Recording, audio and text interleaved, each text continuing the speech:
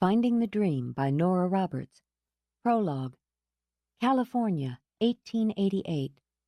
It was a long way for a man to travel. Not only the miles from San Diego to the cliffs outside of Monterey, Felipe thought, but the years, so many years. Once he had been young enough to walk confidently along the rocks, to climb, even to race, defying the fates, celebrating the rush of wind, the crash of waves, the dizzying heights. The rocks had bloomed for him in spring once. There had been flowers to pick for Serafina then, and he could remember with the clear vision of age to youth how she had laughed and clutched the tough little wildflowers to her breasts as if they were precious roses plucked from a well-tended bush. His eyes were weak now, and his limbs were frail, but not his memory. A strong, vital memory in an old body was his penance. Whatever joy he had found in his life had been tainted always with the sound of Serafina's laughter, with the trust in her dark eyes, with her young, uncompromising love. In the more than 40 years since he had lost her, and the part of himself that was innocence, he had learned to accept his own failings. He had been a coward, running from battle rather than face the horrors of war, hiding among the dead rather than lifting a sword. But he had been young, and such things had to be forgiven in the young. He had allowed his friends and family to believe him dead, slain like a warrior, even a hero. That had been shame and pride. Small things, pride and shame. Life was made up of so many small blocks. But he could never forget that it had been that shame and that pride that had cost Serafina her life. Weary, he sat on a rock to listen to that roar of water battling rock far below, to listen to the piercing cry of gulls, the rush of wind through winter grass, and the air was chill as he closed his eyes and opened his heart, to listen for Serafina. She would always be young, a lovely, dark-eyed girl who had never taken the chance to grow old as he was old now. She hadn't waited, but in despair and grief had thrown herself into the sea. For love of him, he thought now, for reckless youth that hadn't lived long enough to know that nothing lasts forever. Believing him dead, she had died, hurling herself and her future onto the rocks. He had mourned her. God knew he had mourned her. But he hadn't been able to follow her into the sea. Instead, he had traveled south, given up his name and his home. He had made new ones. He had found love again. Not the sweet first blush of love that he had with Serafina, but something solid and strong, built on those small blocks of trust and understanding and needs both quiet and violent. And he had done his best. He had children and grandchildren. He had a life with all the joys and sorrows that make a man. He had survived to love a woman, to raise a family, to plant gardens. He had been content with what had grown from him. But he had never forgotten the girl he had loved and had killed. He had never forgotten their dream of a future or the sweet, innocent way she had given herself to him. When they had loved in secret, both of them so young, so fresh, they had dreamed of the life they would have together, the home they would build with her dowry, the children they would make. But war had come, and he had left her to prove himself a man, and had proved himself a coward instead. She had hidden her bride gift, that symbol of hope a young girl treasures, to keep it out of American hands.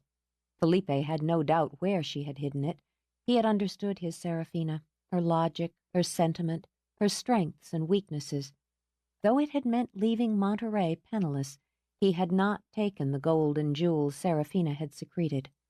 Now, with the dreams of age that had turned his hair to silver, that had dimmed his eyes and lived in aching bones, he prayed that it would be found one day by lovers or dreamers. If God was just, he would allow Serafina to choose. Whatever the church preached, Felipe refused to believe God would condemn a grieving child for the sin of suicide. No, she would be as he had left her more than 40 years ago on these very cliffs, forever young and beautiful and full of hope. He knew he would not come here again. His time of penance was almost at an end. He hoped when he saw his Serafina again, she would smile at him and forgive a young man's foolish pride. He rose, bending in the wind, leaning on his cane to keep his feet under him, and left the cliffs to Serafina.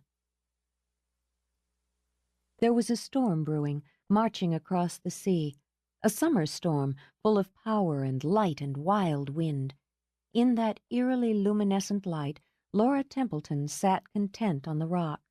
Summer storms were the best. They would have to go in soon, back to Templeton House, but for now she and her two closest friends would wait and watch.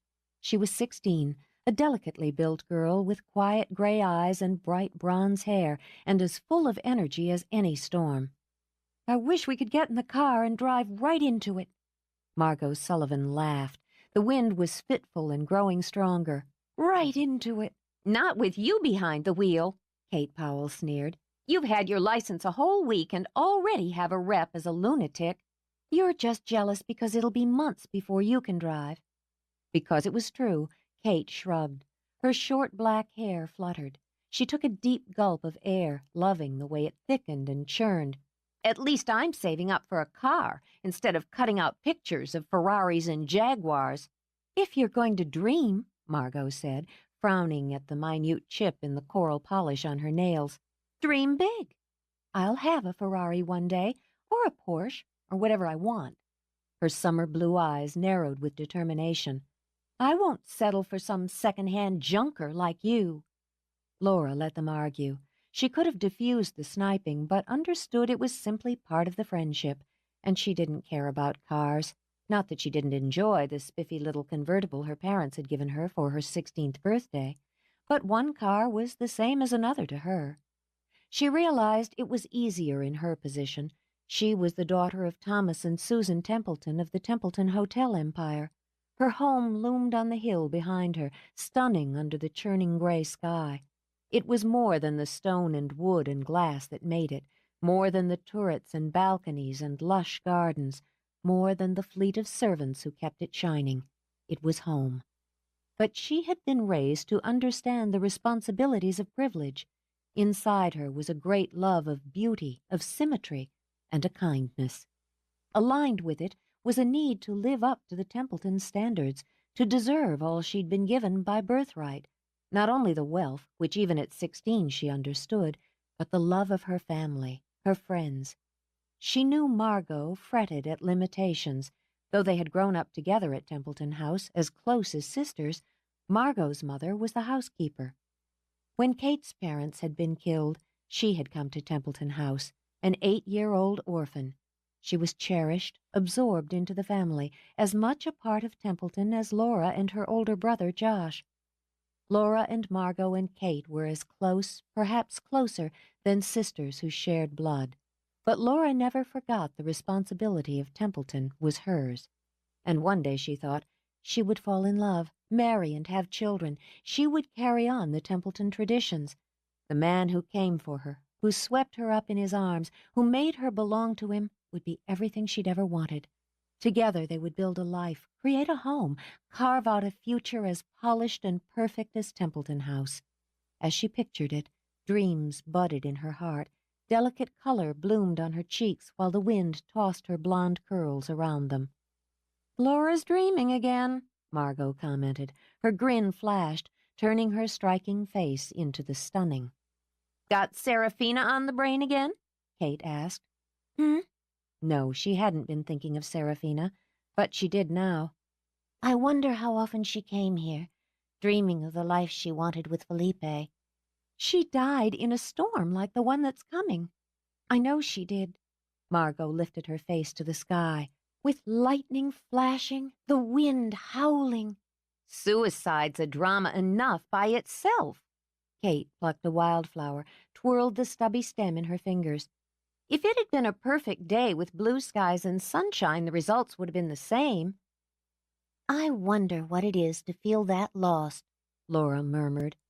"If we ever find her dowry, we should build a shrine or something to remember her by." "I'm spending my share on clothes, jewelry, and travel." Margot stretched up her arms, tucked them behind her head. "And it'll be gone in a year. Less," Kate predicted. "I'm going to invest mine in blue chips." "Boring, predictable Kate." Margot turned her head, smiled at Laura. "What about you? What will you do when we find it? And we will find it one day." "I don't know." What would her mother do, she wondered? Her father. I don't know, she repeated. I'll have to wait and see. She looked back toward the sea where the curtain of rain was inching closer. That's what Serafina didn't do. She didn't wait and see. And the rising wind sounded like a woman weeping. Lightning jagged, a flashing pitchfork of brilliant white through the heavy sky. The blasting boom of answering thunder shook the air. Laura threw back her head and smiled. Here it came, she thought, the power, the danger, the glory. She wanted it. Deep inside her most secret heart, she wanted it all. Then there was the squeal of brakes, the angry pulse of gritty rock and roll, and an impatient shout. Jesus Christ, are you all nuts? Joshua Templeton leaned out of his car window, scowling at the trio. Get the hell in the car! It's not raining yet. Laura stood. She eyed Josh first. He was her senior by 4 years, and at the moment looked so much like their father at his crankiest, she wanted to laugh. But she'd seen who was in the car with him. She wasn't certain how she knew that Michael Fury was as dangerous as any summer storm, but she was sure of it. It was more than Anne Sullivan's mutters about hoods and troublemakers, though Margot's mother had definite opinions on this particular friend of Josh's. Maybe it was because his dark hair was just a little too long and too wild, or the little white scar just above his left eyebrow Josh said Michael had gotten in a fight. Maybe it was his looks, for they were dark and dangerous and just a little mean, like a greedy angel, she thought, as her heart fluttered uncomfortably, grinning all the way to hell. But she thought it was his eyes. So startlingly blue they were in that face, so intense and direct and intrusive when he looked at her. No, she didn't like the way he looked at her. Get in the damn car! Impatience shimmered around Josh in waves. Mom had a fit when she realized you were out here. One of you gets hit by lightning, it'll be my ass. And it's such a cute one, Margot added, always ready to flirt. Hoping to make Josh jealous, she opened the door on Michael's side. It'll be a tight fit. Mind if I sit on your lap, Michael? His gaze shifted from Laura. He grinned at Margot, a quick flash of teeth in a tanned, hollow-cheeked face. Make yourself at home, sugar. His voice was deep, a little rough, and he accepted the weight of a willing female with practiced ease. I didn't know you were back, Michael. Kate slipped into the back seat, where, she thought sourly, there was plenty of room for 3. On leave. He flicked a glance at her, then looked back at Laura, who still hesitated at the car door. I ship out again in a couple days. The Merchant Marines. Margot toyed with his hair. It sounds so dangerous and exciting. Do you have a woman in every port? I'm working on it. As the first fat drops of rain splattered the windshield, he cocked a brow at Laura. Want to sit on my lap, too, sugar? Dignity was something else she'd learned at an early age. Not sparing him a reply, Laura got into the back seat with Kate. The minute the door was closed, Josh sent the car streaking across the road and up the hill toward home.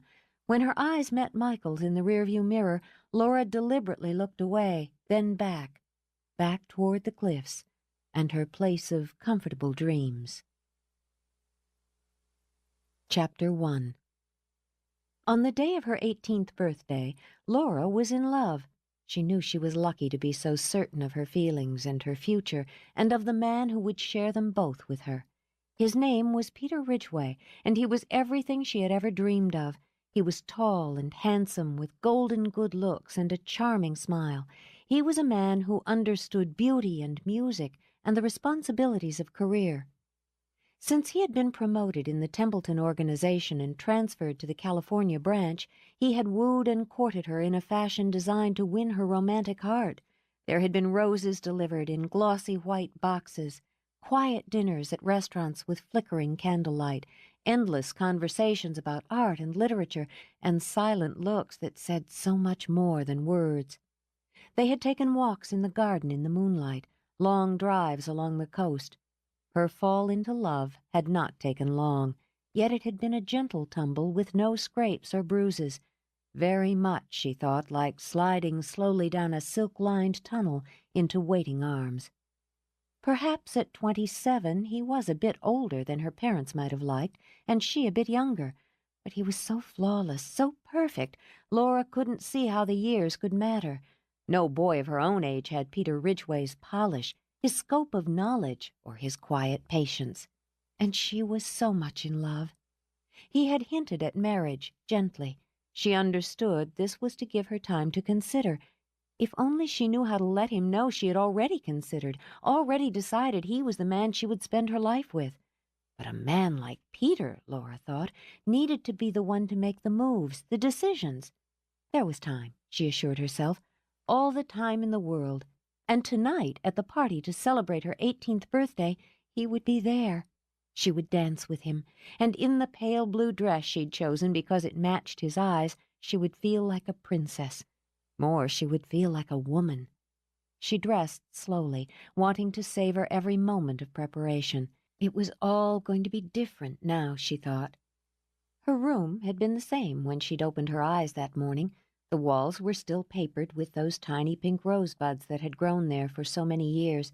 The winter sunlight had tilted through her windows, filtering through lacy curtains as it had done on so many other January mornings. But everything was different, because she was different. She studied her room with a woman's eyes now. She appreciated the elegant lines of the mahogany bureau, the glossy Chippendale that had been her grandmother's.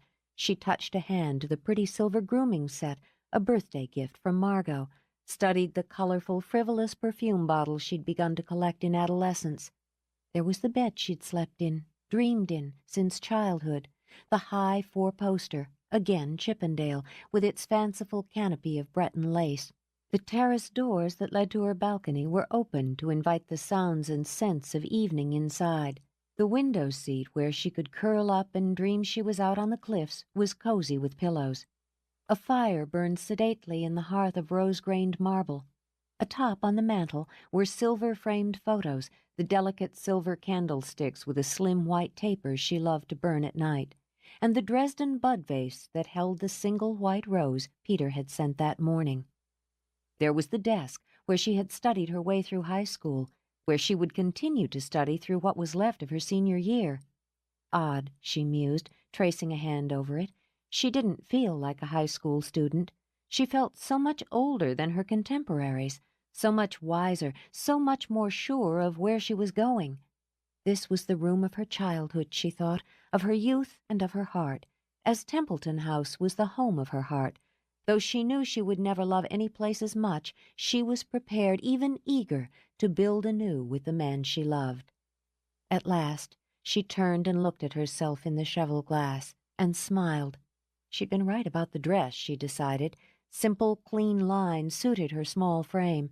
The scooped neckline, the long, tapered sleeves, the straight column that skimmed down to flirt with her ankles was classic, dignified, and perfect for a woman who met Peter Ridgway's standards. She might have preferred if her hair had been straight and flowing, but since it insisted on curling frivolously, she'd scooped it up. It added maturity, she thought. She would never be bold and sexy like Margot or casually intriguing like Kate, so she would settle for mature and dignified. After all, those were qualities that Peter found appealing. She so badly wanted to be perfect for him. Tonight, especially tonight. Reverently, she picked up the earrings that had been her parents' birthday gift. The diamonds and sapphires winked flirtatiously back at her. She was smiling at them when her door burst open. I am not putting that crap all over my face. Flushed and flustered, Kate argued with Margot as both of them strode inside. You have enough on yours for both of us. You said Laura would be the judge, Margot reminded her, then stopped. With an expert's eye, she studied her friend. You look fabulous. Dignified sex. Really? Are you sure? The idea of being sexy was so thrilling, Laura turned back to the mirror. All she saw was herself, a small young woman with anxious gray eyes and hair that wouldn't quite stay in place. Absolutely. Every guy at the party is going to want you and be afraid to ask. Kate snorted and plopped onto Laura's bed. They won't be afraid to ask you, pal. You're a prime example of truth in advertising. Margot merely smirked and ran a hand over her hip. The lipstick-red dress dipped teasingly low at the bodice and clung to every generous curve. If you've got it, which you don't, flaunt it, which is why you need the blusher, the eyeshadow, the mascara, Oh, Christ! She looks lovely, Margot. Always the peacemaker, Laura stepped between them. She smiled at Kate, spread out on the bed, her angular frame intriguing in thin white wool that covered from throat to ankle. Like a wood nymph. She laughed when Kate groaned. But you could use a little more color. See? Triumphant, Margot whipped out her makeup bag. Sit up and let a master do her work. I was counting on you. Complaining all the way, Kate sat up and suffered the indignity of Margot's brushes and tubes. I'm only doing this because it's your birthday, and I appreciate it. It's going to be a clear night. Margot busily defined Kate's cheekbones. The band's already setting up, and the kitchen's in chaos. Mum's rushing around fussing with the floral arrangements as though it's a royal reception. I should go help, Laura began. You're the guest of honor. Kate kept her eyes closed in self-defense as Margot dusted shadow on her lids. Aunt Susie has everything under control, including Uncle Tommy. He's outside playing the sax. Laughing, Laura sat on the bed beside Kate. He always said his secret fantasy was to play tenor sax in some smoky club. He'd have played for a while, Margot said, as she carefully smudged liner under Kate's big doe eyes. Then the Templeton would have come out, and he'd have owned the club. Ladies? Josh loitered in the doorway, a small florist box in his hands. I don't mean to interrupt a female ritual, but as everyone's slightly insane, I'm playing delivery boy. The way he looked in his tuck shot heat straight through Margot's loins. She shifted, shot him a sultry look. What's your usual tip? Never draw to an inside straight. He struggled not to let his gaze dip to her cleavage and cursed every man who would be offered a glimpse of those milky white curves. Looks like more flowers for the birthday girl. Thanks. Laura rose to take the box and kissed him. That's my tip. You look wonderful. He caught her hand. Grown up. I'm starting to miss my annoying little sister. I'll do my best to annoy you as often as possible. She opened the box, sighed, and forgot everything else. From Peter, she murmured. Josh set his teeth. It wouldn't be fair to say that she was already annoying him in her choice of men. Some guys think single roses are classy. I'd rather have dozens, Margot stated, and her eyes met Josh's in perfect agreement and understanding. It's lovely, Laura murmured, as she slipped it with its mate in the vase. Just like the one he sent this morning. By 9, Templeton House overflowed with people and sound. Groups spilled out of brightly lit rooms onto heated terraces. Others wandered the gardens, strolling down bricked paths to admire the blooms and the fountains, all lit by the white ball of a winter's moon and the charm of fairy lights. Margot had been right. The night was clear, a black sky stabbed by countless diamond-bright stars. Under it, Templeton House stood awash with lights. Music pulsed, inviting couples to dance. Huge tables, elegantly clad in white linen, groaned under the weight of food prepared by a fleet of caterers. Waiters, trained by Templeton Hotel standards, wandered discreetly carrying flutes of champagne or tiny delicacies for sampling on silver trays. A half a dozen open bars were set up to serve mixed or soft drinks. Steam rose off the swimming pool in misty fingers, while dozens of white water lilies floated on the surface. On terraces, under silky awnings, over the lawns, dozens of tables were draped in white linen, centered with a trio of white tapers ringed by glossy gardenias. There were more waiters, more food, more music, more flowers, indoors, for those who wanted the warmth and relative quiet. 2 uniformed maids stood by upstairs to assist any lady who might wish to freshen up or fix a hem. No reception ever held at any Templeton hotel around the world was more carefully planned or executed than the celebration of Laura Templeton's 18th birthday. She would never forget the night, the way the lights flashed and glowed, the way the music seemed to fill the air, mating with the scent of flowers. She knew her duties, and chatted and danced with friends of her parents, with her contemporaries. Though she wanted only Peter, she mixed and mingled as expected of her. When she danced with her father, she pressed her cheek against his. "It's a wonderful party. Thank you." He sighed, realizing she smelled like a woman, soft, elegant. "Part of me wishes you were still 3 years old, bouncing on my knee." Thomas drew her back to smile at her. He was a striking man, bronzed hair lightly touched with silver, the eyes he had passed on to both of his children, crinkled at the corners with life and laughter. "You've grown up on me, Laura." "I couldn't help it." She smiled back at him. "No, I suppose you couldn't. Now I'm standing here, aware that a dozen young men are aiming arrows at my back, hoping I'll keel over so that they can dance with you." "I'd rather dance with you than anyone." But when Peter glided by with Susan Templeton, Thomas saw his daughter's eyes go soft and dreamy. How could he have predicted, he thought, when he brought the man out to California, that Ridgway would take his little girl away? When the music ended, Thomas had to admire the smooth skill with which Peter changed partners and circled away with Laura. "You shouldn't look at the man as though you'd like to flog him, Tommy," Susan murmured. "She's just a girl. She knows what she wants. She's always seemed to have known." She sighed herself. "Apparently, it's Peter Ridgway." Thomas looked into his wife's eyes. They were wise, always had been wise. She might have been small, delicate-framed like her daughter. Perhaps she gave the illusion of fragility, but he knew just how strong she was. "What do you think of him?" "He's competent," she said slowly. "He's well-bred, well-mannered. God knows he's attractive." Her soft mouth hardened. "And I wish he was 1,000 miles away from her." "That's a mother talking," she admitted. "One that's afraid she's losing her little girl." "We could transfer him to Europe." He warmed to the idea. "No, Tokyo or Sydney." Laughing, she patted her husband's cheek. "The way Laura looks at him, she'd follow him. Better to keep him close." Struggling to accept, she moved her shoulders. She could have fallen for one of Josh's wilder friends, or a gigolo, a fortune hunter, an ex-con.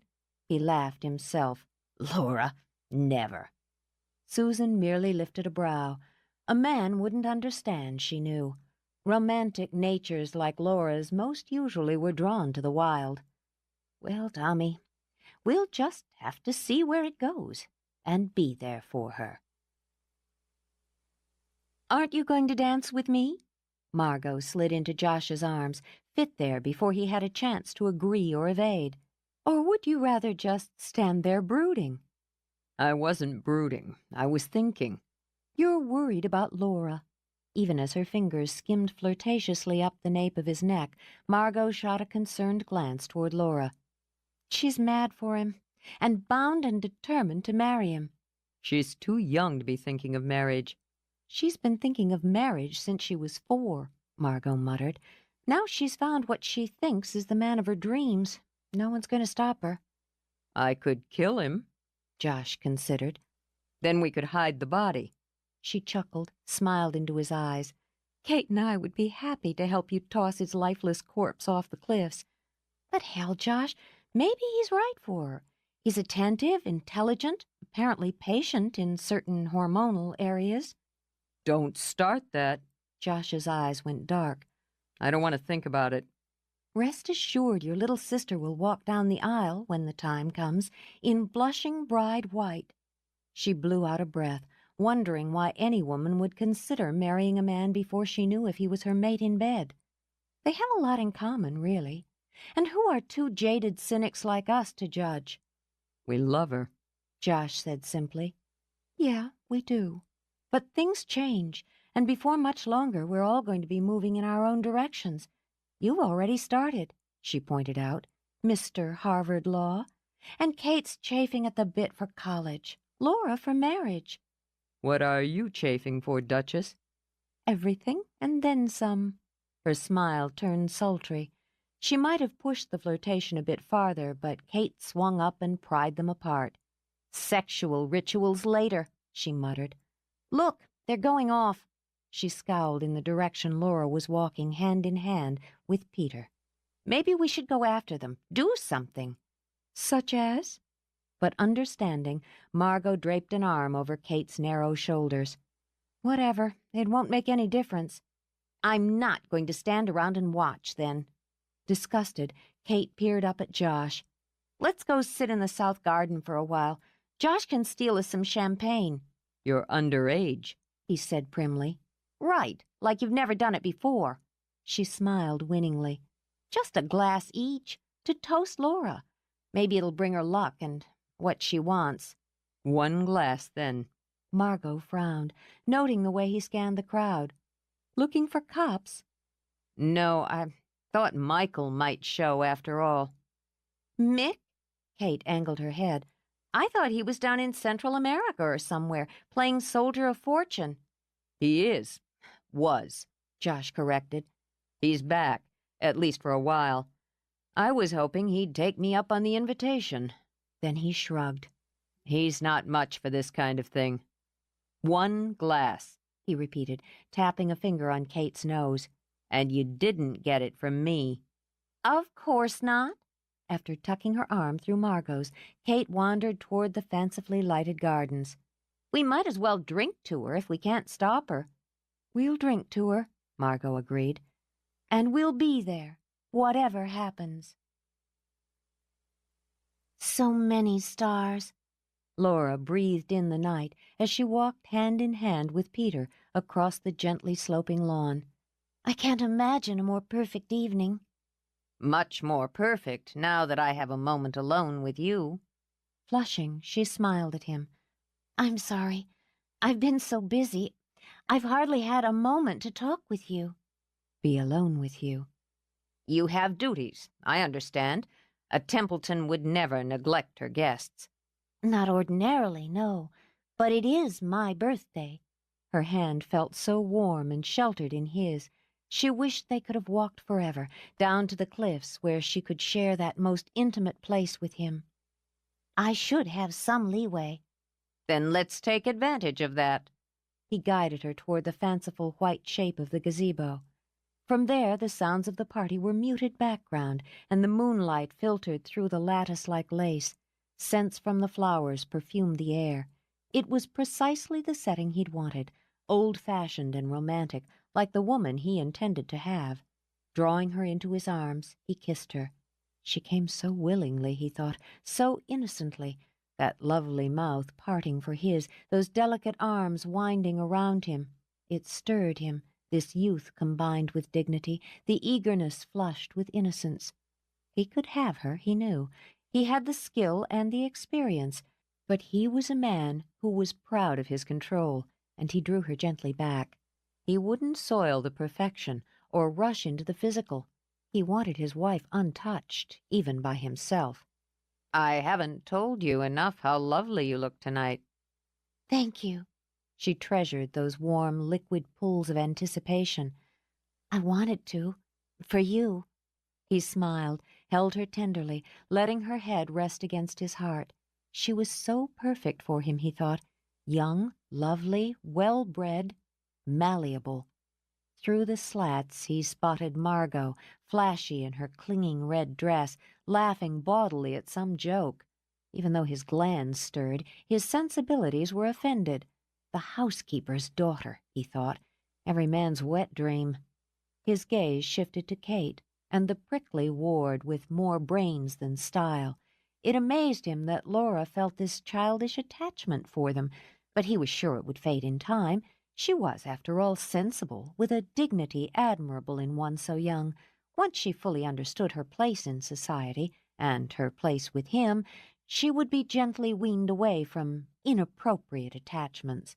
He had no doubt she was in love with him. She had so little skill at coyness or deception.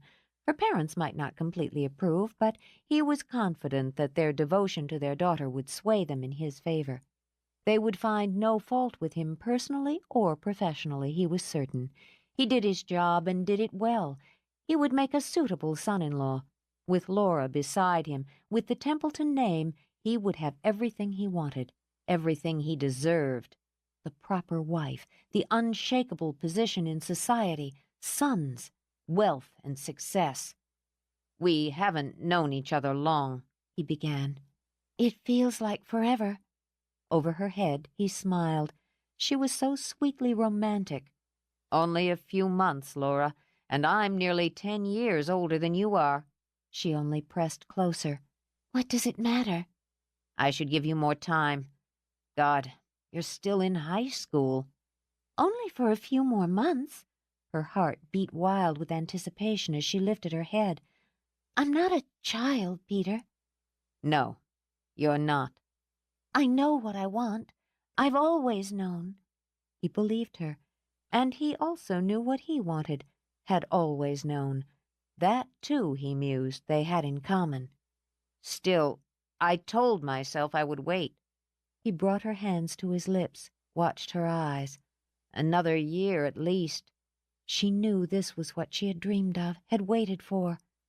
"I don't want you to wait," she whispered. "I love you, Peter." "I love you, Laura. Too much to wait, even another hour, much less another year."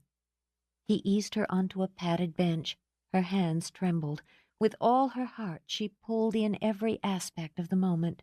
The sound of music in the distance that carried over the clear night air in quiet notes. The scent of night-blooming jasmine and hints of the sea. The way the shadows and lights played through the sheltering lattices. He got down on one knee, as she'd known he would. His face was so beautiful in the delicate, dreamy light it broke her heart. Her eyes were swimming with tears when he took a small black velvet box from his pocket, opened it. The tears had the light that glinted off the diamond, refracting into rainbows. "Will you marry me, Laura?" She knew what every woman felt at this one shining moment of her life, and held out her hand. "Yes." Chapter 2. 12 years later. When a woman turned 30, Laura supposed, it was a time of reflection, of taking stock, of not only shuddering because middle age was certainly creeping closer and closer around that blind corner, but of looking back over accomplishments. She was trying to. But the fact was, when she awoke that morning in January on her 30th birthday to gray skies and unrelenting rain, the weather perfectly mirrored her mood. She was 30 years old, divorced, had lost the lion's share of her personal wealth through her own naivete, and was struggling mightily to maintain her responsibilities to her family home, raise 2 daughters alone, hold down 2 part-time jobs, neither of which she had prepared herself for, and still be a Templeton. Crowding the minus side was the failure to hold her marriage together, the personal and somewhat embarrassing fact that she had only slept with one man in her life, worry that her children were being penalized by her lack, and fear that the house of cards she was rebuilding so carefully would tumble at the first brisk wind. Her life, the unrelenting reality of it, bore little resemblance to the one she had dreamed of. Was it any wonder she wanted to huddle in bed and pull the covers over her head? Instead, she prepared to do what she always did, to get up, to face the day, and try somehow to get through the complicated mess she'd made out of her life. There were people depending on her. Before she could toss the covers aside, there was a quick, soft knock at the door. Anne Sullivan poked her head in first, then smiled. "Happy birthday, Miss Laura." The Templetons' longtime housekeeper stepped inside, carrying a fully loaded breakfast tray accented with a vase of Michaelmas daisies. "Breakfast in bed." Scrambling to reorganize her schedule that had room for a quick cup of coffee at best, Laura sat back. "I feel like a queen." "It isn't every day a woman turns 30. Laura's attempt at a smile wobbled. "Tell me about it." "Now don't you start that nonsense." Brisk and efficient, Anne settled the tray over Laura's lap.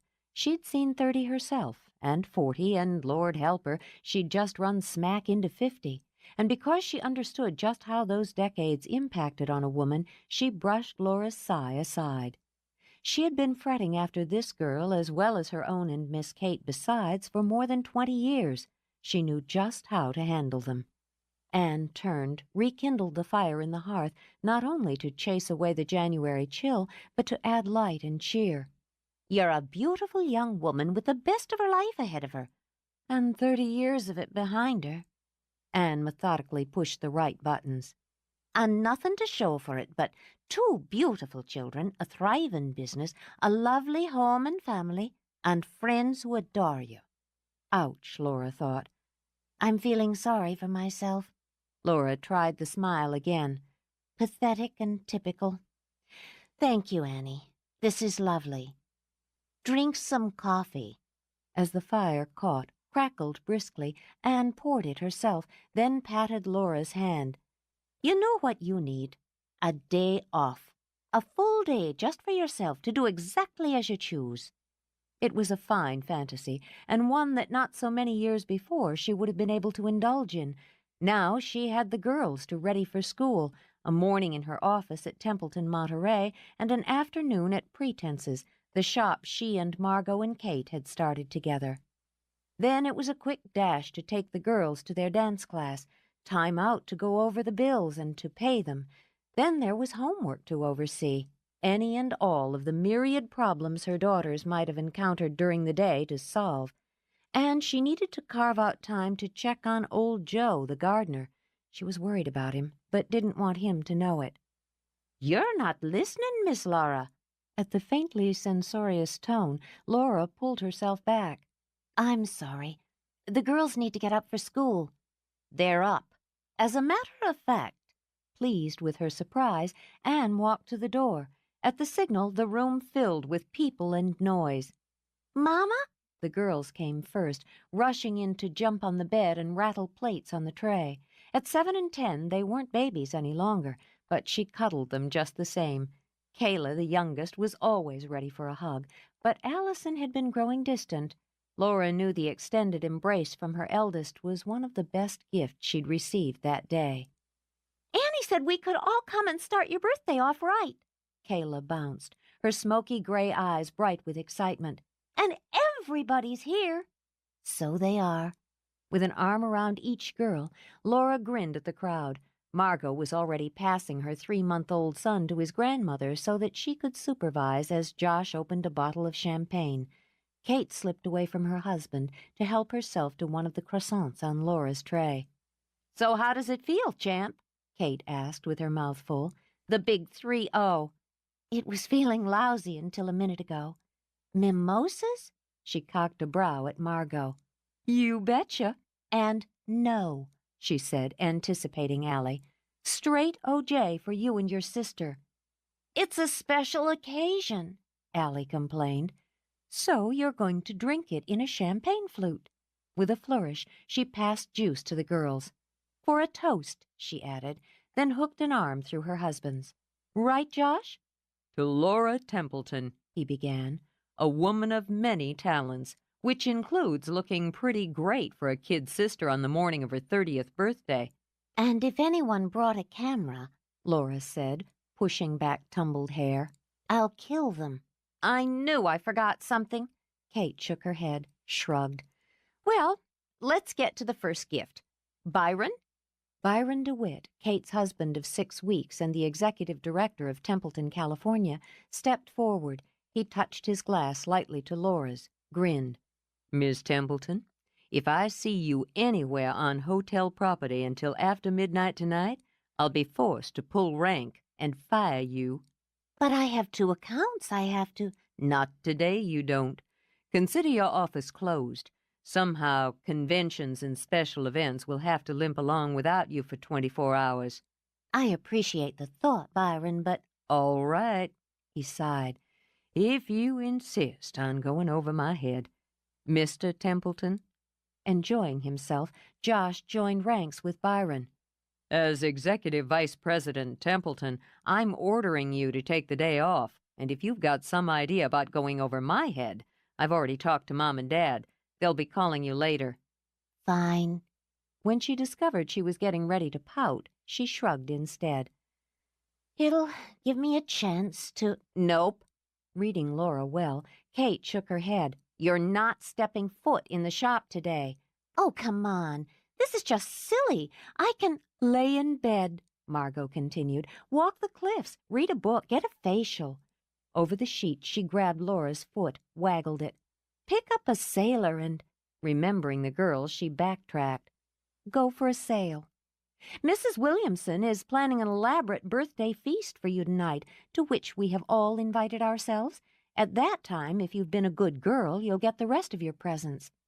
"I have something for you, Mama. I have something, and so does Allie. Annie helped us pick them out. You have to be good so you can open them tonight." "Outnumbered."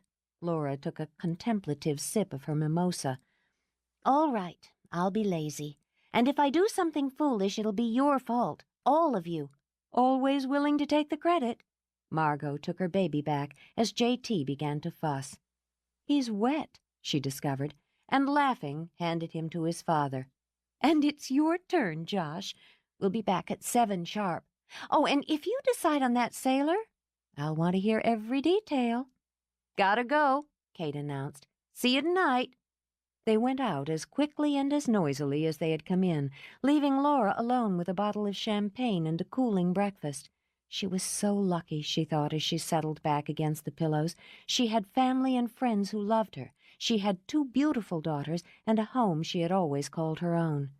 Then why, she wondered as her eyes swam with sudden tears, did she feel so useless?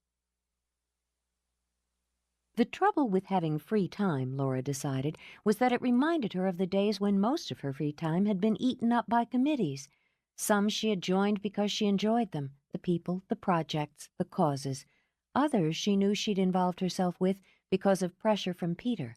She had, for too many years, found it easier to bend than to stand, and when she had rediscovered her backbone, she had also discovered that the man she had married hadn't loved her or the children. It had been the Templeton name he had married, and he had never wanted the life she had dreamed of. Sometime between Allie and Kayla's births, he had dropped even the pretense of loving her. Still, she had stuck with it, maintained the illusion of marriage and family, and the pretense had been all hers. Until the day she had walked in on that most pathetic of clichés, her husband in bed with another woman. Thinking of it, Laura crossed the tended lawn, through the south gardens, and into the grove beside the old stables. The rain had died to a mist that merged with the swirl of fog crawling along the ground. It was, she thought, like walking through a cool, thin river. She rarely walked here, rarely had time, yet she had always loved the play of sunlight or shadow through trees, the scent of the forest, the rustling of small animals. There had been times during her youth that she had imagined it a fairy-tale woods, and she the enchanted princess, searching for the one true love who would rescue her from her spell. A harmless fantasy, she thought now, for a young girl. But perhaps she had wanted that fairy-tale ending too badly, believed in it too strongly, as she had believed in Peter. He had crushed her, quite literally, crushed her heart with simple neglect, with casual disinterest. Then he had scattered what pieces were left with betrayal.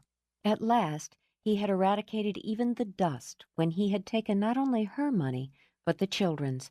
For that she would never forgive or forget. And that, Laura thought as she wandered a path under an arch of lazily dripping branches, made her bitter. She wanted to swallow the taste of that once and for all, to get beyond it fully and move ahead.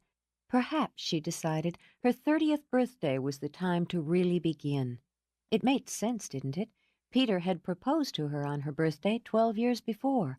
On a starry night, she remembered, raising her face to the misting rain.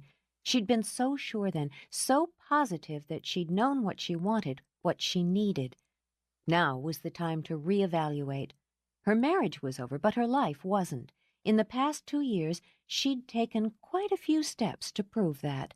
Did she mind the work she'd taken on to rebuild her life and her personal finances? Not the work itself, she decided, stepping over a fallen log and going deeper into the forest. Her position at Templeton hotels was a responsibility, a legacy she'd neglected too long. She would damn well earn her keep. And the shop, she smiled to herself as her boots squelched on the soggy path. She loved pretenses, loved working with Margot and Kate. She enjoyed the customers, the stock, and the sense of accomplishment. The 3 of them had built something there, for themselves, for each other. How could she resent the hours and effort that went into raising her girls, seeing that they had a happy, healthy life? They were her heart. Whatever it took to make up for the home she had somehow helped break, she would try to do. Kayla, she thought, her little Kayla. So resilient, so easy to please. A loving, happy child was Kayla. But Allison, poor Allie had needed her father's love so desperately.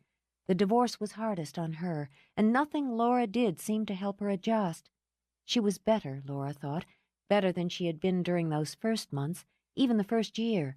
But she had pulled in and back, and was so rarely spontaneous with her affections as she had been.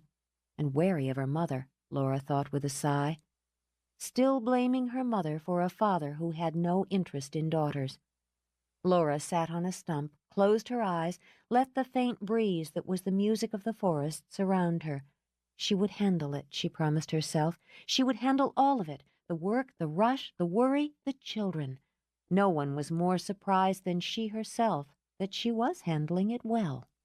But how, she wondered, how in God's name would she continue to handle this loneliness? Later, she snipped deadheads out of the garden, did some pruning, hauled away the debris. Old Joe simply couldn't keep up any longer, and young Joe, his grandson, couldn't afford more than a few hours a week in between his college courses to add his hands. Since it would cut too much into her budget and old Joe's pride to hire an assistant, Laura had convinced Joe that she wanted some gardening tasks. It was partially true. She had always loved the flowers of Templeton House, the shrubs, the vines. As a child, she had often dogged Joe's feet, nagging him to teach her, to show her. And he would pull a pack of cherry lifesavers out of his pocket, thumb one out for her, and demonstrate the proper way to train a creeper, to deal with aphids, to prune a tea rose. She had adored him, his weathered face, old even then, his slow, thoughtful voice, his big, patient hands. He had come to work in the gardens of Templeton House as a boy, in her grandparents' day. After 60 years of service, he had a right to his pension, to spend his days tending his own garden, to a life sitting in the sunshine. And, Laura understood, it would break his heart if she offered it. So she picked up the slack under the guise of wanting a hobby. When her schedule allowed, and often when it didn't, she would stand with Joe and discuss perennials and bone meal and mulch. Today, as afternoon faded to dusk, she took stock. The gardens of Templeton House looked as they should in winter, quiet, waiting, the hardiest blooms splashes of defiant color. Her parents had given the house into her hands for tending and for cherishing. Laura did both. She stepped out onto the skirt of the pool, nodded in approval. She maintained the pool herself. It was, after all, her indulgence. Whatever the weather, if she could squeeze in a few laps, she did so. She'd taught her children to swim in that pool, as her father had taught her. The water sparkled, a delicate blue, thanks to some of her recent dickering with the pump and filter. The mermaid lived beneath, a mosaic fantasy of flowing red hair and glossy green tail. Her girls loved to dive down and touch that smiling, serene face, even as she had. Out of habit, she checked the glass tables for smudges, the cushions of the chairs and lounges for damp or dust. Anne would have already done so, but Laura didn't turn toward the house until she was certain everything was perfect. Satisfied, she walked down the stone path and chose the kitchen door. Scents assaulted her, had her stomach yearning. Mrs. Williamson, ample of hip and bosom, stood at the stove, as she had done for all of Laura's memory. "Leg of lamb," Laura said, sighed. "Apple chutney, curried potatoes." Turning, Mrs. Williamson smiled smugly. She was well into her 70s. Her hair was the hard, glossy black of a bowling ball and approximately the same shape, but her face was soft, full of folds and wrinkles, and as sweet as her own cream centers. "Your nose is as good as ever, Miss Laura, or your memory is. It's what you always want for your birthday." "No one roasts a lamb like you, Mrs. Williamson." Because she knew the game, Laura wandered the spacious kitchen, making her poking obvious. "I don't see a cake." "Maybe I forgot to bake one." Laura assumed the expected dismay. "Oh, Mrs. Williamson. And maybe I didn't." She chuckled, gestured with her wooden spoon. "Now off you go. I can't have you around pestering me while I'm cooking. Get yourself cleaned up now. You're carrying garden dirt." "Yes, ma'am." At the kitchen door, Laura turned back. "It wouldn't be a Black Forest cake, would it? Double chocolate?" "Just you wait and see. Scat." Laura waited until she was well down the hallway before she chuckled. It would be a Black Forest cake. Mrs. Williamson might have been a tad forgetful these days, and her hearing wasn't what it had been, but vital matters, such as Laura's traditional birthday meal, would be remembered in every detail. She hummed to herself as she climbed the stairs to bathe and change for dinner. Her mood had lifted, so it plummeted quickly when she heard the sounds of a sibling argument in full swing. "Because you're stupid, that's why." Allie's voice was shrill and bitter. "Because you don't understand anything and I hate you." "I am not stupid." There were tears just trembling on the surface of Kayla's retort. "And I hate you more." "Well, this is pleasant." Determined to lose neither her temper nor her perspective, Laura paused at the doorway of Allie's room. The tableau seemed innocent enough. A girl's pretty mint and white room, dolls from around the world wearing their country's traditional dress ringed the shelves that flanked the wide window. Books ranging from Sweet Valley High to Jane Eyre filled a case. A jewelry box with a twirling ballerina stood open on the dresser. Her daughters faced each other from either side of the canopy bed like mortal enemies over battled soil. "I don't want her in my room." Fists clenched, Allie whirled to her mother. "This is my room, and I don't want her in it. I just came in to show her the picture I drew." Lips trembling, Kayla held it out. It was a clever crayon sketch of a fire-breathing dragon and a young silver-clad knight with a raised sword. The natural, youthful talent in it reminded Laura she had to arrange for Kayla to have drawing lessons. "It's wonderful, Kayla." "She said it was ugly." Never ashamed of tears, Kayla let them fall. "She said it was ugly and stupid and that I had to knock before I came into her room." Allie? "Dragons aren't real and they're ugly." Allie thrust her chin out, challenging. "And she can't just come into my room if I don't want her." "You're entitled to your privacy," Laura said carefully, "but you're not entitled to be mean to your sister." "Kayla." Laura crouched down, brushed tears off her daughter's cheeks. "It's a wonderful picture. We can frame it if you like." Tears dried up. "We can?" "Absolutely.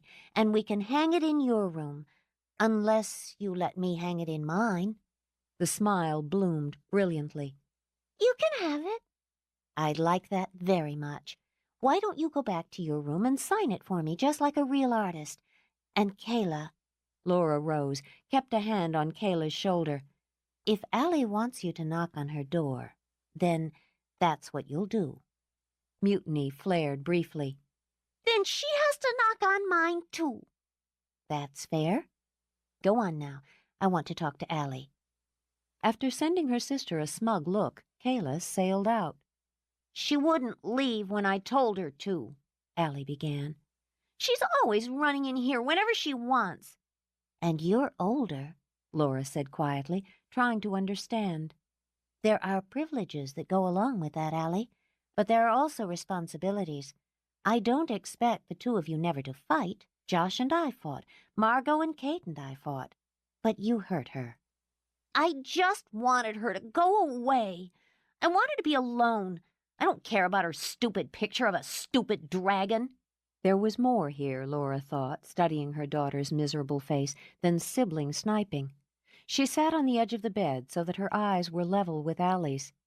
"Tell me what's wrong, honey." "You always take her side." Laura bit back a sigh. "That's not true." Determined, she took Allie's hand, pulled her closer. "And that's not what's bothering you." There was a war going on inside this little girl, Laura realized as she watched Allie's eyes swim. With all her heart, Laura wanted to find the right way to make peace. "It doesn't matter. It won't make any difference." Tears swam closer to the surface. You won't do anything about it. It hurt, but then this recent distrust from Allie always hurt. Why don't you tell me? Then we'll see. I can't do anything about it if I don't know what it is. They're going to have a father-daughter dinner at school. The words burst out, full of anger and pain. Everybody's going to bring their dads. Oh. No peace here, Laura admitted, and touched her daughter's cheek. I'm sorry, Ellie. That's hard. Uncle Josh will go with you. It's not the same. No, it's not the same. I want it to be the same, Allie said in a furious whisper. Why can't you make it be the same? I can't. There was relief when Allie went unresisting into her arms, and there was grief. Why don't you make him come back? Why don't you do something to make him come back? Now there was guilt to layer on grief. There's nothing I can do. You don't want him to come back. With her eyes bright and hot, Allie jerked back. You told him to go away, and you don't want him to come back. This was a thin and shaky line to travel. Your father and I are divorced, Allie. That's not going to change. The fact that we can't and don't want to live together anymore doesn't have anything to do with you and Kayla. Then why doesn't he ever come? Tears poured out again, but they were hot now and angry. Other kids have parents that don't live together, but their dads come, and they go places together. The line got shakier. Your father's very busy, and he's living in Palm Springs now. Lies, Laura thought. Pitiful lies. I'm sure once he's settled more, he'll spend more time with you. When did he ever? He doesn't come because he doesn't want to see you. Allie turned away. It's because of you. Laura closed her eyes. What good would it be to deny it, to defend herself and leave her child vulnerable? If it is, I'll do what I can to make it easier for him and for you. On legs that weren't quite steady, Laura rose. There are things I can't change, I can't fix, and I can't stop you from blaming me for it. Fighting to control both grief and temper, Laura took a slow breath. I don't want you to be unhappy, Allie. I love you. I love you and Kayla more than anything in the world. Allie's shoulders slumped. Will you ask him if he could come to the dinner? It's next month, on a Saturday. Yes, I'll ask. Shame eked through the anger and misery. She didn't have to look at her mother's face to know she would see hurt. I'm sorry, Mama. So am I. I'll tell Kayla I'm sorry, too. She draws really good, and I can't. You have other things. Gently, Laura turned Allie around, cupped her shoulders.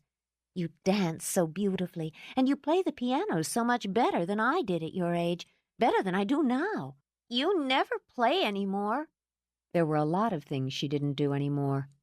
How about a duet tonight? We'll play, Kayla can sing. She sounds like a bullfrog. I know. And when Allie looked up, they grinned at each other. Another crisis averted, Laura decided as she settled down with her family after dinner. There was a cheery fire blazing in the hearth, rich, creamy cake to be devoured.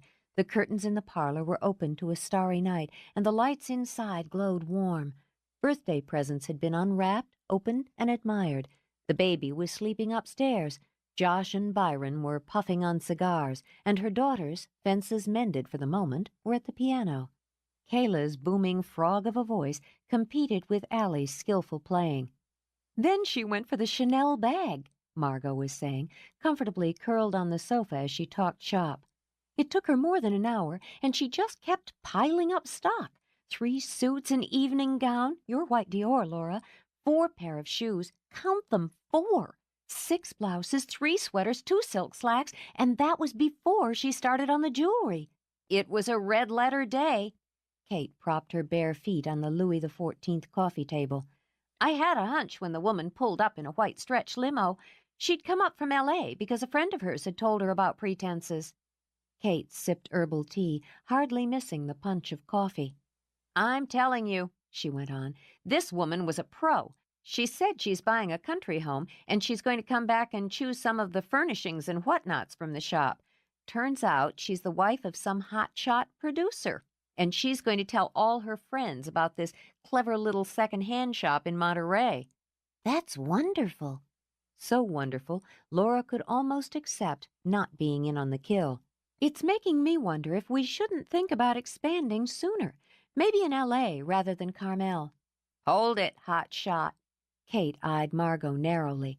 We're not talking seriously about another branch until we've been in business 2 full years. Then I run some figures, do some projections. Always the accountant, Margot muttered. You bet your ass. So, what did you do with your day off, Laura? Oh, a little gardening, a little bill paying, closet cleaning, moping. Is that J.T.? With a mother's super hearing, Margot tuned into the sounds whispering out of the baby monitor beside her. I'd better go check on him. No, let me. Laura rose quickly. Please. You get to have him all the time. I want to play. Sure, but if he's... Margot trailed off, glancing toward the 2 young girls at the piano. I guess you know what to do. I think I have a pretty good idea. Aware that Margot could change her mind, Laura hurried out. It was amazing and gratifying to see the way her impulsive, glamorous friend had taken to motherhood. Even 2 short years before, no one would have believed Margot Sullivan, supermodel, the rage of Europe, would be settled down in her hometown, running a second-hand shop and raising a family. Margot certainly wouldn't have believed it, Laura mused. But fate had dealt her a tough hand. Rather than fold and run, she'd stuck, and had, with determination and flair, turned fate on its ear. Now she had Josh, and John Thomas, and a thriving business, and a home she loved. Laura hoped that somehow, someday, she could deal fate the same blow. There he is, Laura cooed as she approached the antique crib she and Anne had hauled out of storage. There's the darling.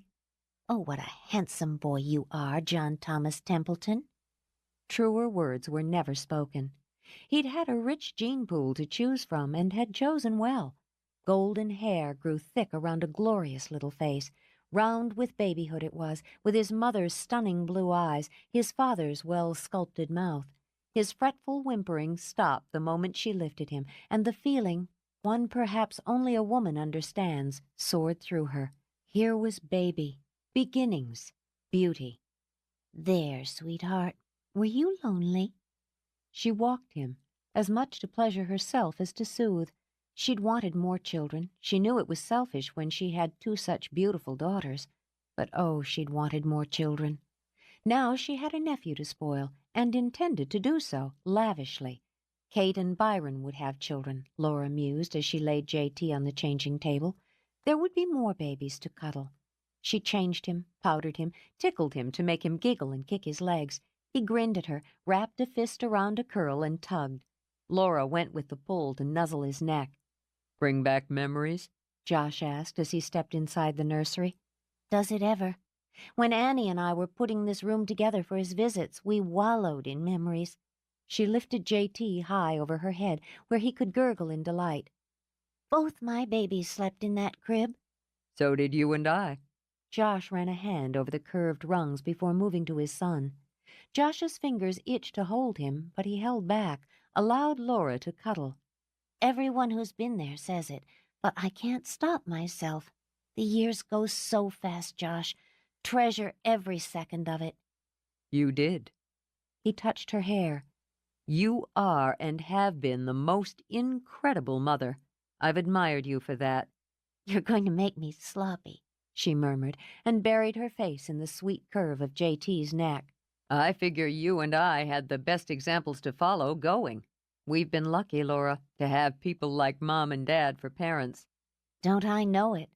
I know they're in the middle of negotiating the construction of the new hotel on Bimini, but they called today just to wish me happy birthday. And Dad told the story of how he drove Mom through the worst winter storm in the history of Central California when she went into labor with you. Of course. She lifted her head and grinned. He loves telling that story. Rain, floods, mudslides, lightning, all but an appearance of the angel of doom in the 7 plagues of Egypt. But I got her there, Josh quoted, with 45 minutes to spare. He stroked a hand over his son's hair. Not everybody's as lucky. Do you remember Michael Fury?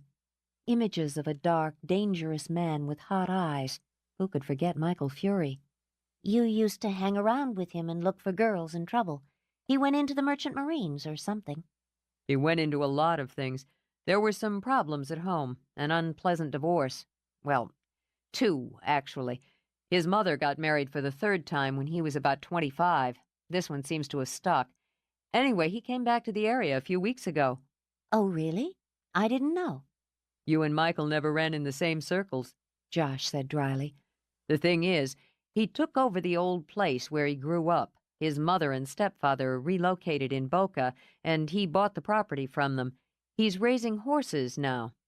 Horses, Not terribly interested, she began to walk the baby again. Josh would get to his point eventually, she knew. There were times he was such a lawyer, caging the meaning with words. Those storms we had a couple of weeks ago? Oh, bad ones, She remembered. almost as bad as the fateful night of Laura Templeton's birth. Yeah, more mudslides. One of them destroyed Michael's place. Oh, I'm sorry. She stopped walking and tuned in. I'm really sorry. Was he hurt? No, he managed to get himself and his stock out, but the house is a loss. It's going to take some time to rebuild, if that's what he wants to do. Meanwhile, he's going to need some temporary lodgings for himself and his horses, something he could rent, on the short term. And I was thinking, the stables and the groom's apartment above them aren't being used. Alarm came first. Josh? Just hear me out. I know Mom and Dad were always a little, wary of him. To say the least. He's an old friend, Josh returned. and a good one. He's also handy. No one's done any maintenance or repairs on that building in years, not since... He broke off, cleared his throat. Not since I sold off the horses. Laura finished. Because Peter didn't care for them, or the amount of time I put in with them. The point is, the building should be looked after. Right now, it's just sitting there empty. You could use the rent, since you refuse to go into Templeton Capital to run this place.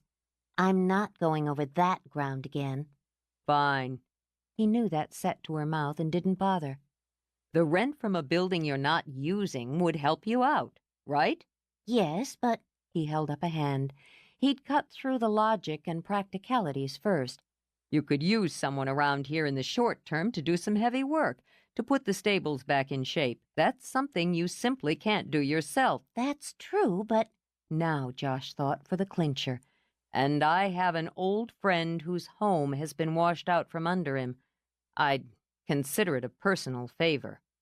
Low blow, She muttered. They're always the most effective. Knowing he'd scored, he gave her hair a quick, affectionate tug. Look, it should work out for everyone, but give it a couple of weeks.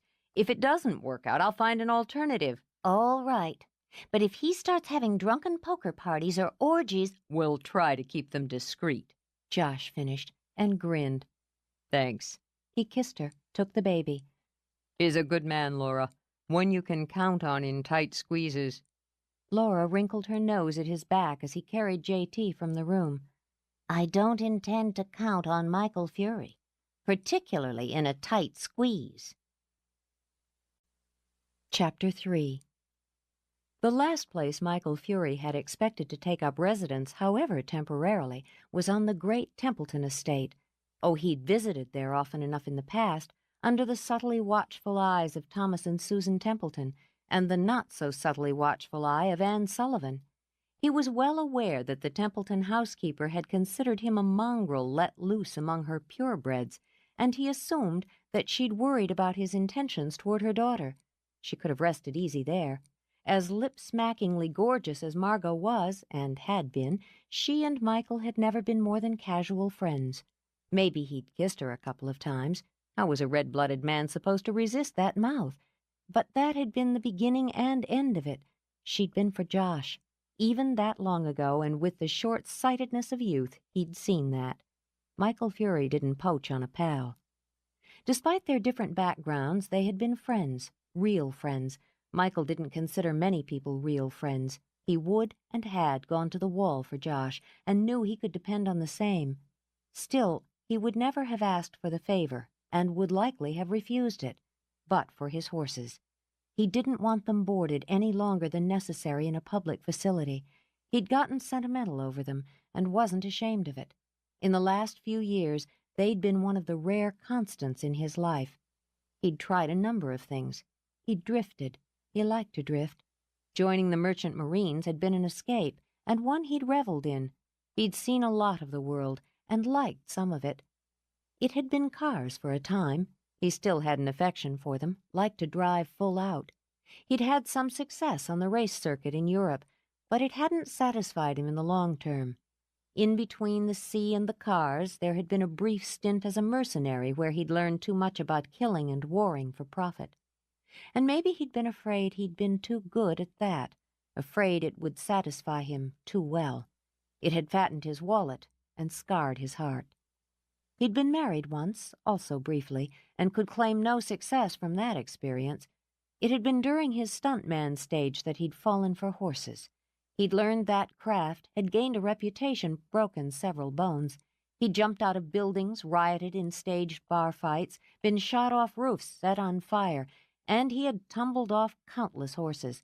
Michael Fury knew how to take a fall, but he hadn't been able to roll when he'd fallen in love with horses. So he'd bought them, bred them, and trained them. He'd put down a sick horse and had labored through the birth of a foal. Though he knew the odds were long, he thought he'd found what he'd been looking for. It had seemed like fate when his stepfather had called, telling Michael that he and Michael's mother were going to sell the property in the hills. Though he had no sentiment for it, Michael had heard himself offering to buy it. It was good horse country.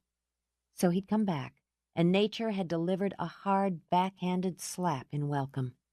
He didn't give a good damn about the house, but his horses. He would have died saving them, and had come dangerously close as those acres of mud had tumbled down. There he had been, filthy, exhausted, alone, looking at what had been his next start, the oozing rubble of it. There had been a time when he would simply have cut his losses and moved on. This time he was sticking. Now Josh had offered him a hand. Weighing pride against his horses, Michael had accepted. As he swung up the drive toward Templeton House, he hoped he wasn't gambling on the wrong roll of the dice. He'd always admired the place. You couldn't help it. So he stopped in the middle of the drive, got out, and took a long look. He stood in the mild winter air, a rangy man with an athlete's disciplined body, a brawler's ready stance. He was dressed in black, his most usual attire, because it saved him from thinking when he reached for clothes. The snug black jeans and sweater under a scarred leather bomber's jacket gave him the look of a desperado. He would have said it wasn't that far from the truth. His black hair danced in the breeze. It was longer than practical, sleek and thick by nature. When he was working, he often pulled it back in a stubby ponytail. He hated the barber and would have suffered torments of hell before going to what they called a stylist. He'd forgotten to shave, and he'd meant to, but he'd gotten involved with the horses. The stubble only added to the dangerous appeal of a raw-boned face. His mouth was surprisingly soft. Many women would testify to its skill and generosity, but whatever softness was there was often overlooked when the observer was pinned by hard eyes the color of ball lightning. Over them, his brows were arched, the left one marred by a faint white scar. He had others on his body, from car wrecks, fights, his stunt work. He'd learned to live with them, just as he lived with the scars inside. As he studied the glinting stone, the spearing towers and glinting glass of Templeton House, he smiled. Christ, what a place, he thought. A castle for modern royalty. Here comes Michael Fury, he thought, and what the hell are you going to do about it? He chuckled to himself as he drove up the winding lane, cutting through rolling lawns accented with old stately trees, shrubs waiting to burst into bloom. He didn't imagine the reigning princess was too happy about his impending stay. Josh must have done some fast talking to talk his proper society sister into opening even the stables for the likes of Michael Fury. They'd both get used to it, he imagined. It wasn't for long, and he was sure they could manage to stay out of each other's way, just as they had in the past. For Laura, carving out this hour in the middle of the day was problematic and necessary. She had set the maid, Jenny, to do what she could about cleaning the groom's apartment above the stables. God knew it had been a mess of dust and debris and spider webs. Mice, Laura thought, shuddering as she hauled up a bucket of soapy water. She couldn't expect the girl to perform miracles, and there just hadn't been enough time. It hadn't been possible to ask Anne's help. At the mere mention of Michael Fury's name, the housekeeper had sniffed and gone stone-faced. So Laura had decided the final work fell to her. She wasn't about to welcome anyone into her home or a part thereof and not have it spick and span. An extended lunch hour from her duties at Pretenses, a quick change of clothes, and now, she thought, a great deal of elbow grease. The state of the bathroom in the apartment had shocked young Jenny speechless. Small wonder. With her hair pulled back, her sleeves rolled up, Laura climbed into the tub and began to attack the worst of the grime. When her guest, tenant, whatever the hell he was, arrived the following day, he wouldn't find scum on the tiles. As far as the stables themselves went, she'd decided after one look that they fell into Michael Fury's territory. While she worked, she rattled through her head for the rest of her day's schedule. She could get back to Pretenses by 3, close out by 6:30, a quick dash to pick up the girls from piano lessons. Damn it, she'd forgotten to look into finding a good drawing instructor for Kayla. Dinner at 7:30, a check to make certain both girls were prepared for whatever tests and assignments were coming up. Was it spelling for Kayla tomorrow, or math for Allie? Was it both? Good God, she hated going back to school. Fractions were killing her. Puffing a bit as her muscles sang, she swiped soap and grit over her cheek. She really had to go over that report on the cosmetician convention next month. She could do that in bed once the girls were down. And Allie needed new ballet shoes. They would see to that tomorrow. Well, that's quite a sight. Michael stepped into the narrow doorway and was treated to the appealing view of a pretty female butt straining against faded denim, a butt he assumed belonged to some nubile Templeton maid. If this is among the amenities, I should be paying a hell of a lot more rent. Yelping, Laura sprang up, rapped her head against the shower nozzle, and slopped filthy water over her feet. It was a toss-up as to who was more surprised. Michael hadn't realized until that moment that he'd carried an image of Laura in his head. Perfect, perfectly lovely, gold and rose and white, like a glossy picture of a princess in a book of fairy tales.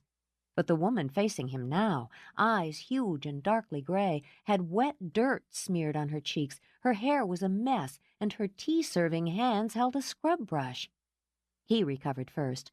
A man who'd lived on the edge had to have quick reflexes, and he grinned widely as he leaned on the door jamb. Laura Templeton. That is you in there, isn't it? We weren't expecting you until tomorrow. Ah, yes, he thought. The voice hadn't changed. Cool, cultured, quietly sexy. I always like to get the lay of the land. The front door was wide open. I was airing the apartment. Well, then. It's nice to see you again, Laura. I don't know when I've had someone quite so attractive scrub out my John. Humiliated, knowing her cheeks were hot, she nodded. As Josh probably told you, we haven't been using the building. I wasn't able to spare the staff to put things to rights so quickly. It surprised him she knew which end of a scrub brush was which. You don't have to bother for me. I can handle it myself.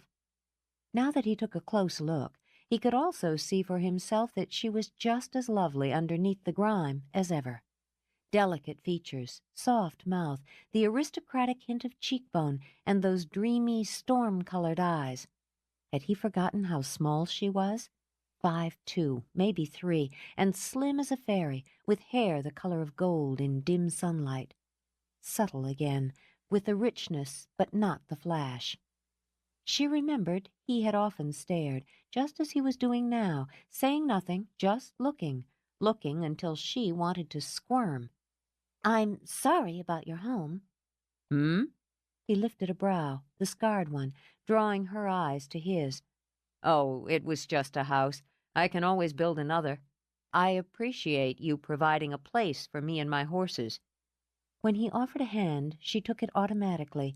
His was hard, rough with callus, and held on to hers even when she tried to slip away. His lips curved again. You going to stay standing in the tub, sugar? No, She cleared her throat, allowed him to help her out. I'll show you around. She began. Then her eyes went cool when he remained where he was. I'll show you around, She repeated. Thanks. He shifted, enjoyed the waft of scent, again subtle, she carried with her. Josh would have told you this was the groom's apartment. Her voice was clear again, the polite hostess. It's self-sufficient, I think. Full kitchen. She gestured toward an alcove off the main room, where Jenny had dutifully cleaned the white stove, the stainless steel sink, the simple white countertops. That's fine. I don't do a lot of cooking. Josh mentioned that you'd lost your furniture, so we brought over a few things. She waited, hands folded at her waist as he wandered the room. The sofa had been in the attic and could have used recovering, but it was a good solid Duncan Fife. Some Templeton or guest in the past had scarred the Sheraton coffee table with a careless cigarette. She'd added lamps, simple brass ones that she felt suited a masculine taste, an easy chair, other occasional tables, even a vase of winter windflowers. She was too much the innkeeper's daughter not to have put thought and effort into her temporary inn. You've gone to some trouble. Which surprised and humbled him. I figured on roughing it for a few months. It's not exactly Templeton, Paris. She unbent enough to smile. The bedroom's through there. She gestured toward a short corridor. It's not terribly large, but I went with instinct on the bed. I know Josh likes room to, She trailed off when Michael grinned. Room, she finished. So we stuffed a queen size in there. We had the iron head and footboards in storage.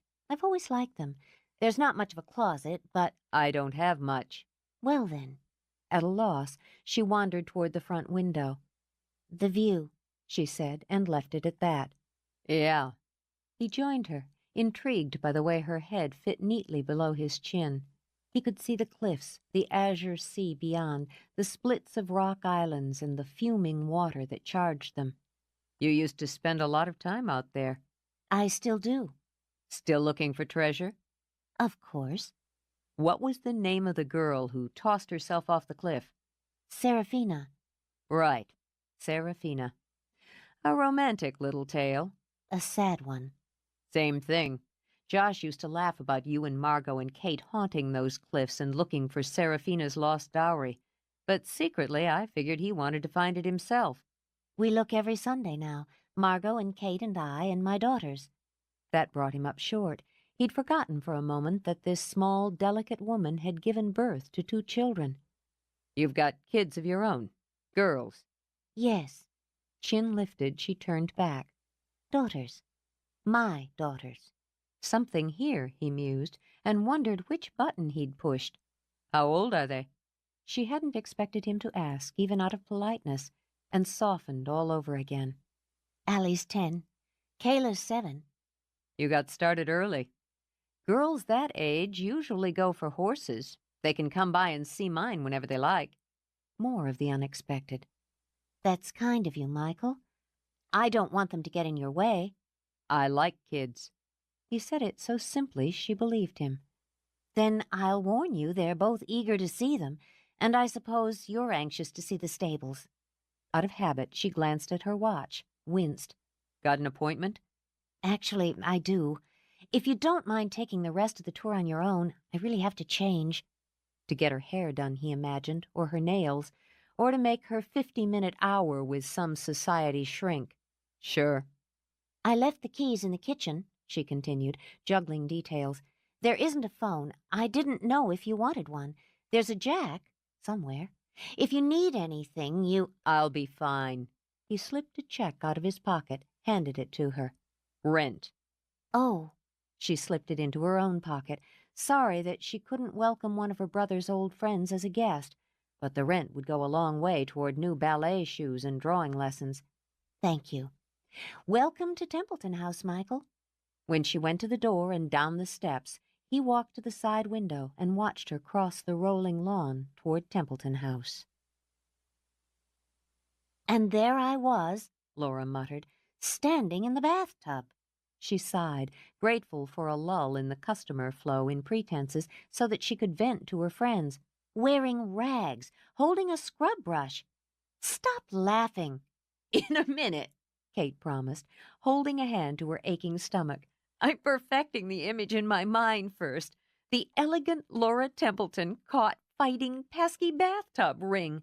Ring hell. It's more like bathtub plague, and maybe I'll think it's funny in a year. Or 2. But right now it's mortifying.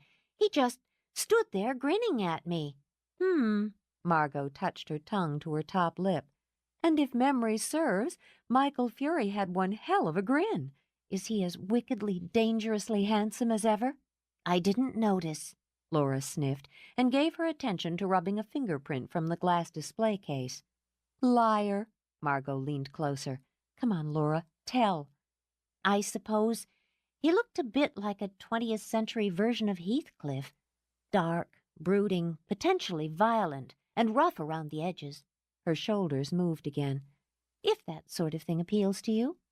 It wouldn't make me look the other way, Margot decided. Josh said he was a mercenary for a while. A mercenary? She'd forgotten that, and remembering now, nodded. Figures. And I ran into him once in France when he was racing. Cars. Margot tilted her head as she brought it back. We had an interesting evening together.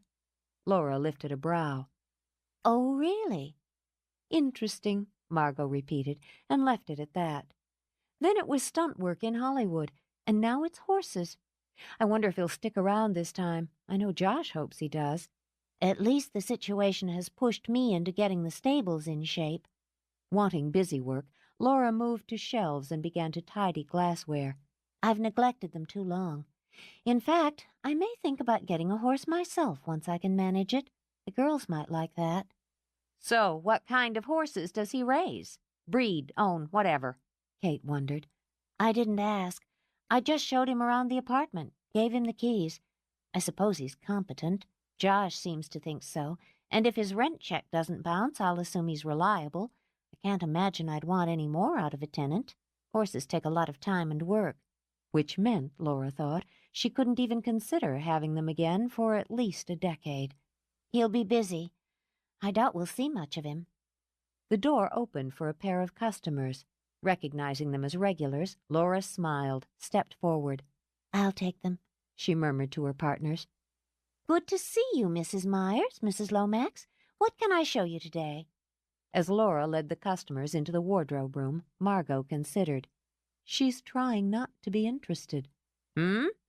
Laura. She had the look of a woman who'd been intrigued by a man and was trying not to be. After a moment's thought, Margot smiled broadly. Good. And why would that be good? It's time she had a little distraction in her life, a little male distraction. And do you ever think of any other kind of distraction? Kate. Amused, Margot patted her friend's hand. From a woman newly married to a certified hunk, that's a very stupid question. Laura's never let herself cut loose when it comes to men. I think Michael Fury might just be the perfect 30th birthday present. He's a man, Margot, not a pair of earrings. Oh, but darling, I think he might look wonderful on her, so to speak. And I don't suppose it occurs to you that they might not be interested in each other in a sexual way? Wait. Kate held up a hand. I forgot who I was talking to. Don't be snide. Margot tapped her fingers on the counter. You've got a man and a woman, both unattached as far as we know, both attractive. Josh has put them in close proximity, though I doubt it was his intention. He's outlined a very interesting situation. When you put it like that, concerned, Kate glanced toward the wardrobe room. Look, I always liked Mick, but he was a wild child. We could have a lamb and wolf situation here. I certainly hope you're right. Every woman needs at least one close encounter with a wolf. But, they were talking about Laura after all, I'll have to invite Michael over for dinner. Check him out myself. And I suppose we'll have to bow to your greater judgment and experience? Naturally. The door jangled open again. Back to work, partner. In the wardrobe room, Laura was patiently showing their selection of cashmere sweaters. If she had been aware of the direction her friends were heading, she would have been both amused and appalled. Men in general simply weren't of interest to her.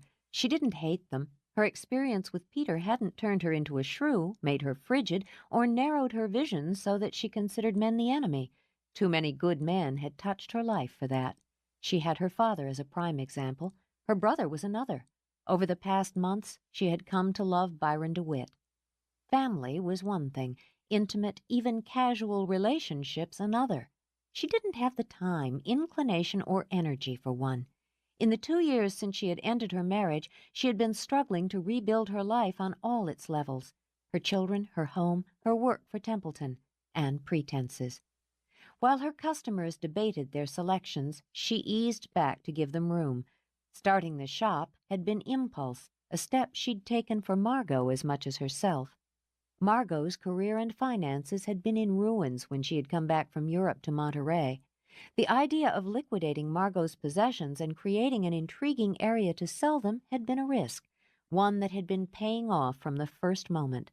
Not just in dollars, Laura thought as she wandered back into the main showroom, in pride, in confidence, in friendship and fun. When they had bought the building, it had been an empty space, dusty, scarred, smelly. Their vision, their effort, had turned it into the remarkable. The glass of the wide display window sparkled in the sunlight and teased passers-by with the clever hints of what the shop offered. A sassy cocktail dress in emerald, with a nostalgic touch of peacock feathers at the shoulder, was draped over the elegant chair of a woman's vanity. Colorful bottles stood on the glossy surface along with a jeweled collar. One of the drawers was open, so that glittery rhinestones and shimmering silks spilled out.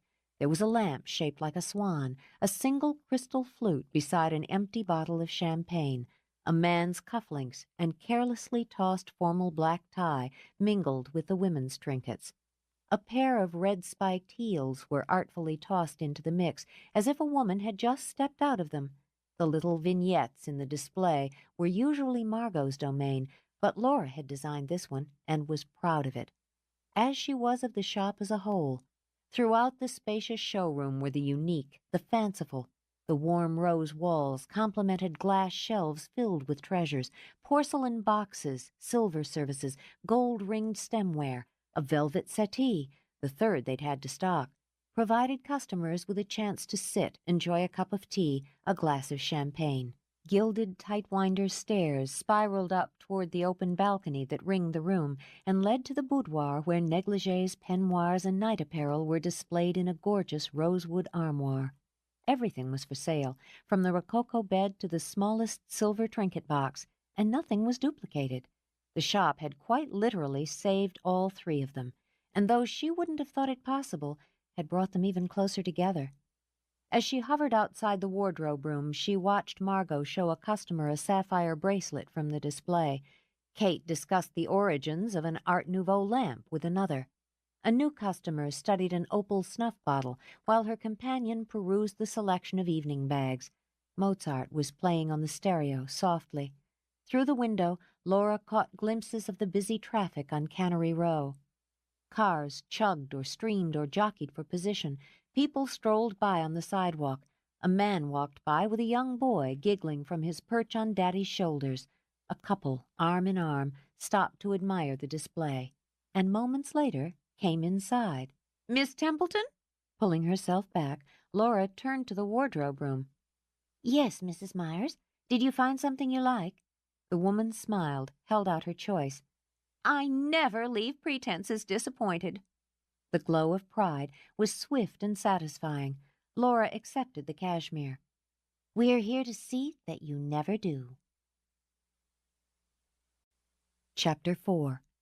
Pretty good digs, right, boy? Michael groomed his pride and joy, while Max, the enormous buff-colored Tennessee walker, snorted in agreement. The Templeton Horse Palace was a far cry from the simple working stables Michael had built in the hills, then watched collapse under walls of mud. Not that it had looked much like a palace when he'd stepped inside on the afternoon he'd run into Laura. Then it had borne more than a slight resemblance to some fairy-tale cottage long under a wicked spell and deserted by all who had once inhabited it. He had to grin at the thought, and the fact that everything about the Templeton estate made him think fairy tales with golden edges. What he'd found in the stables had been dust, disuse, and disrepair. It had taken Michael the best part of a week to ready the building. No easy task for one man and a single pair of hands, but he hadn't been willing to move his horses in until their temporary home was cleaned and organized to his specifications. On the other end had been the public stables, the painful fee for boarding, and the fact that his own lodgings had been miles away from his stock. A few 16-hour muscle-aching days had been well worth the final results. It was a good, solid building, with the stylish touches the Templetons were known for. The loose boxes had plenty of space and light and air, a more important asset to Michael than the intricately laid brick flooring, the decorative tiles around the mangers, or the ornate ironwork above them, with its center stylized T in polished brass, though he considered the fancy work a nice touch. It was set up practically, with the tack room at one end of the block, the feed room at the other. Though he'd been baffled by the obvious neglect and disuse, he'd put his back into it and dug in. He hauled and hammered, swept and scrubbed until every stall met his stringent standards for his babies. He thought of them as such, secretly. He'd had fresh hay and straw delivered that morning, and had been grateful the boy who'd delivered it had been willing to make a few extra dollars by helping Michael store bales. Now each stall was deeply bedded with wheat straw, expensive and difficult to come by, but these were his babies. Some tools and some ingenuity had put the automatic drinking bowls back in working order. He oiled hinges on stall doors, replaced hooks that had rusted away. Since he'd lost all of his supplies in the mud, he'd restocked grain, electrolytes, vitamins, medicines. He'd managed to salvage some tack, some tools. Every piece had been cleaned and polished, and what couldn't be saved had been, or would be shortly, replaced. His 15 horses were housed as royally as he could manage. He hadn't done more than sleep in the upstairs apartment. You've come up in the world, Max. You might not know it, but you are now a tenant of the Templeton estate. That is one big fucking deal, pal, take my word. He slapped the horse affectionately on the flank, pulled a carrot from the pouch he'd tied at his waist.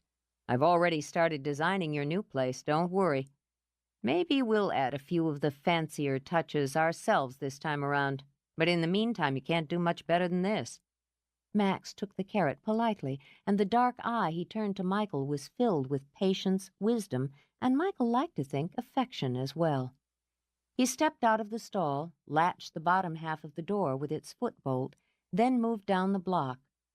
The floor might have been fancy enough for a garden party, but it sloped perfectly. His boot heels clicked. In anticipation, a chestnut head poked over the adjoining stall door. Looking for me, baby? This was his sweetheart, as kind and gentle a mare as he had ever worked with. He'd bought her as a foal, and now she was heavily pregnant and had been assigned the foaling stall. He called her Darling. How's it going today? You're going to be happy here. He stepped inside, running his hands over her enormous sides. Like an expectant father, he was filled with anticipation and worry. She was small, barely 14 hands, and he worried how she would fare when her time came. Darling liked to have her belly rubbed, and blew appreciatively when Michael obliged her. So beautiful. He cupped her face in his hands as a man might cherish a woman. You're the most beautiful thing I've ever owned. Pleased with the attention, she blew again, then lowered her head to nibble at his pouch. Chuckling, he took out an apple. She preferred them. Here you go, darling. You're eating for 2. He heard the voices, young, excited, almost piping, and stepped out of the stall. Mama said we're not supposed to bother him. We're not going to bother him. Well, just look. Come on, Kayla, don't you want to see the horses? Yeah, but what if he's in there? What if he yells at us? Then we'll just run away, but we'll get to see the horses first. Amused, wondering if Laura had painted him as an ogre or a recluse, Michael stepped out of the shadows of the stables and into the sunlight. If he'd been a poetic man, he would have said he'd encountered 2 angels. They thought they were looking into the face of the devil himself. He was all in black, with shadows behind him. The hard, handsome face was unsmiling and dark with stubble. His hair almost reached his shoulders, and he had a black bandana tied around his forehead like a wild Indian or a pirate. He seemed big, huge, dangerous. Heart jittering, Allie put a hand on Kayla's shoulder, both to protect and to steady herself. "We live here," she stammered. "We can be here." He couldn't resist playing it out a little. Is that so? Well, I live here, and I don't look kindly on trespassers. You wouldn't be horse thieves, would you? We have to hang horse thieves. Shocked, appalled, terrified, Allie could only shake her head vigorously, but Kayla stepped forward, fascinated. "You have pretty eyes," she said, dimpling into a smile.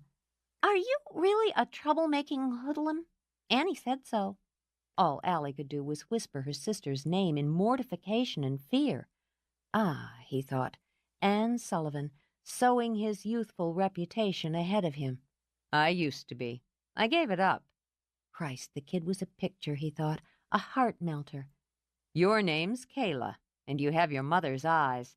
Uh-huh, and that's Allie. She's 10. I'm 7.5, and I lost a tooth. She grinned widely to show him the accomplishment. Cool.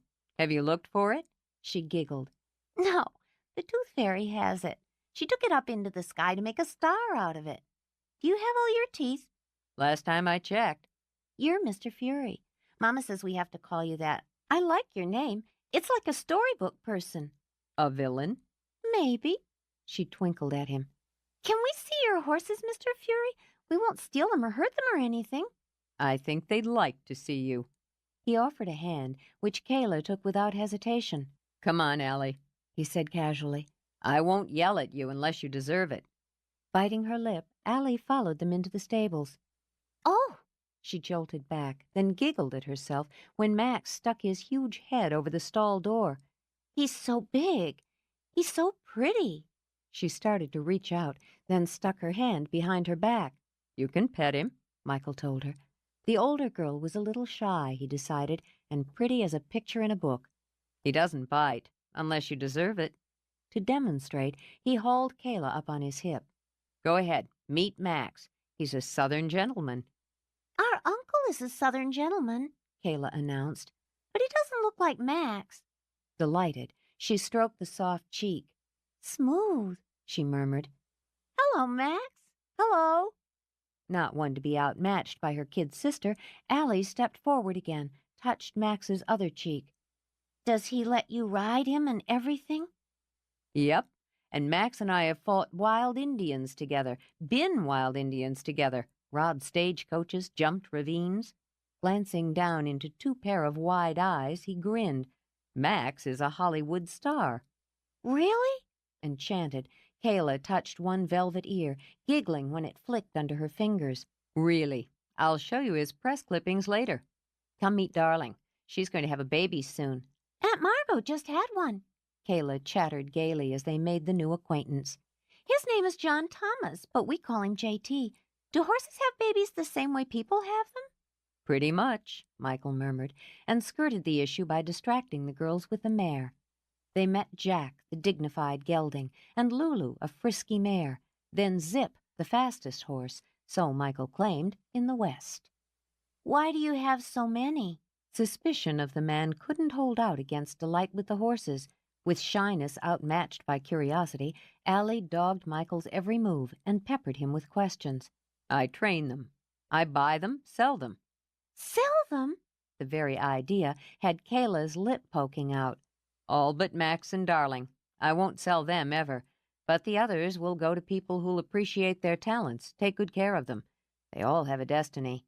Now, Jack here, he's going to make someone a good saddle horse. He'll ride forever if you ask him. And Flash, he'll be a hell of a stunt pony when I'm finished with him. You mean he'll do tricks? Yep. Michael grinned at Kayla. He's already got a few up his sleeve. But Max, now Max, he knows them all. Want a show? Really, can we? It'll cost you. How much? Kayla demanded. I have money in my bank. Not money, Michael said as he led them back to Max. If you like the show, you have to come back and work it off. What kind of work?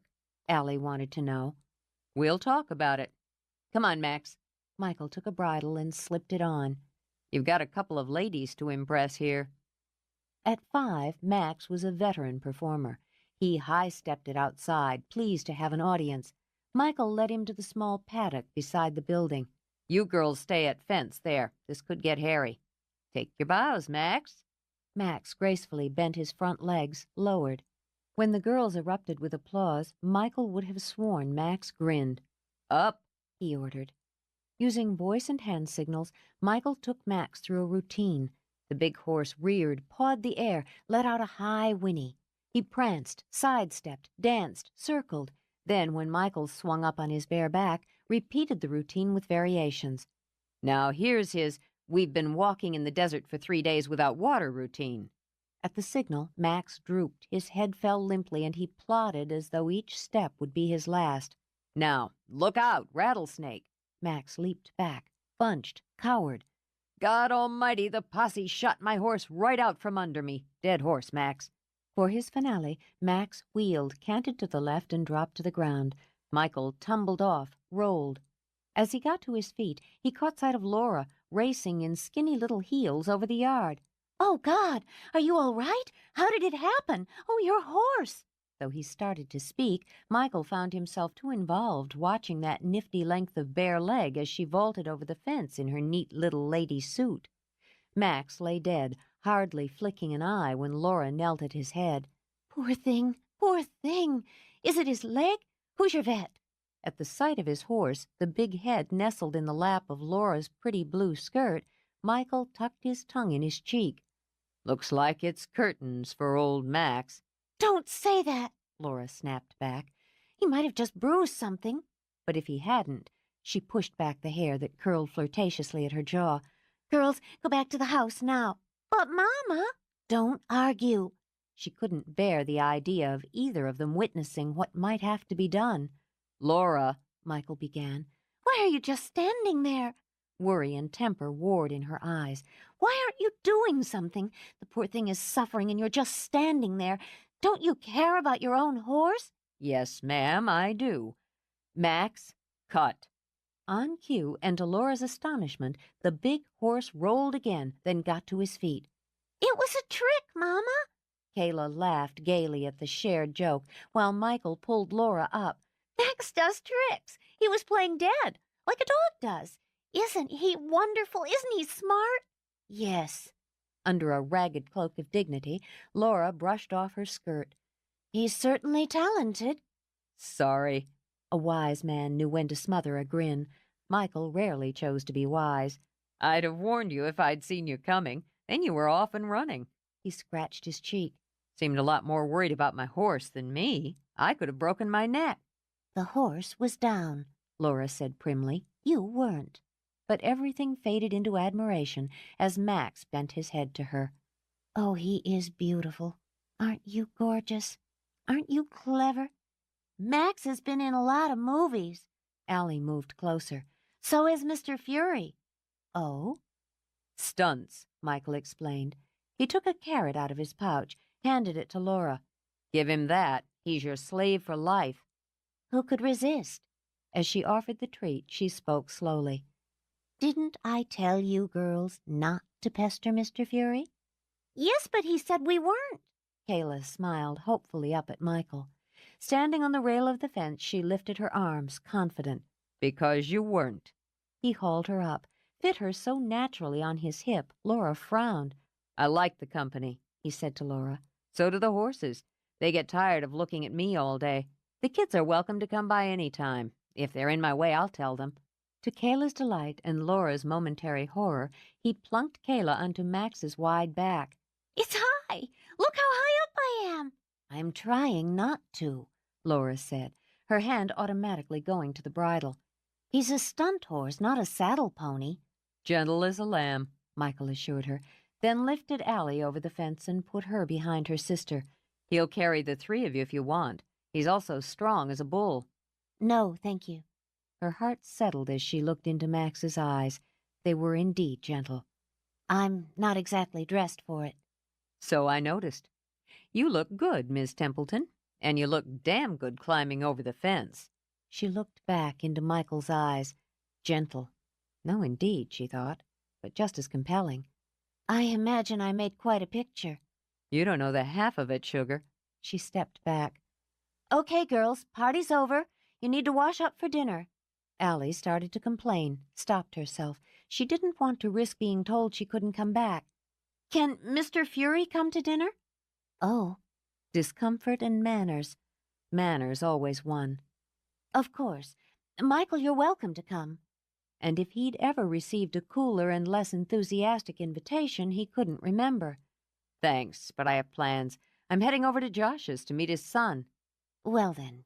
She reached up, lifted Kayla, then Allie to the ground. We'll get out of your way. There were a couple of things I wanted to run by you, if you got a minute. Of course. Her feet were killing her. All she wanted was to take off those damn heels and sit down. Girls, tell Annie I'll be in shortly. Thank you, Mr. Fury. Her mother's daughter, Allie, offered a hand. You're welcome. Thanks, Mr. Fury, for showing us the horses and the tricks and everything. I want to tell Annie. Kayla started to race off, stopped at the fence. Mr. Fury? Yes, ma'am. She giggled at that, then sobered. Can you teach dogs, too? If you had a puppy, or somebody did, could you teach him tricks like Max? I expect I could, if he was a good dog. She smiled again, wistfully, then hurried away behind her sister. She wants a dog, Laura murmured. I didn't know. She never said. She asked years ago, but Peter... Damn it. I should have realized. Intrigued, Michael watched the varied emotions play over her face, and the weightiest was guilt. Do you always beat yourself up this way? I should have known. She's my child. I should have known she wanted a puppy. Suddenly tired, she dragged her hands through her hair. So get her one. Her chin set. I will. I'm sorry. Shaking off the guilt, she looked back at Michael. What did you need? Oh, I need a lot of things. Casually, he draped an arm around Max's neck. A hot meal, a fast car, the love of a good woman. But what we both need is a couple of mousers. Excuse me? You need some barn cats, Laura. You got rodents. Oh, God. She shuddered once, blew out a breath. I should have realized that, too. We used to keep some when we had horses, but Peter... She broke off, shut her eyes. No, she was not traveling down that road again. I'll be making a trip to the pound, it seems. I'll get a couple of cats. You're going to get your kid a dog from the pound? And why not? No reason. He led Max toward the fence. Figured you for the purebred type, that's all. That's the way some people are about horses. They want Arabians, thoroughbreds. I've got me one of the prettiest fillies you could want in that stable. She's smart as a whip and quick as a snake. She's what you'd call a mongrel, though. Always liked mongrels myself. I prefer character above lineage. Good for you. In an absent move, he bent down, plucked a struggling buttercup out of its patch of grass, and handed it to her. I'd say you've got both in those girls of yours. They're beauties, heartbreakers. The little one's already wrapped her fist around mine, and she knows it. You surprise me. She stared down at the sunny yellow flower in her hand, baffled. Despite fatigue and aching feet, she followed him into the stables. You don't strike me as a man who'd take to children, little girls. Mongrels are full of surprises. I didn't mean... I know you didn't. He settled Max in his stall, latched the door. The little one's got your eyes, smoke and storms. Allie's got your mouth, soft and wanting to be stubborn. He grinned then. You breed good, Laura. I suppose I should thank you, though no one's ever put it quite that way before, and I appreciate you entertaining them, but I don't want you to feel obligated. I don't. I said I liked them. I meant it. Besides, they owe me for the show. Me and Max don't work for free. I could use some help around here. Help? Mucking out, hauling hay, unless you've got a problem with your progeny shoveling manure. She'd shoveled plenty of it herself in her day. No, it'll be good for them. Automatically, she lifted a hand to stroke it down Max's nose. You've worked a minor miracle here. she noted, glancing down the spotless building. I've got a strong back and plenty of ambition. For? Making something out of this. Saddle horses, trick ponies, jumpers. I've got a way with them. If Max is any example, I'd say you've got a major way with them. Were you really a mercenary? Among other things. Including the trouble-making hoodlum Mrs. Sullivan claims I am. Oh. She rolled her eyes at Max, cleared her throat. I imagine Annie's remembering the boy who gave Josh his first cigarette. One of my lesser crimes.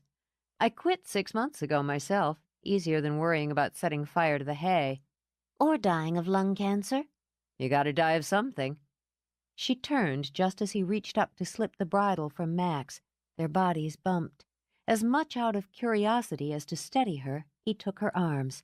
Soft, fragile as he'd imagined, and as he shifted, just a little, the gentle swell of her breasts pressed against him.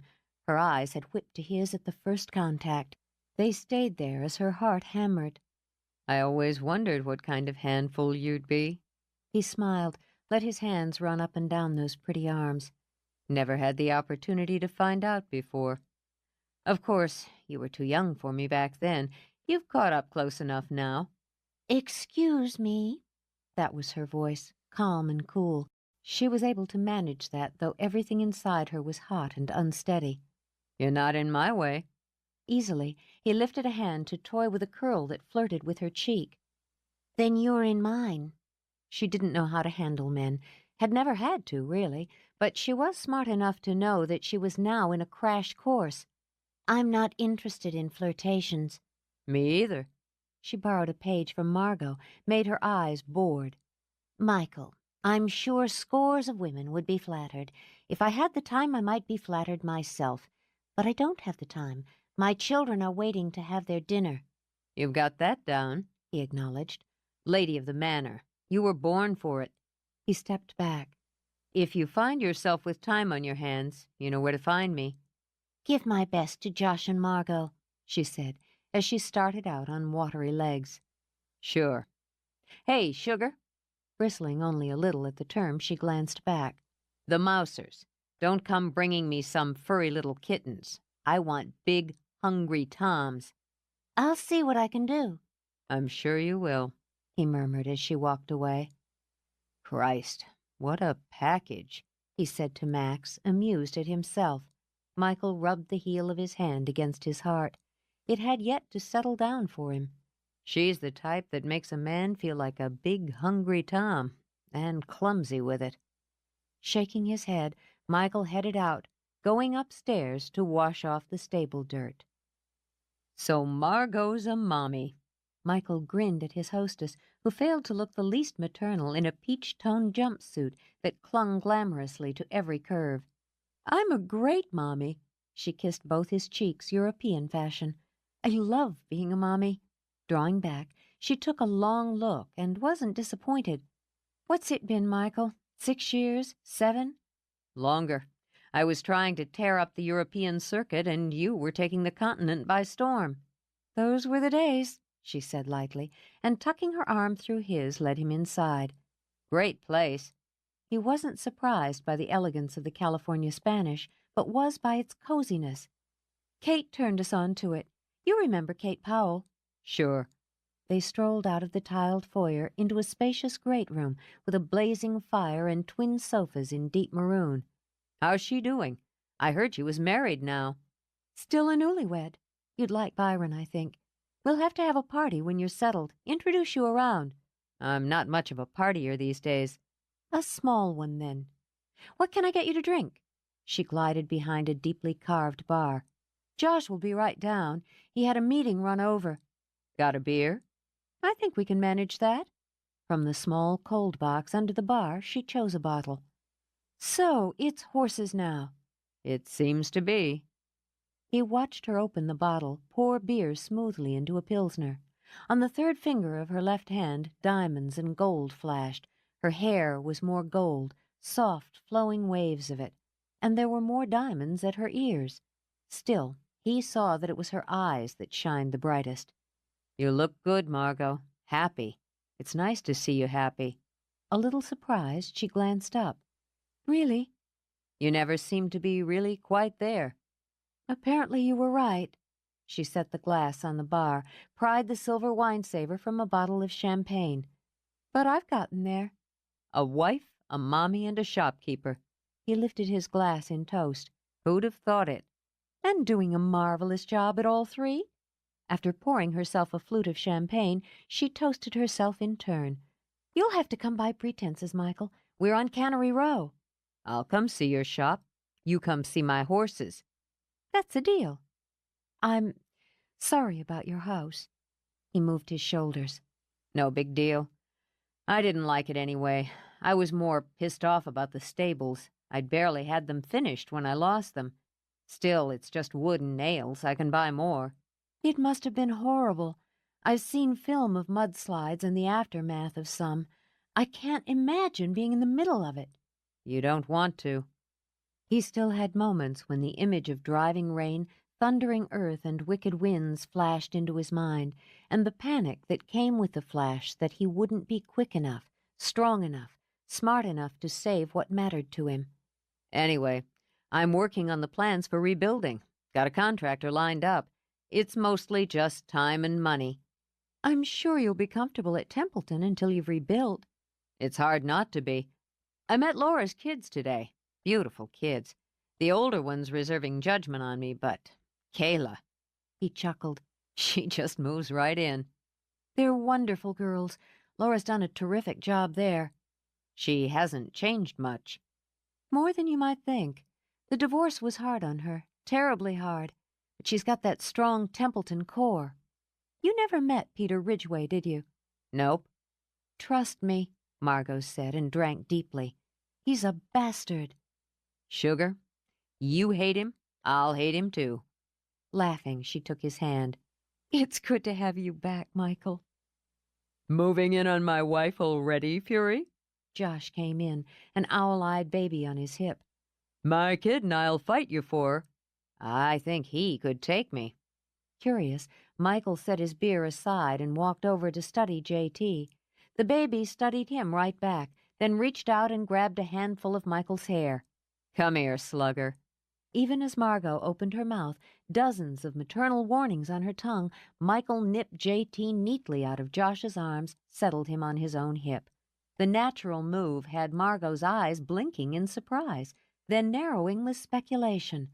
Enjoying the stranger, J.T. gurgled. Great job, Harvard.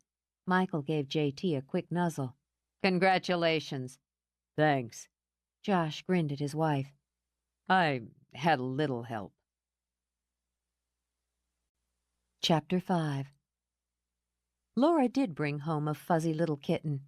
In fact, she brought home two, and a pair of lean, sharp-eyed toms, and a big-footed puppy with a spotted coat and an eager tongue. The small zoo in her car caused her a bit of trouble and gave a great deal of pleasure. She drove home with cats meowing bitterly in their boxes, kittens sleeping on the car mat, and an adoring puppy sprawled in her lap. Wait until the girls get a load of you. Already in love, she stroked her hand over the puppy's head. And I guess if they fight over you, I'll just have to go back and pick up a brother or sister for you. Laughing, she turned into the drive at Templeton House. So foolish, she realized, not to have done this before. Old habits, she mused. Peter hadn't wanted pets. There had been no pets. But Peter had been gone nearly 2 years, and that was 2 years too long not to have made some simple adjustments. After parking the car, she glanced around at her menagerie, blew out a breath. How the hell am I going to manage to get you all inside? She had a leash for the pup and attached it to his brand-new collar. She held out no hope that he would understand the purpose. For a brief moment, she considered laying on the horn until someone came out to give her a hand, which, she assumed, would send her new petting zoo into a frenzy. So she'd deal with it herself. You first, she decided, and opened the door. The puppy cowered back, sniffed at the empty space on the other side of her lap, then, gathering his courage, leaped. If she hadn't been laughing, she would have held on to the leash, but the pup landed in a sprawl and looked so surprised that she roared with laughter, and the leather slid out of her hands. He was off and running. Oh, damn it!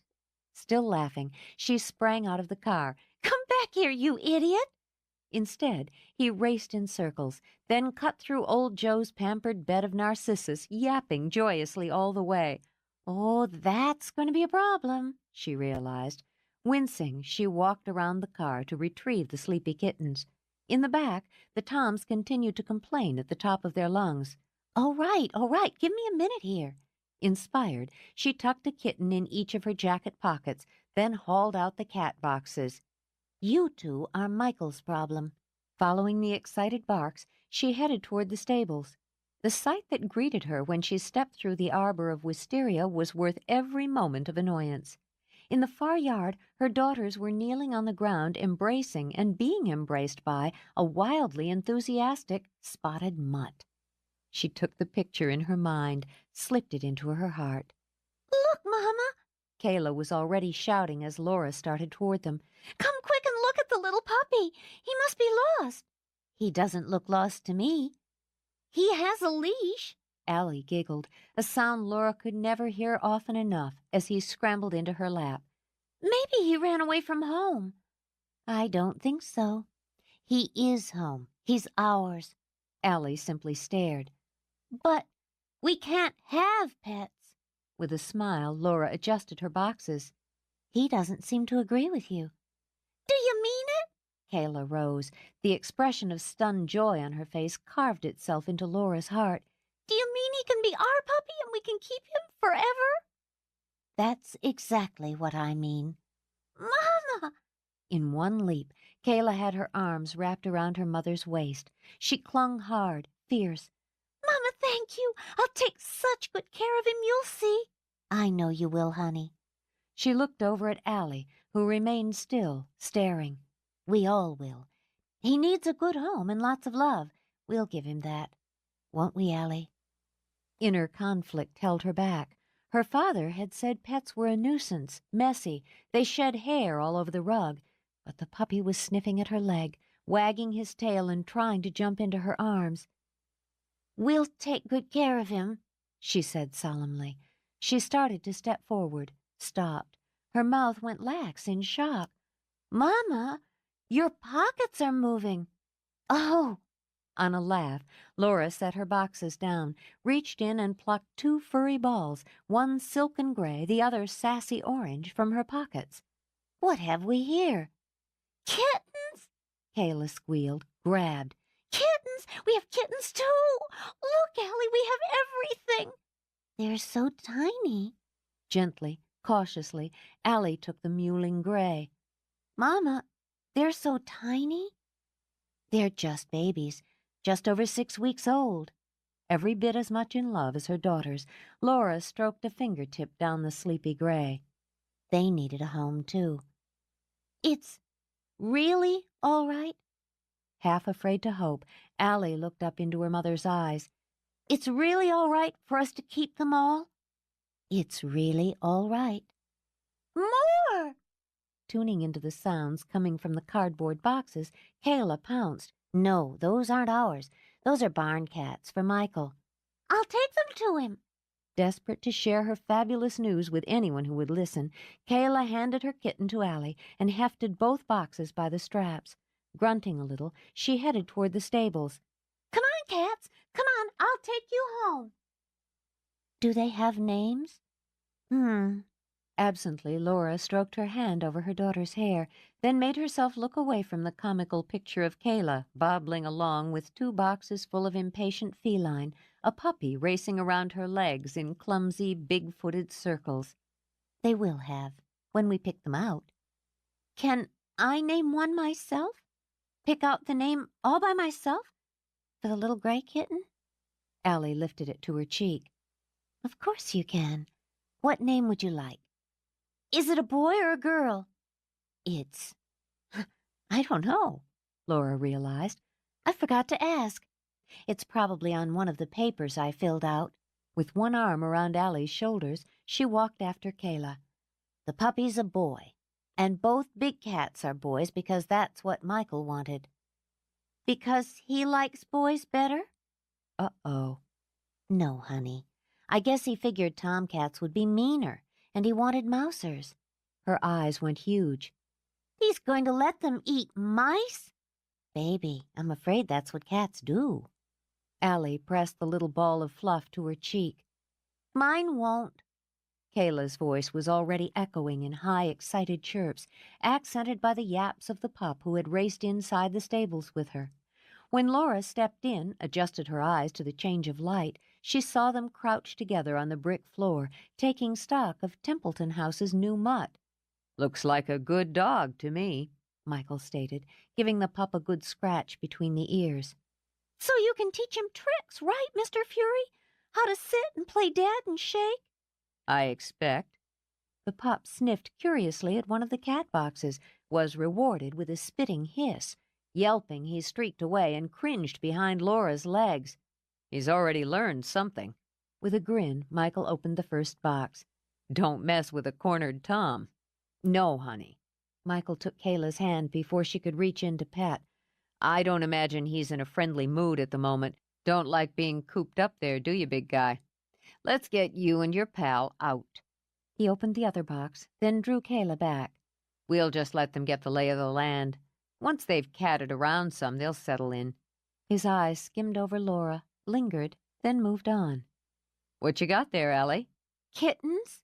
Allie's hands and heart were full of them already. "Mama brought us kittens, too." "Fuzzy little kittens." As he walked to them, he ran his tongue around his teeth. "Cute." "Mama said I could name the gray one myself. Then I get to name the orange one." Staking her claim, Kayla took the orange kitten out of Allie's hand and nuzzled it against her cheek. "Don't I, Mama?" "Fair enough. We'll have a naming marathon after dinner. We'll just get out of Mr. Fury's way." "Can't we show the kittens to Max, can't we?" "Sure you can." Michael winked at Kayla. "He's a real softy." When the girls raced off, the pup at their heels, Michael shook his head. "What the hell have you done, Laura?"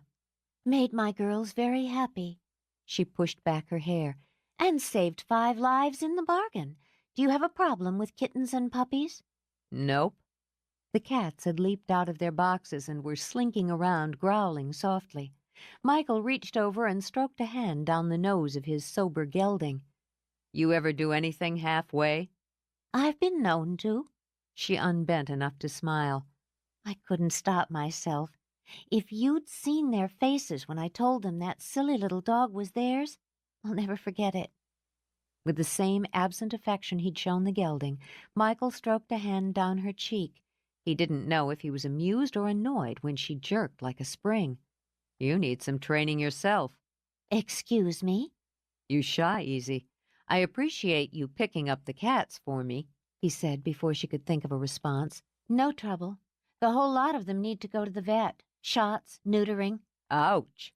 In a knee-jerk male reaction, he winced. "Yeah, I guess that's the deal." "It's the responsible choice, also required when you adopt from the shelter. I have all the paperwork, except "What?" Well, I didn't think to ask about the sex of the kittens. I don't know if they told me. It started to get complicated and confusing, and I think I've heard that it's difficult to tell with young kittens." It took an effort, but he kept his eyes solemn. "I've always heard you shake 'em. If they don't rattle, they're female." It took her a moment. Then she broke into easy, appreciative laughter. "I'll be sure to try it when the girls aren't around." "There you are." "I don't suppose I've heard you laugh like that more than half a dozen times since I've known you. You were always being too dignified when I was around." "I'm sure you're mistaken." "Sugar, I don't make many mistakes when it comes to women." "I don't imagine you would." To give herself a moment to make her retreat, yes, damn it, a dignified retreat, she turned to the gelding. "This is a handsome horse." "He's smart, quiet-natured." "Jack?" At his name, the horse's ears pricked. Soberly, he turned his head to Michael. "How old are you, Jack?" In response, the horse stomped a foot 4 times. "What do you think of the lady here?" Jack rolled his eyes toward Laura and let out a quiet and undeniably roguish whinny. Charmed, Laura laughed again. "How do you get him to do that?" "Jack? He understands every word you say. Want to take the lady for a ride, Jack? The response was a quick, decisive nod. See? Michael turned that swift and undeniably roguish grin on Laura. Want a ride, lady? God, she would love one. Love to feel a horse beneath her again. Let it have its head. Let herself lose hers. I'd enjoy that, but I don't have the time. She offered Michael a polite, distant smile. I'll take a rain check. Cash it in whenever you like. Too used to thoroughbreds, he assumed, and shrugged. He'd take Jack over some finicky purebred any day. Thank you. I'd better get my motley crew inside. That is, if Annie lets us inside. She's a tough nut, Mrs. Sullivan. She's family, Laura corrected. But I should have warned her before I started a small zoo. That small zoo is going to keep you up most of the night. I'll manage. She managed, but it wasn't a walk in the park. The puppy whimpered and whined, and despite Kayla's lavish love, was satisfied with nothing less than Laura's bed. She knew it was a mistake, but couldn't bring herself to ban him when he cuddled so hopefully against her side. The kittens mewed, fretted, cried, and eventually were comforted by each other, and the hot water bottle an already doting Annie provided. As a result, Laura was gritty-eyed and foggy-brained the next morning. She fumbled at the keyboard in her office at the hotel, cursed herself, then focused on the file for an upcoming writers' convention. 1,200 people checking in at approximately the same time, certainly on the same day, were going to present a challenge. Then there were the hospitality suites, banquet and seminar rooms, the audio equipment, the pitchers of water, the requests for coffee services, catering demands. Cartons of books were already arriving by the truckload. She appreciated the spirit of the planned book signing for literacy, as well as the headaches it was going to cause her and her staff. Composing a memo one-handed, she picked up her ringing phone. At the sound of the conference coordinator's voice, she struggled not to wince. Yes, Melissa, it's Laura Templeton. How can I help you today? And tomorrow, and for the rest of my natural life, she thought, as the woman requested more additions, more changes, just a few more little adjustments. Naturally, if the weather's inclement and we're unable to hold your welcoming party at poolside, we'll provide you with an alternate space. The garden ballroom is lovely. We often hold wedding receptions there. It's still available for that date. She listened, rubbed fingers against her temple. No, I'm not able to do that, Melissa. But if we do book the ballroom, we'll provide another alternate. I realize we're talking over 1,000 people. We'll accommodate you. She continued to listen, made notes that somehow became mindless doodles. Yes, I'm looking forward to seeing you again, too. I'll be in touch. Taking one breath, one moment to clear her mind again, she got back to her memo. Laura? She didn't groan, but she wanted to. Byron, did we have a meeting? No. He stepped in, seemed to fill her small office with his sighs. Aren't you taking lunch? Lunch? It can't be noon. No, it can't, he said mildly, as she looked at her watch. It's 1/2 noon. The morning got away from me. I'm due at the shop in an hour. I have to finish this. Is there something urgent? Eyeing her, he closed the door at his back. Take a break. I really can't. I need... Take a break, he repeated. That's an order. To ensure she obeyed it, he sat down. Now, Miss Templeton, let's talk about delegating. Byron, I do delegate. It's just that Fitz is running ragged over the Millhouse Drury wedding reception, and Robin's swamped. The pharmaceutical convention and a kid with the chicken pox and... And it all comes down to you, he finished. You look exhausted, honey. She pouted. Are you speaking as my brother-in-law or as an executive director? Both, if you're not going to take care of yourself. I am taking care of myself. She smothered a smile. Byron's stand on health and fitness was well known. I just didn't get much sleep last night. I went to the pound yesterday. He brightened as she'd known he would. He'd adopted 2 dogs the year before. Yeah? What'd you get? A puppy and 2 kittens. The girls are in ecstasy. And this morning I caught Annie carrying the pup like he was a newborn baby and telling him that good dogs mustn't piddle on the Bukhara rug. Start stocking up on newspaper. We'll have to come by and check out your new editions. Come by tonight. He cocked a brow. Before or after the country club dance? The Valentine's Day dance. She shut her eyes. I forgot. No getting out of it, Laura. You're a Templeton. You're expected. I know. There went the long, indulgent bath and early night she'd been fantasizing about. I'll be there. I would have remembered. If you hadn't, Kate and Margot would have reminded you. Look, why don't you let your partners handle the shop this afternoon? Go take a nap. JT is having his checkup this afternoon. I can't leave Kate on her own. We're inundated with the Valentine's Day sale. Which reminds me. Understanding, she smiled. It's only the 10th, Byron. You have time to pick up that well-thought-out, loving gift. And no matter what Kate says, don't buy her computer software. Flowers always work for me. And no one had sent her flowers, she thought, in too long to remember. When her mind drifted to a tiny yellow wildflower, she pulled it back and called herself an idiot. She's not getting that new calculator she's been hinting for either. He rose. Do you want to lift to the club tonight? So went the life of a single woman, Laura mused, always tagging along with couples. No, thanks. I'll see you there. I'm not the country club type, Josh. As if someone had already forced him into a suit, Michael rolled his shoulders. I'd consider it a favor. Scowling, Michael measured out grain. I hate when you do that. And I'd be able to introduce you to a lot of potential horse owners. I happen to know someone who owns an impressive stud.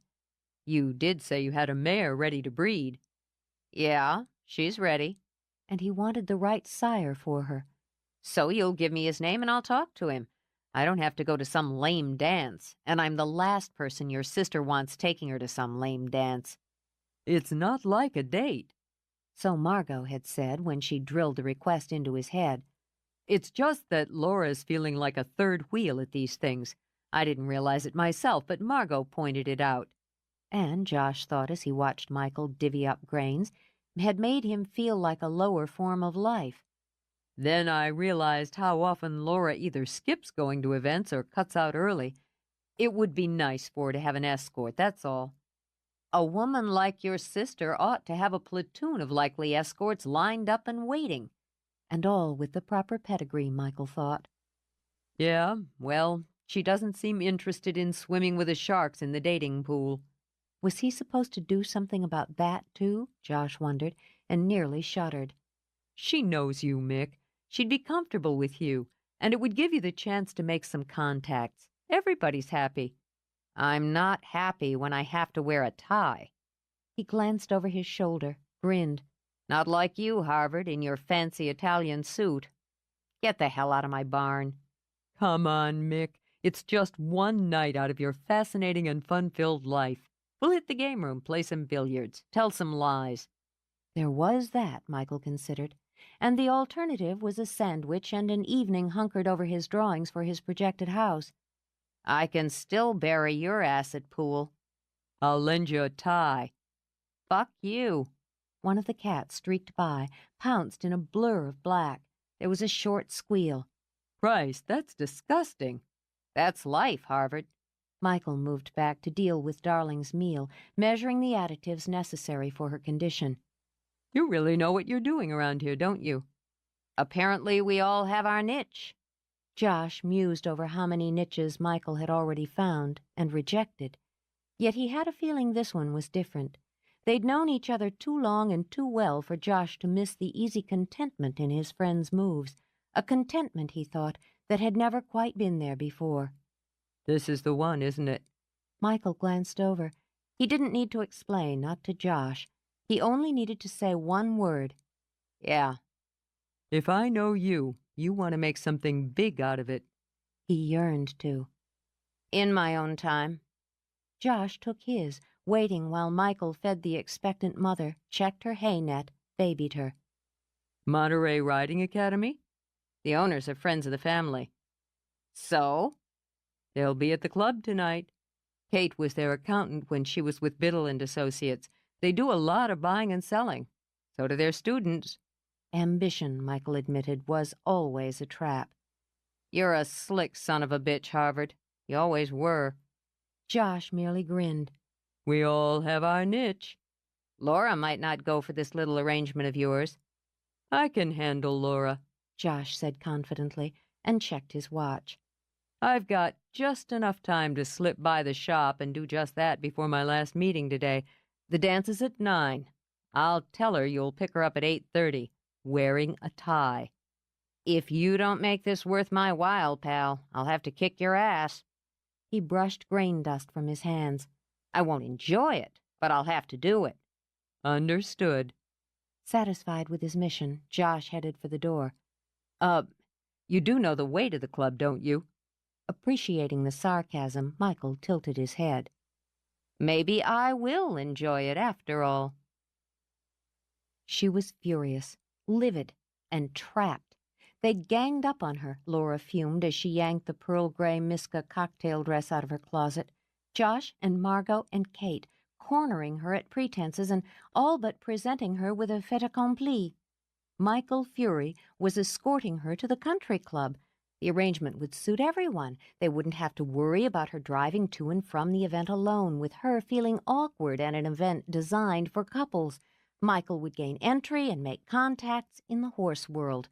Oh, yeah, it suited everyone just fine. Everyone but herself. It was humiliating, she thought as she jerked up the zipper. A 30-year-old woman being fixed up by her big brother. Worse, now Michael knew that she was the pathetic divorcee who couldn't get her own date. As if she wanted one in the first place, or the last place, or any place at all for that matter. Which I don't, she told the dog who had come into her room to watch her every move with adoring eyes. I don't even want to go to the damn country club tonight. I'm tired. Sympathetically, he wiggled his butt as she stormed to the closet for shoes and a beaded jacket. She didn't need to hang onto a man's arm to feel complete. She didn't need to hang on to anything, anyone. Why couldn't she just crawl into bed and read a book, she wondered, eat popcorn and watch an old movie on TV until she fell asleep with the set still on? Why did she have to dress up, go out in public, and be Laura Templeton? She stopped, sighed, because she was Laura Templeton. That was something she couldn't forget. Laura Templeton had responsibilities. She had an image to maintain. So, she told herself as she picked up her lipstick, applied it, she would maintain it. She would get through the evening, say the right things to the right people. She would be as polite and friendly to Michael as necessary. And when the whole blasted thing was over, she would fall face down on her bed and forget it. Until the next time. She checked her hair. God, she needed a trim. And where was she going to fit that in? She turned for her bag and watched in mild horror as the pup wet on her obeson. Oh, Bongo! He grinned up at her and sat in his own pee. It had been a small rebellion, but Michael hadn't worn a tie. He didn't figure with Laura Templeton at his side. They'd boot him out for wearing a black turtleneck under his jacket. He parked between the island of spring bulbs and the grand front entrance, and if he'd been wearing a tie, he would have tugged at it. Nerves. They amazed him, disgusted him. But no matter how much he wanted to deny it, he felt like some pimply-faced teenager on a first date. Ignoring the sky dusted with icy stars, the sheen of silvering moonlight, the scent of sea and flowers, he walked to the door like a man taking the last mile in shackles. How the hell had he let himself get talked into this? He'd never used the front door at Templeton House. As a boy, if he'd come by for Josh or come along with him, he'd used the side or rear. The entrance was so damned imposing, grandly tall, recessed and framed in tile. The knocker was a huge brass affair in the shape of a stylized T. Over his head hung an antique carriage light. It didn't make him feel welcome. Nor did Anne Sullivan when she opened the door to his knock. She stood, tight-lipped, in her starched black dress. He noted first that the years sat lightly on her. She was a lovely woman, if you looked past the jaundiced eye. Margot had come by her looks naturally. "Mr. Fury?"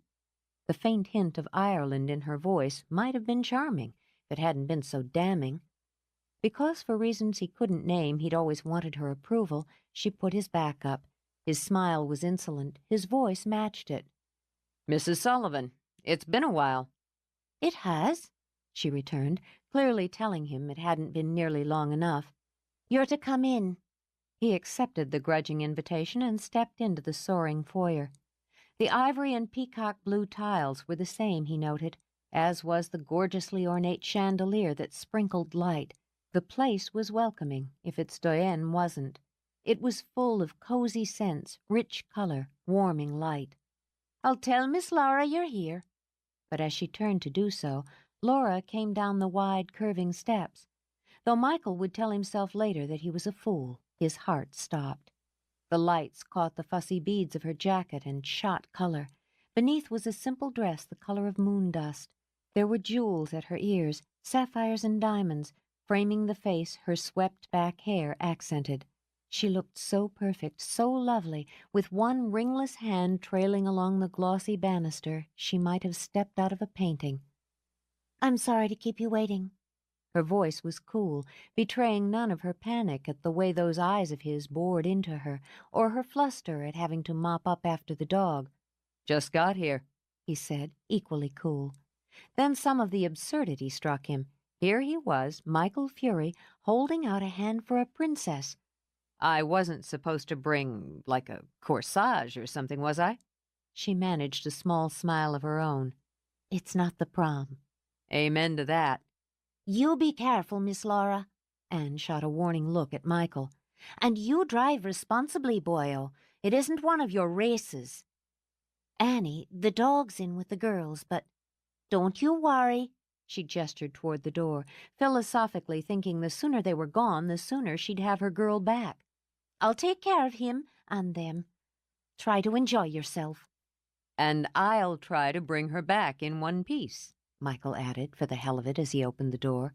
"See that you do," Anne muttered, and began to worry the moment the door closed. "It's nice of you to drive me to the club."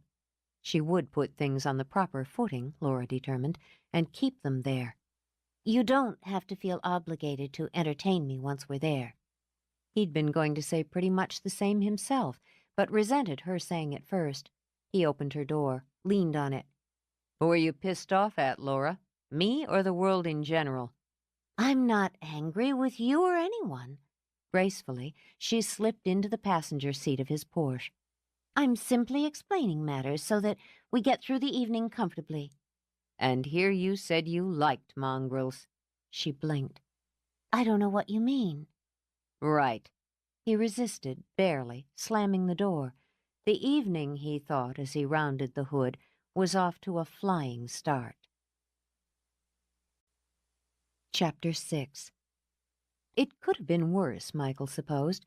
He could have been back in some Central American jungle, sweating bullets and dodging them. He could have had his skull bashed in, as he had once when a stunt gag had gone wrong. Instead, he was standing in a room with people he didn't know and didn't care to know. He'd rather have his skull bashed in. He thought the room itself was overly cute, with its glossy red hearts hanging from swatches of paper lace. The flowers were nice, he supposed. He didn't have any objection to flowers, but he thought they carried the obsessive red and white theme too far. All of the pink-draped tables were centered with a grouping of white tapers, ringed by a halo of fluffy red and white carnations. He thought they were carnations in any case. And the music. He decided it represented the widest culture clash, with its mild strings and discreet piano, all played by middle-aged men in white suits. Give him blues or honest rock any day. But there was a spiffy view of the coastline through a wall of windows. He thought the drama of it, the war of fretful waves against mean-edged rocks, was an interesting contrast to the quiet, undeniably stuffy group inside the polished, overheated club. The women had decked themselves out, he noted, bangles and beads and dripping jewelry, layers of perfumes and silks and lace, overdone in his estimation, like the decor. He preferred Laura's simple and feminine choice. It was class, he supposed, that set her apart. Simple class that came straight through the blood and bone. He might have mentioned it to her, but she had drifted away quickly, making, as he thought of them, her Templeton rounds. Most of the men were in tuxes, a little fact Josh had conveniently omitted. Not that Michael minded. He wouldn't have worn one anyway, if he'd had one to wear. Still, it gave him another bone to pick with his old friend if the slippery son of a bitch ever showed up. On the bright side, he had a cold beer in his hand. The finger food spread out artistically on buffet tables looked delicate, but it tasted fine. He'd enjoyed a mild flirtation with a woman who'd mistaken him for some Hollywood young gun. Michael hadn't bothered to disabuse her. He was considering wandering out, maybe taking a turn outside in the fresh air or checking out one of the other rooms. He might find that pool table and a few suckers to fleece. Then Laura moved back to him. "I'm sorry. There were a few people I needed to speak with." In a gesture that was both absent and automatic, she accepted a glass of champagne from a roving waiter, murmured her thanks. No problem. But it was, she thought, her problem. She'd had some time to think about it. "I'm sorry, Michael. I was annoyed with Josh for maneuvering me, and I took it out on you." When he didn't respond, she drummed up a smile. "So, what were you and Kitty Bennett talking about?" Who? Oh, the ditzy brunette with all the teeth. Laura choked, sipped champagne. She'd never heard the chair of the Monterey Arts Council described just that way, or quite so accurately. "Yes." She dug on my last flick. "Did she?" He decided to be friendly, smiled. Not Braveheart, though I had a couple of nice stunts in it. She thought I was the director of some art house film, something about foot fetishes. "Mm-hmm. And you discussed the metaphoric twists on our sex-obsessed society, along with the multi-layers of symbolism representing moral decay." He started to feel better. Something like that. She thinks I'm brilliant and underrated. I think I might be getting a grant. "Congratulations." Of course, she really only wanted my body. "Well, an artist must make sacrifices." "Ah, there's Byron and Kate." Michael glanced over. His brows rose in surprise as he saw the streamlined brunette in slinky black, the gammon face all slow-eyed, and the close-cropped dark hair tipped him off, though the girl he remembered had been skinny, coltish, a borderline nerd. That's Kate? Kate Powell? "She works out now," Laura muttered. "She's gotten obsessive about it, so don't get her started." That her trainer? Michael muttered back, measuring the broad-shouldered, long-limbed man beside her. "And husband. He's also my boss. Byron." She held out a hand as the couple maneuvered through the crowd toward them. A quick kiss, and she turned to Kate. "Margot was right, as usual. The Karen suits you. Byron DeWitt, Michael Fury." Nice to meet you. Kate's been telling me stories. And I didn't even need to exaggerate. Grinning, she stepped forward and gave Michael a quick, friendly hug. Her arms might have been lean, Michael noted, but they were tough. Enjoying her, he drew back. Katie Powell. Looking good. Because she'd always enjoyed him, she wiggled her brows. "Same goes, Mick." Can I get drinks for anyone? Byron asked in a voice that reminded Michael of mint juleps and magnolia. "I'll have what Laura's having," Kate decided. Michael? "Bass ale." That ought to go down just fine, Byron decided. I think I'll join you. Excuse me a minute. "It's the Southern," Kate said, watching him walk toward the bar with a proprietary and satisfied gleam in her eye. "He's just a gentleman." It doesn't look like it's just the dress that suits you, Michael commented. "It's not." Kate turned back, smiled warmly. "And unlike the dress that goes back into stock tomorrow, he's all mine." "So, how the hell are you, Michael Fury? And when do we get to see your horses?" It was so easy for Kate, Laura thought as she listened, to make the appropriate comments. She'd fallen right into casual conversation with Michael. Didn't she feel any of those? Oh, she hated to use the term vibes, but it was all that came to her. Dark, restless, dangerous vibes. It made her jittery to stand next to him, to encounter a brush of his arm against hers, to catch that gleam in those hot blue eyes. It helped when Josh and Margot arrived. There was more conversation and laughter. Byron fell into an easy discussion of horses with Michael. Apparently, Byron's family owned several. Before the topic switched to cars, another interest the men shared, Byron had arranged to take a look at Michael's stock. It wasn't difficult to ease away again and draw Margot with her. "So," Margot began, "are you enjoying yourself? You and Michael are getting some speculative looks." Nothing Margot could have said could have been more perfectly designed to set Laura off. She could see it now, perfectly, and wondered how she'd missed the master plan. Her temper hitched, but Laura controlled it. "Is that part of your little plot? To give the country club set an eyeful of poor Laura and her escort?" "When the escort looks like Michael," Margot waved an impatient hand. "Oh, lighten up, Laura. It's only one evening out of your life, and why shouldn't you spend part of it with a good-looking man? God knows you've been hiding out long enough." "Hiding out? There was that hitch again. Is that what you call it?" "Don't." Regretting her phrasing, Margot put a hand on Laura's arm. "I just meant that you've been so focused on work and responsibility, you haven't let yourself have much fun. So have some.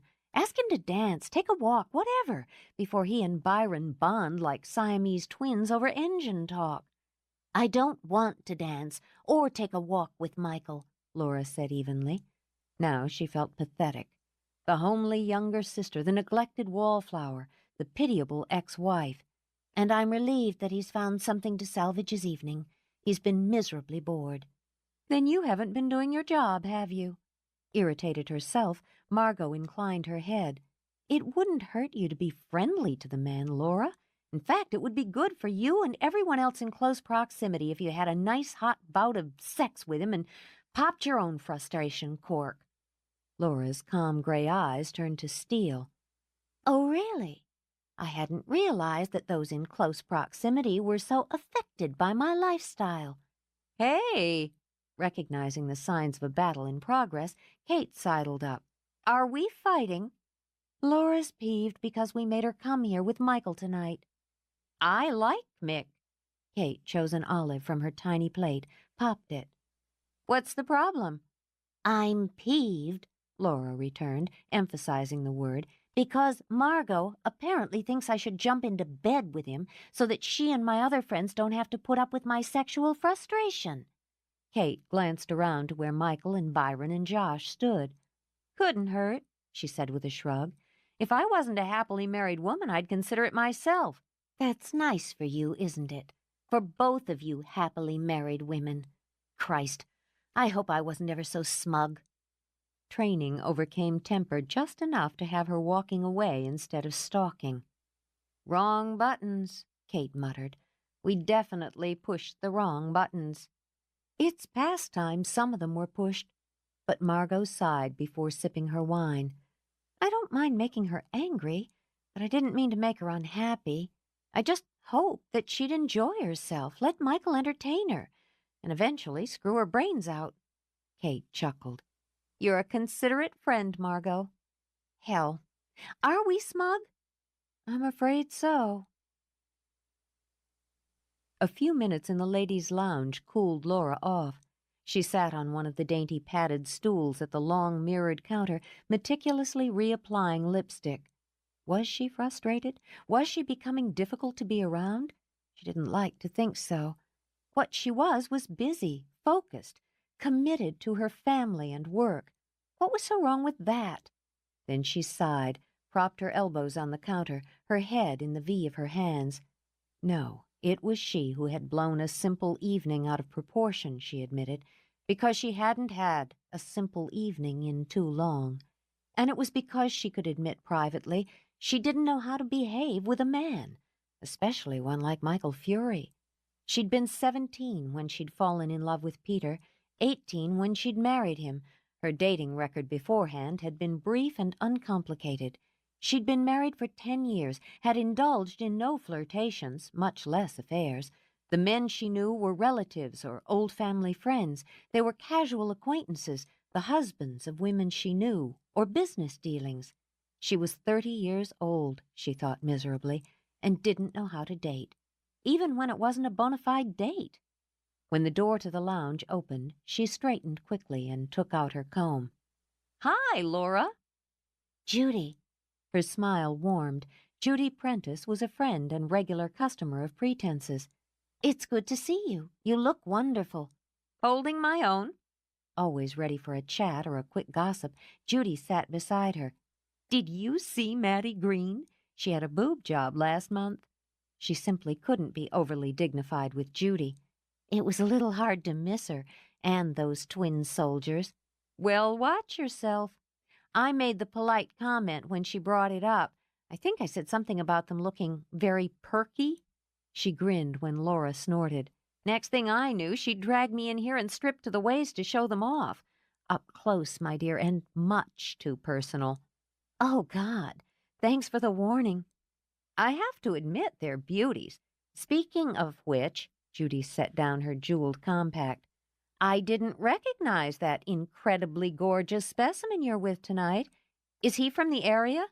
He's an old friend. Judy rolled her eyes. "We should all have such old friends." He's just moved back into the area. A little thought leaked through. Your daughter takes riding lessons, doesn't she, Judy?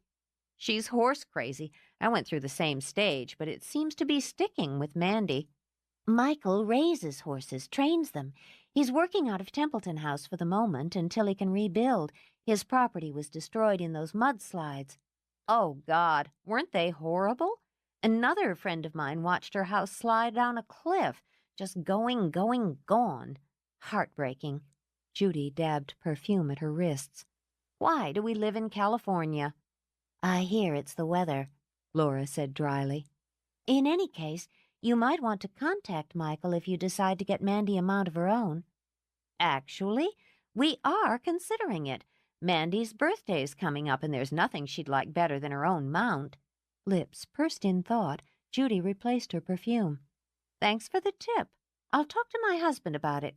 Meanwhile, good luck with your old friend." Laura left the lounge in better spirits. The evening was wearing on. She was getting through it. The least she could do was make an effort to enjoy what was left of it. "Cooled off?" She jumped a little, muffled an oath.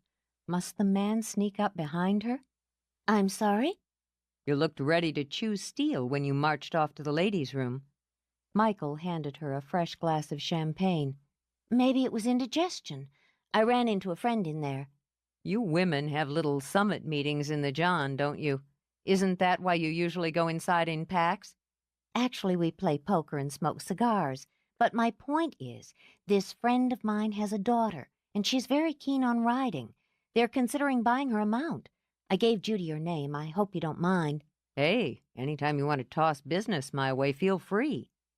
I like your brother-in-law. It showed. I expected the two of you to have a secret handshake by now. Is that a subtle way of telling me I was ignoring you? No. She said it too quickly and tried to backtrack. Not at all. I'm glad you and Byron hit it off. She spotted him on the dance floor with Kate, and her eyes warmed. They're so happy together. They've only been married a couple of months, but with some people you can just tell that the way they look at each other isn't going to change. Your romantic side showing. She didn't take offense. I'm allowed to have one. Then I guess I should ask you to dance.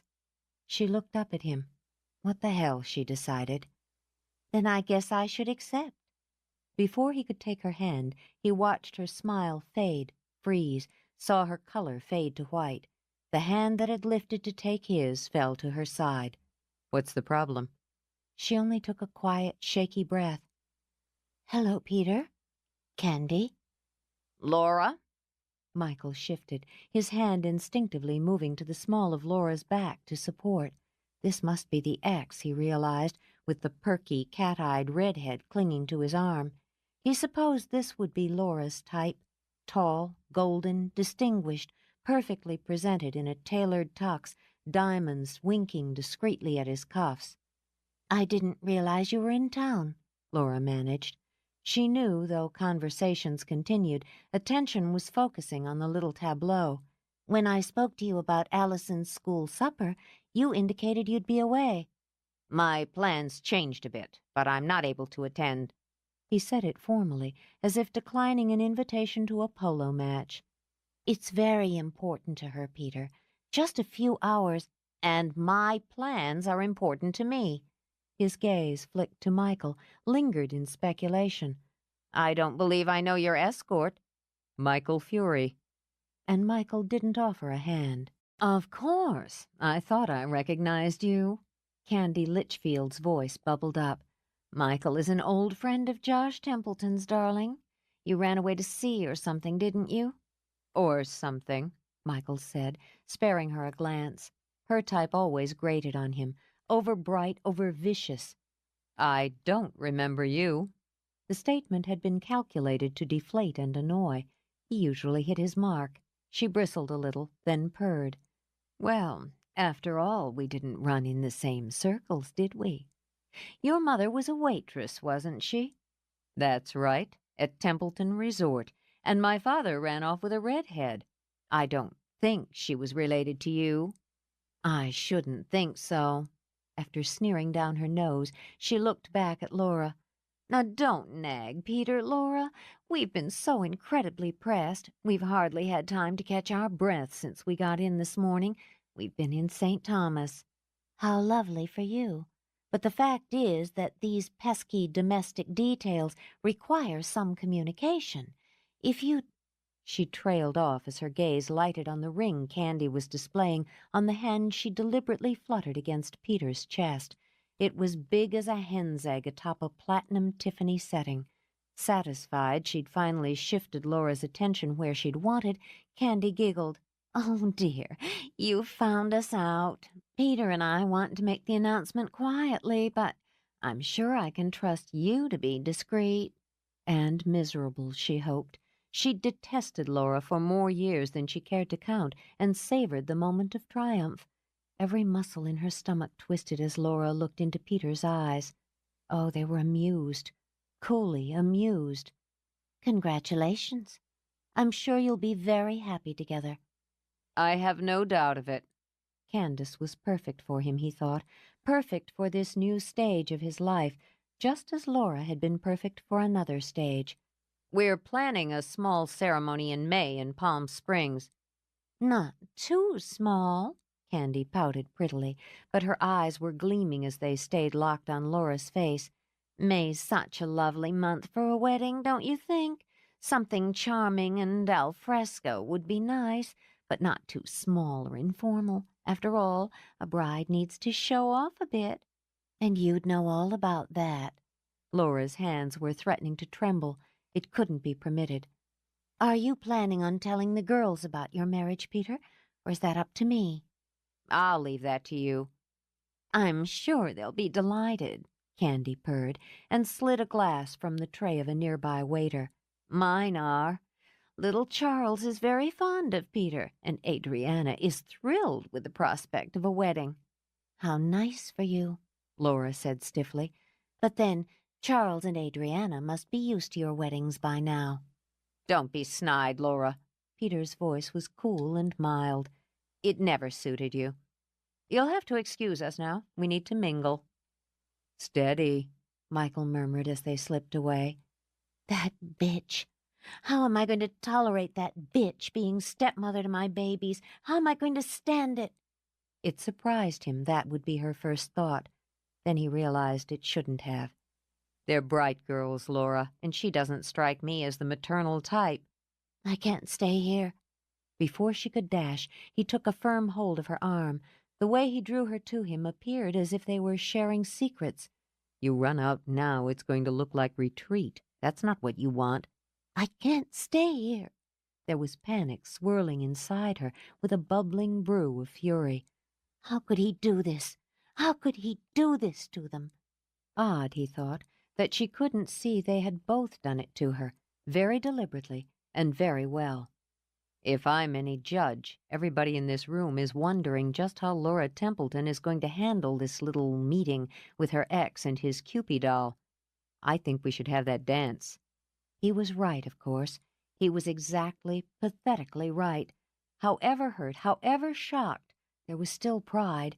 She wouldn't allow Candy to snicker over her retreat. Okay. She walked with him to the dance floor, as if she wanted nothing more than a quiet turn. The music was soft, some moody number from the 40s. It was designed to be romantic, she thought. Instead, it rang in her ears like a battle cry. "She's not going to get her pinching little fingers on my babies," Laura said between her teeth. I don't imagine she'd get past you to pinch anyone, if that was her goal. It wouldn't hurt if you looked at me. He slipped his arms around her, found they fit well, discovered her steps matched his smoothly. Maybe even smiled. "They only came here to slap at me. Neither one of them gave a single thought to the children. She's a mother herself, Michael. How can she not care about the children?" Too much in love with herself. Stop worrying about it. She isn't going to make time in her social calendar to play stepmama. Smile, he murmured, and touched a hand lightly to her cheek. You can make everybody believe you're only thinking about me and what we're going to do when we leave here. That'll burn their ass. He was right again, and she made her lips curve. "I'm sorry. You got caught in the crossfire." Hell, it's just a flesh wound. He was rewarded by a quick, honest laugh. "You're nicer than I remembered, Michael. And I'm a mess." You look pretty neat and tidy to me. You always did. Ah, we've got them wondering now. He bent his head so that his cheek brushed hers, his mouth close to her ear. Just who is that guy Laura Templeton's wrapped around? How long has this been going on? She was beginning to wonder the same thing herself. "Not everyone's that interested in my business." His breath blew warm against her ear. Come on, sugar. You fascinate them. Cool, composed Laura. "It's been poor Laura for a little too long now." Her voice was tight again. "Poor Laura, whose husband cheated on her with his secretary. Poor Laura, who'll have to hold her head up now that her ex is marrying her former co-chair on the garden club." Jesus, you played with that irritating little redhead? He shook his head. I'm disappointed in you. Tell you what, now that they're wondering, why don't we give them something to talk about over brunch tomorrow? His mouth slid around, grazed her cheek. Before she could jolt from the shock of that, it was fixed warmly on hers. The kiss was long and slow. Her head reeled once, and the hand on his shoulder flexed open and dug in. He eased back, barely an inch, so that all she could see were his eyes. Let's try that again, he said softly. I think you'll get the hang of it. She would have protested. She wasn't the kind of woman who indulged in smoldering kisses in public, or in smoldering kisses in private, for that matter. But his mouth was on hers again, clever, persuasive, hot, and she was swept along. The rich male taste, the firm, knowing lips, the confident exploration of tongue and rough scrape of teeth. No one had kissed her like that before, as if her mouth was the source of all pleasure. Something hummed in her throat that might have been shock, but was more likely wonder. As he had wondered, what would she taste like, feel like, be like? What he found was a banquet of contrasts. Heat filtered through cool armor, shyness fluttering under composure. She was trembling, erotic little shivers that shot needs straight to his loins, and those needs reminded him that no matter how much he might enjoy the experiment, they weren't alone where they could analyze the results. That ought to do it, he murmured.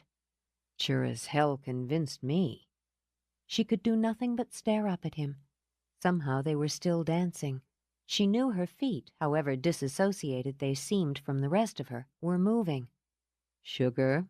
Struggling to keep it light when he would have been happier devouring her in a couple of quick bites, he lifted her hand, nipped at the knuckles. You keep looking at me that way, they're going to have more to talk about than a couple of kisses. She tore her gaze away, stared determinedly over his shoulder. "You caught me off guard." That makes two of us. We can leave now if you want. Nobody's going to think it's a retreat. "Yes." She kept her back stiff, fighting to ignore the familiar and enticing way his hand continued to stroke over it. "I'd like to go home." She didn't speak again until they stood on the wide veranda of the entrance to the clubhouse. One of the eager valets rushed off to fetch Michael's car, and they remained there, sheltered with the lights and music behind them, and the night, moon-swept and shadowed, in front. Should I thank you? Jesus! He rammed his hands into his pockets. She was about as approachable now as polished marble. Did it seem like I was making a sacrifice? I've given some thought to kissing you, and if you want to step off that goddamn pedestal again for a minute, you'd admit you knew I'd given some thought to it. I'm not trying to make you angry. Just a happy accident, then. Laura, He turned to her, not completely sure of his next move, then swore as the valet zipped his car to the base of the stairs. "That's a beauty, sir," the boy said, then beamed at the tip Michael all but threw at him. "Thank you, sir. Drive safely." Calmer, once he had the car racing away from the club, Michael took a breath. "Look, sugar, you took a hard knock in there. I'm sorry for it. If you ask me, that jerk you made the mistake of marrying isn't worth a minute of your time." She wasn't asking him, was she? Laura thought nastily. I'm not concerned about me. It's the girls. Parents get divorced. It's a fact of life. Fathers take off and ignore their kids. Another fact. That's very easy to say when you have no children to concern you. A shadow crossed his face. No, I don't have any children. I've been one who lived through divorce and neglect. You get through it. She shut her eyes. She'd forgotten that his father had left him and his mother. I'm sorry, but that doesn't make it right. Allison needs his attention, and his disinterest hurts her. What about you? Are you still in love with him? No. God, no. Candy's welcome to him. She's just not welcome to my girls. I don't see them giving her more than the patented Templeton dismissal, that small, polite smile. We don't do that. Oh, sugar, yes, you do. She shifted, aimed a steady glance. Do you know why you call women sugar, Michael? That way when you roll off one in the middle of the night, you don't have to remember annoying little details like her name. His mouth twitched into something between a grimace and a smile. Close enough. I guarantee I'll remember yours.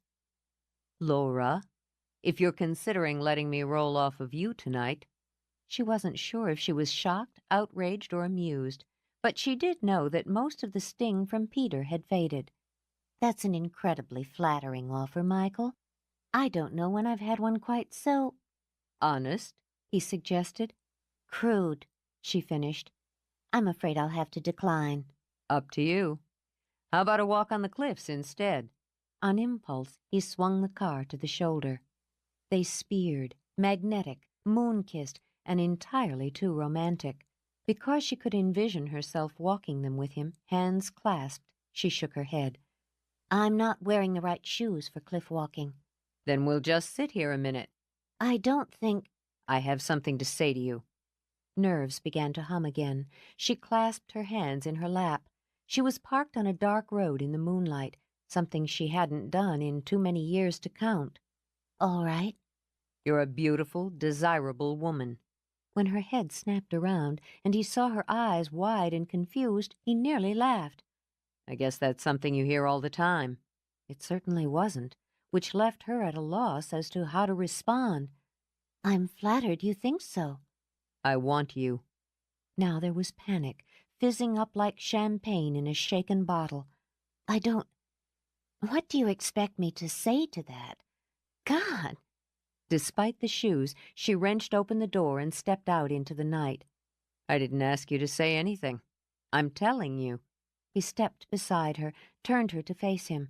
It's probably a mistake, but I'm telling you anyway. I have memories of you. I didn't realize how many until I saw you again and they just popped out of my head. I used to think about you. Damned inconvenient and embarrassing to be thinking about you the way I was when you were the kid sister of my best friend. Josh would have kicked my ass for what I was thinking. I'd have had to let him. I'm no good at this. She moved back, retreating quickly. I'm no good at this sort of thing. You'll have to stop. Not till I'm finished. I never stop until I'm finished. Keep backing up that way, sugar. Laura. He corrected and grabbed her arm. You're going to break an ankle. I don't mind you being afraid of me. I'd be surprised if you weren't." His grin flashed. Hell, I'd be insulted. Just hold still a minute. He held both of her hands at her sides, moved in. "I'm not going to hurt you," he murmured as his mouth lowered. "this time." It didn't hurt. Devastation came too quickly for pain. He simply undid her with one soft, lazy kiss, then with another, harder, impatient, until that reckless, relentless mouth against hers chipped away at the wall of restraint. And she knew that marriage hadn't prepared her for this kind of desire, the kind that curled like raw, ragged fists in the gut and twisted in angry frustration. When she gave, he wanted more. He wanted her there, atop the windy cliff with the moon spotlighting them and the violent thrust of the waves matching the way he imagined thrusting into her, and he knew greed could be his undoing. "I want you to think about it," he told her. "The horses taught me patience, so I've got a small store where you're concerned. It seems only fair to let you know that I want you. It doesn't have anything to do with saving your face in front of the country club set, or making your idiot ex-husband steam a little. It has to do with you and me, and it's unlikely when it's done that you'll have to ask whether you should thank me." I have children. Laughter, he discovered, could relieve even a great amount of tension. "Christ almighty! You've got great children, Laura, but this is between you and me." Let go of me and let me breathe, will you? She jerked away, rubbing her hands through hair the wind had tossed into curling confusion. However shaken she was, she felt the simplest way out was honesty. I don't have any experience with affairs. Her voice was composed again, but her hands continued to twist together. I was married for 10 years, and I was faithful. "You've been divorced how long?" When she didn't respond, he stared. Then he began to see what she was telling him. There'd only been one man, which made her former husband even more of a fool in Michael's opinion. "Is that supposed to make me less attracted? You know what it makes me, Laura? It makes me want to toss you over my shoulder and find out if I still know how to pleasure a woman in a parked car." He saw her glance toward his Porsche, and for a moment was sure there was speculation in her eyes. "Sugar, I'd be willing to give it a shot." When he stepped forward, she risked a wrenched ankle and evaded. Don't. Just don't. She turned, stared out over the sea where waves slashed white against speared fingers of rocks. It was a long fall, she thought. Reckless jumps were always followed by a long fall, and she had never taken one. I don't know how I'm going to react to this. I don't know what I'm going to want to do about it. "Think about it," he suggested. "I'm going to be around for quite a while. You want a neck in the car, or do you want me to take you home?" Now she smiled. How could she help it? Another of those intriguing offers of yours. I'll take the ride home, thanks. "Your loss, sugar." Chapter 7. And then Mrs. Hannah said that everyone who'd finished all their assignments could have extra time on the computer. I picked the art studio, so I got to draw a picture and print it out and everything. Then she put it on the board because she said it was excellent. While Kayla chattered about her school day, Michael continued to water-brush his mare's mane. Kayla had fallen into the habit of visiting him, and he'd discovered if a day passed without her poking her head into the stables, he felt deprived. Her mother, on the other hand, was keeping her distance. He hadn't seen her in 3 days, since the night of the country club dance. Mama's going to get me drawing lessons, and that'll be fun because I like to draw pictures. I can draw you one if you want. "I'd like that." He sent her a quick smile. "What would you draw for me?" A surprise. She beamed at him. Big people didn't always really listen, Kayla knew. Mr. Fury always listened, even when he was busy. Do you have time to teach Bongo a trick? "I might." Michael tapped a dampened water brush against his palm as he studied the pup who was currently sprawled on the brick, eyeing one of the cats. "I've got to put this lady through her paces first, though. Got somebody coming by to look at her." Kayla's bottom lip poked out as she reached up to smooth a hand over the mare's glossy flank. To buy her? Maybe. Understanding, he crouched down. She needs a good home, like Bongo did. You're a good home. He didn't think this called for an explanation of business, the profit and loss ledgers that often made him cross-eyed, so he made it simple. I can't keep them all, honey. What I do is take good care of them while they're here and look for people who'll take good care of them when they're not. And your mom's the one who found these people. You know Mrs. Prentice. She's nice. Kayla gnawed on her lip as she considered. She did like Mrs. Prentice. She had a fun laugh. Her daughter rides horses. Mandy's 14 and has a boyfriend. Does she? Amused, Michael tousled Kayla's hair. If they like the lady here and she likes them, she'll be their horse. Do you think Mandy will take good care of her? I guess so. Let's take her out to the paddock, you and me. I'll get her blanket. I'll get it. While Kayla raced off, he made a final check of his lady. She was a pretty chestnut hack, her coat gleaming now from his meticulous work with brush and currycomb. Her eyes were clear, intelligent, her heart strong, her hooves healthy and smartly presented with a coating of oil. At 15 hands, she was a good size, well-lined, a cooperative, well-behaved animal who would bring him a good profit on his investment. He was, he knew as she stroked a hand down her neck, going to miss the hell out of her. Together they saddled the mare, with Kayla watching every move carefully. She hoped one day Mr. Fury would let her hook the cinches, but she didn't want to ask, yet. Where's Allie today? Oh, she's in her room. She has to clean it and finish all her homework. She can't come outside today because she's being punished.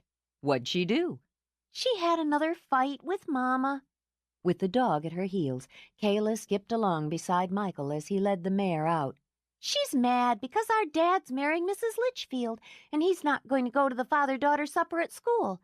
She says it's Mama's fault. How'd she figure that? I don't know. Kayla shrugged her shoulders. She's silly. Uncle Josh is going to the supper, and he's more fun anyway. Our dad doesn't like us. The careless tone caused Michael to stop, glance down. Doesn't he? No, but that's okay because... She trailed off, bit her lip. It's bad. What is, darling? She looked behind her toward the house, then back into Michael's eyes. I don't like him either. I'm glad he went away and that he's not coming back. But don't tell Mama. Now there was alarm, and beneath it a silvery rush of defense. Honey.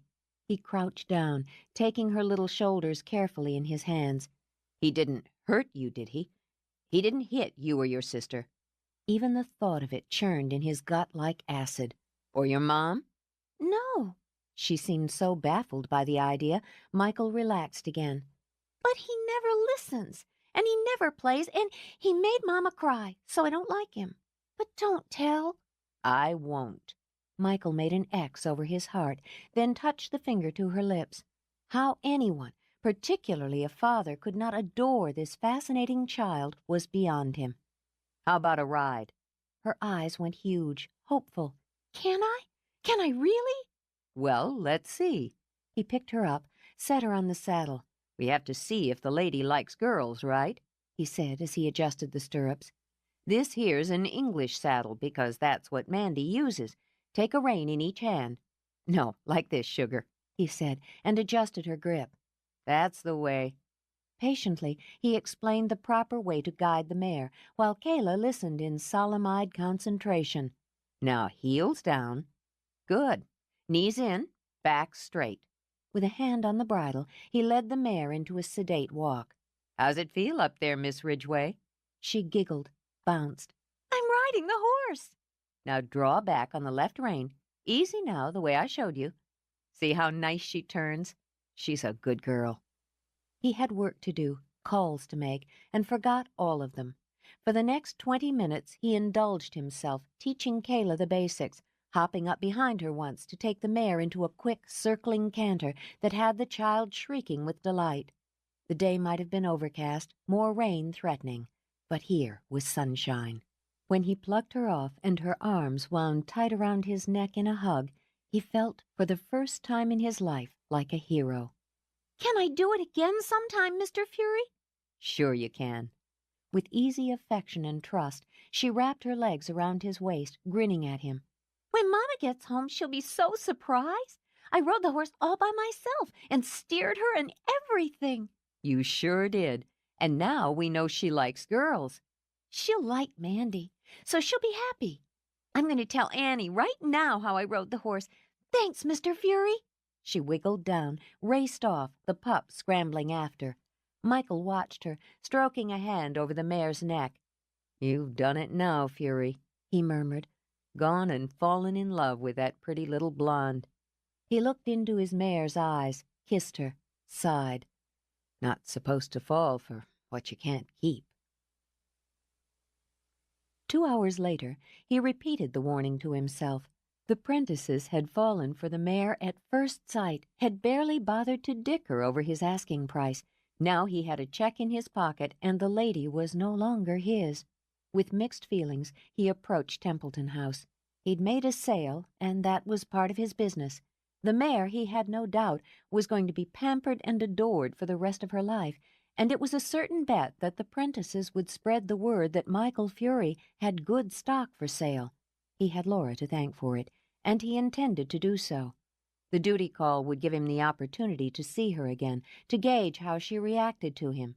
Out of habit, and a little fear instilled by the thought of encountering Anne Sullivan, he wiped his feet outside the kitchen door. His knock was answered by a harried call to come in. When he did, fear turned to pleasure.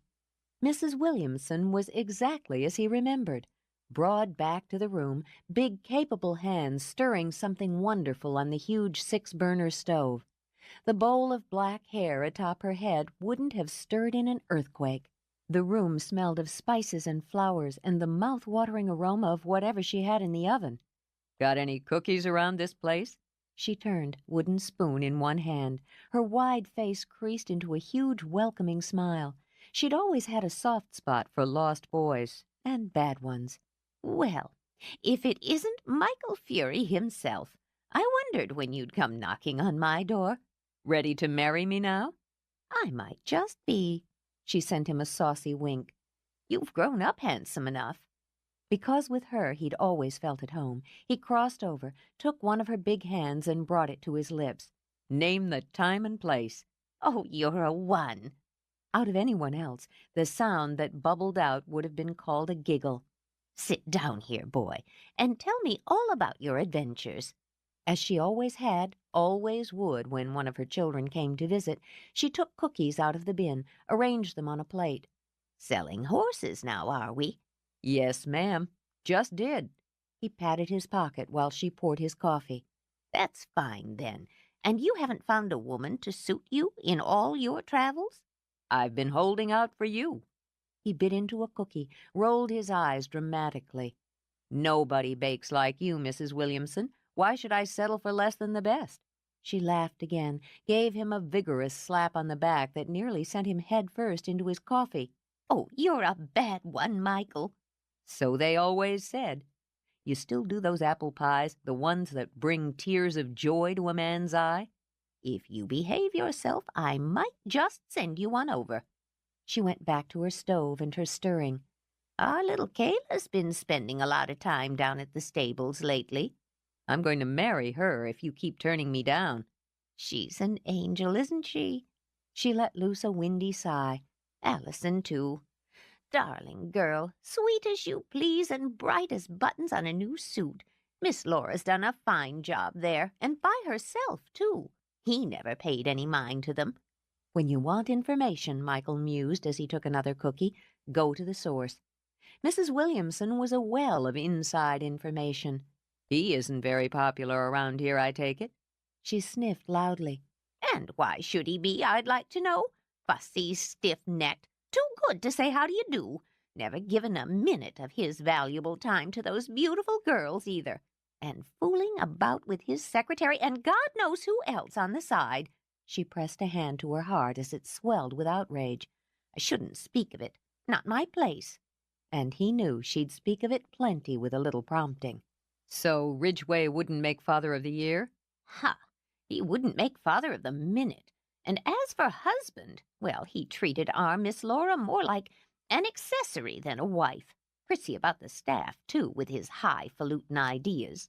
Michael ran his tongue around his teeth. Laura stayed married to him for a long time. "She takes her promises and her duties seriously. That girl was raised right. Near to broke her heart when she filed for divorce. Not that it wasn't the proper thing to do, or that any of us regretted it for a blink. Good riddance, I say, and said straight out to Mrs. Sullivan. Now he's going to be marrying that red-headed cat. Well, they deserve each other, I say." To emphasize, she rapped her spoon on the edge of the pan, letting the sound ring. "I bet Ridgway never got any cookies in your kitchen." "Ha! As if he'd have lowered himself to come inside the room. Master of the house, my eye. My hearing may not be what it was, but I hear what I need to hear, so don't think I didn't know he tried to make Miss Laura pension me off so he could hire himself some fancy Frenchman to cook his meals, but she wouldn't do it." Her face softened as she turned back. "Our Miss Laura knows about loyalty and about what's right. She's a Templeton, and so are her girls, whatever their name might be legal." She stopped, narrowed her eyes. "There, you've done it. Got me blabbing and haven't told me a thing. You haven't changed there, Michael Fury." "Nothing much to tell." She still brewed the best coffee in Central California, he thought as he sipped. And the Templeton kitchen, despite its grandeur and shine, was still one of the coziest spots on earth. Been there, done that. Now I'm back. She could imagine where he'd been and what he'd done. She still saw in him what she'd always seen, a dark, broody-eyed boy brimming with potential. "Back where you belong, you ask me. Been out gallivanting long enough." "Seems like," he agreed, and took another cookie. "Going to make your mark this time around, are you?" "That's the plan. You come on down to the stables while I'm here, Mrs. Williamson." He grinned wickedly. "I'll give you a ride." She threw back her head, exploding with laughter just as the door swung open. Anne Sullivan stepped inside. The instant she spotted Michael lounging at the table with cookies and coffee, her mouth tightened. "I see you're entertaining, Mrs. Williamson." "The boy just dropped in to visit." They'd worked together too long for Mrs. Williamson to miss the icy disapproval or to pay any heed to it. "Coffee, Mrs. Sullivan?" "No, thank you." "Miss Laura is in the solarium and would like some." The door burst open behind her, and Kayla rushed in. "Mama said to— Hi!" Instantly distracted, she leaped toward Michael, jumped in his lap. "Did you come to see us?" "I came to talk Mrs. Williamson out of some cookies, and I needed to see your mom for a minute." "She's in the solarium. You can go see her. I drew your picture. Do you want to see?" "You bet I do." He kissed the tip of her nose, grinned. "What is it?" "A surprise." Eager, she scrambled down. "I'm going to go get it. I'm going to tell Allie you came. Don't go away." Anne stood where she was as Kayla bolted out. If she'd been blind, she would have been able to recognize the easy affection between man and girl. A considering look came into her eye. She was far from ready to soften, but she would consider. "You can go on to the solarium if you remember the way," she said stiffly. "I'll bring the coffee." "Fine, thanks." He rose, equally stiff, until he turned to Mrs. Williamson. "Thanks for the cookies. And that offer still holds." "Get on with you." He got on. He remembered the way to the solarium. The fact was, he realized, he remembered everything about Templeton House. Walking down the polished hallway, glancing into elegant rooms, was like stepping back in time, his youth. This was a constant, he thought. The soaring ceilings and ornate moldings, the carefully selected and lovingly tended furnishings, the sweep of the stairway in the main hall, the bowl of flowers set just so on a credenza, candlesticks with their tapers burned down to varying heights. In the parlor, he studied the quiet fire sizzling. The hearth was lapis, he remembered. Josh had told him that, he recalled, had explained to him about the deep blue stone. There was a large crystal compote on the piano, a floor-spanning faded rug over the waxed wood. Flowers everywhere, he observed, fresh and dewy from garden or greenhouse. Not just hothouse roses, but simple daisies, sunny tulips. Their scents were subtle, an elemental part of the air. He knew the Templetons had entertained with lavish parties in this house. He had even been permitted to attend a few. People as glamorous as gods had wandered through the rooms, under the arching doorways, spilled out onto flower-decked terraces. The house he had grown up in could fit into a single wing of this one, with room to spare. But it hadn't been the space that had awed him, or not as much, not nearly as much, as the beauty of it. The way it stood looking out over cliffs and hills and banks of flowers, the way the towers speared up into the sky and the windows gleamed with light, day or night, and the rooms inside streaming into other rooms with an openness, a welcoming he'd never been able to analyze. Of permanence. A statement he'd always understood said family mattered, at least to the Templetons. Despite its grandeur, Templeton House was a home, and that he had never had. Shaking himself, he moved through the short breezeway that led to the solarium. There would be lush greenery there, flowers dripping, padded chairs and lounges, glass tables, colorful mats. The rain that had just started to mist would patter on the glass walls, and you would see the fog rise over the cliffs. It was exactly as he remembered. The glass walls swirled with fog and rain, lending the room a magical kind of intimacy. A single lamp was lit, soft gold light. Music, something with weeping violins he didn't recognize, spilled like tears from hidden speakers. And there was Laura, curled on the pastel cushions of a high-backed wicker lounge, sleeping.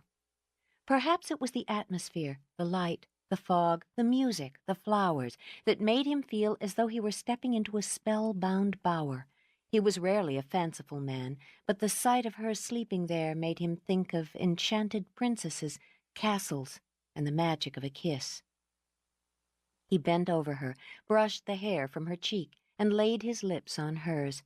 She woke slowly, as an enchanted princess should. Her lashes fluttered. A faint flush rose to her cheeks. The sound that sighed through her lips to his was soft, lovely. "Doesn't seem like 100 years," he murmured. Her eyes stayed on his, heavy, clouded, unfocused. "Michael?" "Now we live happily ever after, or I turn into a frog. I can never keep the story straight." She lifted a hand to his face. Real, she thought. She wasn't dreaming. As reality began to seep in, her color deepened, and she hastened to sit up. "I fell asleep." "I figured that one out." And there were shadows under her eyes. He hated knowing that worry over her daughter gave her restless nights. "Long day?" "Yes." Concern for Allison had given her some bad moments at 3 a.m., but so had the man studying her now. Then there had been her convention duties at the hotel, a glitch in a shipment at the shop, and a headachy session of sentence diagramming in the homework division. "I'm sorry." The words slid down her throat as his mouth cruised over hers again. "You made me think of fairy tales when I walked in here. Beauty sleeping." "That's Sleeping Beauty." "I know." His lips curved. I didn't have a close acquaintance with fairy tales, but I think I caught the Disney version somewhere. Let's see if I've got it right. When he would have kissed her again, she sprang to her feet. "I'm awake." Too awake, she thought, as her heart hummed in her throat. Too alive, too needy. "I guess that's the best we can do for the moment. I was in the kitchen charming Mrs. Williamson out of her cookies.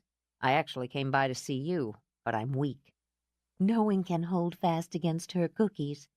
Well aware she must look rumpled, she tried to smooth down her hair. "Don't. I like it mussed." "You never seem to be mussed."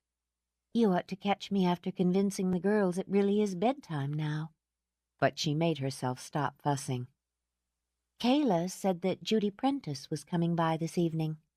"She did, with her husband and her daughter, who, by the way, is quite a horsewoman. They bought a good mare. I think they'll work out well together." "Oh, that's wonderful, Michael." Pleased for him, she came back, sat. "Congratulations." He plucked a creamy white hibiscus from the bush beside the lounge, handed it to her. "I came by to thank you."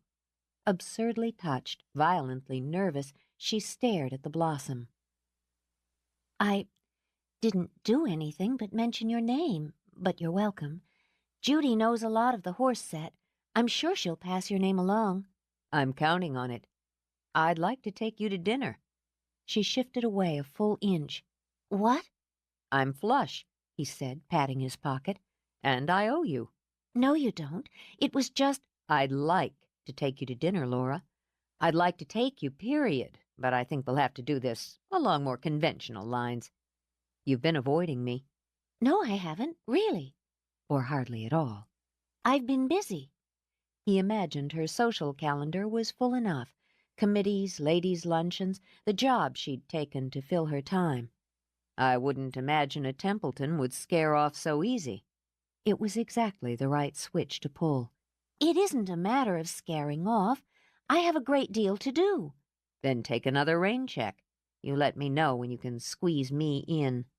When he started to rise, she touched his hand. I don't mean to sound ungracious. You? He smiled thinly. Never. I wasn't expecting that you would... Move on you? He suggested. Last time I checked, I still had blood in my veins. If you're not interested, just say so. I can probably take a no. I don't know what I am, but it's not disinterested. She resisted, barely, tracing the hibiscus along her cheek. And I don't think I'm prepared to deal with that gleam you just got in your eye. In fact, I know I'm not. I'm going to change the subject. She drew a deep breath, willing to accept the embarrassment of having him grin at her. Kayla told me you'd been teaching her to ride. Is there a problem with that? I guess I should have asked you. No. She dragged her hand through her hair again. No, there's no problem. I'm very grateful that you'd take the time and trouble. I don't want her pestering you, Michael. She doesn't pester me. In fact, I'm thinking about giving it 10 or 15 years and asking her to marry me. Her smile came fast and warm. She's so easy to fall for. She's so open and loving. She's full of you, Mr. Fury this and Mr. Fury that. She's certain you're going to turn Bongo into some sort of dog genius. I'll have to work on that. That's what I wanted to discuss with you. I'd like to compensate you for your time with Kayla. Stop. He said it quietly, the steel of temper a sharp edge beneath. I'm not a servant. I didn't mean that. Horrified that she'd insulted him, she rose again. I only meant that if you're going to be taking so much of your time to... It's my time, and I'll use it as I please. I don't want your damn money. I'm not for hire as a friend for your kids or a temporary father substitute, or whatever the hell you have in mind. Now she went pale, very pale. Of course not. I'm sorry. Christ, don't give me that wounded look. You make me feel as though I kicked a puppy. Frustrated, he jammed his hands in his pockets. Compensate him, for Christ's sake, the way you compensate a waiter for good service. He should have expected it. Just leave it alone. He spun away to stare out at the swirling fog, keeping her face blank, and stepped inside with the coffee tray. Not by a flicker of the eye did she reveal she'd heard a great deal of the last exchange. Your coffee, Miss Laura. The girls are on their way down. If they hadn't been, Anne might have smothered conscience and eavesdropped a bit longer. Oh, thank you, Annie. She put a smile on her face, kept it there as her children came in. I believe Kayla has something for you, Michael. Kayla held the picture behind her back as she approached. If you like it, you can hang it on your wall. Well, let's see. He took the heavy drawing paper from her, stared. Damn. Kayla's face dropped comically. Automatically, Laura put a hand on her shoulder to comfort. You don't like it? Kayla's head drooped. I shouldn't have drawn it so fast, but I wanted to do it while I remembered everything. No, it's great. When he looked up from the drawing, his smile was huge. I was surprised, just like you said I'd be. It looks just like the lady, Kayla. Just exactly like her. Really? With her tongue caught between her teeth, Kayla peeked over to critique her own work. Usually I draw things I see in books or that are right there, but I thought if you had to sell her, you could have a picture so you'd always remember her. It's beautiful. And nothing like the childish drawing he'd expected. She'd captured the mare's springy gait in the movement, the proud head. He supposed a trained eye could find room for improvement, things like perspective and range that he knew nothing of. All he knew was that he was impressed and touched. It's my first original Templeton. If anyone noticed he hadn't used her legal name, there was no comment. Kayla merely preened and slipped a hand into his. I'll draw more if you want. I'd like that a lot. He scooted her onto his knee and looked at Allison. The older girl stared down at her feet, obviously miserable. You finished cleaning your room, Blondie? Her head came up, and so did her color. She eyed her sister and Kayla's big mouth with disdain. Yes, sir. Good. I figured once you were off the bread and water routine, you might want to catch up with Kayla here on the riding lessons. Her mouth fell open before she remembered her manners. I'd like to learn to ride. Though it cost her, she turned to her mother. May I? I think that would be a wonderful idea. I may have to brush up myself before the two of you get ahead of me. She laid a hand on Allie's shoulder. The stiffness faded reluctantly, but it faded. Thank you, Michael. We'll see what we can do to meld our schedules. Mine's flexible. After a quick bounce, he set Kayla on her feet and rose. But right now I've got to get back. Your coffee, Laura began. I'll take a rain check. His smile spread slowly. You know about redeeming rain checks, don't you, Laura? Yes. How did a mother handle sexual flutters with her two daughters looking on? Laura didn't have a clue. Thank you for coming by. My pleasure. I'll see you out, Allie said with great dignity. To his credit, Michael nodded gravely. Thank you. I'll go too. Mr. Fury, do you think you can teach Bongo to shake? Uncle Byron's dogs can shake. Alone, Laura sat again as her daughter's bright voice echoed away. Experimentally, she pressed a hand to her stomach. Yes, it was churning. And to her heart. Yes, it was pounding. How did a woman with absolutely no point of reference go about redeeming a rain check for an affair? She had absolutely no clue about that either. Chapter 8. The sun tore away the clouds and fog and the chill of coastal winter. While reports of a Midwest ice storm hit the news, Monterey enjoyed soft blue skies and a breeze that held teasing hints of spring. On the cliffs, the wind was rougher, whipped in from the sea, and tasting, as Laura always thought, of adventure and romance. The winter grass rustled and the waves roared, fuming water like froth from a bottle of champagne. Once a young girl had died there, through her own will. An old man had grieved there through his own memories. And somewhere gold, hidden for more than a century, waited to be found.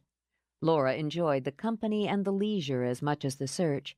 Nearly every Sunday, she and her friends and her daughters came here with the shadow of Templeton House behind them to look for Seraphina's dowry. We could buy a horse when we find it, couldn't we? Kayla looked up from her enthusiastic scraping with a garden spade. For Mr. Fury. I know how to take care of a horse now. He showed us. You have to feed them and water them and brush them and clean out their feet. Hooves, Allie put in, feeling superior. You pick out their hooves, and you have to exercise them, too, and muck out their stalls. Have you been mucking out, Allie? Allie moved her shoulders and hoped the new earrings on her pierced ears showed off to their best advantage. Mr. Fury says it's part of the job. You don't just get on and ride. You have to take care of them. Yes, you do. The father-daughter supper was behind them, and Allie had survived it. Laura touched Allie's hair. When I was a girl and we had horses, I mucked out my share of stalls. I never minded. Couldn't we have some? She'd tried not to ask. Allie wasn't quite willing to forgive her mother for letting her father go away and marry some other woman. Mr. Fury's going to build his own stables and house. When he goes away, he'll take the horses. We'll talk about it. You say that when you mean no. Allie rose from her crouch. I say that, Laura returned, praying for patience, when I mean we'll talk about it. Right now, Mr. Fury's renting the stables. And there isn't really time for another horse. He'd sell us one of his if you really wanted. Allie turned her back and went over to where Margot and Kate ran the metal detector. She's still mad because he's getting married soon, Kayla said. You know, Mama, he's marrying Mrs. Litchfield. I'll talk to her again. Though she could think of nothing left to say on the matter. Are you mad, baby? No, I don't care if he marries her. I don't know why he wants to when she has that mean smile. And when she laughs, it hurts my ears. With an effort, Laura muffled a laugh of her own. Leave it to Kayla, she thought, to sum up Candy in such accurate terms. People get married because they love each other. Or so she'd once believed, Laura mused as she looked out to sea. So she'd once dreamed. Are you going to be in love with someone and get married? I don't know. Dreams change, Laura reminded herself. You can't plan these things. I heard Mrs. Williamson tell Annie that Mrs. Litchfield planned to catch Dad in her trap and how he deserved it. She cleared her throat. She just meant that they were going to be happy together. I guess. Kayla thought no such thing, but was wise to let it pass. I'm going to get some lemonade from the house. Do you want some? That would be nice. Laura rose as well and wandered over to her friends. I'm not skimming, damn it. Blowing hair out of her face, Margot continued to run the detector. I'm doing it the way I always do. Half-ass. Kate rolled her eyes as Allie giggled. Sorry. She's been hanging around the gym too much, Margot told Allie, picking up bad language along with locker room sweat. You've got too much jewelry on, Kate complained. You're going to send the thing into convulsions. Bitch and moan, Margot winced herself. Sorry, Allie. Here, why don't you wear my bracelet a while? Can I? Thrilled, Allie watched her glamorous aunt transfer the heavy gold links, then held up her arm, watching the sun bounce off them. It's so beautiful. It glitters. What's the point in wearing it if it doesn't glitter? She winked and flicked a finger at Allie's earlobe. Those are pretty. Mama got them for me. I got an A on my science report. She glanced toward her mother, and her smile bloomed hesitantly. She said I worked hard and deserved a reward. You did, and did, Laura confirmed. Would you mind helping Kayla get lemonade? I think we're all dry. All right. She took a step, stopped. Would you like a sandwich? It was an apology, Laura realized, and though she wasn't hungry, smiled. That would be terrific. Why don't you and Kayla spread out the blanket and we'll take a break for lunch? She's trying, Laura murmured as her daughter picked her way around rocks. It's hard for her to accept. If I had the prospect of Candy Cane as my stepmother, I'd find it more than hard, Kate muttered. Margot merely moved one elegant shoulder. Candy's too in love with Candy to give them the time of day, and the girls are smart enough not to give her any more than that back. I suppose it would be easier if they liked her a little. Then Laura sighed, gave in. And it's probably selfish of me to be glad they don't. But I'm glad they don't. Anyone want to take bets on how long the Peter and Candy show runs? My take is... A little dizzy, Kate sat down abruptly on a rock. There it goes again. Are you all right? Kate had a history of ulcers, which had Laura leaping to her side. Is it a flare-up? No. Kate took easy breaths, waiting for the world to settle. Yes, there was the sky, nicely blue and back in its proper place. You know what I think? I think I'm pregnant. Pregnant? With a thud, Margot set the detector aside, crouched. How late are you? Have you taken a test? Late enough. Kate closed her eyes, tried to analyze what she was feeling. I bought one of those instant things at the drugstore. I haven't used it because I'm afraid it'll say I'm not. You're using it first thing tomorrow, Margot ordered, and cupped Kate's face to take a long look. Morning sickness? Not really. A little queasy when I first get up, but it passes. She shifted her eyes. The two of you stop looking at me with those smug, knowing grins. Not a chance. Laura sat beside her. What does Byron say? I haven't mentioned it. In case I'm wrong. I don't want to be wrong, she said shakily. I know we've only been married a few months and we have all the time in the world, but I don't want to be wrong. Another sure sign, Laura declared. Unstable and heightened emotions. Then she heard a voice, slow, deep, and male, and admitted that pregnancy wasn't the only cause of unstable and heightened emotions. Lust was definitely right up there in the running. With her hand still on Kate's shoulder, she got to her feet. Is this club women only? Depends. Margot went into automatic purr. On the man. Want to help us look for treasure, Michael? You all would be pretty ticked if I got lucky and found it first shot after all the time you've put in. He has a point. Kate reached up to pat Laura's hand, signaling that she was fine now. Anyway, men just don't get Seraphina's dowry, do they, Mick? Seems to me if she'd had one, she'd have been better off doing something with it instead of burying it somewhere and taking a header off a cliff. See? Her point made, Kate rose. I'm going to check out lunch. Rumor is Mrs. Williamson made potato salad. I'll give you a hand.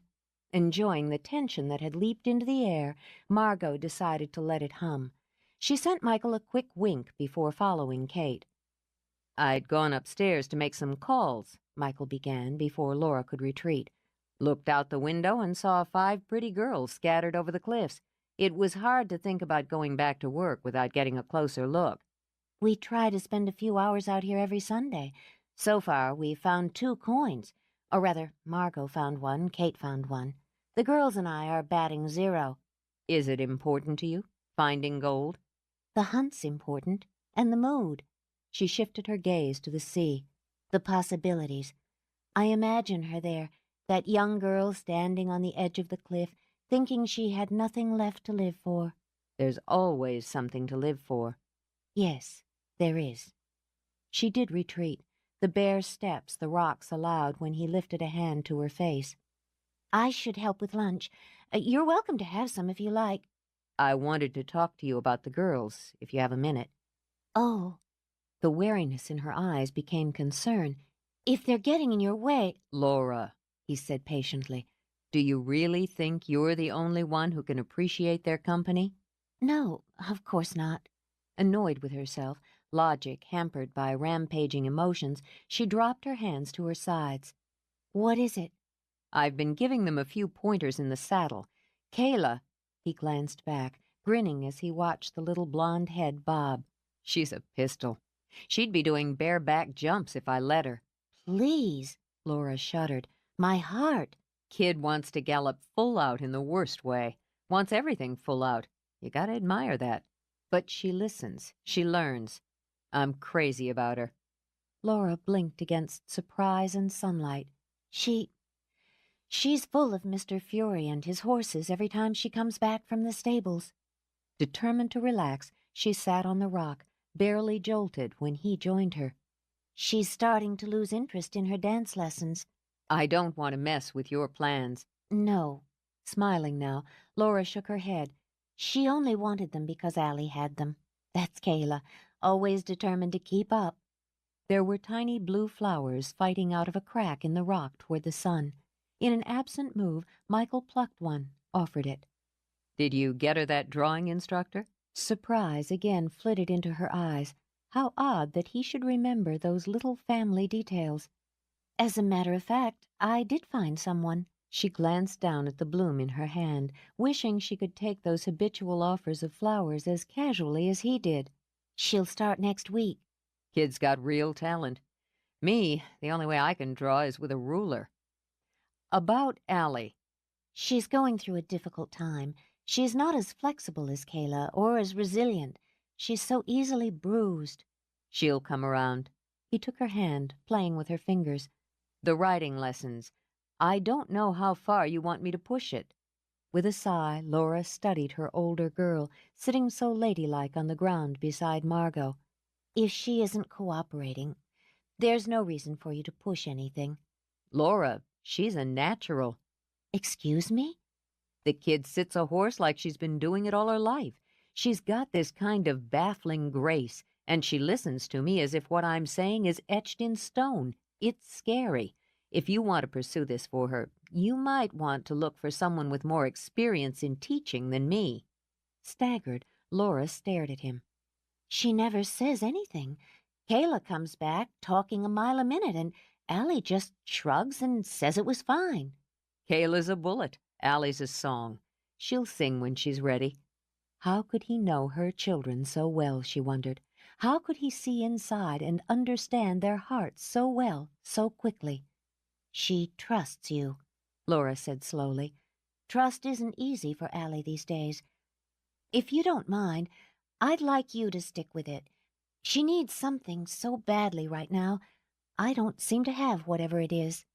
Annoyed, he cupped a hand on her chin, turned her face to his. You're wrong. You have exactly what it is.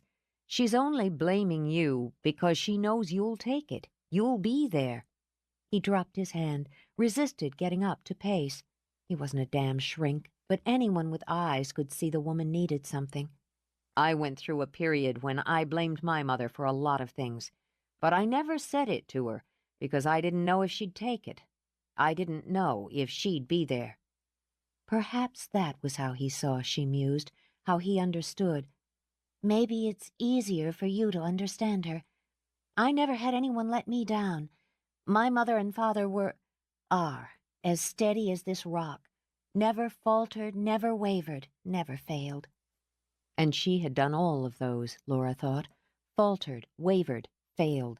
It wasn't a simple matter to regain balance after you'd been rocked. Then again, he said, watching her face, maybe she blames you because you blame you. Get a grip, Laura. You've never been married, she shot back. Yeah, I was. 6 months. He lifted a brow as he rose. And I didn't fuck it up alone. I'll keep working with the kids, he continued when she said nothing. But I've got a condition. He'd been married? Her mind swung there, back, tried to keep up. All right. What is it? Stop hiding in the house and come down and see what they're doing.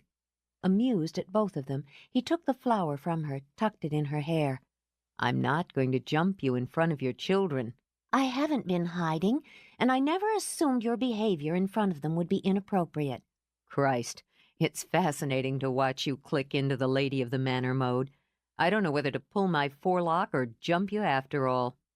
Cool as snow melt, she inclined her head. I'd prefer you do neither. Now that we've spoken, I certainly will come down and check on the girls' progress. I appreciate you bringing me up to date. Yes, ma'am, Ms. Templeton. Sarcasm suits you, Michael. He grabbed her arm before she could stride past him. So do you. He said it softly, his face close to hers. By Christ, so do you. You want to be careful playing princess to peasant with me, Laura. Puts my back up. Makes me want to prove something. You don't have anything to prove to me. Now, let go of my arm. When I'm finished. He preferred her like this, the challenge of her, cased in ice. The wounded woman made him feel weak and clumsy and eager to soothe. Let me remind you who you're dealing with, in case you've forgotten, he continued. I like to break rules, and if someone puts up a border, I like to step over it, just for the hell of it. When I'm pushed, I push back, harder and meaner. She didn't doubt it, none of it. The man who faced her now looked capable of anything, sins, crimes, atrocities. When she had time to think, she would analyze what warped part of her was attracted to just that facet of him. For now, escape would have to substitute for valor. I appreciate the reminder. Don't let me keep you from your work. You won't. In a rapid shift of mood that left her baffled, he brought her clenched hand to his lips. Watching her, he pried it open, pressed his mouth to the palm. Don't forget, sugar. You're still holding that rain check. He strolled off, pausing long enough at the picnic blanket to steal a sandwich and make the girls giggle. When there was enough distance and she was sure the heat had died from her cheeks, she crossed over to join her family. Mr. Fury kissed your hand, Mama, Kayla announced, just like in the movies. He was just being funny. Laura took a glass of lemonade to ease her dry throat. He was telling me how well both of you are doing with the riding lessons. Though her stomach was still jumping, she casually chose a slice of apple. I think he's enjoying them as much as you are. They're all right. Though she pretended disinterest, Allie studied her mother from under her lashes. The hand kiss hadn't looked at all funny to her, and her mother had a flower in her hair. Michael seems to think both of you are doing more than just all right. You ought to get back into riding yourself, Laura. Delighted with the progress, Margot nibbled on a cube of cheese. No, that palm bus hadn't looked funny. It had looked perfect. I'll think about it.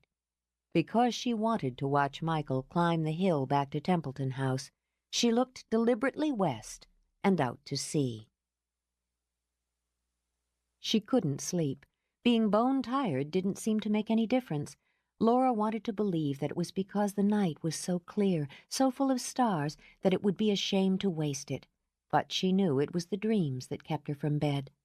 She had begun to dream of him, and the content, the detail of the content, both shocked and amazed her. She could, with concentration, control her thoughts during the day, but how could she control what snuck into her dreams? They were so sexual.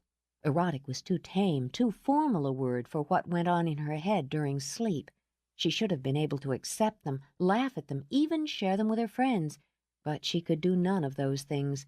Quite simply, she mused as she wandered the silent garden, because she had done none of those things her subconscious created.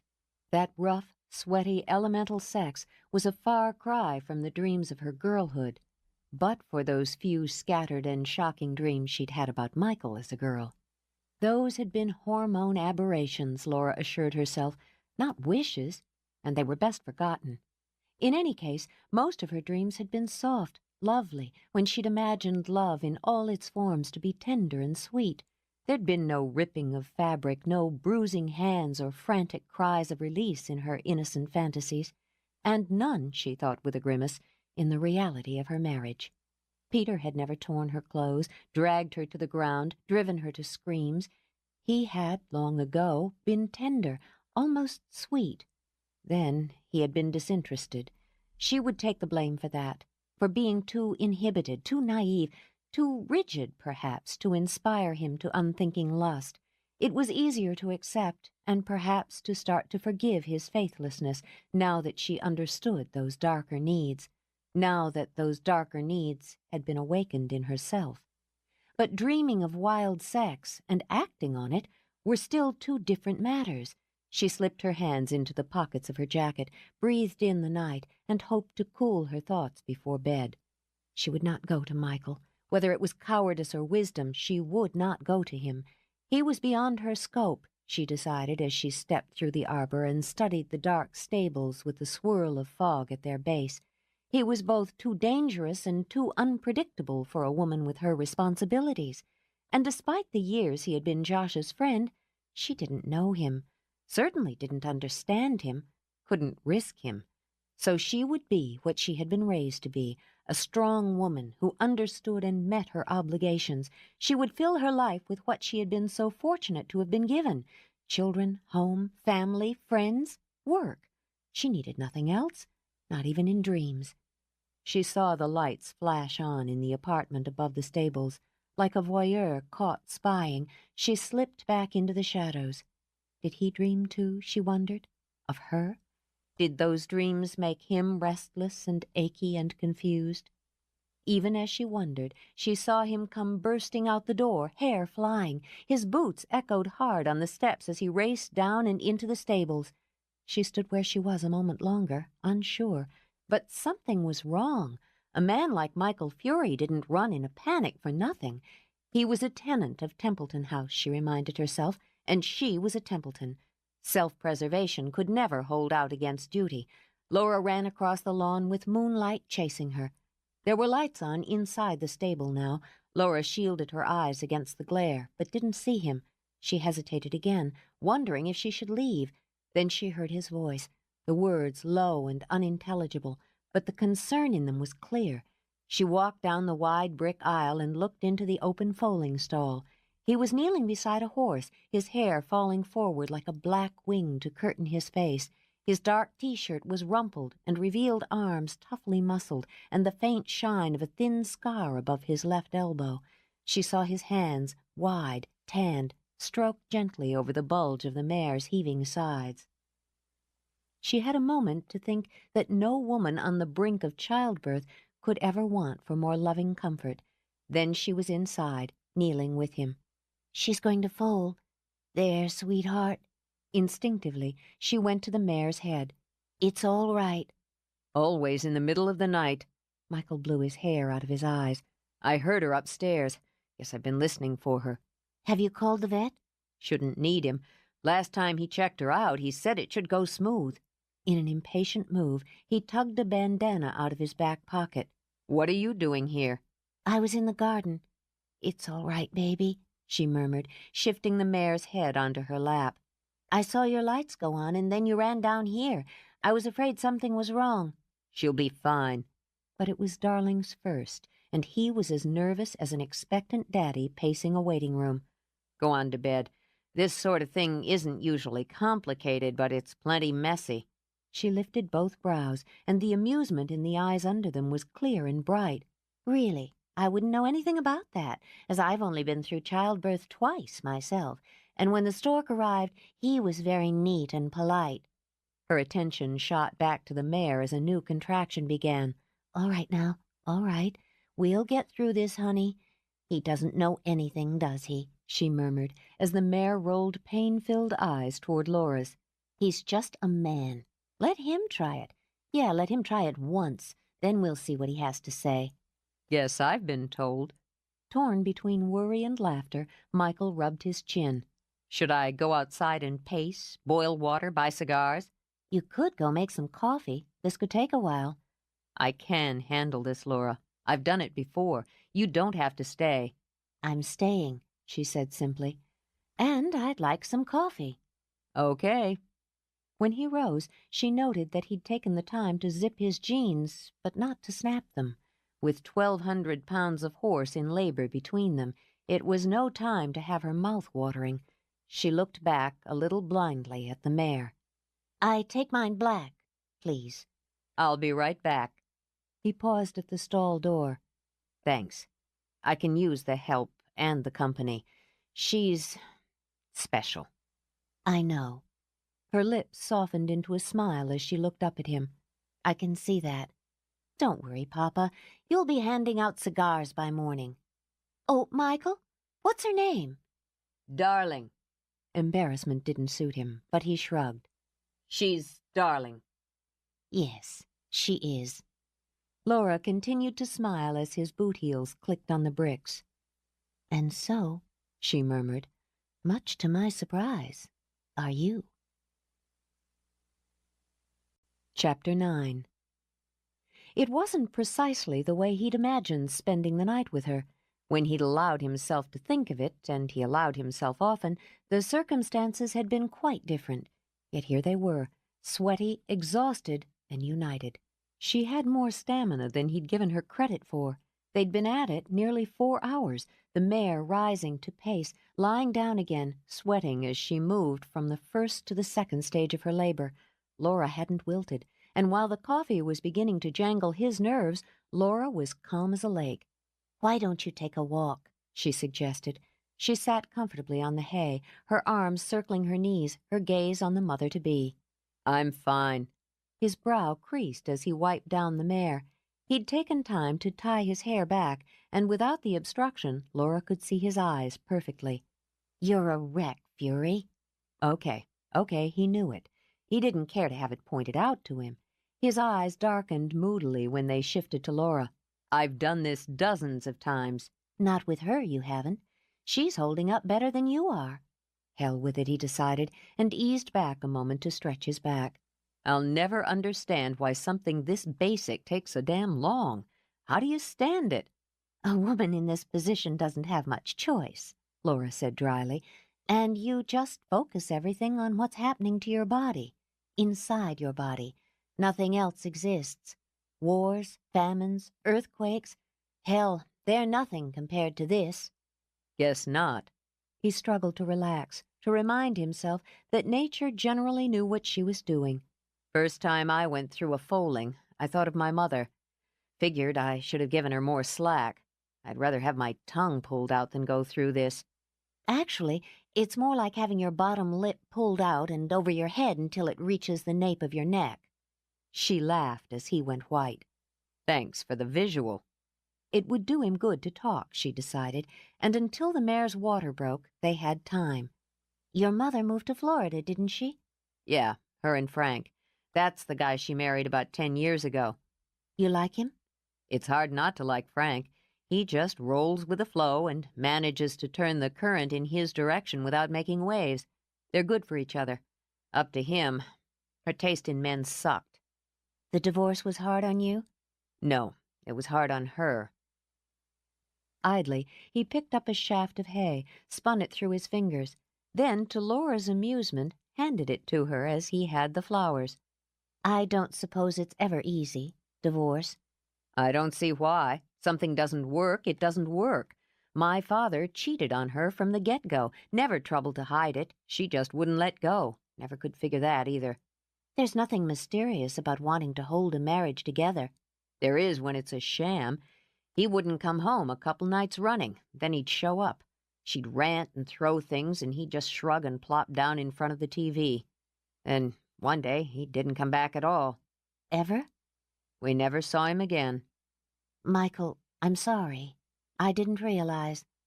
Though her hands continued to soothe the mare, her attention was on him. Didn't matter to me. Or not much. He shrugged. But she was miserable and pissed, and made it hard to be around her. I didn't spend much time at home for a couple of years. Hung out with Josh. Drove Mrs. Sullivan crazy thinking I was going to corrupt him. She remembered him. Remembered well now that she allowed herself to, those brooding, dangerous eyes, and her reaction to them. My parents always liked you. They were cool. It was an eye-opener watching them, you, what went on in Templeton House. Whole different world for a cliff rat like me. So was the world he was describing, different for her. Your mother married again? She hooked up with Leda when I was about 16. I hated the son of a bitch. I always figured she picked him because he was the opposite of the old man. He was sloppy and mean and jealous.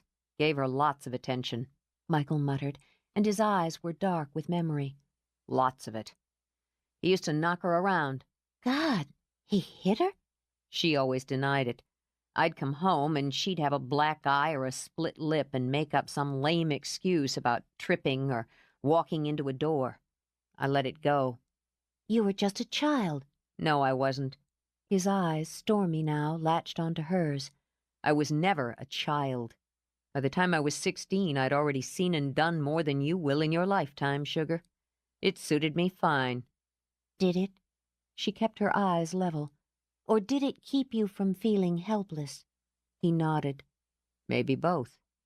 But the fact is, Mrs. Sullivan always had the right idea. I was a bad companion, and if Josh hadn't been who and what he was, we both would have ended up in juvie, or worse. Fact is, he's the reason I didn't. I'm sure he'd appreciate the testimony, but I'd think you had something to do with that yourself. For the first time in months, he had a strong, nagging urge for tobacco, even patted his pocket before realizing that that part of his life was dealt with. You know why I took the hitch with the Merchant Marines? No. Well, I'll tell you. One night I came home. Been drinking a little, me and Josh and a couple of others down at the cliffs. We were 18 and stupid, and I'd copped a six-pack from Lado. So I walked into the house feeling a nice comfy buzz, and there he was, that big fat bastard, using his fists on my mother because she hadn't kept his supper warm or some such shit. I wasn't going to let him get away with it. Figured it was my job to look out for her. So I took him on. Absently, he brushed a finger over the scar above his eye. Laura's glance flickered at the movement, then held steady. He outweighed me, but I was young and fast, and I'd already had my share of dirty fights. I beat the hell out of him. And I kept beating the hell out of him, even when he was down and bleeding and unconscious and I couldn't feel my own hands pounding into his face. I'd have killed him, Laura. That's a fact. I'd have beat him until he was dead, and I wouldn't have looked back. She couldn't envision it, wasn't equipped to, but she thought she could understand it. You were protecting your mother. Started out that way. But then I just wanted him dead. I wanted to make him dead. That was inside me. I would have finished him if she hadn't stopped me. And while I was kneeling over him, while she was holding a hand to her face where it was bleeding and bruised, she told me to get out. Michael. She told me I had no right to interfere. She said a lot of things along those lines, so I got out and left her with him. She didn't mean it.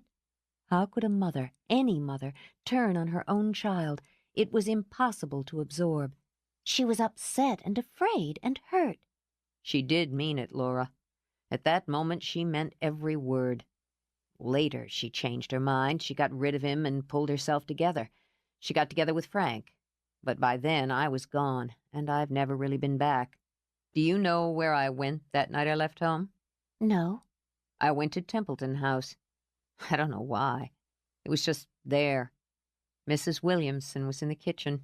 She fussed over me, cleaned me up. She talked to me, and she listened to me. She fed me cookies. On a long breath, he rubbed his hands over his face. He hadn't realized so much of that night was still inside him. She probably saved my life.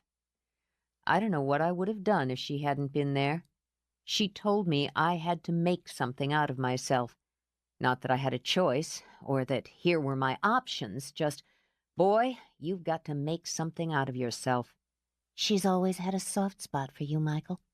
And he'd deserved one, she thought now. He'd deserved comfort and care and understanding. Poor lost boy. She was the first woman I ever loved.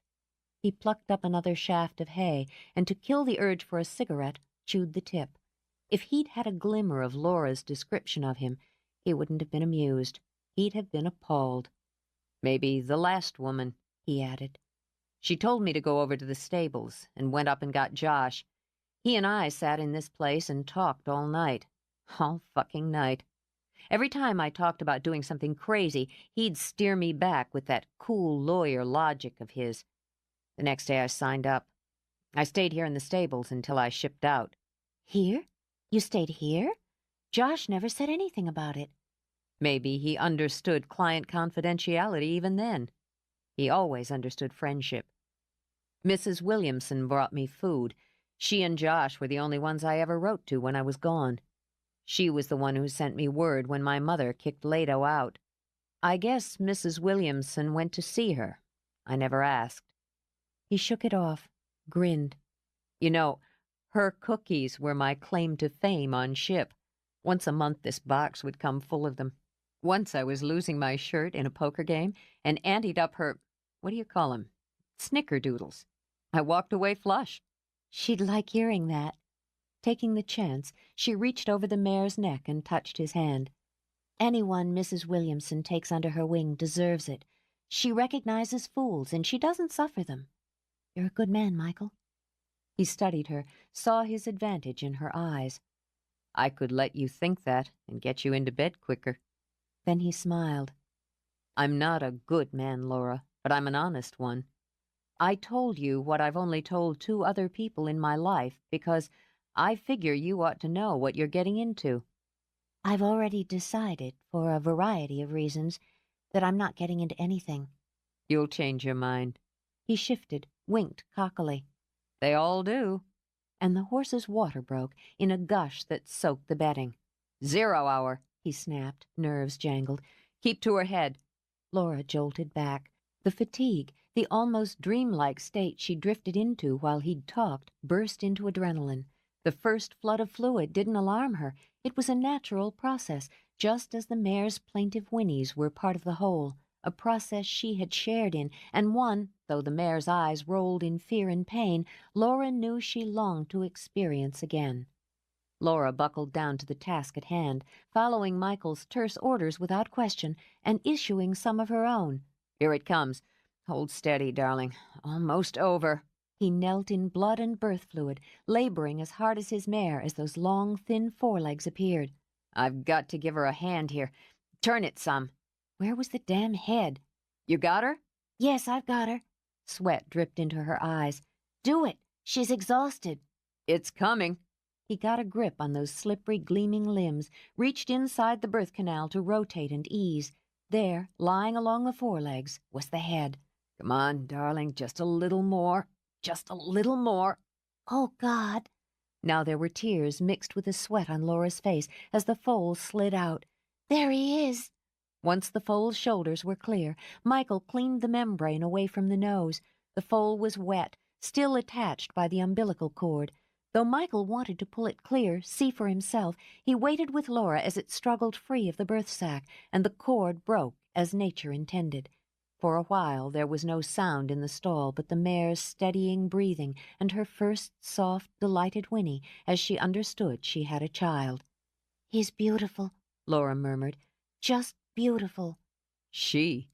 Grinning, Michael swiped at the sweat on his face. We got ourselves a girl here, Laura. A beautiful girl. God bless you, darling. Look what you did. She looked, and with a mother's instinct climbed to her feet and began to clean her baby. "It's lovely every time," Laura murmured, easing back so as not to interfere with the bonding. "You're not disappointed?" she asked Michael. "No stud?" She's got 4 legs and a tail, doesn't she? And her mother's coloring. "Apparently you're not." She laughed, delighted with the look of stunned joy on his face, and held out a formal hand. "Congratulations, Papa." The hell with that! Riding high, he yanked her into his lap and crushed his mouth to hers. Instantly breathless and dizzy and weak, they were covered with sweat and blood, punchy from a night without sleep. The hay beneath them was filthy, the air thick and ripe, and they were locked together like hope and glory. He'd meant it only to share with her that heady exuberance, even to thank her in his way for being a part of the moment. But he sank into her, into the need, into the heat, into those silky limbs that clung as though she were suspended over a cliff, and he was her only salvation. He was murmuring something, a jumble of the wild and reckless thoughts that jammed into his head. His hand streaked up her hip, closed possessively over her breast. She bucked, arched, moaned. "Steady." He used the same patient, soothing tone he had with the laboring mare, but his teeth nipped at her jaw, scraped over the rampaging pulse in her throat, and made the quiet order impossible. "I can't." Can't breathe, can't think, can't let go. "Michael." Dazed, she pressed her face against his throat. "I can't." He could, he thought, as the ache spread viciously. He could, and more. But he'd chosen his time and place poorly. She'd stood by him through the night, he reminded himself. Taking advantage of her now as he was only proved that even an honest man could lack integrity. "I wasn't angling for a roll in the hay." He kept it light, whatever it cost him. "Relax." Careful to keep his hands gentle, he shifted her. "Look, our little girl's growing up already." The hands Laura clenched in her lap slowly loosened as she watched the foal struggle to her feet. After a few comical spills, she gained them. "Have you—" Laura wiped her palms hard on the knees of her slacks to ease the tingling. "Have you chosen a name for her?" No. He tortured himself a little by sniffing her hair. Why don't you? "She's yours, Michael." The 3 of us brought her into the world together. What do you want to call her? She leaned back against him and smiled. The foal had already learned how to suckle. "I had a mare when I was a girl. Her name was Lulu." Lulu? He chuckled and buried his face in her hair. Her eyes closed as he nuzzled, and her heart tilted. "I rode her over the hills and into dreams." Lulu it is. He got to his feet, pulled Laura to hers. You're pale. He brushed a thumb over her cheek, almost expecting it to pass through like a mist. The closer it got toward morning, the more fragile you looked, the more I wanted to touch you. "I'm not going to be able to give you what you want." You haven't got a clue what I want. If you did, you wouldn't have let me within a mile of Templeton House. But since both of us are too tired for me to explain it now, you'd better go get some sleep. "I'll help you clean up." No, I can handle it. I'm not that tired, Laura, and you're too damn tempting. Go away." "All right, then." She stepped out of the stall, glanced back. He stretched, a long, lean male wearing black with snug jeans unsnapped at the waist. Everything that was female in her stirred and yearned. "Michael?" Yeah? His eyes were heavy, she noted, exhausted, but they still focused on her in a way that made her blood tingle. "No one's ever wanted me the way you seem to.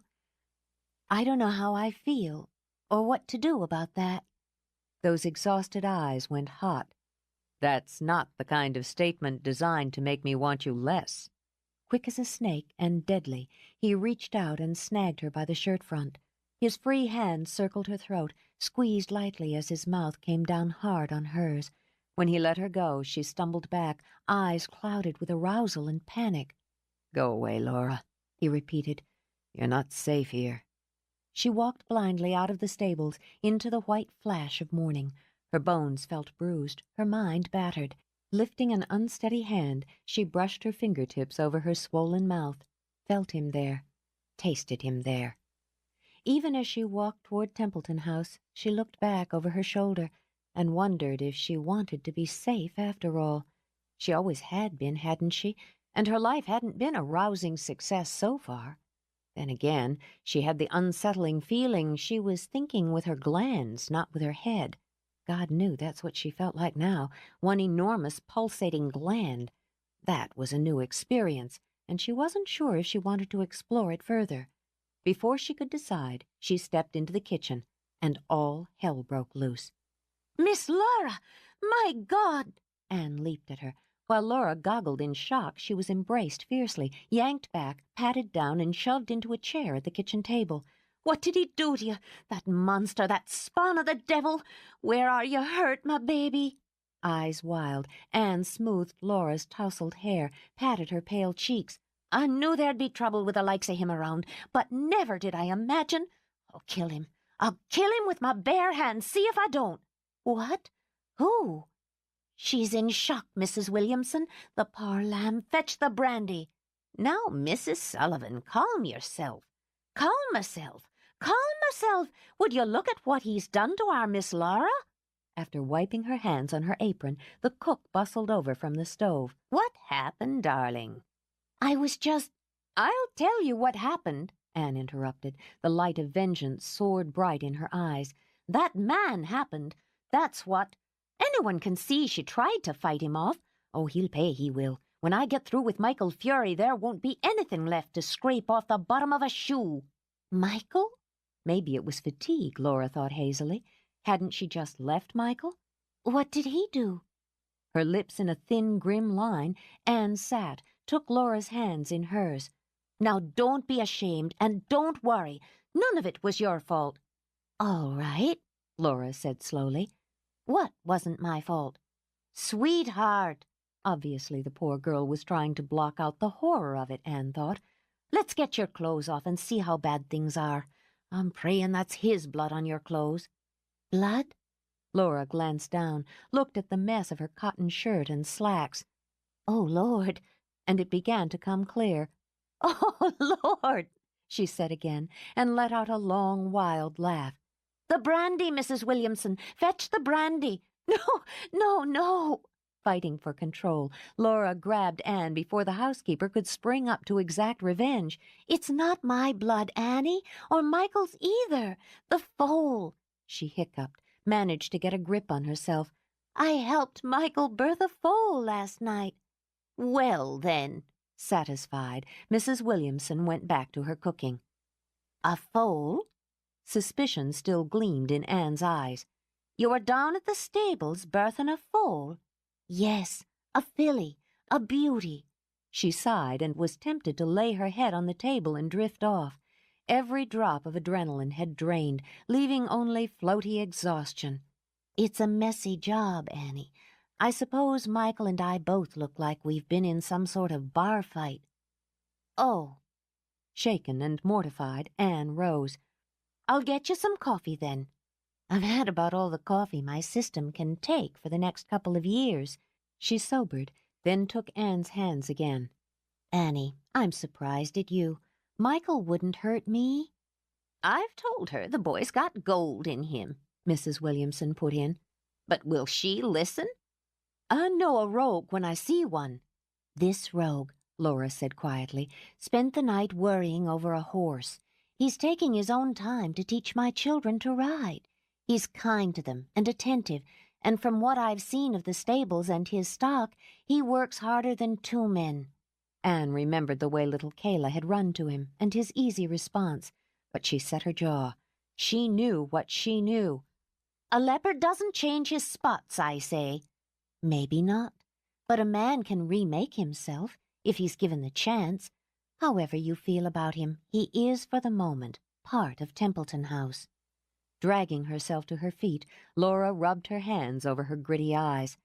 Now, I need a shower and a little— When she dropped her hands, her gaze lit on the clock over the stove. Oh, my God, 7:30? How can it be 7:30? I've got a 9 o'clock meeting. The girls, are they up? Don't you worry about the girls, Anne told her. I'll see they're dressed and taken to school this morning. You just cancel that meeting, Miss Laura, and go to bed. Can't. It's important. I'll make sure they're getting dressed and grab a quick shower. I can drop them at school on my way to work. See that they have their breakfast, please, Annie. And yours, Missy? But Laura was already at a dash. Just coffee, thanks. I don't have time. Taken on too much, Mrs. Williamson clucked as she whipped up batter for waffles. Keeps this up, she's going to drop flat on her face before much longer. You mark my words. And she wouldn't mind it if a certain young rogue caught her when she did. She wouldn't mind that one little bit. Shouldn't have been up all night worrying over someone else's business. Mrs. Sullivan, you're a fine woman, but you're as stubborn as 6 mules when it comes to certain matters. And while you mark my words, I wager a month's pay you'll be eating your own soon enough. We'll see about that, won't we? Miffed, Anne poured coffee for Laura and prepared to take it upstairs. That boy is trouble. If he is, Mrs. Williamson said placidly, it's the kind of trouble a smart girl dreams of having. Wish I'd had more of that sort of trouble in my life. As Anne sailed out, streaming dignity behind her, Mrs. Williamson hummed a bright tune. It wasn't that she didn't believe there'd been a foal born in the night. It was simply that Anne Sullivan preferred to see with her own eyes. She marched to the stables, grudgingly carrying the basket of muffins Mrs. Williamson had pressed on her. If she had her way, Michael Fury wouldn't be eating from the Templeton House kitchen for long. She glanced up at the apartment first, frowning a bit as she noticed the fresh paint on the trim. Just trying to ingratiate himself, that was all, she thought. Making himself handy and agreeable until he could wreak havoc. Well, he could pull the wool over everyone's eyes but hers. She strode into the stables, something she avoided since Michael's arrival. Surprise came first. The place was tidy as a drawing-room and smelled not at all unpleasantly of hay and horses. She jolted when Max poked his head out and bumped her shoulder in greeting. Lord save us, you're as big as a house. But his mild eyes made her smile, and checking over her shoulder first to make certain she was unobserved, she stroked a hand down his silky nose. What a pretty boy you are. Are you the one who does all the tricks the girls are forever talking about? He's one of them. When Michael stepped out of the foaling stall down the block, Anne dropped her hand and cursed herself for not looking around more carefully. Want to try him out? Thank you, no. Stiff as a lance, she moved forward. Mrs. Williamson sent you some muffins. Yeah? He took the basket, chose one. Steam poured out when he bit in. He could have whimpered in gratitude. The woman is a goddess, he said with his mouth full. I don't think you're playing Red Riding Hood, delivering goodies to the wolf, Mrs. Sullivan. A lot you know about fairy tales. She was waylaid by the wolf, an innocent girl on her way to her grandmother's. I stand corrected. Because she put his back up every bit as much as he put up hers, he shifted back into the stall to finish medicating the lactating mare and her foal. That's a fine-looking horse. She is. They are. Had a long night, didn't you, darling? The stall didn't look like the place of a long, messy birth. The straw was clean as a whistle, and both mother and child were well groomed. Since it had been only an hour since Laura had stumbled into the kitchen, it seemed the boy hadn't been wasting his time. You've had one as well, Mr. Fury, from what I'm told. I'm surprised you're not snoring in your bed. I hope to be when I finish up here. The horses need to be fed and watered first. Because he knew it would annoy her, he grinned over his shoulder. Want to give me a hand? I have my own duties to see to. You'll keep your own house. And he was apparently keeping it well, she admitted. Tidy habits earned Anne's respect, but— Apparently you had no problem imposing on Miss Laura and keeping her up through the night. Satisfied that mother and child were settled, he moved out, skirted around Anne's rigid form and began to deal with the feed. No, I didn't. The girl needs her sleep. Well, she's getting it now. She's on her way to Monterey. The scoop paused. Grain dribbled as he turned back to her. That's ridiculous. She was up all night. She had an appointment this morning. She was exhausted. I know it. She was surprised he did, or that he seemed so annoyed. Stupid. He thrust the scoop back into the grain bin.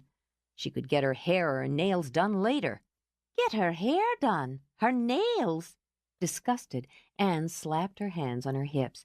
If that's what you think Miss Laura's about, you're stupid, and I've never thought otherwise.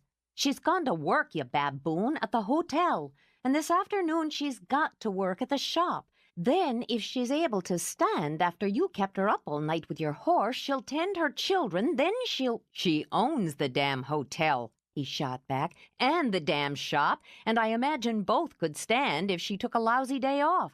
She takes her obligations seriously, and she's children to raise, doesn't she? Tuition to pay for, clothes and food to buy, bills to pay. Templetons don't work for paychecks. Laura Templeton does. Do you think she'd live off her family? Do you think even after that heartless bastard took all her money, she'd go crying to her parents? What are you talking about? Took all her money. As if you didn't know.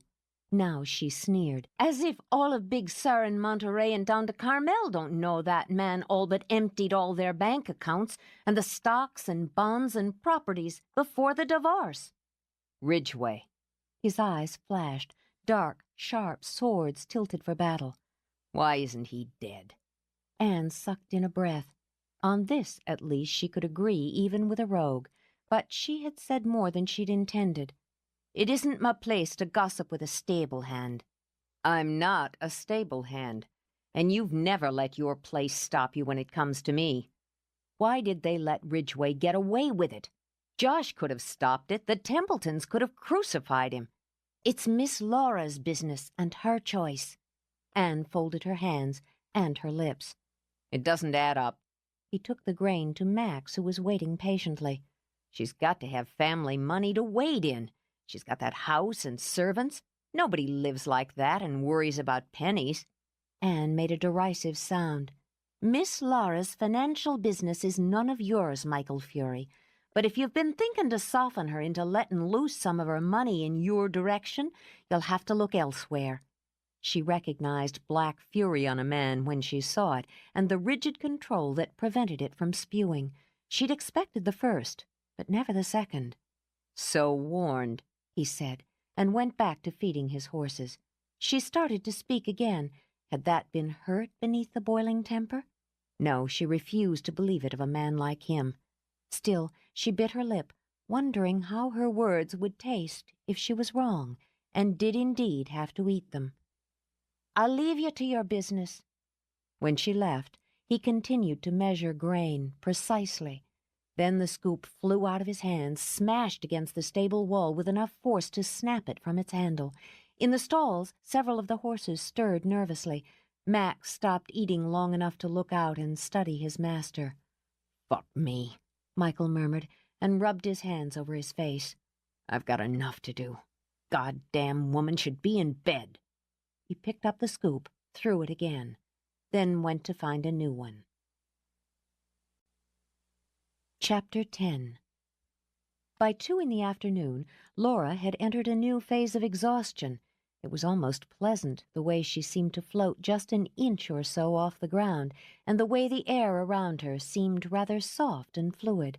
She'd handled her meeting with the conference chair for the writers' convention, had briefed her staff one last time for the influx of guests arriving over the following 2 days, and had checked and rechecked the details with the banquet manager, maintenance and shipping, catering, room service, and housekeeping.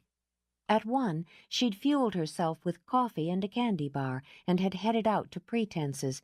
The one bright spot in the day had been Kate's semi-hysterical call, just as Laura had been racing out of the shower that morning. "It's pink! It turned pink! I'm pregnant! Byron put me down! Did you hear, Laura? I'm going to have a baby!" She'd heard, and they'd laughed together, wept a little. Now Kate was wandering in a dream state around the shop. How about Guinevere if it's a girl? Kate wondered. Byron's family has this tradition of choosing names from literature. Guinevere was a weak-moraled round-heel, Margot commented. She boffed her husband's best friend. But if that's the kind of thing you want... I've always liked Ariel, Laura put in, from The Tempest. Ariel DeWitt. Kate took a notebook out of her pocket and jotted it down. Names were a serious matter, she thought, and had to be considered from all angles. Had to sound right, look right, feel right. This one definitely had potential. Not bad. She pocketed her reading glasses as she looked around. Laura's nodding off again. I'm not. Caught, she jerked her lolling head up, struggled to focus. What the hell had they been talking about? Names, she said quickly, as though it was pop quiz. Girls' names, for the baby out of literature. Hester, Juliet, Delilah. And your prize for the correct answer is a complete home entertainment center. Kate arched a brow. Would you like to move on to round 2 and try for the trip to Honolulu? Very funny. Laura resisted, rubbing at her eyes like a cranky child. I rather like Juliet. We'll put it before our distinguished panel of judges. Laura, take 5 before you fall on your face. And if anyone knows the consequences of overextending herself, Margot put in, it's our pregnant pal with the dopey look in her eyes. Why don't you go in the back and catch a nap? As she studied Laura, Margot polished glassware. Spending the night with Michael's bound to sap a woman's energy. Laura winced, glanced to see if there were any customers within hearing distance. I told you we were birthing a foal, not tearing up the sheets. Which only proves you've got your priorities skewed. Kate, I think that customer's ready for a little push. Margot nodded toward a man contemplating snuff boxes. He's got his eye on you, she added when Kate walked away. The customer? Michael, Laura. Michael. If you don't have yours right back on him, you need to visit your optometrist. I don't have time for... All right. Maybe I've looked. Margot set down a Waterford water glass, turned. Progress, she thought, at long last. And are you ready for a little push? Laura blew out a breath. He wants me. Surprise, surprise. No, I mean, he said it, just like that. How do you respond to something like that? There are a variety of ways. Let's see, I believe I've tried them all. Margot tapped a finger on her cheek. Which of Margot's ploys would you prefer? I'm not looking for a ploy. Because her knees kept disappearing on her, Laura sat on the stool behind the counter. Margot, I've slept with one man in my life. I was married to him for 10 years. I don't have any ploys or ways or answers. No ploys, maybe, and good for you. But every woman has ways, and I think you have answers. Try this question. Are you attracted to him? Yes, but... The answer is yes, Margot interrupted, and kept one eye on a pair of customers contemplating the jewelry in the display along the side wall. You are a responsible, unattached adult female who is attracted to and attractive to an unattached adult male.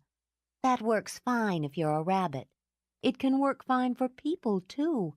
Laura, there aren't any guarantees. You certainly know that. Yes, you could be hurt. You could also be happy. Or you could just get your oil checked. Snorting, Laura shook her head.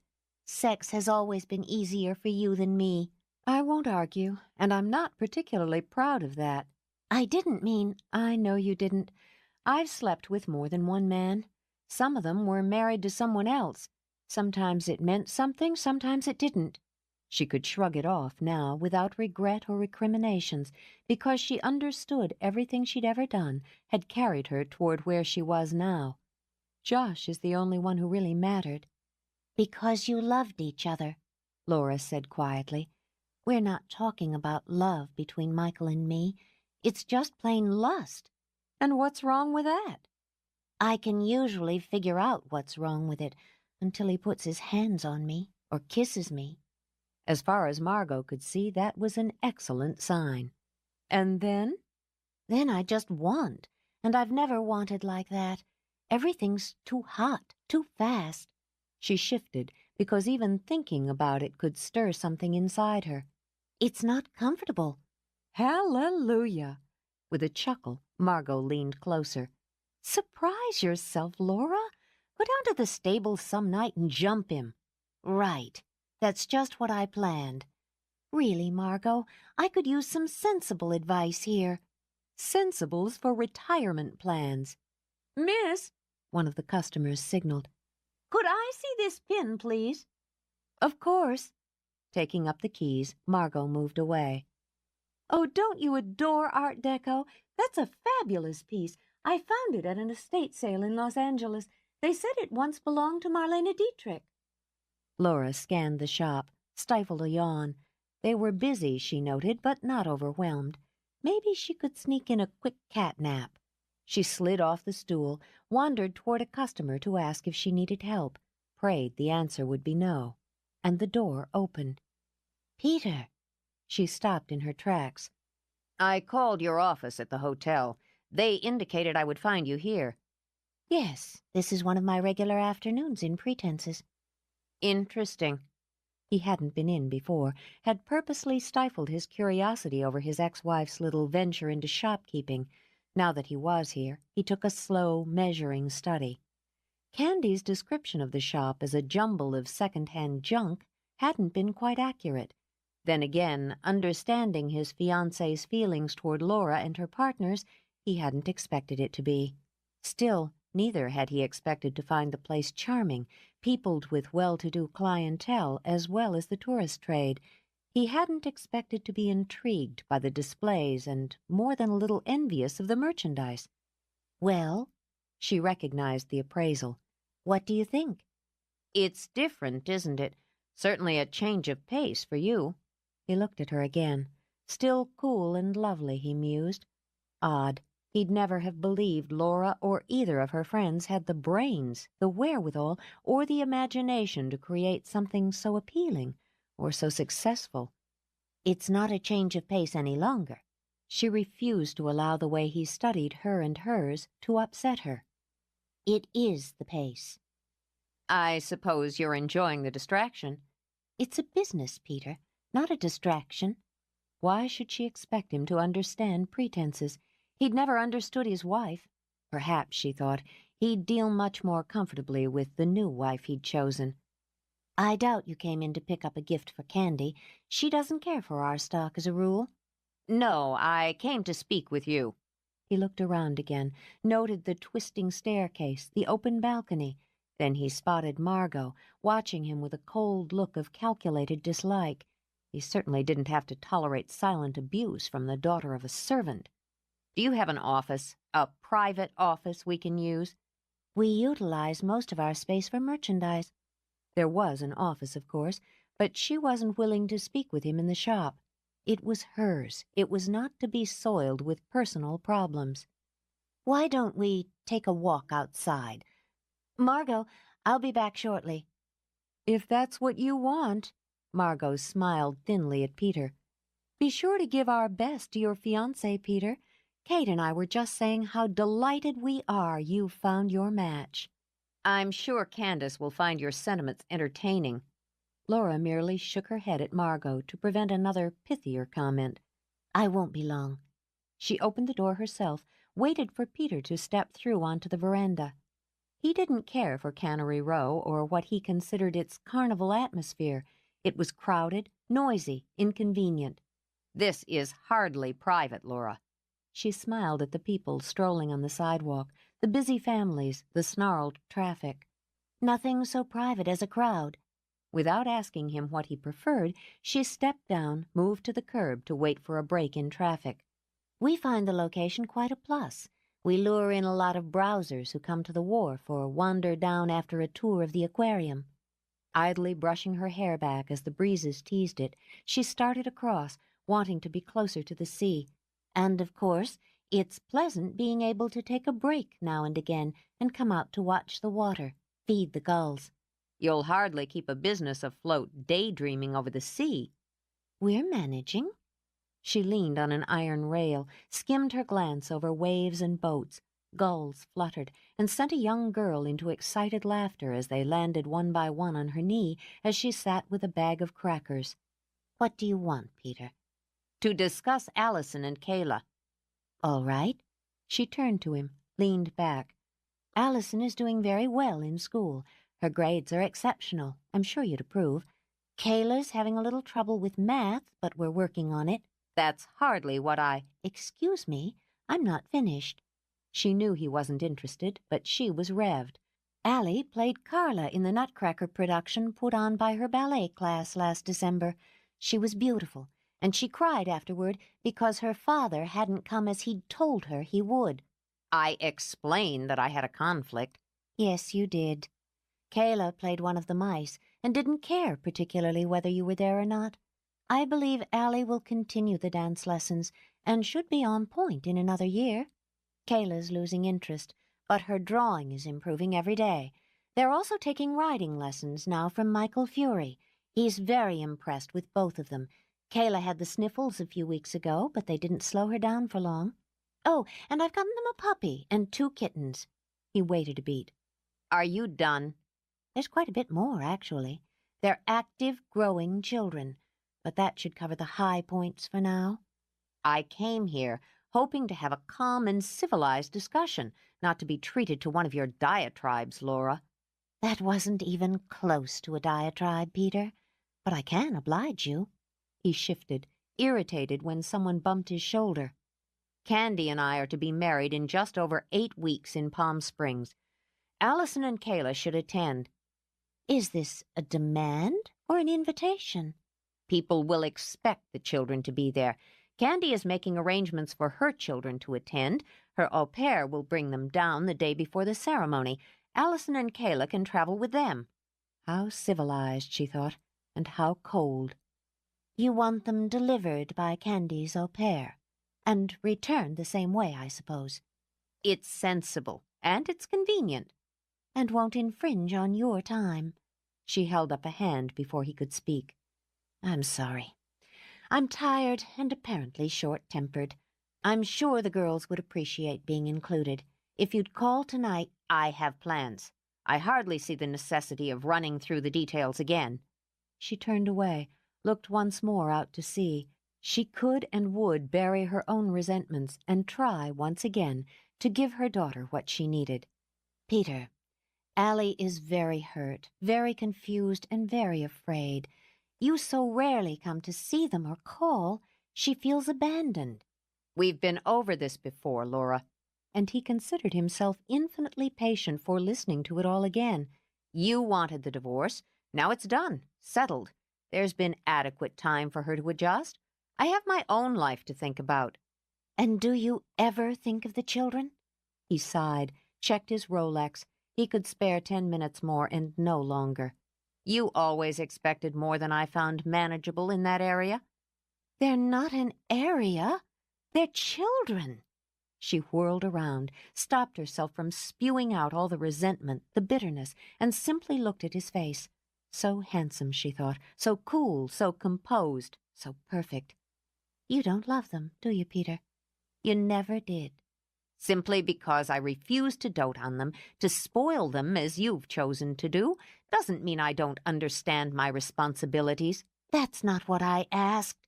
Surprised at herself, she laid a hand on his arm. Peter, it's just the 2 of us here. We've neither of us anything to lose at this point, so let's be honest. Let's put this in its place so that we can stop going over the same ground again and again and accomplishing nothing. It's you who insist on going over the same ground, he reminded her. All right, I keep going over it. Arguments were useless, and she admitted just too tiring. I want to understand. I need to. It's no longer a matter of what you did or didn't feel for me, or I for you. They're children. Our children. Help me understand why you don't want them. For a moment, he stared down at the hand on his arm. Delicate. He'd always found that delicacy appealing. The fact that there was steel under had been both disconcerting and disappointing. And perhaps If they cleared up this matter, she would stop her constant requests that he flex his schedule to meet her expectations. I'm not father material, Laura. I don't consider that a flaw, simply a fact. All right. Though her heart ached, she nodded. I'll accept that. But, Peter, you are a father. Your definition and mine of that term are essentially different. My responsibilities are met, he said stiffly. You receive the child support payments every month. And they were banked, she thought, into the college funds he had emptied before the divorce. Is that it? A financial burden? Obligation? That's all there is for you? I'm not a doting parent, and never have been. I thought once that I would do better with sons, that I wanted them. He spread his elegant hands. The simple truth is that it doesn't matter now. We didn't have sons, and I don't want more children. Candies are well-tended, polite, and don't require my attention. I don't believe Allison or Kayla require it either. They're being raised well and comfortably in a good home. Like poodles, she thought, as pity stirred. The answer is you don't love them. I don't feel the connection you'd like me to. He angled his head to look down at her. Let's both be honest, Laura. They're more Templeton than Ridgway, more yours than mine. That's always been true.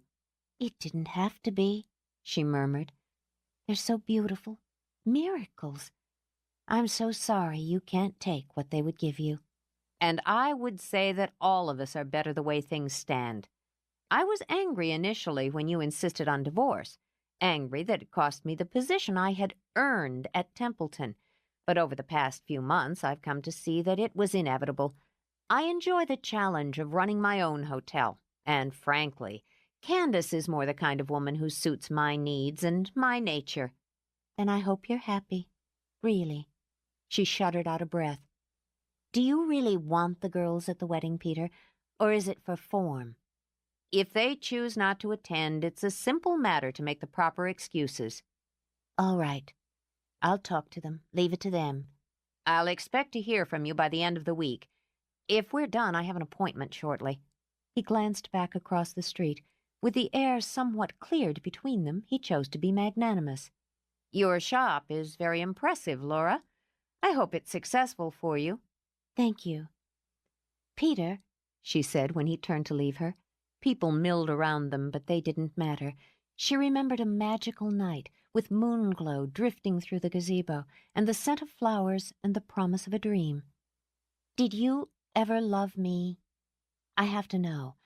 I also have my life to think about. He looked at her, standing with the sea at her back, the sun glinting off her hair, her skin pale and fragile. Until the words were out of his mouth, he'd had no plans to tell her the truth. No, I didn't love you. But I wanted you. A heart could break again, she realized as she nodded and turned back to the sea. It could break again and again and again. The minute she walked back into the shop, Kate pounced. Upstairs! What?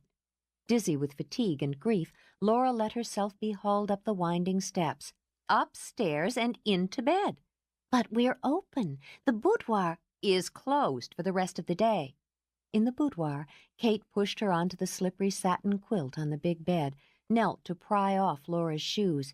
You get in, turn it off. I don't want you thinking about anything, especially whatever that creep said to upset you. Odd, Laura mused. Her vision was all gray at the edges, like a screen narrowing. He never loved them, Kate. He told me. He never loved my babies. He never loved me. Don't think about it. In sympathy, Kate's eyes began to swim. Don't worry. Go to sleep.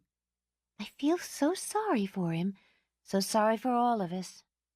I'm so tired. I know, honey. Lie down. Fussy as a mother hen over a sick chick, she smoothed the covers over her friend. Sleep. She sat on the side of the bed, took Laura's hand.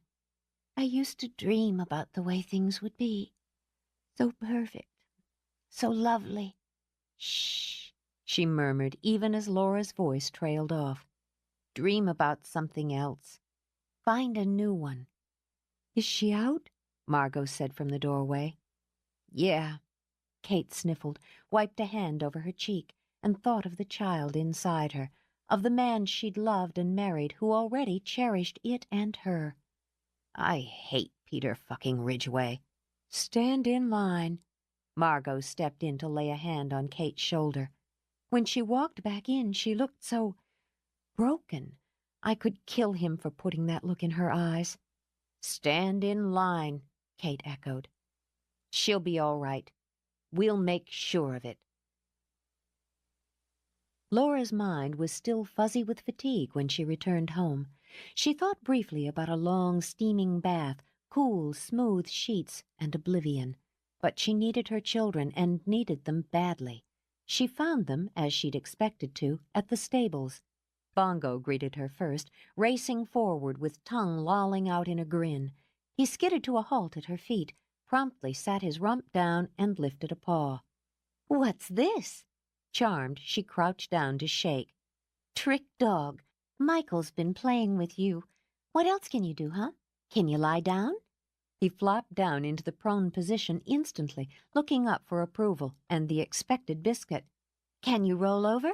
Play dead? We're still working on that. Michael strolled over, and to Bongo's relief, offered a biscuit. You've always got to pay for the show, he said to Laura. The girls must be thrilled.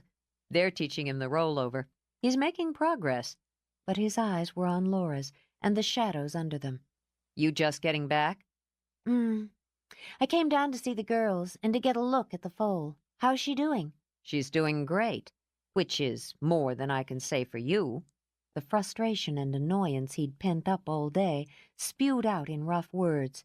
Are you crazy going to work a full day on no sleep? You might have nodded off behind the wheel and killed yourself on Highway 1. I had meetings. That's bullshit, Laura, just bullshit. What's going on around here? What's this crap about you letting Ridgway walk with your money and you holding down 2 jobs to pay the bills? Be quiet. She glanced anxiously over his shoulder, relieved that the girls weren't in sight or earshot. I don't know who you've been talking to, but it's none of their business or yours. I don't want the girls hearing any of this. It's my business when you lose a night's sleep helping me out, then come out here looking as though I could knock you over with a careless breath. He yanked her to her feet. I figured you were out playing all day at the shop, diddling at an office and getting your hair done. Well, you were wrong, weren't you? And it isn't your concern one way or the other. Now, where are the girls? He vibrated with impotence, with the rage of not being able to help or hinder. With a shrug, he turned on his heel. In the paddock. Alone? Visions of calamities raced in her head, even as she dashed toward the stables. When she saw them in the paddock, fear turned to shock. Her daughters were happily riding in circles on a pair of patient quarter horses. I haven't got them jumping through flaming hoops yet or doing flips, Michael said dryly. The woman he thought was an open book. That's next week. Aren't they great? Annoyance with him vanished as she gripped his arm and watched. Allie's trotting. She posts so well already. I told you she was a natural. Kayla, he called out. Heels down. Her little boots adjusted immediately, and like the pup, she looked over for approval. Mama, look, Mama, I can ride. You sure can. Thrilled, Laura moved to the fence, hooked one foot on the bottom rung. You both look fabulous. Head high, Allie trotted over, drew her mount to a polite stop. This is Tess. She's 3. Mr. Fury says she's a very good jumper and that he'll teach me. She's beautiful, Allie. You look beautiful on her. That's why I want her. I can buy her with my own money. I can take it out of my savings. Her eyes tilted down in challenge. It's my money. Had been, Laura thought wearily. Peter had taken it, along with the college fund, and she hadn't nearly begun to replace the loss. A horse is a very big responsibility, Allie. It's not just the buying, it's the keeping. We have the stables. She'd thought about this, dreamed about this for days. I can feed her and pay for the hay with my allowance. Please, Mama. Now a headache brewed nastily in the fog of fatigue. Allie, I can't think about this right now. Let's wait and then I'll ask my father. Allie jerked up her chin even as her lips trembled. "I'll call him and ask him." "You can certainly call him, but he doesn't have anything to do with this." "You had a horse when you were a girl. You had anything you wanted, but you always tell me to wait. You never understand when something's important. You never understand." "Fine. All right. I'm not going to fight with you now." Because she was going to break, could already feel the first fissures forming, Laura turned and walked away. Get off the horse, Allie. When her stormy eyes came to his, Michael reached for the bridle. Dismount, now. "I haven't finished my lesson." Yeah, you have. Now you're going to get another one. The minute she hit the ground, he wrapped the reins around the fence rail, then plucked up the girl and sat her beside them so their faces were level. Do you think you have the right to talk to your mother that way? "She doesn't listen." No, you don't listen and you don't see. But I listened, and you want to know what I heard? He jerked her chin up when it drooped. I heard a spoiled, ungrateful brat sassing her mother. Her teary eyes went wide with shock. "I'm not a brat." You just gave a damned good imitation. You think you can snap your fingers and get whatever you want, then have a tantrum when it doesn't happen or doesn't happen quick enough to suit you. "It's my money," Allie said hotly. "She doesn't have any right to—" Wrong. She's got all the rights. Your mother just came home from working her butt off so that you can have a nice home and food on the table, so you can have your lessons and your fancy school. "I've always lived here. She doesn't have to work. She just goes away every day." Open your eyes. Something, he admitted, he should have done himself. You're old enough and smart enough to see what she's going through. Tears began to leak now. "She divorced him. She made him go away." I guess she did that just to make you miserable. "You don't understand. Nobody understands." Bull. I understand just fine, which is why I'm not tanning your hide. "You can't spank me." He leaned closer. Wanna bet? The very idea was so shocking, so unbelievable, that she closed her mouth tight. Good choice, he said, and nodded. This horse isn't for sale to you. "But Mr. Fury—" And you're not welcome in the stables until you've apologized to your mother. If I ever see you sass her again, you will get your hide tanned. He lifted her off the fence, set her down. On her feet again, Allie fisted her hands at her sides. "You can't make me do anything. You're just a tenant." Who's bigger? Placidly, he stepped over the fence to tend the waiting horse. And right now, Ms. Ridgway, you're standing on my property. "I hate you." It came out on a choked sob, but was nonetheless passionate. "I hate everyone." She streaked away, while Michael stroked the mare. Yeah, I know how that feels, too. "You yelled at her." Wincing, he looked over to see Kayla still astride, her eyes huge and fascinated. He'd forgotten he'd had an audience. "Nobody ever yells at her. Mama has a couple of times, but she always says she's sorry after." I'm not sorry. She deserved it. "Would you really spank her?" Gray eyes glittered. "Would you spank me if I was bad?" There was such a poignant wistfulness to the question, Michael gave up. He plucked her out of the saddle, held her hard. I'd whale the tar out of you. He gave her bottom a light pat. You wouldn't sit down for a week. She squeezed harder. "I love you, Mr. Fury." Hell, what had he done? I love you, too. Which made, he realized with some amusement, the first time he'd said the words to a female in all of his life. I was pretty hard on her, he murmured, as the picture of Allie's unhappy face swam into his mind and guilt seeped into his heart. "I know where she'll go. She always goes there when she's mad." He should leave bad enough alone, he told himself. He should stay out of it. He should... Shit. Let's go see. Chapter 11. With anger and shame snapping at her heart, Allie raced over the lawn, through the arbor of wisteria. Nobody understood her, nobody cared. Those thoughts drummed a miserable beat in her head as she whipped down the stone path through the banks of hibiscus and night-blooming jasmine. She didn't care either. She didn't care about anything or anyone. Nothing could make her care. She burst through arching yews into a sun-dappled alcove with marble benches and a central fountain shaped like spearing calla lilies. Her headlong rush halted with a skid of her boots on brick, and with shock. It was her spot, where she came when she needed to be alone, to think, to plan, to sulk. She hadn't known her mother came here, too. The cliffs were her mother's special place. Yet her mother was here, sitting on a marble bench, weeping.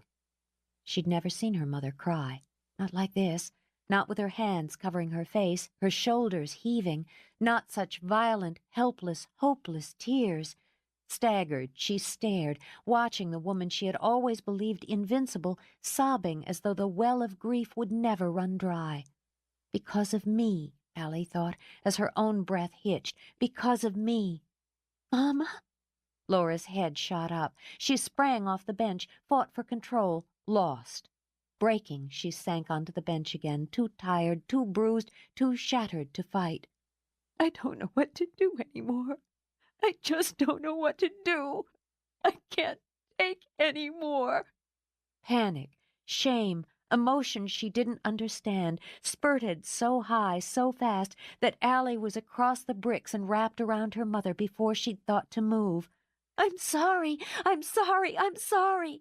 Under the arch, Kayla gripped Michael's hand. Mama's crying. Mama's crying so hard.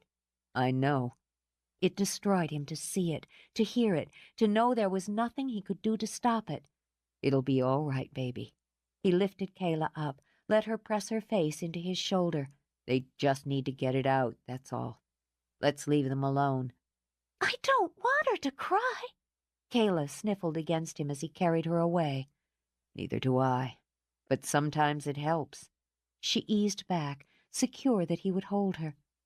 Do you ever cry sometimes? I do stupid man things instead. Say bad words. Break things. Does it make you feel better? Mostly. Can we go break something now? He grinned at her. Lord, what a character. Sure. Let's go find something good to break. But I get to say all the bad words. In the alcove, Laura held her daughter close, rocked her, comforting as always, brought comfort. It's all right, Allie. It's all right. Don't hate me. I could never hate you, no matter what. She tilted her daughter's tear-streaked face back. Her baby, she thought, swamped with love and guilt and sorrow. Her firstborn, her treasure. I love you. Alice and I love you so much, and nothing could ever change that. You stopped loving Daddy. Laura's heart shuddered again. Why did it have to be so hard? Yes, I did. But that's different. Allie, I know it's hard to understand, but it's so very different. I know why he went away. Allie struggled to steady her jaw. She had made her mother cry, and nothing, she knew nothing she had ever done, could be worse. It was my fault. No. With firm hands, Laura cupped Allie's face. No, it was not your fault. It was. He didn't like me. I tried to be good. I wanted to be. I wanted him to stay and to love us, but he didn't want me, so he went away. Why hadn't she seen this, Laura wondered? Why hadn't the family counselor seen it? Why had no one? Allie, that's not true. People get divorced. It's sad and it's sorry. But it happens. Your father and I got divorced because of him and because of me.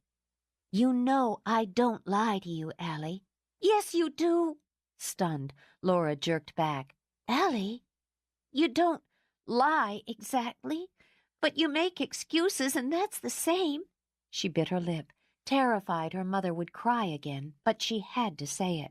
You always made excuses for him.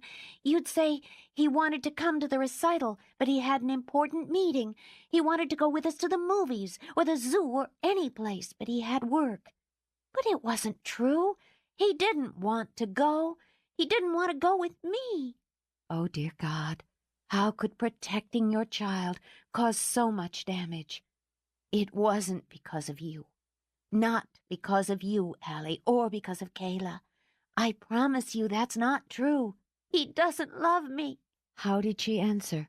What was right? Praying whatever words she chose were best, she stroked Allie's tumbled hair. It might be hard for you to understand this, but some people aren't cut out to be parents. Maybe they'd like to be, or they want to be, but they just can't. Your father never meant to hurt you or Kayla. Allie shook her head slowly. He doesn't love me, she said it quietly, or Kayla, or you. If he doesn't in the way you wish he did, it isn't your fault. It's nothing you did, nothing you are or aren't.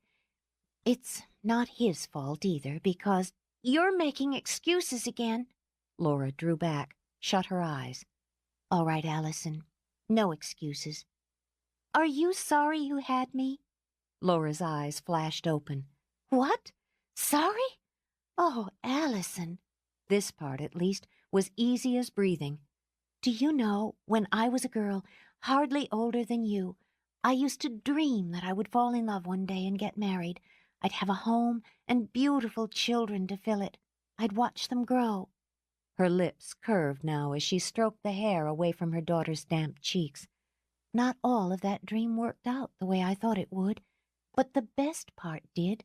The best part of the dream and my life is you, and it's Kayla. Nothing in the world could be truer than that. Allie knuckled a tear from her cheek. I didn't mean those things I said. I know. I said them because I knew you would never go away. No matter what, you'd never go away. That's right. Smiling, Laura flicked a finger down Allie's cheek. You're stuck with me. I felt bad, and I wanted it to be your fault.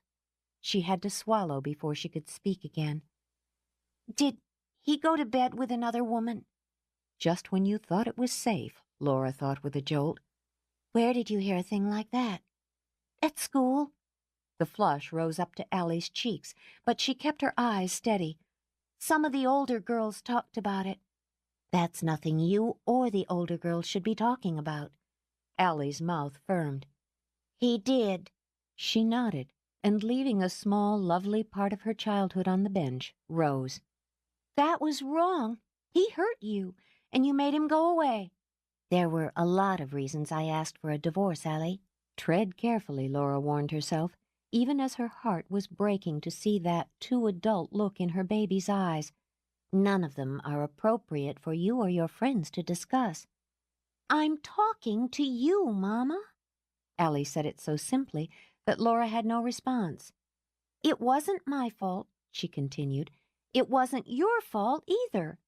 It was his fault. No, it wasn't your fault. But two people make a marriage, Allie. Two people break it.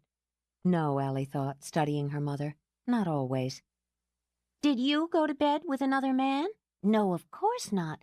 Laura stopped herself, appalled that she was discussing her sex life with a 10-year-old. Allison, that question is completely inappropriate. Cheating is inappropriate, too. Weary again, Laura rubbed her brow. You're too young to judge, Allie. Does that mean it's all right to cheat sometimes? Trapped by the unbending logic and admirable values of a 10-year-old girl. All right. No, it's not. He took our money, too, didn't he? Oh, good God.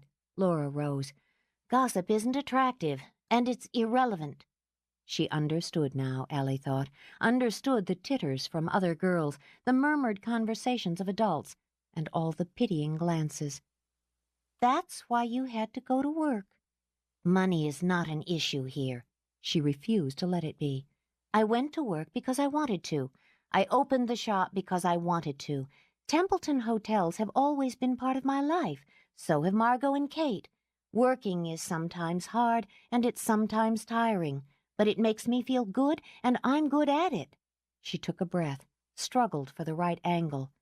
You know how you're tired after a long rehearsal for a recital, But you love it, and when you've done well, when you know you've done well, you feel strong and happy.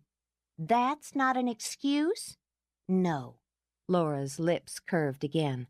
It's not an excuse. Fact is, I'm seriously considering asking my boss at the hotel for a raise. I'm damned good. Granddad would give you one. Templetons don't pull rank. Can I come with you to the hotel one day and watch you work? I like going to the shop, but I've never gone to your other office. I'd like that. She stepped forward, brushed a hand over Allie's hair. It's never too soon to start training the next generation in the Templeton organization. Settled again, Allie rested her head on her mother's breast. I love you, Mama. It had been, Laura thought, much too long since she'd heard those words. There were birds singing in the garden, she realized, and the little fountain was playing musically. The air was soft, and her child was in her arms. Everything would be all right. I love you, Allie. I won't sass you any more, or be a brat, or say things to make you cry. Of course you will, Laura thought, settled herself. You're growing up. And I'll try not to make excuses. Smiling, Allie lifted her head. But I'm still not going to like Mrs. Litchfield, and I'm never, ever going to call her Mama. Oh, I think I can live with that. Eyes gleaming wickedly, Laura bent down, woman to woman. And I'll tell you something, just between you and me. I don't like her either. She traced her finger over Allie's lips when they bowed up. Are we better now? Uh-huh. Mama, everyone said our home was broken, but they were wrong. It's not broken at all. Laura tucked her daughter under her arm, looked over the gardens to Templeton House. No, it's not. We're not. We're just fine, Allie.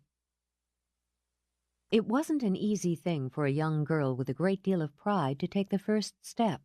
Though it had troubled her and kept her awake a long time in the night, Allie hadn't told her mother what Michael had said to her, or how it had made her feel. She wasn't sure what her mother would have done or said, but she did know when you'd done something wrong, you were supposed to fix it. She'd gotten up early, dressed for school, then had slipped out the side door to avoid any questions. Old Joe was here this morning, humming to his azaleas. Allie cautiously skirted that section of the garden and made her way toward the stables. She had her speech all worked out and was very proud of it. She thought it was mature, dignified, and clever. She was certain Mr. Fury would nod wisely, impressed after she was done. She stopped for a moment to watch the horses he'd let out into the paddock. He'd be cleaning the stalls then. She tried not to pout as she watched Tess, thought about what it was like to ride her and brush her and feed her apples. Her mother might have evaded the subject of money, but Allie knew, with her new wisdom, that buying and keeping a horse would strain the budget. Besides, she didn't intend to ask Mr. Fury for anything. He had yelled at her, scolded her, had threatened to spank her. That was simply not permitted. Head high, she walked into the stables. All the smells she'd begun to love were there. Hay and grain and horse and leather. She remembered the way he'd shown her to saddle-soak the tack, how to curry a horse, how he had put her in the saddle for the first time, and praised her. She bit her lip.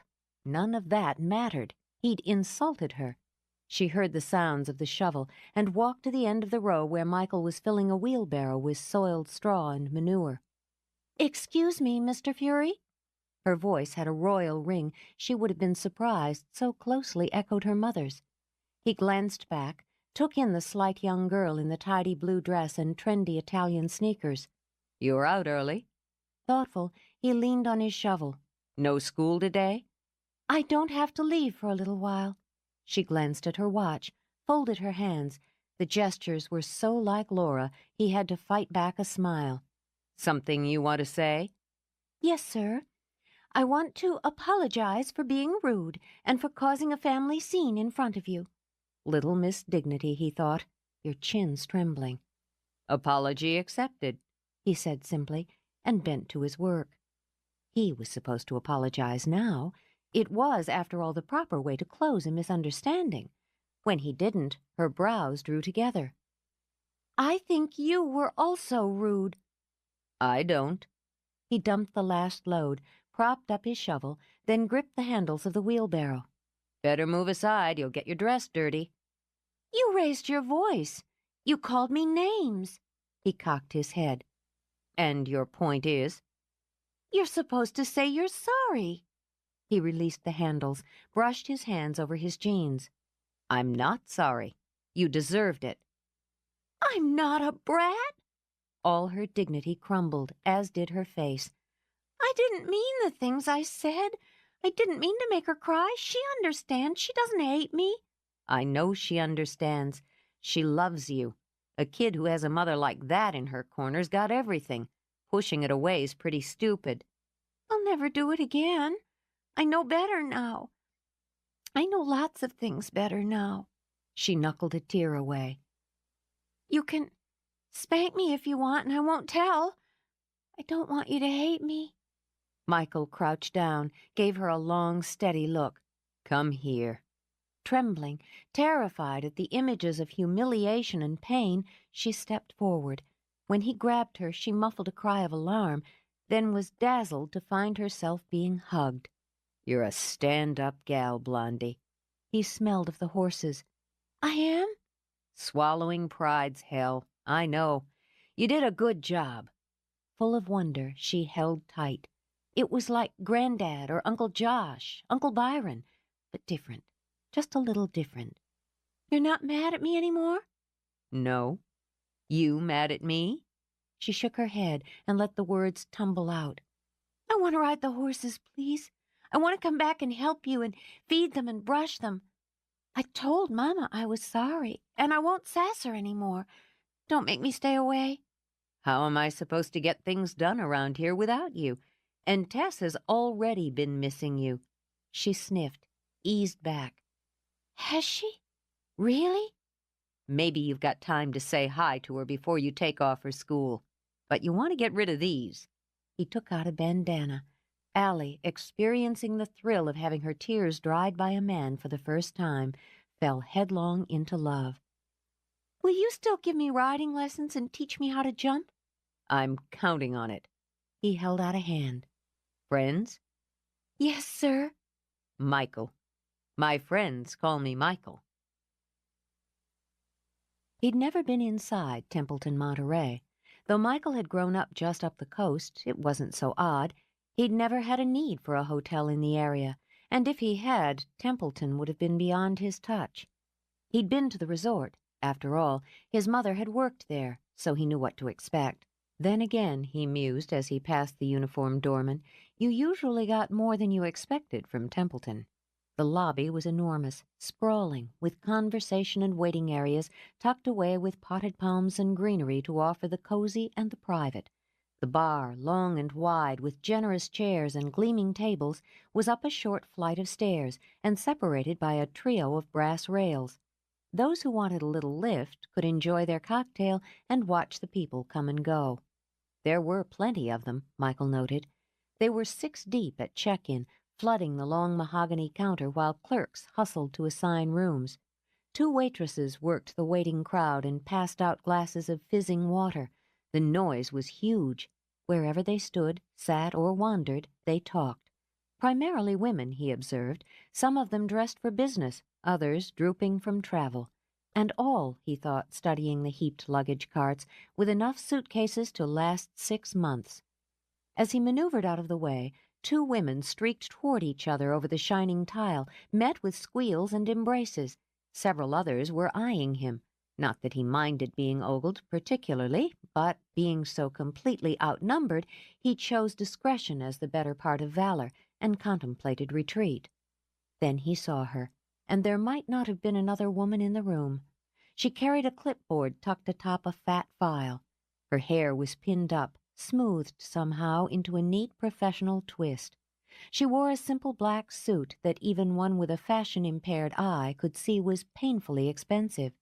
For his own pleasure, he let his gaze wander down to her legs and gave thanks to whatever sadist had convinced women to wear those skinny high heels. Though she was deep in conversation with the conference chair and frantically sorting out details in her head, Laura felt a flush of heat, a tingle at her back. She shifted, struggled to ignore it, and at last glanced over her shoulder. In the midst of all those women, many of whom were rolling their eyes behind his back, he stood with his thumbs tucked in the front pocket of his jeans, smiling at her. Miss Templeton? Laura? Hmm? Oh, yes, Melissa. I'm going to check on that right away. The conference chair was as busy, as harried as Laura. She was also as human, and felt a quick tug as she looked across the room. My. Grinning, she blew out her breath. You sure do grow them fine in Monterey. Apparently. If you'll excuse me a minute. Tucking her clipboard under her arm, she hurried toward Michael. Welcome to Bedlam. Did you come by to see Byron? I had no idea corporate executives were so sexy. He lifted a hand, flicked it over a glittering heart pin on her lapel. Cute. All the staff is wearing them. It's a romance writers' convention. No kidding. Intrigued, he glanced around, met several pair of equally intrigued female eyes. These women write those books with all that steam? Romance novels are an enormous industry that comprises more than 40% of the paperback market and provides enjoyment and entertainment for millions while focusing on love, commitment, and hope. She reached around to rub the back of her neck. Don't get me started. I used to read because I liked a story. Now I've become an advocate. Byron's in the penthouse. The elevators— I didn't come to see Byron, though I might swing by. I came to see you. Oh. She turned her wrist to glance at her watch. I'm awfully pressed just now. Is it important? I went by your shop first. Quite a place. It had impressed him, as the hotel impressed him by its style and charm. You had a crowd there, too. Yes, we're doing well. She tried to imagine him taking a turn around pretenses. Not quite the bull in the china shop, she decided. More like the wolf among the lambs. Did anything catch your eye? The dress in the front window had its points. His eyes slid down her. Would have had more with a woman in it. I don't know much about doodads and glitters. Kate fast-talked me into some blue horse. Ah, the aquamarine mare. It's lovely. He jerked his shoulder. I don't know what the hell I'm supposed to do with it, or how she managed to con me out of 3 bills for some little statue. Laura laughed. She's good. But I'm sorry you had to run around looking for me. And now I like looking at you. He eased forward. Michael, she backed up, bumped into a shamelessly eavesdropping guest. I really have to get into my office. Fine, I'll go with you. No, it's this way, she began when he took her arm. I really don't have time. I do. I'm meeting another breeder in a couple of hours. He saw the glass door beside the desk with executive offices printed on it. Is it always so noisy around here? No. Check-in on a convention livens things up considerably. It wasn't much more sedate behind the desk. Phones were ringing, boxes were stacked, people whizzed by. Laura turned into a small office with a central desk piled with tidy stacks of paper. The fax machine was humming away and spitting out an enormous stream. Christ, how do you work in here? Feeling immediately hemmed in, he rolled his shoulders. How do you breathe in here? It's more than adequate, and the limited space demands efficiency. She tore off the fax, skimmed it as she picked up her phone. Sit down if you like.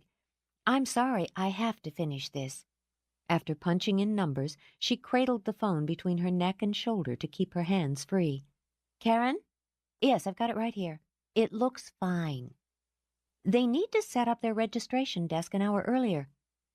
Yes, I know, but they've had to readjust their estimate on walk-ins.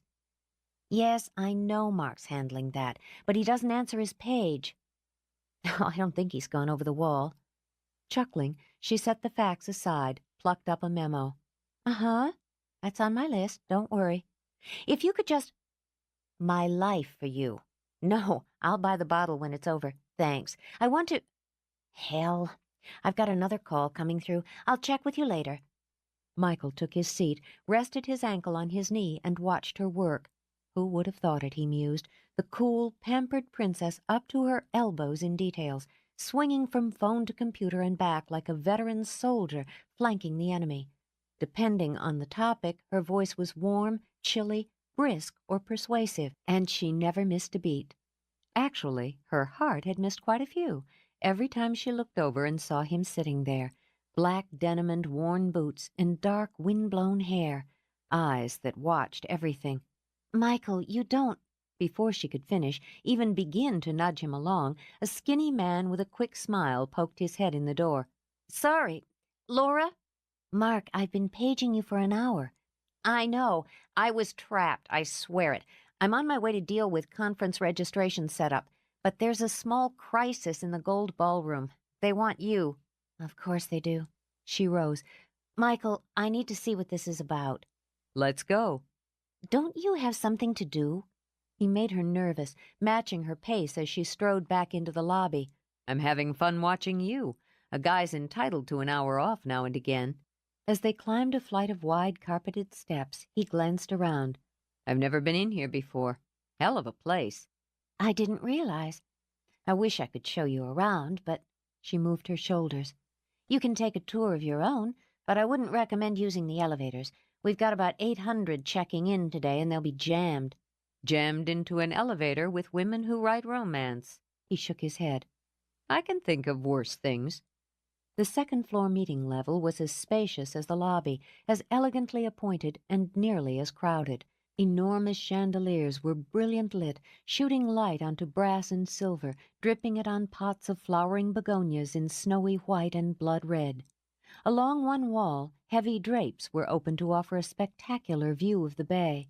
Laura marched toward a bank of 6 doors, topped with an ornate brass plate identifying the Gold Ballroom. You have to admire the Templetons. What? They know how to build a hotel. Because she appreciated the statement, she stopped for a moment. It is wonderful, isn't it? It's one of my favorites, though I can't think of any that don't have some special aspect. The one in Rome, rising above the Spanish Steps, there are views from the windows that break your heart. Templeton, New York has this lovely courtyard. You never expect to find something that quiet in the middle of Manhattan. You take a step off Madison Avenue and the world changes. There are fairy lights in the trees, a little fountain. And in London? She trailed off, shook her head. That's something else you shouldn't get me started on. I always figured you'd take it for granted. Misconceptions, he murmured as they walked toward the ballroom again. There's a lot more I don't know about you than I do. Templetons don't take anything for granted. And because she didn't, she stepped inside the ballroom prepared for anything. It was chaos. Half the tables for the evening's mass literary signing were set up. Half were still stacked and waiting. Mountains of boxes lined the walls. Even the thought of what it would take to unpack them, distribute the books to the right spot, crossed her eyes. That, at least, was not her job. Laura? It was Melissa again, wire-framed glasses sliding down her nose as she all but leapt across the carpet and into Laura's arms. I'm so glad you're here.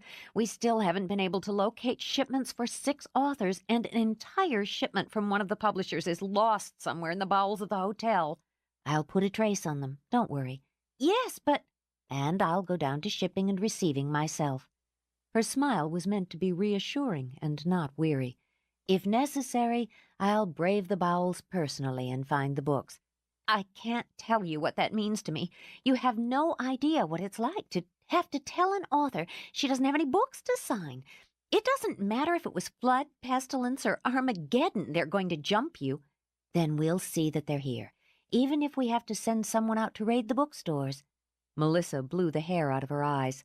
I've worked 4 nationals and 6 regional conferences. You are the best I've ever worked with, and I'm not saying that just because my life is in your hands. Relieved, she shifted her gaze to Michael, smiled winningly. Hello, I'm Melissa Manning when I'm not insane. Michael, are you a writer? Yes, I am, even maybe particularly when I'm insane. Got a book I can buy? She blinked, her eyes lighting with delight behind the lenses of her glasses. As a matter of fact, I happen to have one in my briefcase which you can have. Would you like me to sign it for you? That'd be great. Just give me a minute. That was very sweet, Laura murmured when Melissa dashed off for her briefcase. I like to read, and I might learn something. He shifted, slid a hand down her arm until it linked with his. How about dinner tonight? Maybe a drive, maybe some wild, unbridled sex? As usual, an interesting offer. It was humiliating to have to clear her throat, but she had no choice. I'm working here tonight.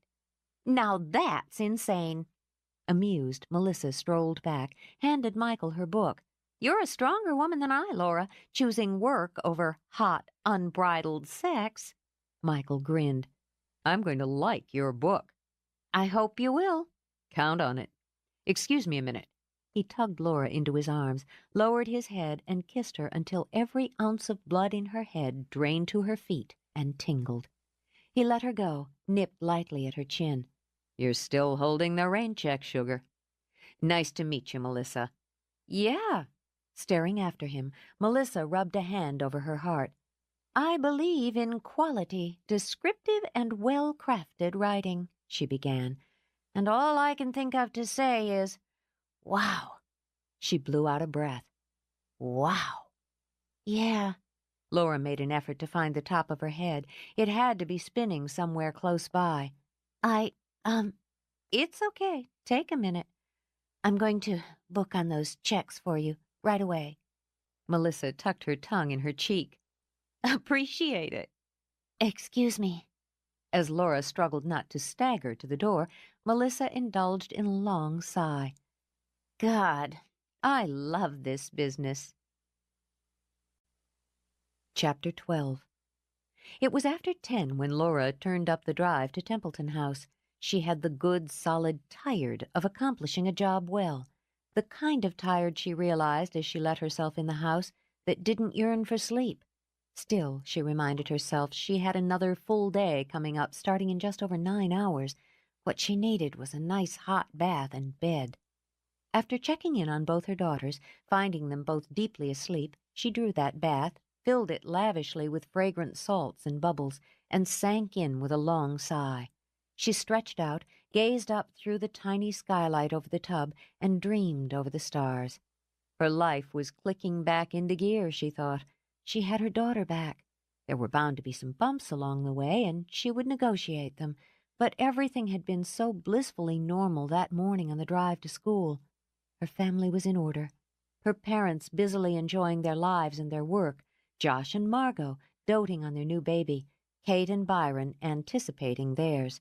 Her job at the hotel was fulfilling and made her feel part of the Templeton team again, and the shop, she smiled and stroked frothy bubbles down her leg, the shop was an exciting, unexpected fantasy that brought so much pleasure, so many surprises.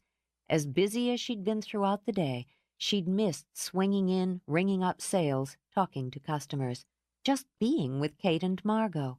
She would manage a few hours the next afternoon, barring any calamity.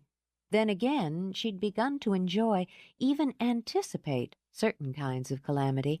They offered her the challenge of finding the right answer, the satisfaction of knowing that she would find the right answer inside herself. Like a book, she mused, a whole new chapter of her life was opening up. She was going to enjoy it. She let the water drain, stepped out of the deep, oversized tub, and toweled off slowly, creamed her skin dreamily. After removing the pins from her hair, placing them in the little silver box where she kept them, she brushed until the curls bounced and shone. It wasn't until she was dressing again, caught herself humming, that she fully realized she wasn't going to bed. Or not alone. Shocked, she stared at the reflection in the mirror. The woman, simply dressed in silk slacks and blouse, stared back. She'd been preparing for a man, she realized. The bath, the lotions, the scents. She'd been preparing for Michael. But now she was thinking again and wasn't sure she could go through with it. He wanted her, but he didn't know her. He didn't know what she wanted, needed. She wasn't certain herself, so how could he? She didn't know how to offer herself to a man, not in reality. In dreams, perhaps, where everything was slow and misty, but in the clear dark where there were movement and consequences, she wasn't sure.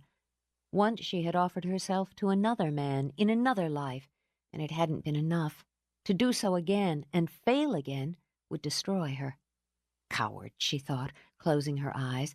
Was she going to remain alone and celibate for the rest of her life because she hadn't succeeded as a wife and therefore as a lover? If he wanted her, she wanted to be taken. Tonight. She wanted him to give her no choice tonight. She rushed downstairs quickly before she could change her mind. And the night was thrilling, windswept, full of sound and scent. She ran through it as women had for centuries, toward fate, toward a man, and lost her nerve at the base of the steps. His lights were on. She had only to climb up that one short flight of wood, knock on the door. He would know and would take. She would, she promised herself as she crossed her hands over her speeding heart. As soon as she'd composed herself, as soon as the giddiness faded a little. She went into the stables instead, moving down the line of drowsy horses. She hadn't seen the foal since its birth, she reminded herself. She only wanted to look, to admire. Then she would go up and knock. At the stall door, she studied the mother and child. The foal lay curled on the hay, the mare standing slack-legged beside her. "I miss having a baby who needs me," she murmured. "They trust you to take care of them. It's the most incredible feeling, isn't it? Knowing that came from you." She indulged herself another moment, stroking the mare's head when it was offered. Then she turned, and he was there. All in black, he was like a shadow that became real in a blink. She stepped back. I hadn't seen the foal since... I didn't mean to disturb you." You've been disturbing me for a long time, longer than I realized. His gaze holding hers, he stepped forward. I saw you running across the lawn in the starlight. You looked like something out of a dream. But you're not, are you? "No." She retreated again, nerves shattered. "I should go. She couldn't take her eyes from his as he came closer, boxed her against the stall door. "I should go." Pretty Laura Templeton, he murmured. You always look so polished, so perfect. Nothing out of place. He skimmed a finger over the soft lapel of her blouse, dipped a finger in the V, and watched her eyes go deep. Makes a man like me want to muss you up, get right under that polish and find out just who the hell you are. He closed his hands over her breasts, calloused hands over thin silk, felt her shudder. Who the hell are you, Laura? Why are you here? Her heart was pounding against his palm so violently she wondered it didn't simply leap out into his hand. "I came to see the foal." Liar. He pressed her back against the wood, and when the door gave, she would have stumbled if he hadn't held her. I'll bet he never messed you up, did he? Always polite, always the gentleman. You won't get that from me. She was panicked now, thrilled, terrified. Her gaze darted from his as hay crackled under her feet. The stall was empty but for them. She was alone with him, trapped. "I don't know how to do this." I do. I can make you stay, or I can make you run. I wonder which it'll be. But you came to me, so it'll be my way. He fisted his hands on the opening of her blouse, shredded it in one quick, shocking yank. Stay or run. His eyes were dark, demanding, focused on hers. Cool air shivered over her bare skin. If you stay, you're mine. My way. Stay or run. He gripped her hair, yanked her head back, and watched her, waited. Stay, he murmured, then crushed his mouth to hers and ravished. Speed and desperation. She was pummeled by both as he dragged her down into the hay and branded her lips, her throat, her breasts. She cried out when his teeth closed over her, lancing heat from breast to loins until her body was a bucking, writhing mass of sensation. The asking was over, she knew. The choice was done. Now he would take, as he had in the dreams that haunted her at night, rough and fast and merciless. And she wanted that, the painful spin out of control, the hard, tough, impatient hand scraping her skin, that relentless, almost brutal mouth feeding on her. She found his flesh, hot, smooth. The hay beneath her was prickly, abrading her skin, and added one more reeling sensation. The sound of her clothes tearing under his frantic hands, hands that streaked back to squeeze and probe and possess, was unreasonably erotic. She could hear herself cry out, hear her own short, harsh panting, each gasp of shock and pleasure. Helpless as a raft on a storm-tossed sea, she rolled, thrashed, and gave herself over to fate. Every time her hands gripped him, those neat lady's nails biting in, His blood swam. Each time she whimpered, moaned, his pulses whipped. The first time her body convulsed and his name, burst like a sob through her lips, his head reeled. He could see every fresh shock in her eyes, those clouded gray storms that widened, unfocused, closed on a throaty moan. No one had given her this. Of that he could be sure. No one had taken her where he would take her. Of all the things she'd been given, all the places she'd traveled in her privileged life, this was new. Though some part of him, deeply buried, hurt that this was all he could offer, he would make it enough for tonight. For tonight, and as long as it lasted, he would and could be to her what no one else had ever been. He could feel every dark flash of new pleasure sing through her body and explode inside his own. He could hear her shocked gasps and swallow them. He could take more, still more, and make her arch violently against him in desperate greed, and that delicate ivory skin, so smooth, so fragrant, dewed with the clean sweat of good sex. His hands, so strong, so quick, so powerful, they cupped her, bruised, destroyed. Her own were lost in his hair, dragging him down until his mouth found hers again, until she could answer that hard, vicious kiss with one of her own. His body was so tight, so relentlessly male, muscles bunching under her hands, ridges of old scars sliding under her questing fingers. His skin was hot, burning, and bloomed damp when she bit desperately at his shoulder. The air was ripe, thick, and tasted of him on each gulping breath she took. Whatever he did to her, she welcomed. Whatever he demanded, she gave. He lifted her hips high, and his eyes burned into hers. With one violent thrust, he was inside her, hilt deep.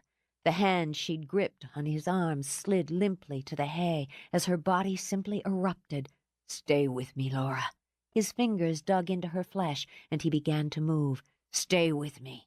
What choice did she have? She was locked, trapped, steeped. Her breathing was slow now, shallow. Her vision misted at the edges, but she moved with him, stroke now for stroke. He shuddered when she came, when she closed around him like a damp fist, and fought a vicious war with himself not to follow, not yet. There was more. Even as the blood roared like the sea in his head, he wanted more. And so dragged her up until her legs locked around him, until her body flowed back so fluidly it might have been made of water, worked her until her new frenzy was met, matched, until her head dropped on his shoulder. Then, and only then, he buried his face in her hair and let himself fall.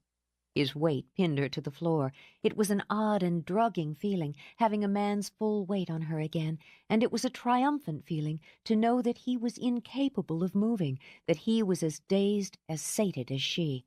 She didn't have to doubt it.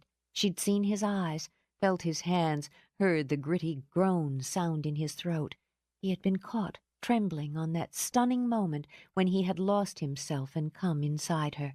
There in the darkened stables with the sweet smell of hay and horses, her clothes in tatters and her blood singing, she'd felt like a woman again. Not like a mother, a friend, a responsible member of society, but like a woman. She didn't want to fumble now, to begin stuttering out foolish truths, that it had never been this way before, that she hadn't known it could be. Better, she thought, for both of them to keep it light. So she smiled, found the strength to lift her hand and stroke his hair. "Looks like I redeemed that rain check." His chuckle tickled her throat. "What was your name again, sugar?"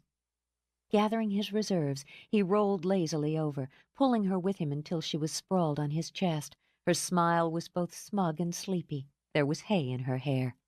"God, you're pretty. Such a pretty little thing. The proper Laura Templeton with the surprising and flexible steam engine of a body. Who'd have thought it?" She certainly hadn't, and cocked a brow.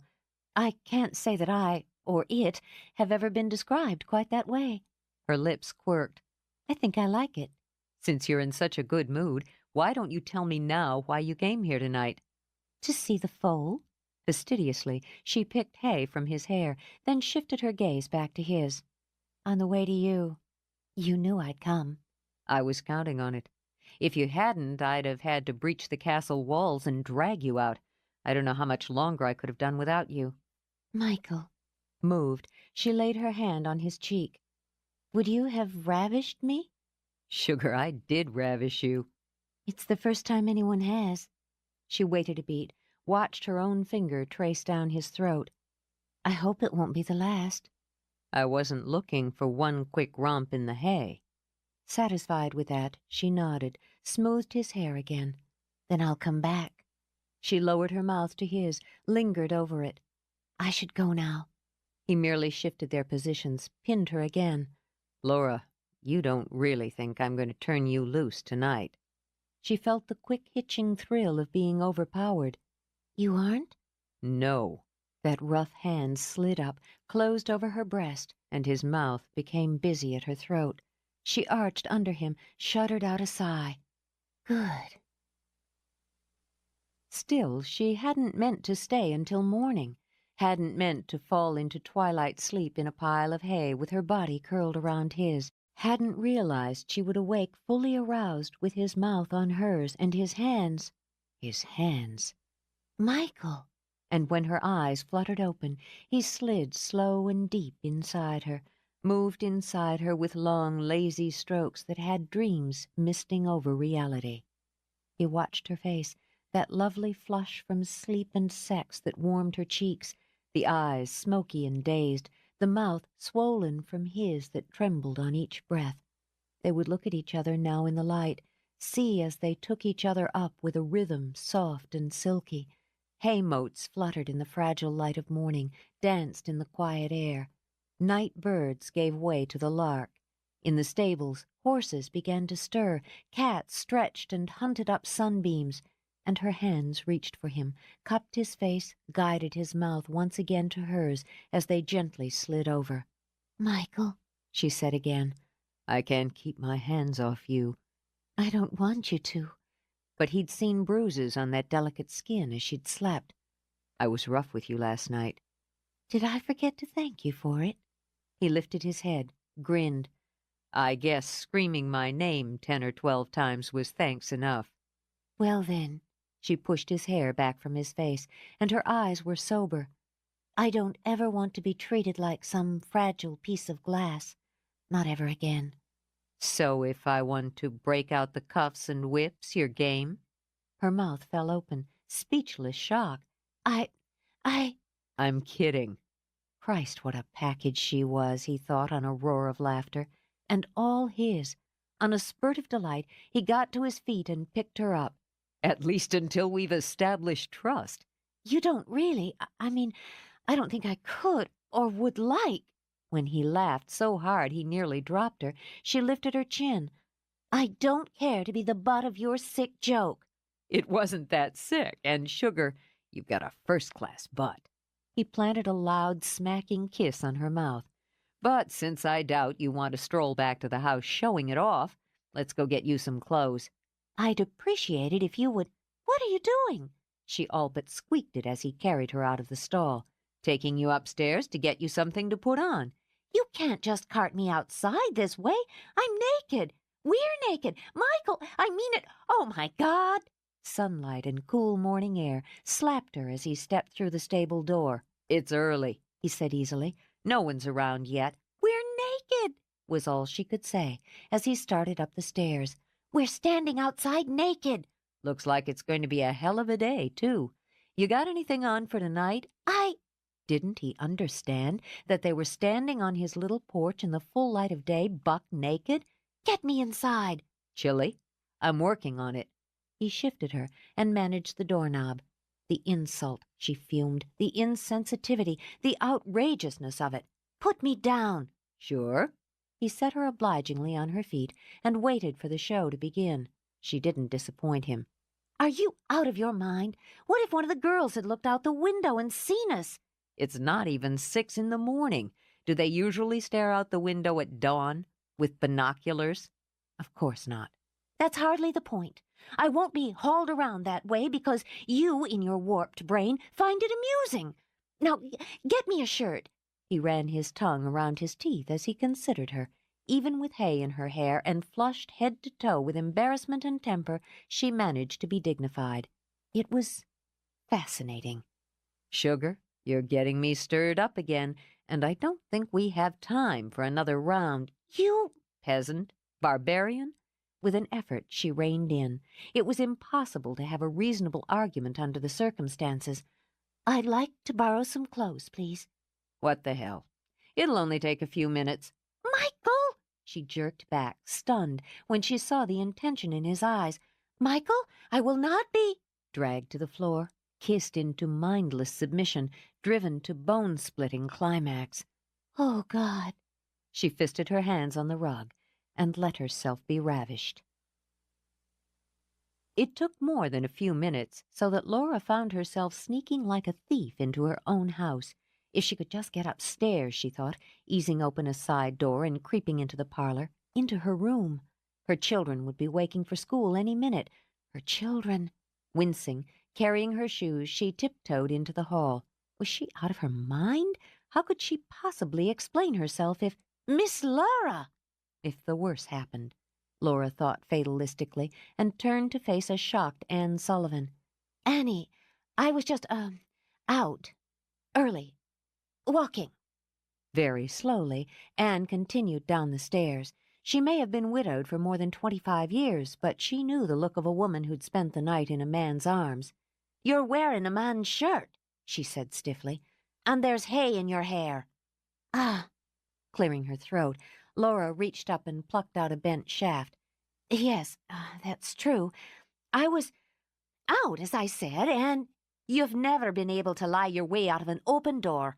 Anne stopped at the base of the stairs, facing down her quarry very much like a mother about to lecture a reckless child. With a mixture of amusement and apprehension, Laura recognized the signs. Annie, you've been down at the stables, rolling around in the hay with sharp-eyed, womanizing Michael Fury.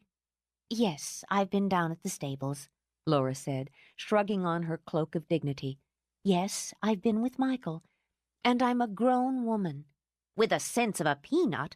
What were you thinking of? She continued, poked out a finger. A woman like you, wrestling in a hayloft with the likes of him.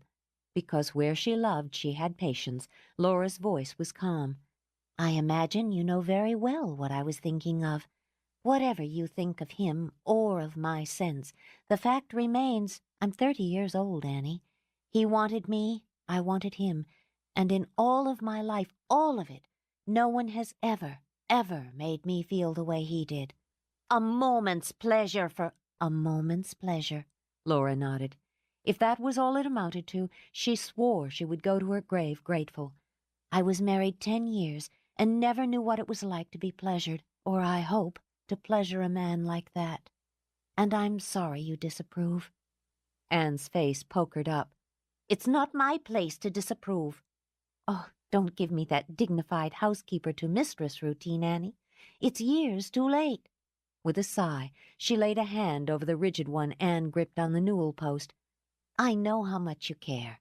I know everything you say out of concern and love, but even that can't change the way I feel, or what I need. And you think you need Michael Fury? No, I know I do.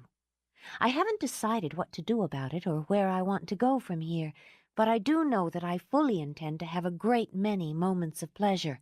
Whatever the cost? Yes. For once in my life, the hell with the cost. I need to shower. She started up the stairs, paused, turned. I don't want you going down there badgering Michael over this, Annie.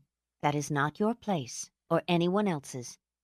Anne inclined her head, kept it lowered until she heard Laura close the door to her room. Perhaps it wasn't her place to speak to Michael Fury, but she knew her duty and would do it. Without hesitation, she walked down the hall and into the library. The call to France wouldn't take long. Then they would see, she thought, brooding out the window. They would see. I'd like to speak with Mr. or Mrs. Templeton, if you please. It's Anne Sullivan, the housekeeper of Templeton House. In the stables? In the hay? All night? In the second-floor kitchen of Pretenses, Kate swiveled on the stool and gaped. The 10-minute afternoon break was a great deal more interesting than she'd expected. You? Why is that so shocking? Ignoring her tea, Laura drummed her fingers on the counter. I'm human, aren't I? Not some sort of wind-up doll. Pal, it sounds like you were pretty wound up to me. And I'm not shocked exactly. I mean, I wouldn't have imagined bouncing on the hay was your style, but hey, whatever works. She grinned and sampled one of the cookies Laura had picked up at the bakery. And I take it that it worked just fine. Mollified, Laura took a cookie herself. I, she said smugly, was an animal. With a snort, Kate raised one of Laura's arms over their heads. Way to go, champ. So now, about the details. I can't. Well, maybe. No. The gleam in her eye matched Kate's. No. Come on, just one detail then. One little detail of Laura's wild night. She laughed, shook her head, nibbled on her lip. God knew she could tell Kate or Margot anything, and it had been so rare lately for her to be able to share something so wonderful and reckless. Fastidiously, she brushed crumbs from the counter. He ripped my clothes off. Metaphorically or literally? Literally. Just tore them to shreds. She pressed a hand to her stomach. God. God, Kate echoed, fanning a hand in front of her face. That's it. Laura scooted off the stool and dumped her cold tea into the sink. I can't do this. It feels like high school. Pal, you've graduated and your cap and gown are in tatters. Congratulations. She cocked her head as Laura rinsed out her cup. She knew the woman who carefully washed out china as well as she knew herself. Are you in love with him? Laura watched the water run and drain. I don't know. Love, this kind of love, isn't as simple as I thought it was once. I'm afraid I could be, and I don't want to complicate everything. You once told me that love just happened, couldn't be planned, Kate pointed out. I found out you were right. With care, she set the cup to drain. She'd already given Kate's question a great deal of thought, knowing it would be asked by those who cared the most. If it does happen, I'll deal with it. There's so much more to him than I ever imagined. Every time I see one of those pieces I didn't know was there fall into place, I'm more involved. Laura dried her hands, turned back. I'm not going to get dreamy-eyed this time around, or want more than someone's capable of giving. I'm just going to enjoy it. Is that going to work for you? The way I feel this afternoon, it's working perfectly. Feeling loose, she stretched her arms high. Absolutely perfectly. Glad to see you two are enjoying yourselves. Margot stepped into the doorway and scowled. One of you was supposed to relieve me, remember? I, unlike my feckless partners, haven't had a break in 4 hours. Sorry. Laura dropped her arms. I'll go. No, I'll go. Kate hopped off the stool. It'll give you a chance to fill Margot in. Fill me in on what? Michael screwed Laura's brains out last night in a horse stall. Gracefully, Margot fluffed her hair while Laura flushed. Really? Ripped her clothes off, Kate added as she headed out. I'll leave Laura to fill in the details. On a long hum, Margot settled herself on one of the padded ice cream chairs, crossed her long, shapely legs. Pour me some tea, would you, Laura? I'm whipped. Automatically, Laura poured a cup, brought it to the table. Want a cookie? Don't mind if I do. Margot debated them, selected, nibbled. Now, sit your butt down and start filling in those details. And don't worry about being too specific. Chapter 13. Whistling between his teeth, Michael sent Zip into a raging gallop, bursting out of the woods into the sun like flame on fire. The little demon could run, Michael thought. He'd be sorry to lose him, but the offer that had come in that morning closed the deal. In a matter of hours, the speedy little colt would be on his way to Utah. Gonna have some fun with the fillies up there, kid, and breed some champs. And the asking price meant Michael could close the deal he'd been negotiating for a particularly fine-looking Palomino mare and her doe-eyed foal. The mare was ornery, he mused, had twice tried to kick him and her handler during the inspection. Michael liked her the better for it, and for the fact that she'd bred such a tough little foal, a foal he was already planning to raise for stud. Couple more years, Michael thought, the new colt would cover 20 mares, and at 4 his full complement of 60. They'd do fine together, he decided. That snippy Palomino mare and the energetic little buckskin she'd birthed would help him start a new phase of his business.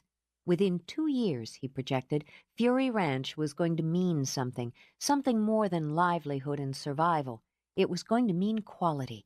And that, Michael thought, as Zip tore around the stables, was something he'd lived most of his life without.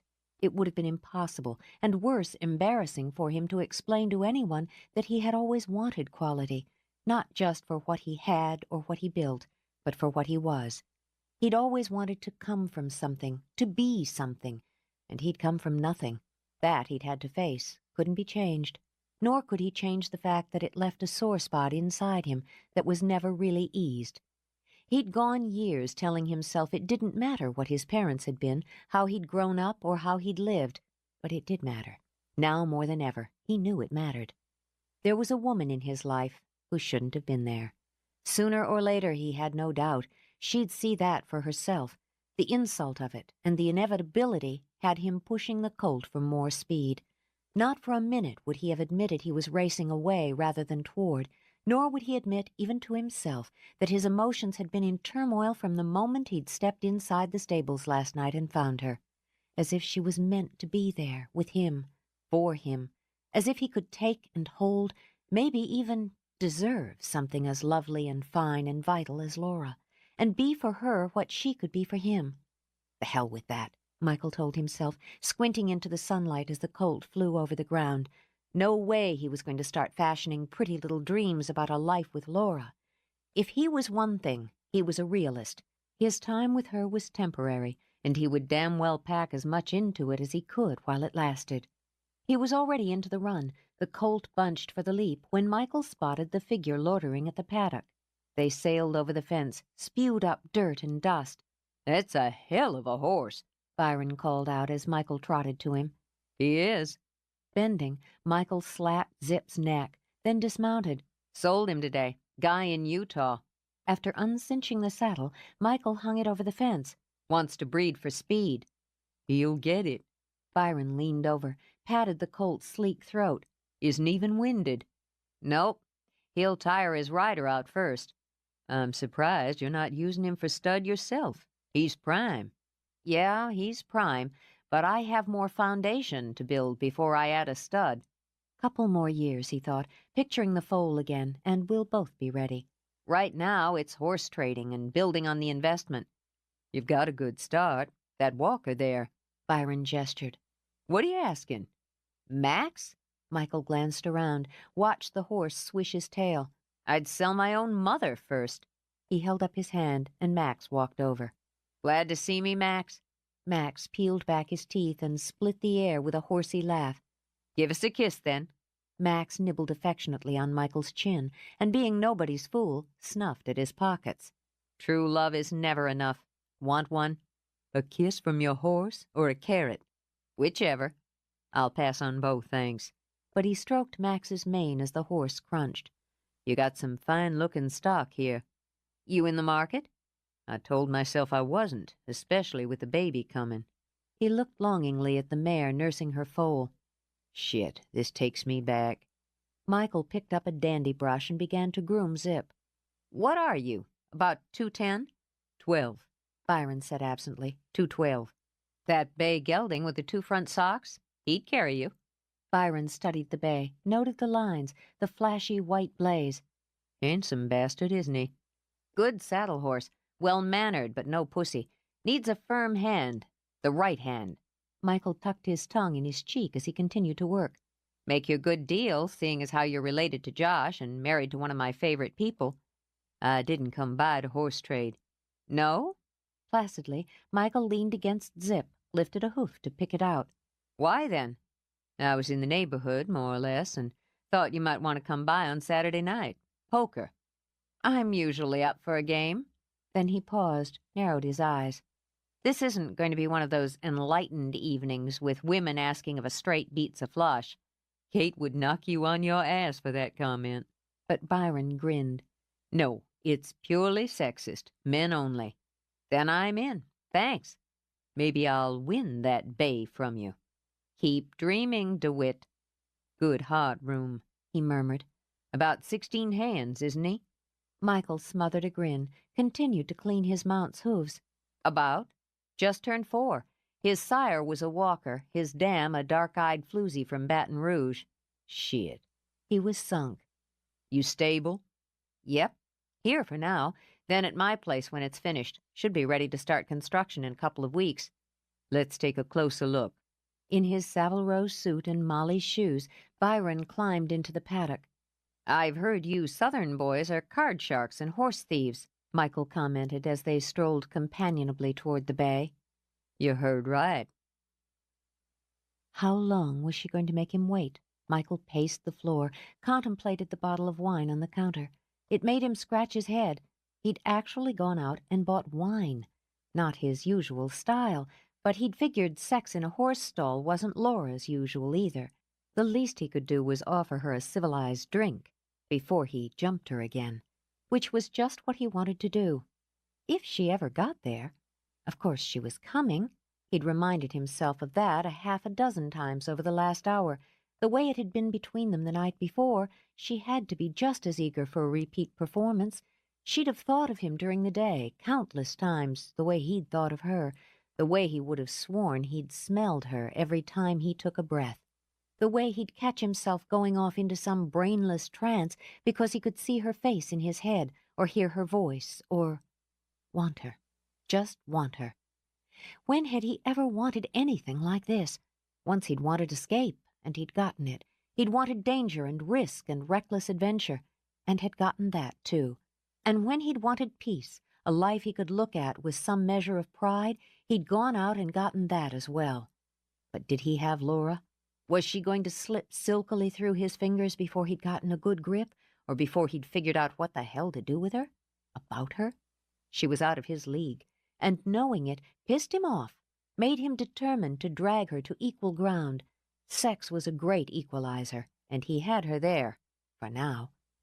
Furious with himself for niggling at what shouldn't have been a problem, he poured a glass of the wine. He sniffed it, shrugged, downed it. When in Rome, Fury. But he set the glass aside and began to pace again, prowling back and forth across the length of the room like a cat prowling the confines of a cage.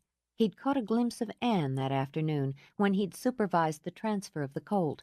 From the bullets she'd shot out of her eyes, he had the feeling Laura hadn't managed to get past her that morning. It made him grin to think of it. The elegant lady of the house sneaking in at dawn in a baggy shirt and jeans, caught by the ever-present, cold-eyed housekeeper. Maybe Sullivan had locked Laura in. His grin vanished as the idea popped into his head. Maybe she had Laura trapped inside, refusing to let her out. Maybe she was... And maybe he should get a grip on himself, he decided. The hell with it. He swung for the door. He was going after her. When he yanked it open, Laura jumped back a full step, pressed a hand to her throat. "You scared the life out of me."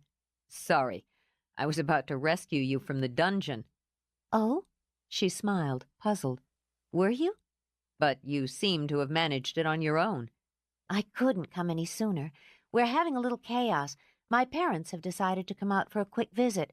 They'll be here in a couple of days, and the girls were so excited I had a hard time getting them to bed. Then we had to... You don't have to explain to me. Just come here. He pulled her close and released a portion of frustrated need in one rough kiss. Pressing her back against the door jamb, he fisted his hands in her hair and released more. The same, she thought, wrapping herself around him. The same heat, the same rush, the same wonder. When she could breathe again, she kept her clenched hands on his shirt. I thought... What? But she shook her head. Nothing. Smiling, she lifted her hands to frame his face. "Hello, Michael." Hello, Laura. He circled her inside, closed the door with his boot. I was going to offer you some wine. "Oh, thank you. That would be nice." But it's going to have to wait. He swung her into his arms. "Oh, that's even nicer." He did bring her a glass when she was sitting on his rumpled bed wearing his shirt. Not having what he considered her misplaced sense of modesty, he sat across from her naked, knee to knee. I'm kind of celebrating, he told her, and tapped the glasses together. She felt so loose she was certain she could slide right into the sheets. "What are you kind of celebrating?" I sold 2 horses today. One to your brother-in-law. "Byron?" Surprised, she sipped, recognized the rich tang of a good Templeton Chardonnay. "Funny. Kate never mentioned that they were buying a horse. I guess he hadn't told her yet. Oh. Uh-oh. Does Kate have a problem with horses? No, but it's quite a commitment. I'm surprised they didn't discuss it first. I'm sure she will be, too. I'd say he can handle her. It's not a matter of handling one way or the other. Marriage is a partnership, and decisions require discussion and mutual agreement. And what are you grinning at? You look cute, sitting there all mussed up from sex and lecturing me on relationship ethics. I wasn't lecturing. She took a small, cool sip from her glass. I was simply stating, don't you believe in relationship ethics? Yep. His hand wandered up her thigh. But I figure like in any partnership, sometimes one end makes a decision on their own and ethics get bent a little. I like this little birthmark way up here. His fingers skimmed high on her thigh over a small crescent shape. Looks like a moon. Sexier than a tattoo. You're trying to distract me. Doesn't take much effort. But he trailed his finger back down to her knee. I don't want to see the guy get popped by his wife. He fell for the horse, and maybe I gave him a little push. He moved his shoulders. If Kate has a problem, we can lose the deal. Laura tilted her head. And then, in your opinion, Kate would be a shrew and Byron a milquetoast. I was thinking wussy, actually. Amused, he straightened her legs so that he could lift her knee and kiss it. Did you always talk everything over nice and civilized with Ridgway? No, that was part of the problem. I did what I was told and behaved like a proper, dutiful, and spineless wife. Sorry. Annoyed with himself for the need to pry open that door to her life, he gave her knee a quick squeeze. Bad question. No, it wasn't.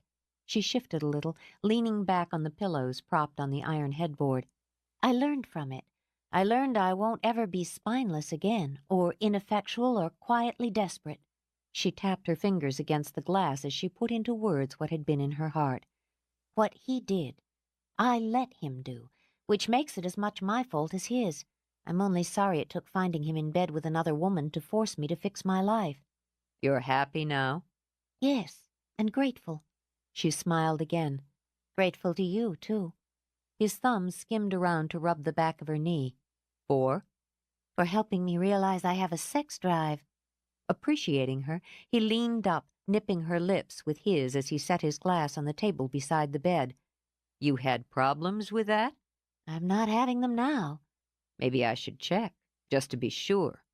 But before she could circle him into her arms, he slipped back. I think I'll start down here, he murmured, and lifted her foot. You're not going to... Oh! Her head fell back as his teeth and tongue went to work. They do reflexology in the spa at the resort, she murmured, as he bombarded all manner of tiny, sensitive nerves. It never felt like this. You're not going to start fantasizing that I'm Victor the massage boy, are you? She laughed, moaned, shuddered. No, the reality's just... Jesus! She dropped her glass, splattering wine over herself and the sheets. Oh, I'm sorry. Let me... No, you don't.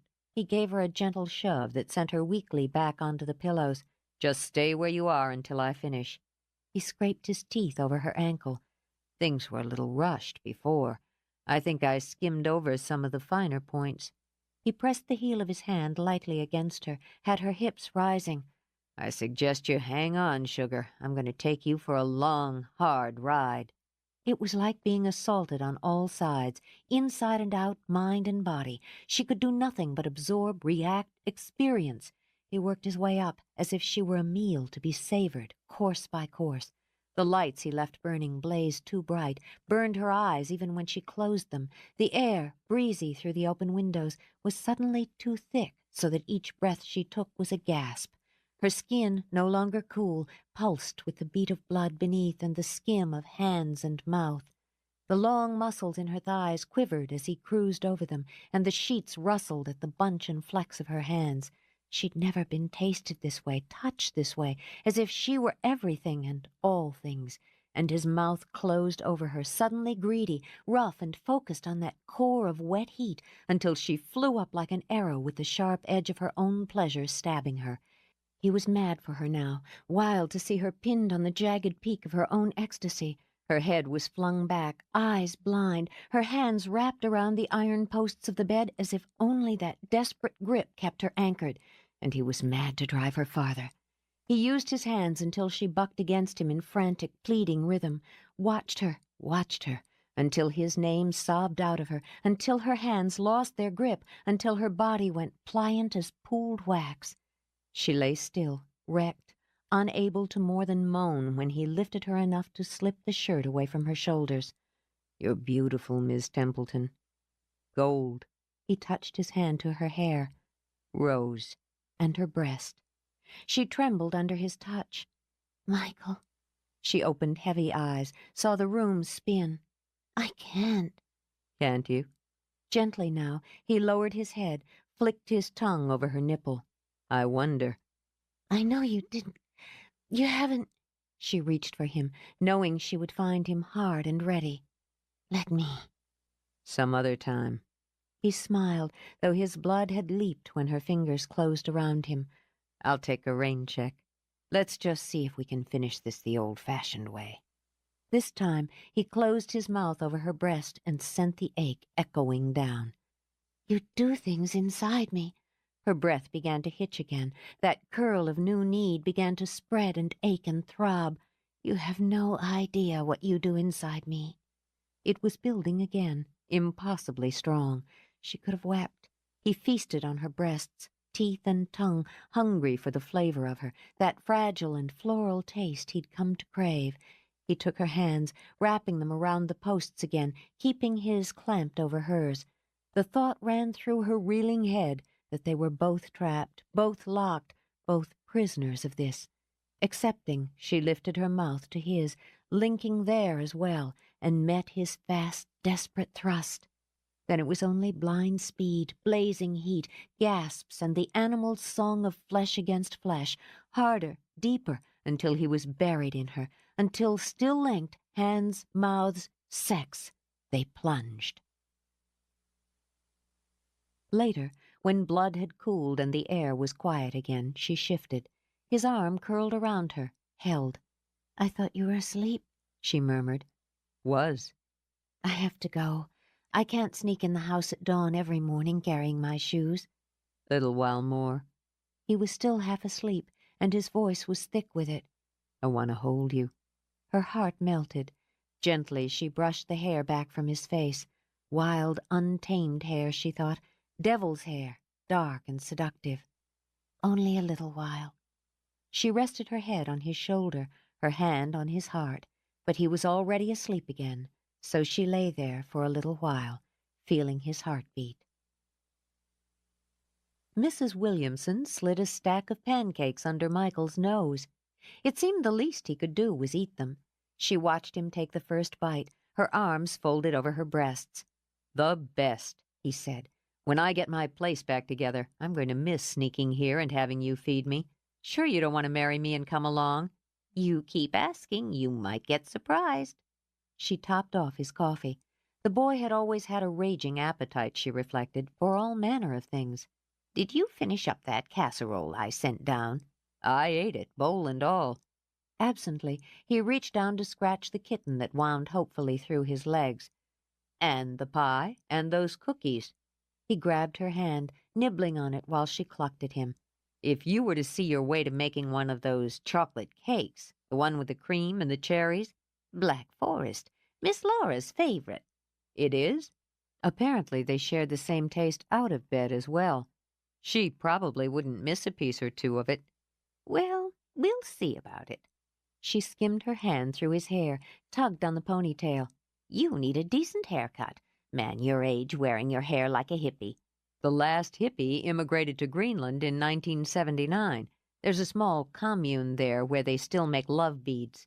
Oh, you're a smart one, you are. Eat your breakfast. I've got to see that those children are fed before they go off to school. And Miss Laura, she continued, bustling back to the stove, eats like a sparrow. Never takes the time to sit down and start the day with a decent meal. Just coffee, she tells me. Well, you can't fuel a body on coffee. Laura's body seemed fueled fine to him, but he didn't think it wise to mention it. Mrs. Williamson might be fond of him, but he didn't imagine she'd approve of him luring the mistress into hot, sweaty bouts of sex. She's going to make herself sick, like Miss Katy did last year. Michael stopped brooding, looked up.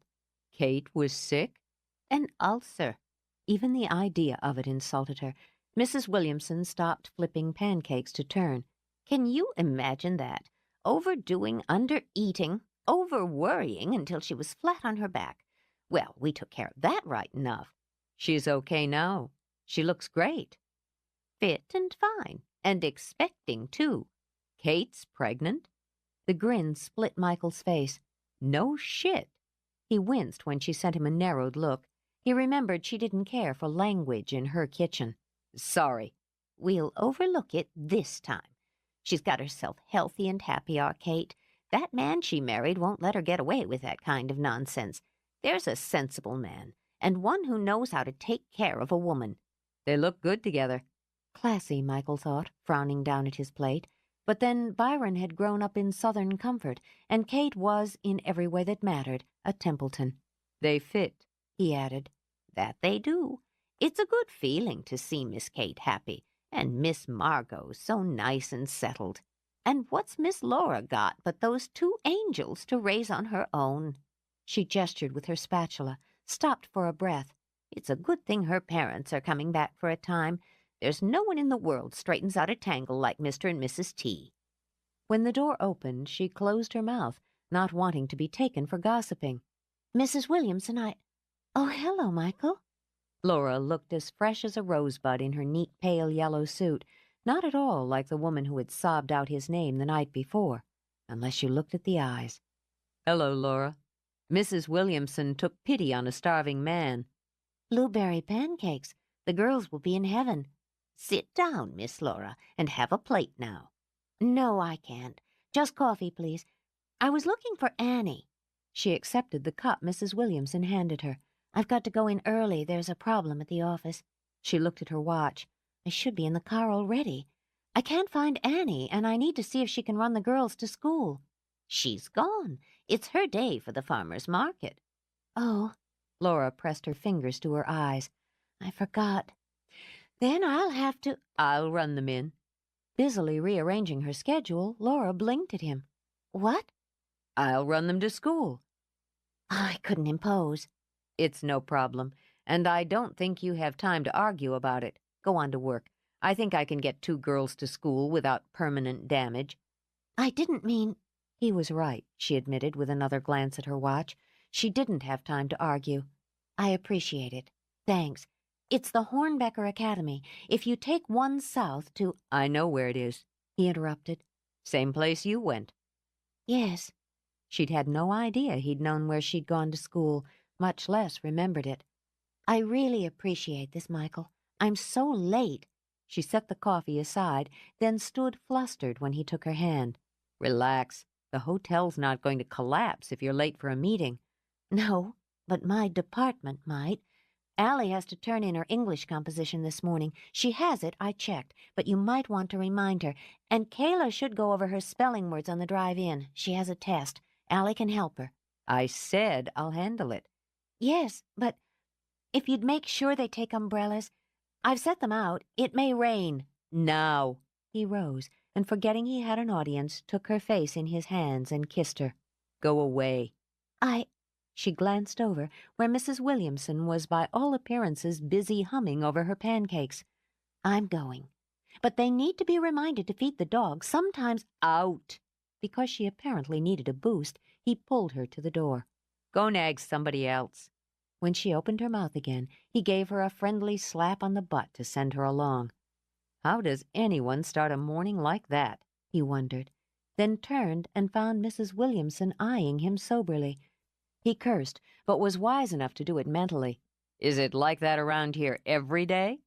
Ignoring his question, she stepped forward, walked around him. He thought he had a pretty good idea of what she was seeing, a man who came in the back door because he didn't belong at the front one. She stopped, faced him, pursed her lips.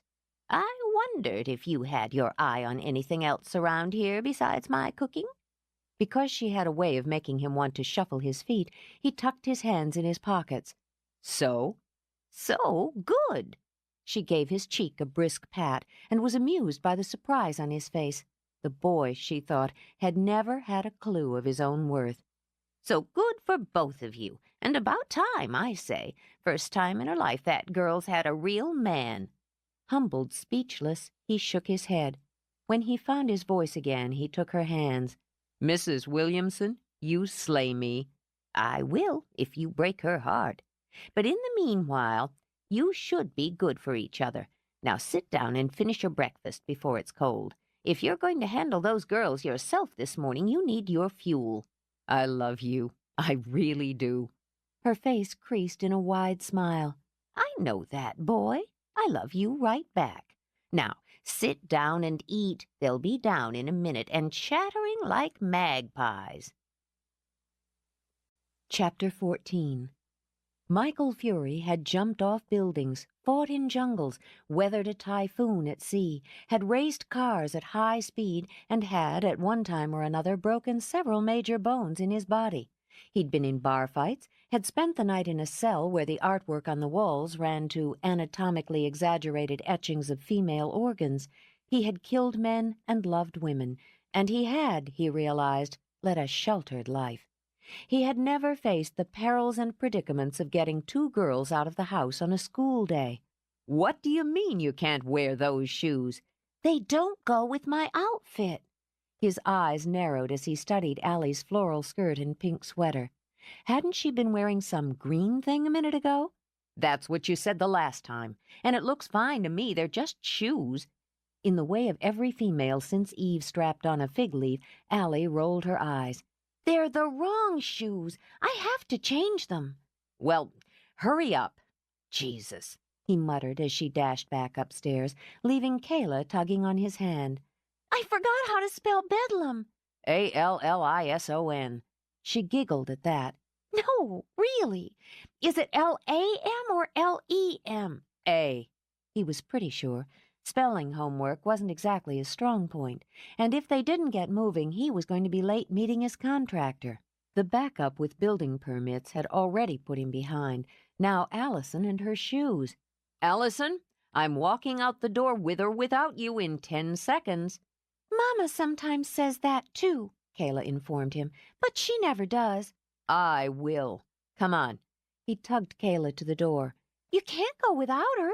Eyes wide, Kayla trotted beside him to his car. "Mama's going to be mad if you do." "We're going. In the car, come on." "How will Allie get to school?" "She can walk," Michael said grimly, "in whatever shoes she's picked out this time." He'd solved the crisis of Kayla's broken barrette, hadn't he? And her hair looked okay to him tied back with the rubber band he'd pulled out of his own hair. He hadn't panicked when Allie had claimed to have misplaced her book bag, but had found it himself where she'd dumped it under the kitchen table during her breakfast. He'd remained the calm mediator when the two girls had fallen into a minor catfight over whose turn it was to feed the pets, and he had not faltered when Bongo had expressed his sorrow that his young mistresses were leaving him by peeing in the foyer. No, he had stood strong in all of that, Michael thought as he gunned the engine, but he knew when he was being dicked around and he wasn't taking it. Impatience turned to smugness when he saw Allie flying out of the house. Indignation flashed in her eyes as she pulled open the car door. "You were going without me." "That's right, Blondie. Get in." Not wanting him to see, under the circumstances, that the nickname delighted her, she angled her chin. "There's only 2 seats. Where am I supposed to sit?" "Beside your sister." "But—" "In now." At the snapped order, she moved fast, squeezing beside Kayla, pouting dramatically when Michael reached over to tug the seatbelt around both of them. "I don't think this is legal." It was her best lady of the manor voice, Michael realized, her mother's voice. "Call a cop," he muttered, and started down the drive. For the next 15 minutes he was treated to a run of complaints. "She's pushing me." "She's taking all the room." "She's sitting on my skirt." The muscle behind his eye began to tick. How did anyone tolerate this every morning of their lives? "I need to go over my words," Kayla wailed. "I'm having a test. Michael, Allie's pushing her elbow in me again." "Allie, get a grip." He blew away the hair that, thanks to his gift to Kayla, danced in his eyes. "There's not enough room," Allie informed him loftily. "She's taking up the whole seat." "I am not." "You are too." "I am." The snarl issuing from the man beside them had both girls lapsing into momentary silence. Satisfied, Michael took a calming breath. What are the spelling words? "I can't remember. I have them written down in my notebook." The wail inched back into her voice. "If I don't get 100, I don't get to play on the computer at free time." So get the notebook out. This, as he should have known, caused more complaints. "You're stepping all over my shoes. You're getting them dirty. Kayla, I'm going to—" I don't want to hear about those shoes, Blondie. The tick was back, double time. Not a word about the shoes. "Here are my words." Triumphant, Kayla waved the notebook, conking him on the head in her enthusiasm. Well, study them or something. "No, Allie reads them, and I spell them, and I have to use each one in a sentence. I don't want to read them." Michael sent Allie a narrow look. Want to walk? "Oh, all right." With little grace, she snatched the notebook. "They're just baby words." "They are not. You're just mean because Todd likes Marcy better than you. He does not, and I don't care anyway. And you didn't learn your words because you were too busy drawing dumb pictures. They are not dumb. You're dumb because—" Cut it out right now. If I have to stop this car— Appalled, he trailed off. Had he just said what he thought he'd said? Dear Christ. He was forced to take several calming breaths. Allison, just read the words. "I'm going to," she sniffed, peered down her nose at Kayla's carefully written list. "Committed." "Committed." She parroted the letters, then bit her lip. She fumbled for the sentence, looked hopefully at Michael. Michael Fury, innocently volunteering to drive two young girls to school, has now been committed to an institution for the permanently insane. It made Allie laugh. "He's just being silly." Don't bet on it, kid. But he battered his brain to come up with an alternative. The witness pointed accusingly at the man who had committed the crime. How's that? "Okay." They ran through the rest, with Michael nearly cross-eyed by the time he pulled through the gates of the academy. His ancient Porsche merged with shining Mercedes, sedate Lincolns, and snappy four-wheel drives.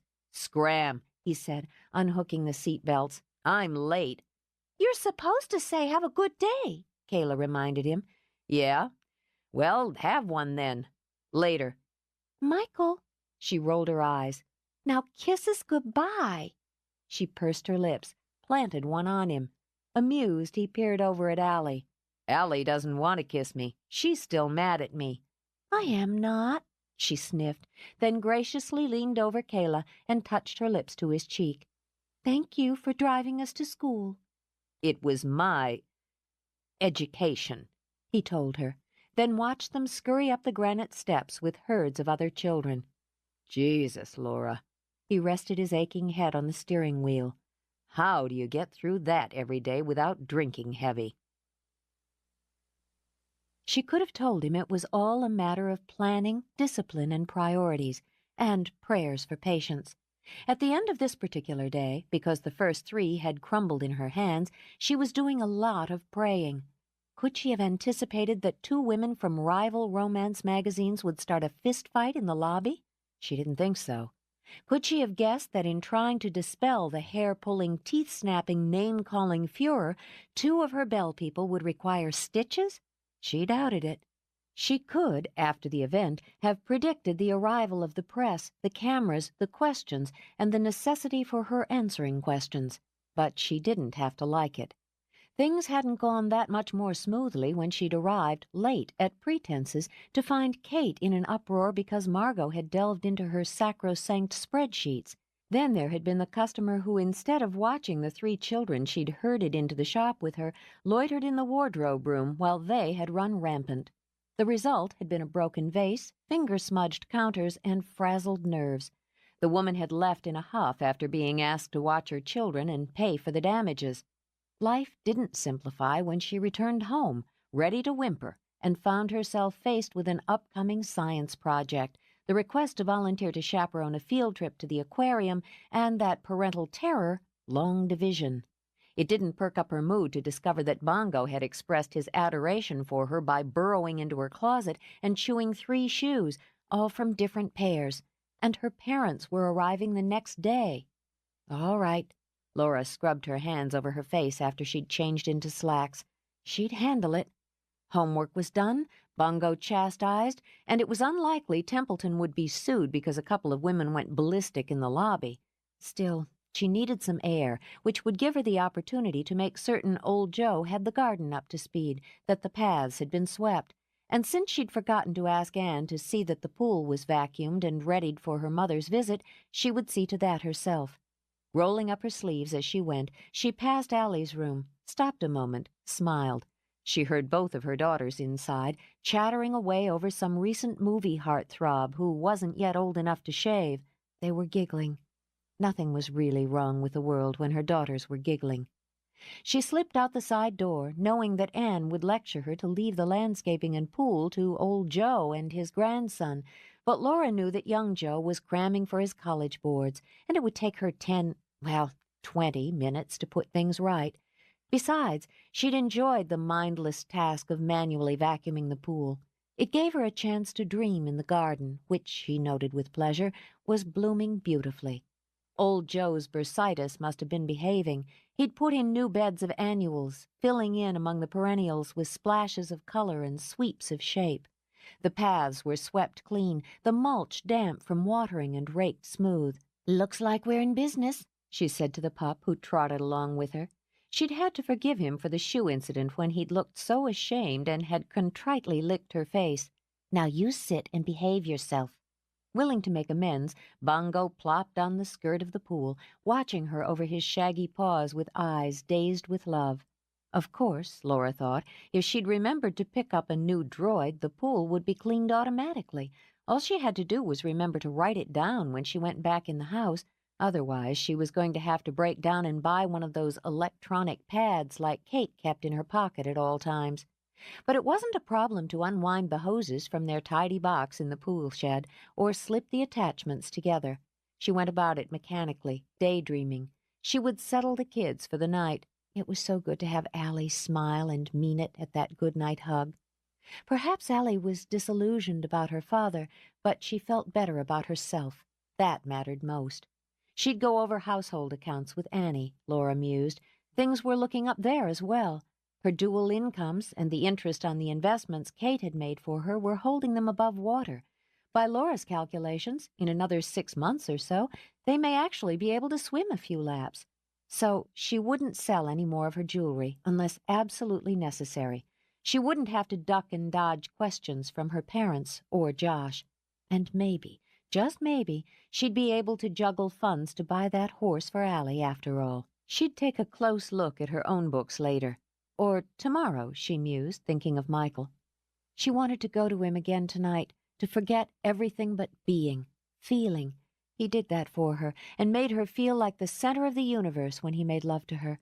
She'd always dreamed of a man who would think of nothing but her when she was in his arms, who would lose himself in her as she lost herself in him, of knowing that he was so focused on her when he touched her that there was room for nothing else in his mind or heart. Oh, she did wish she knew his heart. That was her problem, she admitted, running the pole smoothly through the water, of wanting that foolishly romantic love she'd dreamed of as a girl. Seraphina's love, she thought with a quiet laugh, the kind a woman would die for. Well, she couldn't afford to be dewy-eyed enough to hurl herself off a cliff for anyone. She had children to raise, a house to run, and a career, a surprisingly interesting career, to maintain. So she would happily settle for whatever she and Michael had between them and be grateful for it. More than grateful, she thought, tonight, in bed, when he put his hands on her again. Those impatient, rough-palmed hands that took whatever they wanted and made her wild with needs.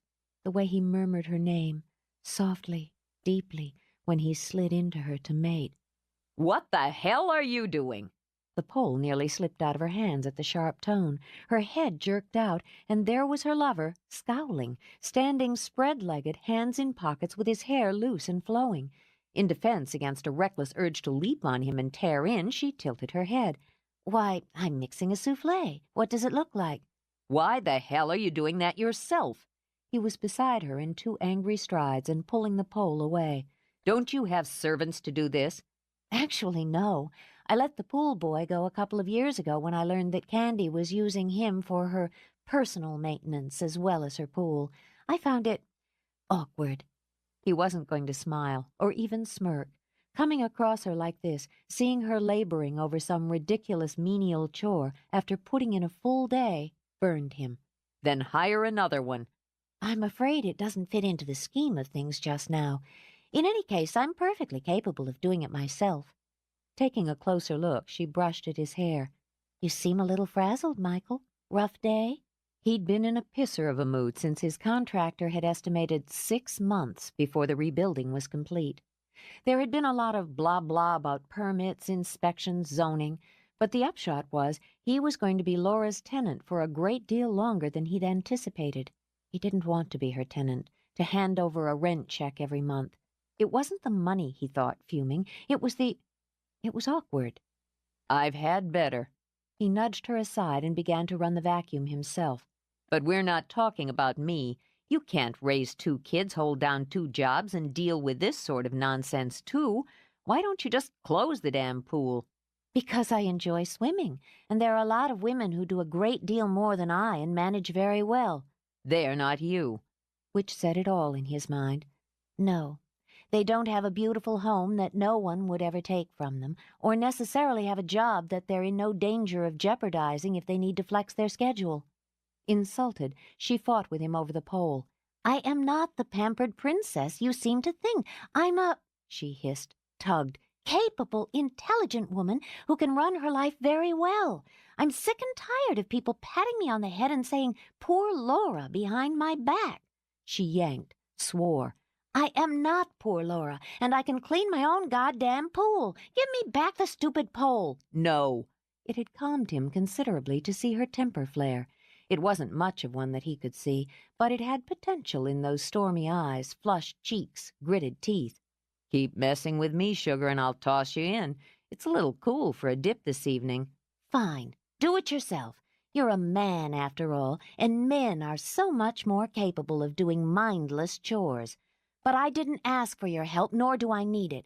Nor do I need your sterling advice or your unsolicited criticism on how I handle my life. That's telling me, he said equably. My hands are starting to shake. Her eyes narrowed into slits. You, too, could be taking a dip. Interesting, he thought. Did she actually have a physical temper in there? Is that so? You want to try to take me down? If I did, you'd be treading water in... Oh, no! Bongo! No!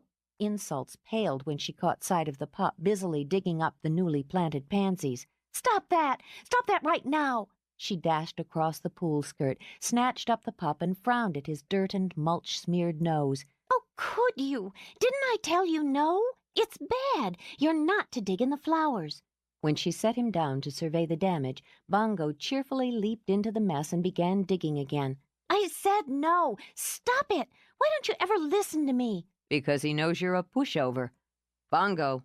At Michael's voice, the pup lifted his head, grinned sheepishly. Michael could almost hear the sentiment. Well, gee, Mick, just having a little fun here. Michael snapped his finger, pointed, and Bongo padded out, shook himself, and sat politely. Torn between disgust and admiration, Laura hissed a breath between her teeth. How do you get him to do that? It's a gift. That's just great. Disgust won. She dragged her hands through her hair. I can't control a 5-pound puppy. Just takes practice and patience. Well, I don't have time to practice now. She was down on her knees in a flash, salvaging bedding plants. And I'm out of patience. Old Joe is going to kill me for this. Laura, though it seemed obvious to point it out, Michael crouched and pointed it out anyway. He works for you. A lot you know, she muttered, desperately smoothing upturned mulch with her bare hands. If I so much as sniff an undesignated rose in his garden, he... She broke off, scowling. Don't just sit there. Help me. I thought you didn't need any help. Shut up, Michael. She brushed a hand over her cheek, smeared it with garden dirt. "Just shut up and save these pansies before Bongo and I both end up in the pound." "Since you ask so nice." He shoved roots back into soil and heard her let out a long, keening moan. "Not like that. For Lord's sake, you're not planting redwoods. Have a little delicacy." "Sorry, it's my first day on the job." He shook his head as she shifted, knelt into the dirt in a way that was sure to send her trim pastel slacks into the rag heap, and all, he thought, to save the sensibilities of an ancient gardener. "You run scared of the rest of your staff, too?" "Damn right. Most of them have been here longer than I have. This could work." Her hands, coated now with black soil, smoothed and patted. "You'll hardly be able to tell when I'm done here. And who am I fooling? He can tell if you pluck a spray of crabgrass, which is fine, as long as I've asked first." "It's looking fine to me." "Like you'd know a pansy from a geranium," she muttered. "Now you're getting nasty. You've got something." Casually, he swiped his hand over her cheek, adding a fresh layer of dirt. "There. And here. You needed a little to even out the look." "I suppose you think that's funny." Struggling for dignity, she brushed at her face and only succeeded in making it worse. "No?" He picked up a handful of damp pine mulch and dropped it onto her hair. "That's funny." "A pity I don't have your raucous sense of humor, but let me try." She rubbed both of her filthy hands over his shirt. "There, I'm dying from laughter now." He glanced down at his shirt. He'd just washed the damn thing. "Now you've done it," he said quietly.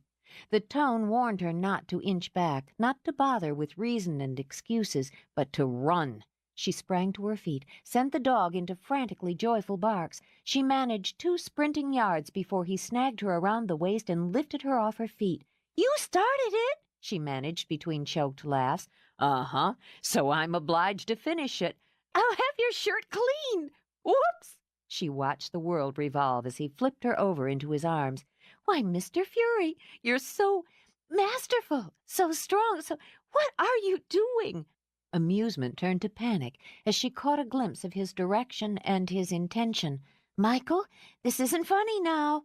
"Just my raucous sense of humor again," he told her, as he strode toward the edge of the pool. "Don't. Now I mean it, Michael." In defense, she locked her arms around his neck. "I'm covered with dirt and it's chilly and I've just cleaned the pool." "Just look at the way it sparkles, too." Controlling her frantic wiggling, he toed off his shoes. "Looks so pretty in the twilight, doesn't it?" "I will make you pay," she vowed. "I swear I will make you pay if you dare—" "Hold your breath," he suggested, and jumped in. But she was shrieking when she hit the water, swallowed it, came up choking. "You fool! You idiot! You—" She swallowed more when he pushed her head under.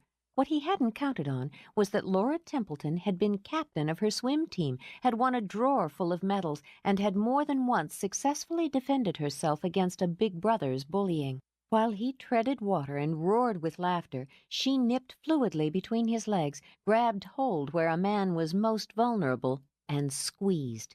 She could hear the muffled echo of his yelp, smiled grimly, and yanked downward. Streaking away, she broke water and waited smugly for him to wheeze out breaths and flail for the side. "Now that," she said, slicking back her dripping hair, "was funny." He had his breath back, mostly, and eyed her narrowly. "Want to fight dirty, sugar?" "This is my element, Michael. You're over your head." "Think so?"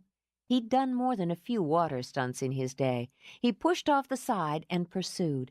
She was faster than he'd given her credit for, and slicker.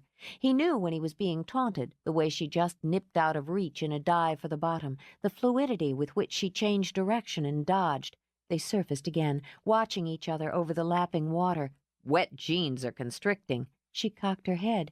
"If you need an excuse." She snagged one of her shoes as it floated by, sighed. 4 pair in one day. Has to be a record. Philosophically, she planted her feet and stood. The water streamed off her, glued the thin material of her blouse to the high, full curve of breast, to the narrow torso and subtle flare of hip. In the shadowed light, her dripping hair curled wildly and glowed like wet gold. "Now you are playing dirty," he murmured. Pouring the water from her shoe, she glanced over. Her hand remained aloft, her eyes on his as he slowly skimmed through the water toward her. As he stood, he slid his hands over her thighs, hips, sides, and left them molded to her breasts. Michael? The shoe dropped out of her hand and plopped in the water. We can't. I'm just going to kiss you. His hands slipped wetly to her back, down to cup her bottom as he eased back until they were floating again. And touch you, and drive us both a little crazy. Oh. Her head was already spinning as his teeth caught her lip, tugged. Well, if that's all. She wrapped herself around him, let him take her through the cool water. It was her mouth that grew hungrier, more avid, seeking his over and over again, going deeper with tongues tangling, breath clashing. Need pounded through him with anvil shocks. She was destroying him, her legs gripped hard so that her tight little body molded to his, her hips moving seductively so that sex rubbed sex. Laura. But she answered with an impatient moan, tunneling her hands through his hair, savaging his throat. His loins began to throb like a wound. Hold on a minute. I want you. Her voice was thick, the words hot against his skin. I want you. I want you. We can't do this here. Could they? His mind went blank when her mouth fit to his again. He sank with her so that the water surrounded them. Her hair floated out like the mermaid who watched them from the bottom. He wanted to keep sinking, sinking, just like this, with his mouth hard on hers, sink into a world where air didn't matter, light didn't matter, where there was nothing but her and this churning, sweet ache of need. When they surfaced again, he shook his head, trying to clear it, then kicked once to keep them afloat. No. It wasn't a word he'd expected to say to a woman under the circumstances, and it came out weak as he pressed her head onto his shoulder. You'd better give me a minute. She floated with him, dizzy with desire, dazed with triumph. I seduced you. Sugar, you damn near killed me. She threw her head back and laughed. I seduced you, she repeated, face glowing. I didn't know I could. It's liberating. Come on over to my place tonight, and you can be as liberated as you want. Right now, keep your hands off me. She linked her hands behind his neck, easing back so that she could see his face in the falling light. You wanted to tear my clothes off again. I'm still thinking about it, so behave yourself. I wanted to tear yours off, too. I wonder what that would feel like, to just rip away at your clothes and bite you. Sometimes I just want to sink my teeth into your— Shut up. Out of defense, he cupped her head and pulled it to his shoulder again. I think I've created a monster. I don't know about that, but you sure hit the switch. I like it. She laughed again and arched back so that she was floating from the waist up. Let's come back here tonight when everyone's asleep and go skinny dipping and make love in the water. Then we'll go for a walk on the cliffs and make love there, just like Serafina and Felipe. She rose up again, water streaming from her. Let's do something crazy. He was about to do something crazy just then when he caught the sound of footsteps on the path and the movement. Subtly, he hoped, he changed his grip, hoping he wasn't holding any inappropriate part of the daughter of the house. Laura? Susan Templeton's brows shot up into her spiky bangs. She didn't consider herself a woman easily surprised, but it certainly rocked her to see her daughter clinging to a man in the pool, with a look of a woman who had recently been aroused to a heady brink still on her face. Mom! Shock came first, then the heat in her cheeks from embarrassment. She wiggled, but Michael held firm. Neither of them knew if it was out of stubbornness or habit. You're here. Yes, I am. But you were supposed to be here tomorrow. We finished up our business a little early. She spoke smoothly, but then she was a smooth woman. Small and delicately built like her daughter, she looked young and chic in her Valentino traveling suit, her dark blonde hair capped gammon style around a sharp, interested face. We thought, she said with a faint edge of amusement, that we'd surprise you. I think we succeeded.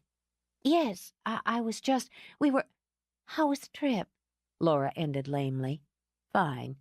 Manners polished to a high sheen, Susan stepped forward, smiled. It's Michael, isn't it? Michael Fury? Yeah. With a jerk of his head, he tossed his wet hair back. Nice to see you again, Mrs. Templeton. Chapter 15. If I'd known you were coming in this evening, I'd have held dinner, called the rest of the family. Composed now, dry, Laura sat beside her father in the parlor. We ate on the plane. Thomas patted her hand. He was, thanks to his wife's discretion, blissfully unaware of what his daughter had been doing in the pool an hour before. And we'll see everyone tomorrow. I swear, those girls have grown a foot since Christmas. It seems like. Laura sipped brandy. Her mother was upstairs putting the girls to bed, at her insistence. It postponed the questions, Laura knew, didn't eliminate them. They're so excited that you're here. We didn't think you'd be back until summer. Got to see our Katie girl, he told her. Only one of the reasons, he mused, but it would do well enough. Imagine our little Kate having a baby. She's glowing. I know it's a cliché, but she really is. She and Byron go around beaming all the time. Oh, and wait until you see J.T. Oh, Dad, he's so perfect. He's sitting up now, and he laughs all the time. One of those wonderful belly laughs. I could just eat him up. She curled her legs up, studied him over the rim of her snifter. And how are you? Fit and fine. It was no less than true. He was a handsome man, one who didn't take his health for granted, and disciplined himself with exercise and interests.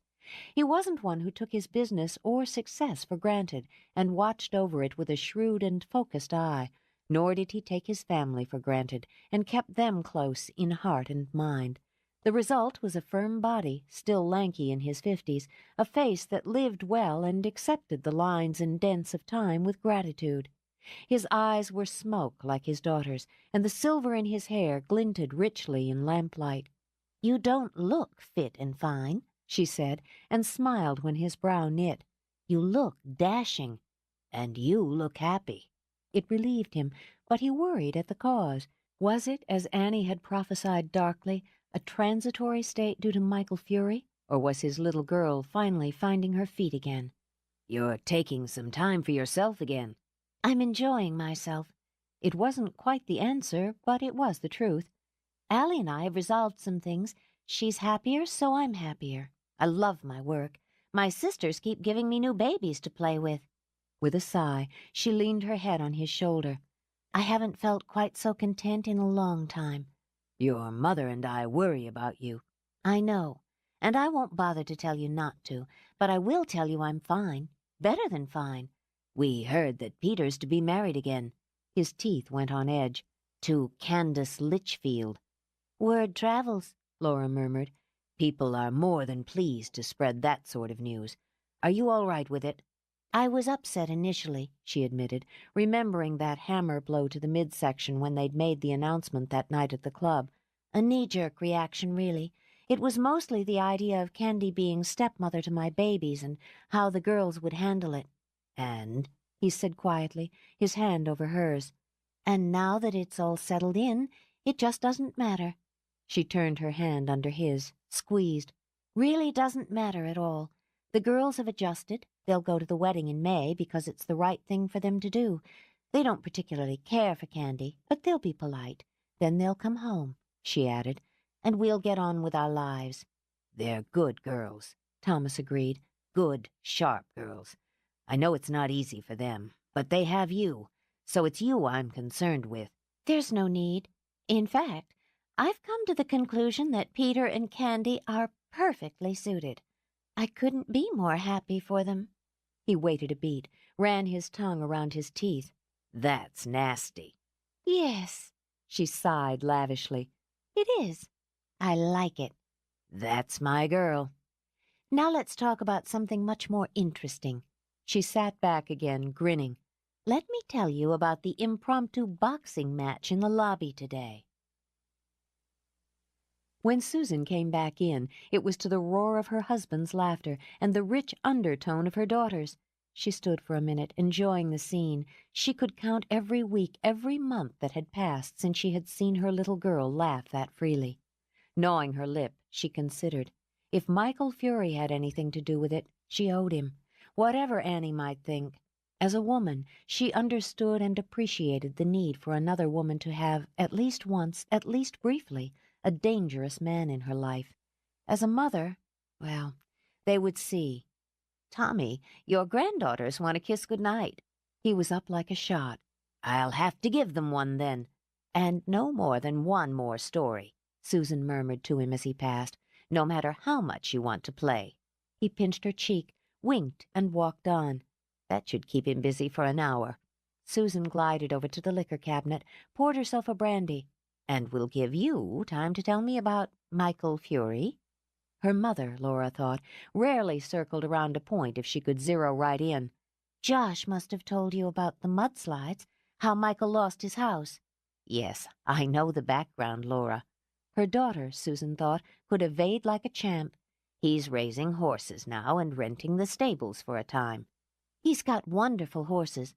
Laura leaped on the ploy. "You'll have to see for yourself. Several are trained for stunts. It's fascinating. He's teaching the girls to ride, you know. They're crazy about him." "And are you crazy about him?"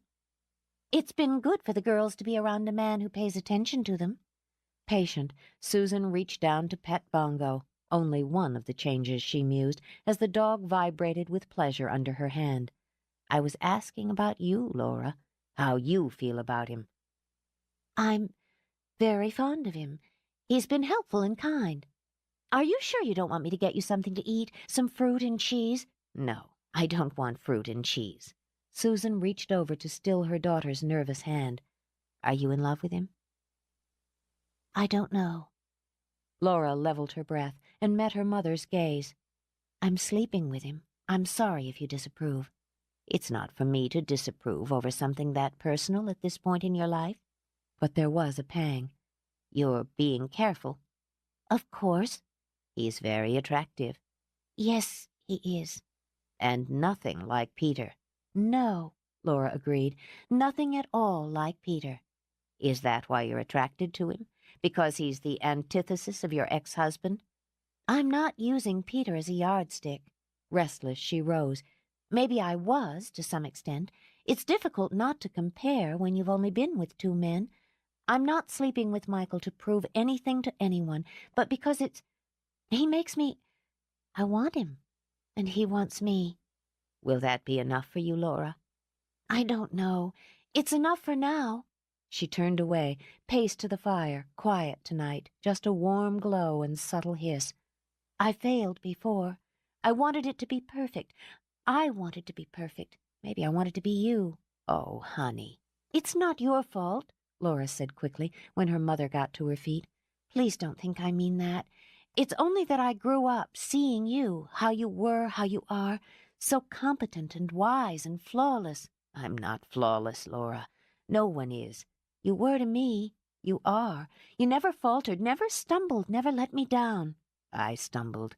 She crossed the room, took her daughter's hands. "Countless times.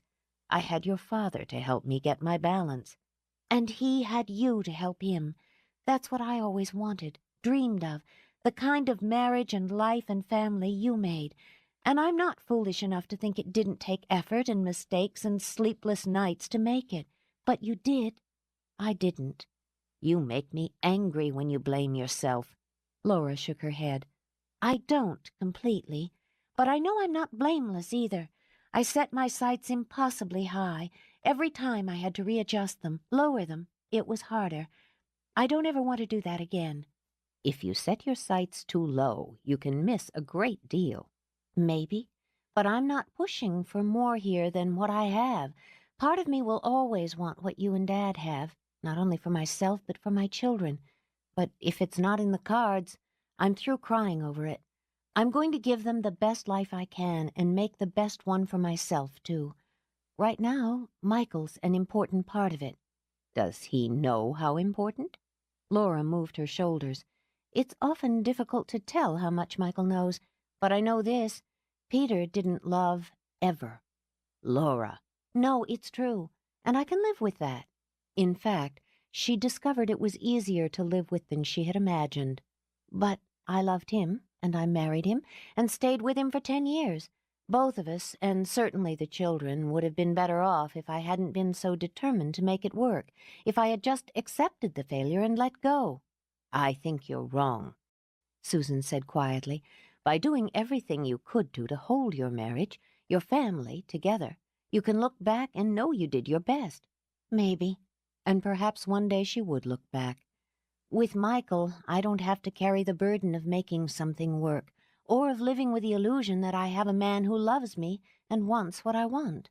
And I'm happier than I've been in too long to remember. Then I'm happy for you. And would keep her own counsel, Susan thought, for now.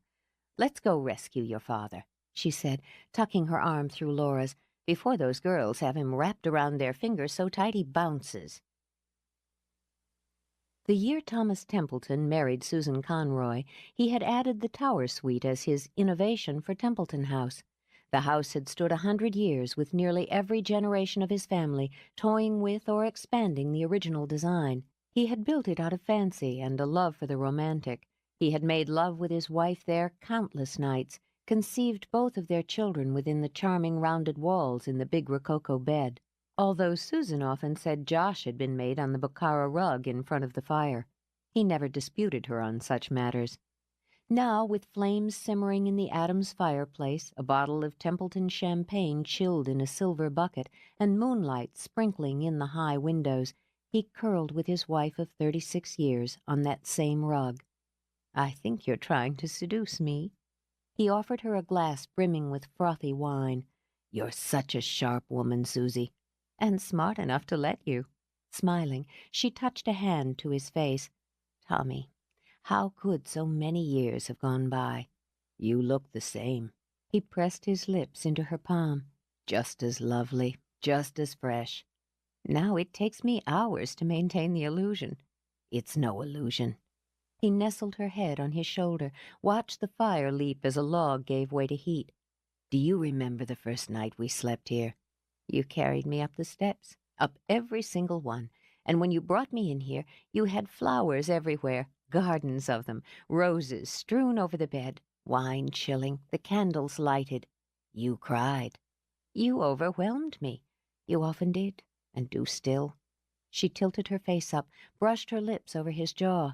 "I knew I was the luckiest woman in the world to have you, to be loved the way you loved me, and to be wanted the way you wanted me." She shut her eyes, turned her face against his throat. "Oh, Tommy, tell me what's troubling you. It's Laura, isn't it?" "I can't bear to see her hurt. I can stand anything but that, even knowing that children have to go their own way, fight their own battles. It breaks my heart. I can still remember the day she was born, the way she curled into my arms, so small and precious." "And you think Michael Fury is going to break her heart?" "I don't know. I wish I did." She rose, walked to the window that looked out over the cliffs she knew that Laura had haunted since childhood. "It's knowing she's already had it broken that kills me inside. I spoke with her tonight when you were up with the girls, and I realized as she talked to me that as hard as she's worked to rebuild her life, part of her is still so vulnerable, so raw, so exposed. She believes she's failed, Tommy." "Failed my ass!" Incensed, he sprang up. "Peter Ridgway failed in every way possible." "And did we fail by not preventing?" "Could we have stopped her?" It was a question he'd asked himself dozens of times over the last few years. "Could we have?" "No," Susan said after a long moment. "We might have postponed it. We might have persuaded her to wait a few months, a year. But she was in love. She wanted what we have. That's what she said to me tonight, Tommy. She wanted what we have." When he laid a hand on her shoulder, she reached back, gripped tight. "I hate that she couldn't have it, that she was denied the security and excitement and beauty of it. Now she doesn't believe she ever will." "She's a young woman, Susie. A lovely and loving young woman. She'll fall in love again.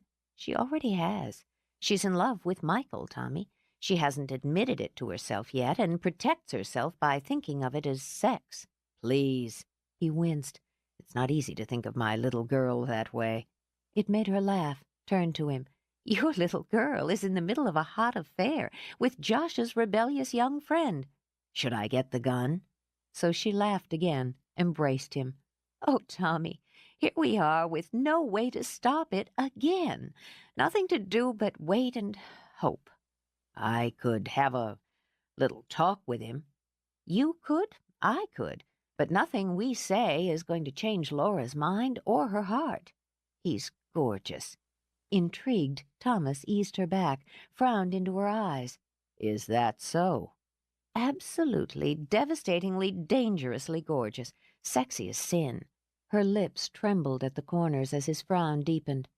"And he still has that the hell with it look in his eye, the one that makes every woman still breathing think she's the one person on earth who could make him care." "Is that what you think?" Flattered, she patted his cheek. "I think I admire her taste, as a woman, her luck. And as a mother, he terrifies me." "Maybe I will have a chat with him, soon." Then he blew out a breath. "Damn it, Susie, I always liked the boy." "So have I. There was always something rawly honest about him, and whatever Annie thinks, he wasn't and isn't a hoodlum. What he is basic." "And do we want our daughter involved with a basic man who ran off to sea at 18, has done any number of things not discussed in polite company?" She winced as the same thought had passed through her head. "That sounds so snobbish." "It sounds like parental concern to me. It doesn't matter if she's 3 or 30. It's still our job to worry about her." "And men like Michael come and go on their own whim," she murmured. "They aren't looking for roots. Laura would wither without them. And from what she said, the girls are attached to him. How will it affect them to have another man walk out of their lives?" She burrowed against him. "There's nothing we can do but be there for them." "Then that's what we'll do. We watched Margot and Kate find the way through their problems. Laura will get through." And they have each other. She shifted so that they could look out toward the cliffs together. The three of them are always there for each other. That shop of theirs has worked magic for them. Whatever happens, Laura has them, and the pride in what they've built together. But I'm greedy, Tommy.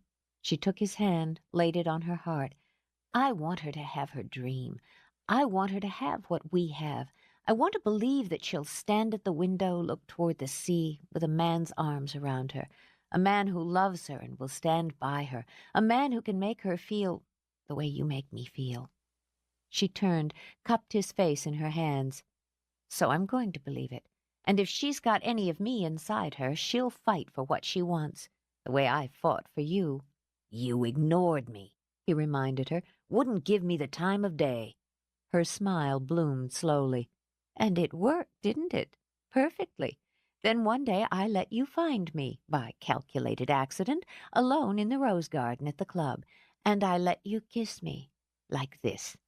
She lifted her mouth, drew the kiss out warm and slow, and Tommy Templeton, never seeing the punch, went down for the count. "You always were sneaky, Susie." He swung her up into his arms and made her laugh. "And I got exactly what I wanted. Just," she murmured as he lowered her to the rug, "the way I'm going to get exactly what I want right now." Laura saw the lights in the tower room as she walked toward the cliffs, and for a moment stood watching the silhouette of her parents embracing. It was a lovely sight, stirred her heart and her envy. They fit, she thought, turning back toward the song of the sea, so perfectly together, their rhythms, their styles, their goals, their needs. She'd learned the hard way that what her parents had, what they worked for and preserved, wasn't a given, but a rarity to be celebrated. Her new perspective only brought her more admiration for them. She walked the cliffs alone, something she hadn't done for weeks. She wanted Michael. A low hum of desire was constant and thrilling, but she wouldn't go to him tonight, nor did she believe, did he expect her. They had parted awkwardly, she undeniably embarrassed at having been caught by her own mother frolicking in the pool, he obviously uncomfortable. She imagined they both needed time to adjust.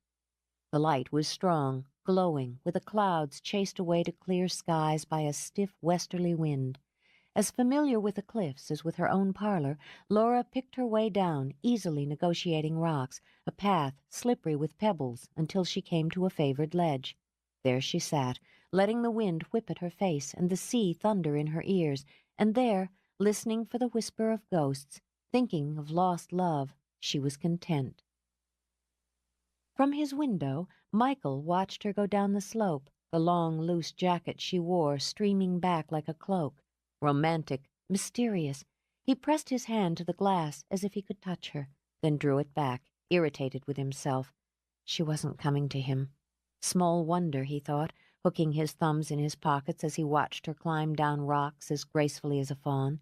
Her parents were back, and with them, he imagined, a reminder of the difference in their positions. Laura Templeton may be working for a living. She may have scrubbed a few bathtubs, but she was still Laura Templeton, and he was still Michael Fury from the wrong side of the hill. She'd be busy now, he supposed, entertaining, scheduling dinner parties during her parents' stay, those fancy, flower-decked, exclusive affairs Templeton House was renowned for. There would be lunch at the club, quick rounds of tennis, erudite conversations over coffee and brandy. The ritual was more foreign to him than Greek, and he had no desire to learn either. So if she was going to brush him off, what was the difference?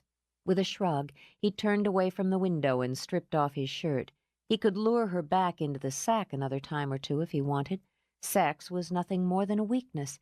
He could exploit hers to satisfy his own. He heaved the shirt aside, frustrated that it wasn't something hard and breakable. God damn it, he wanted her. Now, here, with him. Who the hell did she think she was? Who the hell did he think he was? Eyes grim, he pulled off his boots, threw them both against the wall, where they, at least, made a satisfying thud. He knew exactly who he was, and so, he thought, did she. Laura Templeton was going to find herself hard-pressed to shake him loose until he was damn good and ready. He wasn't finished with her yet, not by a long shot. She could have tonight, he thought, stripping off his jeans. He'd let her have tonight all quiet and safe, because those nights weren't going to stay quiet and they weren't going to stay safe. He dropped naked to the bed and glared at the ceiling, and he would have her right back where he wanted her. The hell with her parents, her fancy friends, and her perfect pedigree. She'd taken on a mongrel. Now she'd have to deal with him.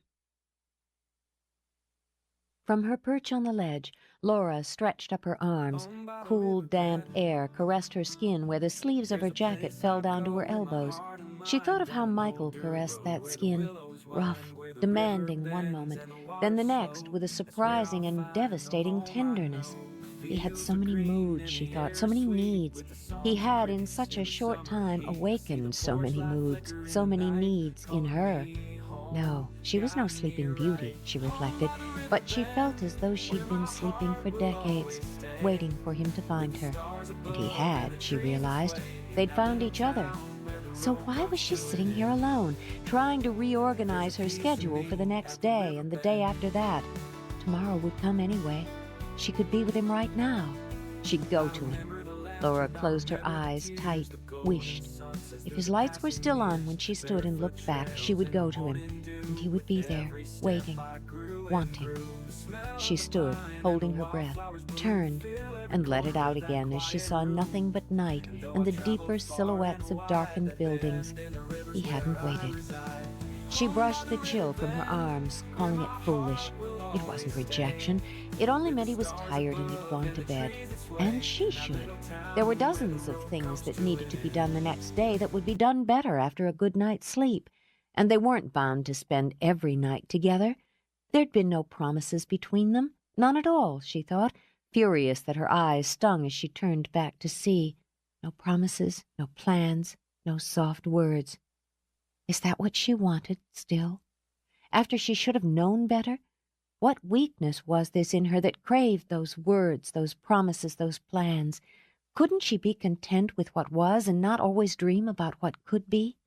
It didn't matter what she told herself, she realized, and sat again. It didn't matter what she'd told her mother or Margot or Kate, or what she'd told Michael. It had all been lies. She, who was famed for a pathetically poor liar, had pulled this one off beautifully. She was in love with him. She was so stupidly in love with him, and no one had a clue. Part of her had already seen them together tomorrow, a year from tomorrow, 10 years.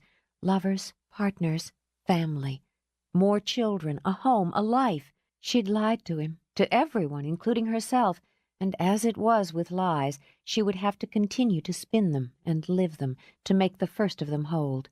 It wouldn't be fair to him otherwise, for he hadn't lied.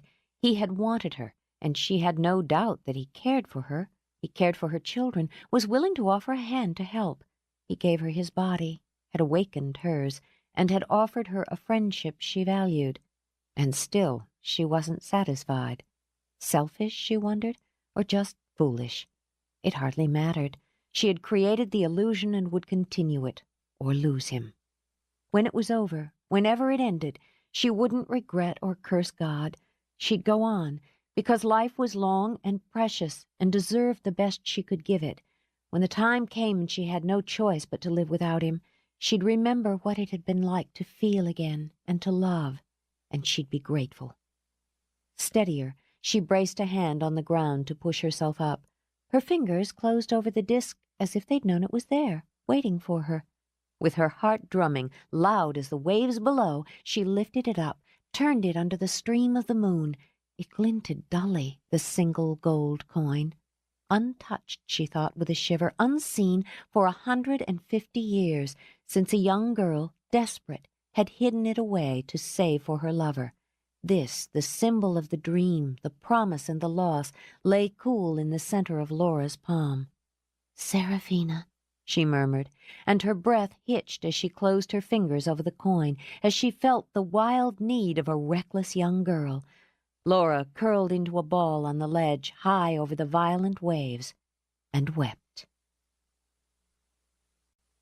Chapter 16. The sorrel colt was bright, pretty, and stubborn as a flea-bitten mule. Michael was working hard to prove he was even more stubborn. "By God, you'll do it, you little bastard. You know how."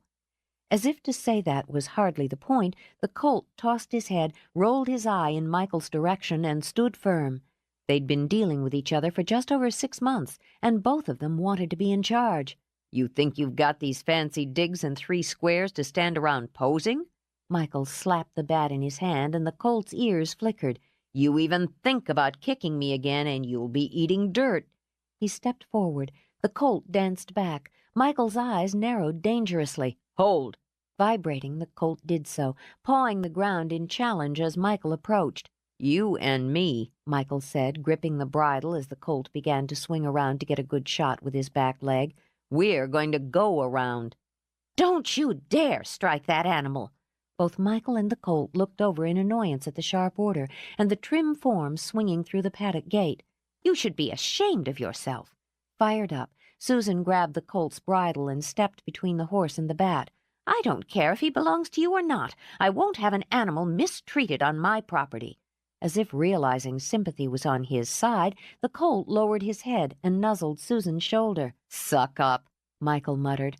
"Look, Mrs. Templeton, Is this the way you treat your horses? Clubbing them when they don't behave as you'd like? You brute!" Color flashed into her cheeks, reminding Michael of Laura.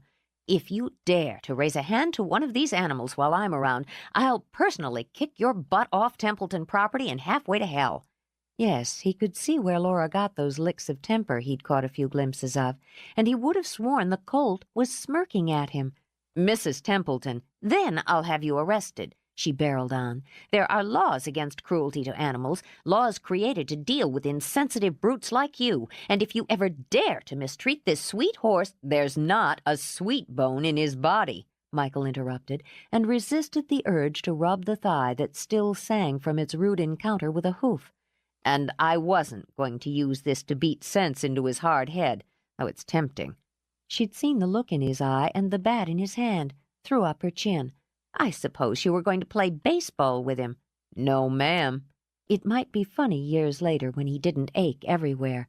"We're not playing at anything here, and if you want to take a good look, you'll see the only one with bruises on him in this paddock is me." She did look, noted that although the coat was gleaming with a healthy layer of sweat, the horse was unharmed. In fact, He was magnificent, and the look in his eye wasn't fear, she realized. It was, if such a thing were possible, humor. Michael, on the other hand, was filthy, and there was the telltale outline of a hoof print on the leg of his jeans. If you threaten him with a bat, his only recourse is to strike out. I would think you'd— Mrs. Templeton, Patience was wearing thin and going ragged around the edges. does this little bastard look threatened to you? Right now all he's doing is gloating. It appeared that he was, Susan admitted, taking another close study of the colt's eyes. Then explain why— If you'll just let loose of him before he sees I can be slapped around by a woman half my weight, and I completely lose the upper hand here, along with 6 months' work, I'd appreciate it. She did loosen her grip on the bridle, but warily. I'm warning you, Michael. If you dare to hurt him, I'll do more than slap you around. I believe it, Michael muttered as she took a single step back. Would you move back to the fence, please? Bastard still has a problem with control. Charming name. With her arms folded, Susan took a few more steps in retreat and stayed poised, ready to leap. You've got me in it now, haven't you? With a firm hand, Michael took the bridle, pulled the colt's head down until their eyes were level.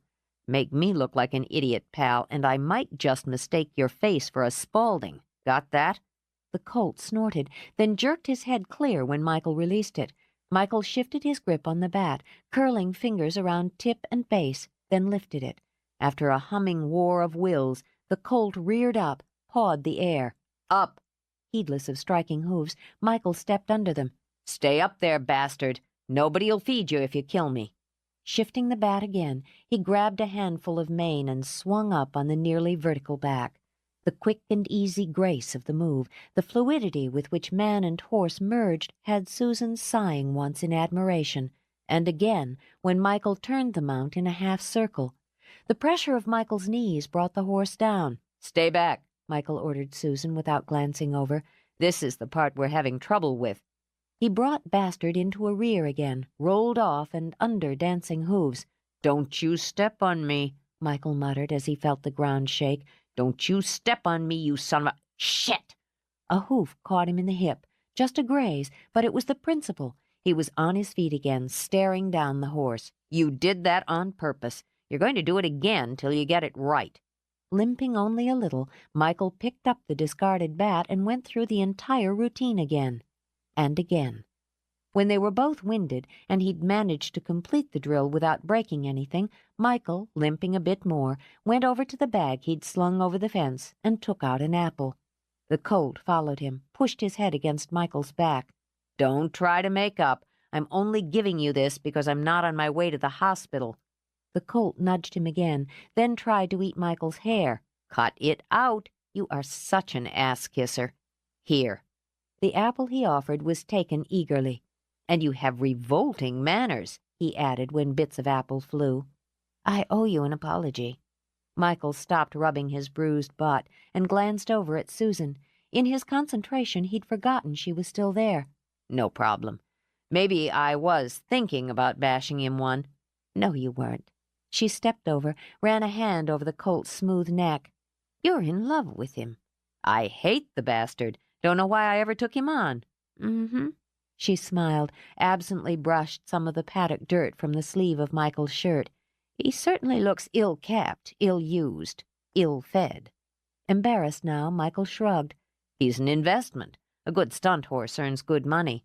I'm sure. She simply couldn't stand it and broke into excited questions. How in the world did you teach him to do that? How do you keep him from trampling you? Aren't you worried? How long have you been working with him? Rolling aching shoulders, Michael settled on the last question. Not long enough. He's smart, but he's got some rough edges. Then he grinned. You had me quaking, Mrs. Templeton. I figured you were going to grab the bat out of my hands and go to work on me with it. I might have, she caressed the colt. I can't stand to see something abused. Can't say I care for it myself. There was this wrangler on a set a while back. He had this terrific horse, sweet-natured, generous, but the wrangler was never satisfied, always pushing for more, working that horse to exhaustion and never giving anything back. It was bad enough to see him breaking that horse's heart and his spirit, but then he started using a whip and his fists and whatever else came handy. Michael paused to shovel the hair out of his eyes, squint at the sun. He got himself a bad rep. Nobody wanted to hire him or work with him anymore. They all said it was too damn bad, 'cause that horse was a rare one. Why wasn't something done? There's politics, the network. The Wrangler'd been in the game a long time. I was pretty new at it and never did care much for politics. I talked him into selling me that horse. Made a pretty decent stake working with him. You talked the Wrangler into selling? Michael looked back at her. More or less. Did you use the whip or just your fists? I don't care for whips. And Max, the walker I bought, he can't stand the sight of them. He nipped the bag away before the colt could investigate the contents. You out for a walk this morning, Mrs. Templeton? I could use that for an excuse, but I imagine we both know I wanted to speak with you. Yeah, I figured you or your husband would come down. And he'd prepped himself for it. You're going to have to talk while I work. My stock needs some exercise. All right. She went with him as he walked out of the paddock and into the stables. Laura tells me you're giving the girls riding lessons. Just a few basics. I've got some quiet saddle ponies. I was treated to a dissertation on Mr. Fury and his horses over breakfast this morning. You've made quite an impression on my granddaughters. Let me help you, she said, taking the bridle of one of the horses he'd begun to lead out. And you've made an impression on my daughter as well. She's a beautiful woman. Yes, she is. And she's been through hell. In many ways it's made her stronger, but she's vulnerable, Michael, and more easily bruised than either you or she might realize. You want me to promise not to hurt her? He stepped back as the horses trotted into the paddock. I can't do that. No, you wouldn't do that. As I recall, you were careful not to make promises even as a boy. You don't make, you don't break, he said simply, and went back to the stables. You had a difficult childhood, she began, then broke off, brows lifted when his head whipped around. I don't believe in blaming what is on what was. I imagine you had a dandy childhood. Is that responsible for everything you are? She nodded slowly as he led out the next horses. Well put, she murmured. No, I wouldn't like to think so, but it did give me a solid foundation to build on. And mine shaky. Though he'd told himself he wouldn't allow it, the bitterness came through. You don't have to tell me where I come from, Mrs. Templeton. I know. She stopped him by reaching up, closing her hand over his. That wasn't a criticism.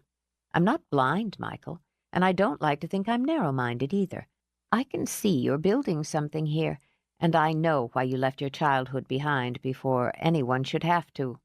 When he said nothing, she smiled and let him go. I know what goes on in my own house, Michael, and I know what goes on in the lives of my children's friends. If your back needs to go up because I felt sorry for that boy, then so be it. My heart broke for you. You wasted your sympathy. I don't think so. But as you said, that's what was. Now is what is. You never cross the wire in the marathon of parenthood, Michael. You never finish the race and take a victory lap. Laura is a grown woman, free to make her own choices and live her own life. But that doesn't stop me from worrying or wondering or hoping she chooses well. He knew what she was telling him, had expected it. And you've got to wonder, considering things, if she's choosing well this time. She nodded slowly. Yes. I won't say that sex doesn't last. It can and does if you're lucky. But it isn't enough by itself. He'd expected to be warned away, but he wasn't ready to be pushed.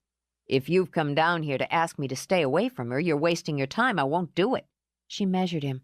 I'd be disappointed in you if you would. What I'm asking you to do is be kind.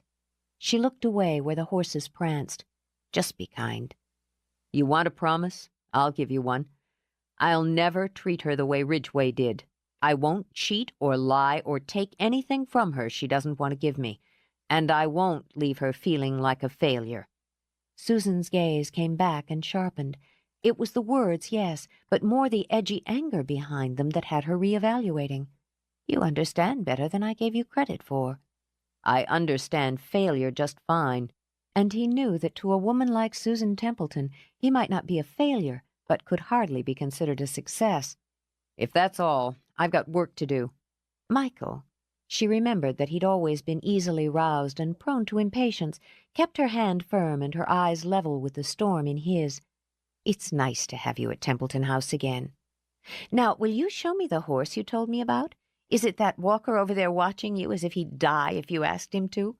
Michael blew out a breath and wondered how a man was supposed to understand any of the Templeton females. "Yeah, that's Max.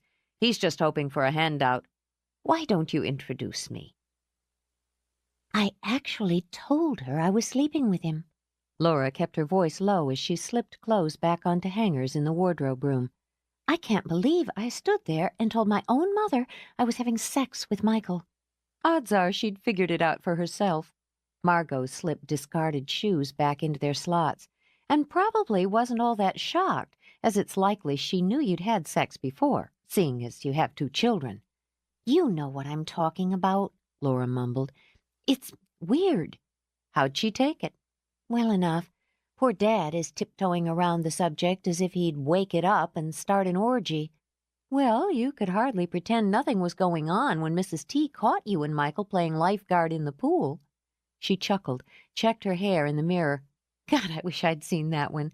I'm sure it was illuminating for all parties. It felt like that time Annie caught us necking with Biff and Mark on the cliffs. The cliffs! She exclaimed, before Margot could comment.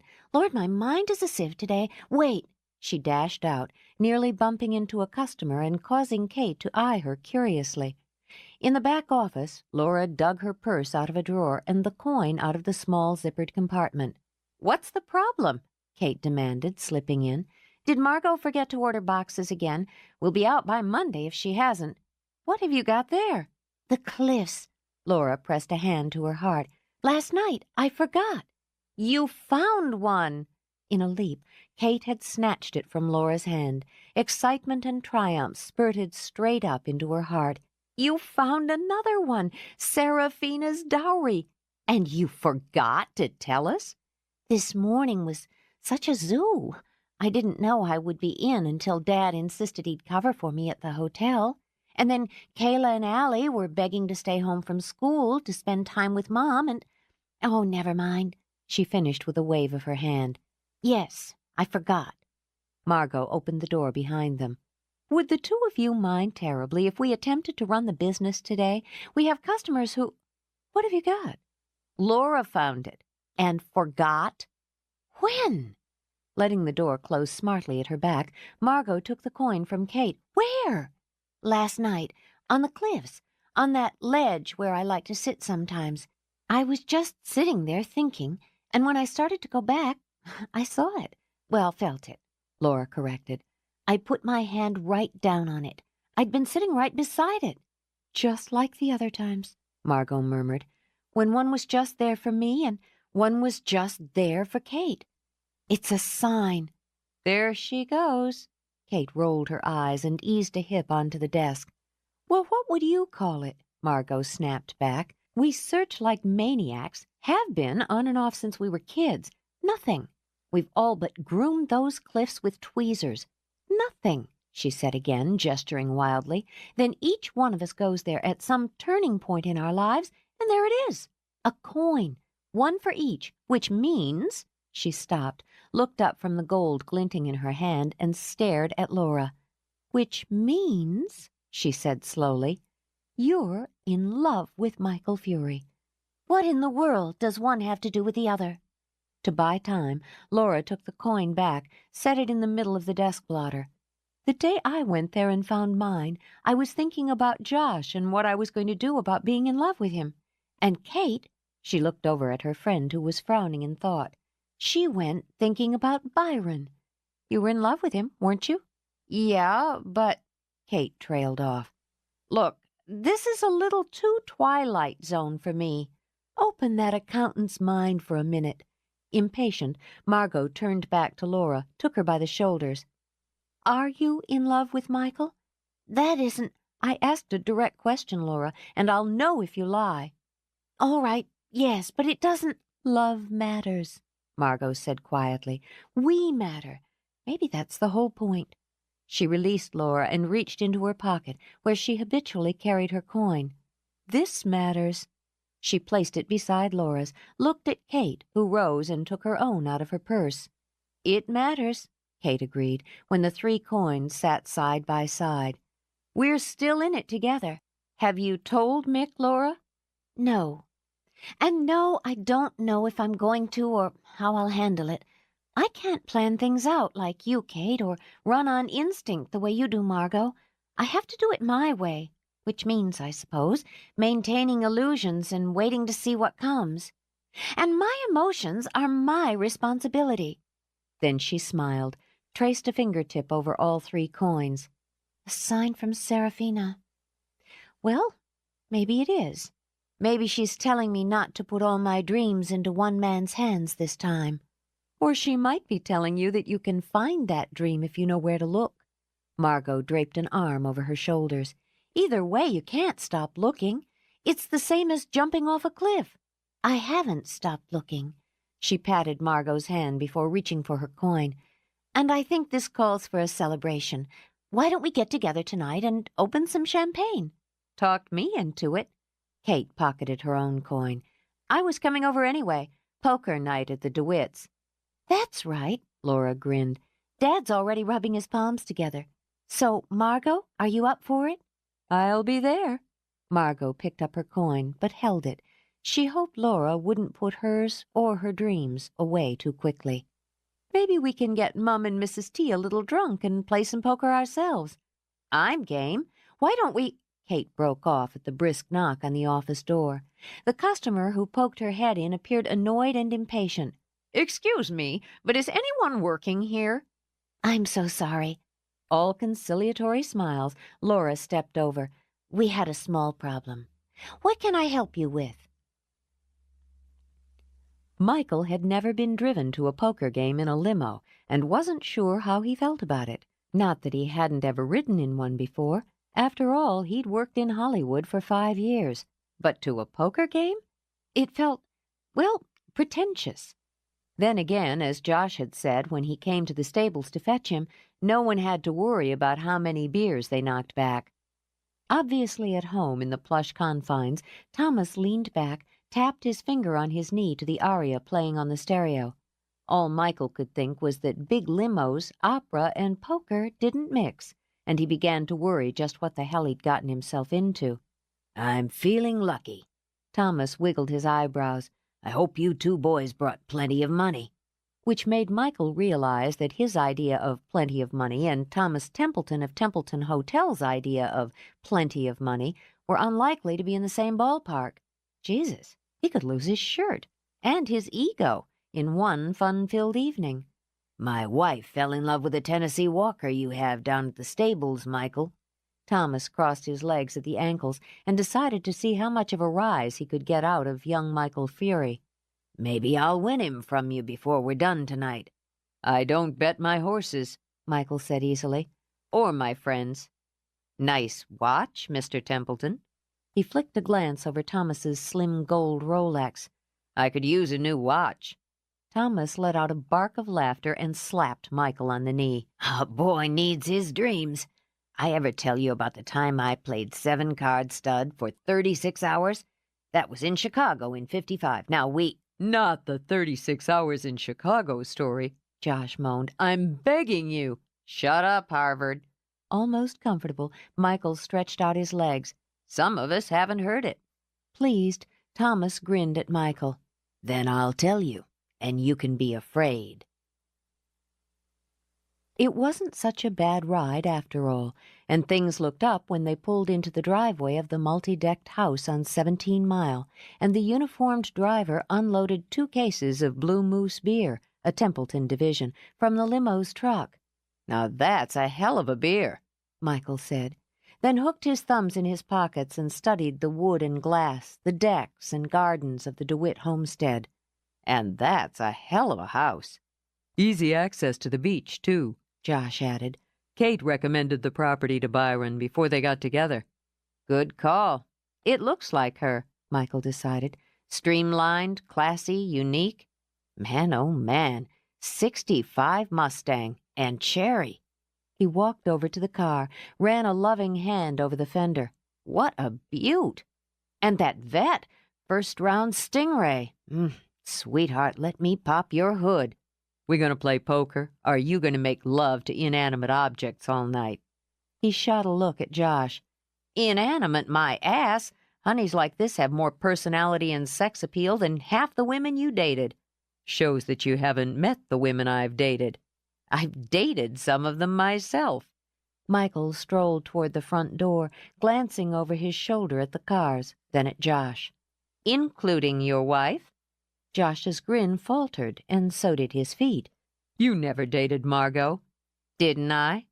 Enjoying himself, Michael climbed the short flight of wooden steps. I seem to recall a couple of interesting evenings in France. You're just trying to psych me out. And it was working. Ask her, Michael said mildly. Damned if he wouldn't. With visions he didn't want in his head rolling, Josh reached around and opened the door. 2 big yellow dogs raced forward and flung themselves at the newcomers. Nip, tuck, sit. Byron called out the order as he stepped into the wide living room. The dogs sat butt to butt and continued to vibrate. You can put the beer in the kitchen. Thanks. He gestured behind him for the driver. Think you brought enough? We run out, Josh said. We send for more. Got food?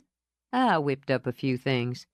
Unable to resist 2 lolling tongues and 2 pair of adoring eyes, Michael crouched and made friends with the dogs. You cook? How do you think he got me to marry him? Kate stepped out, smiled thinly. You still here? Josh moved over to tug her hair. Go play with your own kind. She elbowed him away. I was just leaving, but I want to say that the concept of the all-male poker game is a Neanderthal practice which I find insulting, particularly when it's taking place in my own house. A wise man, Byron limited himself to rolling his eyes behind her back. But Michael didn't have to live with her. He straightened, grinned. Yeah. Tell it to Gloria Steinem and get lost. I have no desire to stay and listen to a bunch of fools belch, snort, and tell lies about the women they've had. Chin lifted, she snatched her purse from a chair. And I was going to tell Byron all about that night I picked you up on Fisherman's Wharf and we— Shut up, Mick. Her brows drew together. Her color rose. I'm leaving. Wait a minute. Her husband made a grab, missed. What night? It was nothing. She seared Michael with a look. It was nothing. Ah, sugar, Michael murmured. Now you've hurt my feelings. Men are pigs, she tossed back as she slammed the door behind her. Well, that got rid of her, Michael decided. Where are the cards? Margot and Kate? Josh eyed him narrowly. Can't fault my taste, can you? Michael tucked his hands in his pockets. Like I said, where are the cards? Men deserve their little rituals. Susan stretched out on the long arm of the conversation pit in the family room, just as we deserve ours. I don't mind. Snuggled back against a mountain of pillows, Margot nibbled from a bowl of popcorn. Kate gets huffy. Where is Kate? Wandering to the window, Laura looked out. She should be here by now. Oh, she'd have waited to yank their chains before she left. Margot shrugged, reached for the champagne. She'll be along. God knows this is better than poker and beer and a bunch of cigar smoke, but she's got to make her point. Ready for a glass, Mum? Anne paused in her perusal of the videotapes chosen for the marathon viewing. Well, maybe just a little one.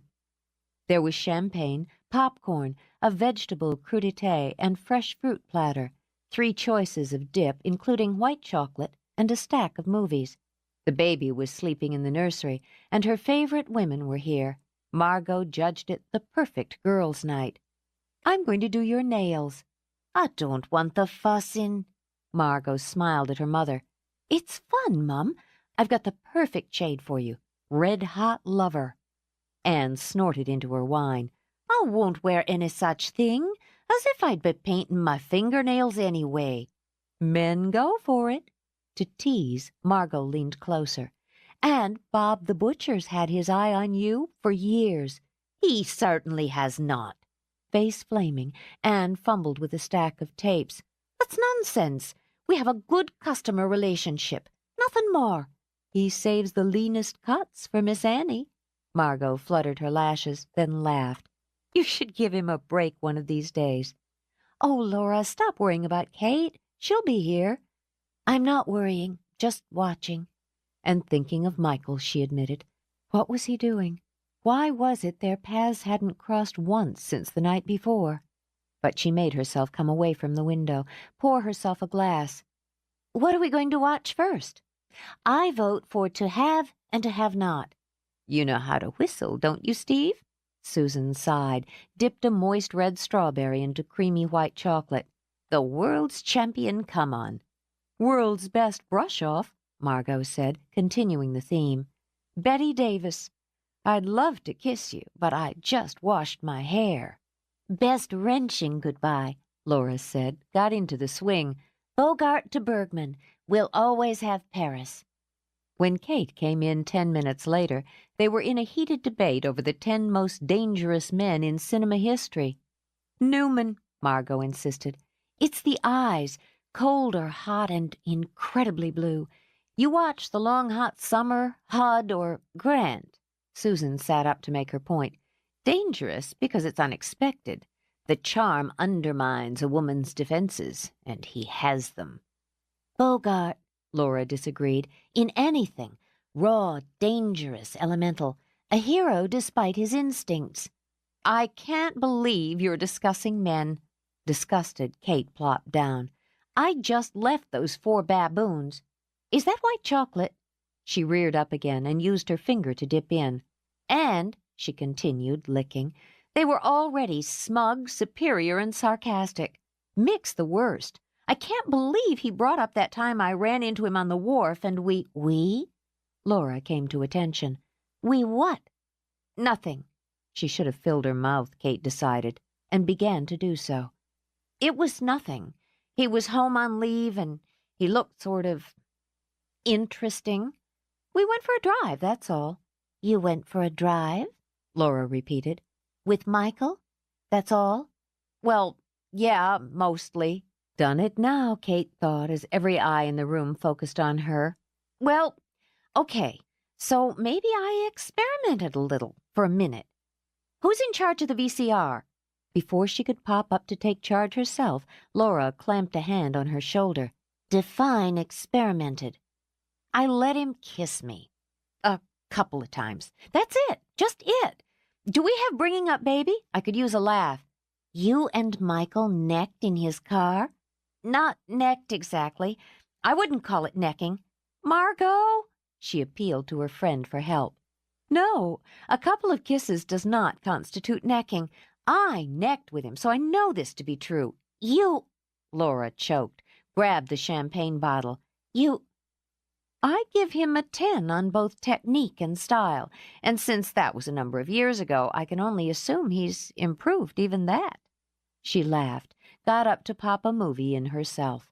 Now, Mrs. T is trying to figure out if she should make a comment or a statement of any kind, and Mum is sitting there steaming over the idea that the disreputable Michael Fury has had his very tasty lips clamped on all 3 of her girls. That's just the kind of talk I expect from you, Anne said with a sniff. And I'd hate to disappoint you. He's one of the dangerous men, all right. She leaned back, patted an affectionate hand on her mother's knee. Thank God for them. Chapter 17. He wasn't feeling particularly dangerous with the trash Byron had dealt him. He'd held fairly steady in the first hour of the game, keeping his bets conservative, even predictable, while he studied each of his opponents for their tells. They were good, he admitted, all 3 of them. This wasn't any sucker's game. They may have been the classy high rollers who normally gambled in palaces, but he had learned his skills aboard ship, where boredom could tempt a man to toss a month's pay into the pot just to break the monotony. At a card table, any card table, Michael knew a wise man studied his quarries and his foes. Josh flicked a thumb over his jaw when he had a solid hand, and his eyes went blank and cool when he was bluffing. DeWitt tended to reach for his beer when he had a winner, and Templeton, Well, Templeton was a cagey dog, but as the second hour got underway, Michael noted that the man puffed harder on his cigar when he prepared to rake in the chips. Calculating, Michael discarded, drew into a pitiful pair of trays. He had a choice, considered the practicalities, and decided it was time to shake things up. "There's your 10, he told Josh, flipping in his chips. "Raise it 10. 20 to me." Absently, Byron reached down to scratch one of his dogs, a sign, Michael thought smugly, that he had nothing. "I'm in." 20. Tommy knocked into the pot. "And 10 more. "Out." Josh tossed his cards down and rose to help himself to one of the fat sandwiches on the counter. "I'll see your raise and bump it 20. And you two can fight this hand out." Byron pushed back, gulped his beer. The boy had been bumping the pot since the deal, Thomas mused, and studied the pretty trio of ladies in his hand. Well, they would have to see what his was made of. "You're 20, and 50 more." Michael's eyes met Thomas's over the cards, held steady as he pushed chips into the pot. 50 and 50 back. Call or fold. Thomas studied his opponent, then wheezed a breath between his teeth. "I'll give you this one," he decided, and tossed down his cards.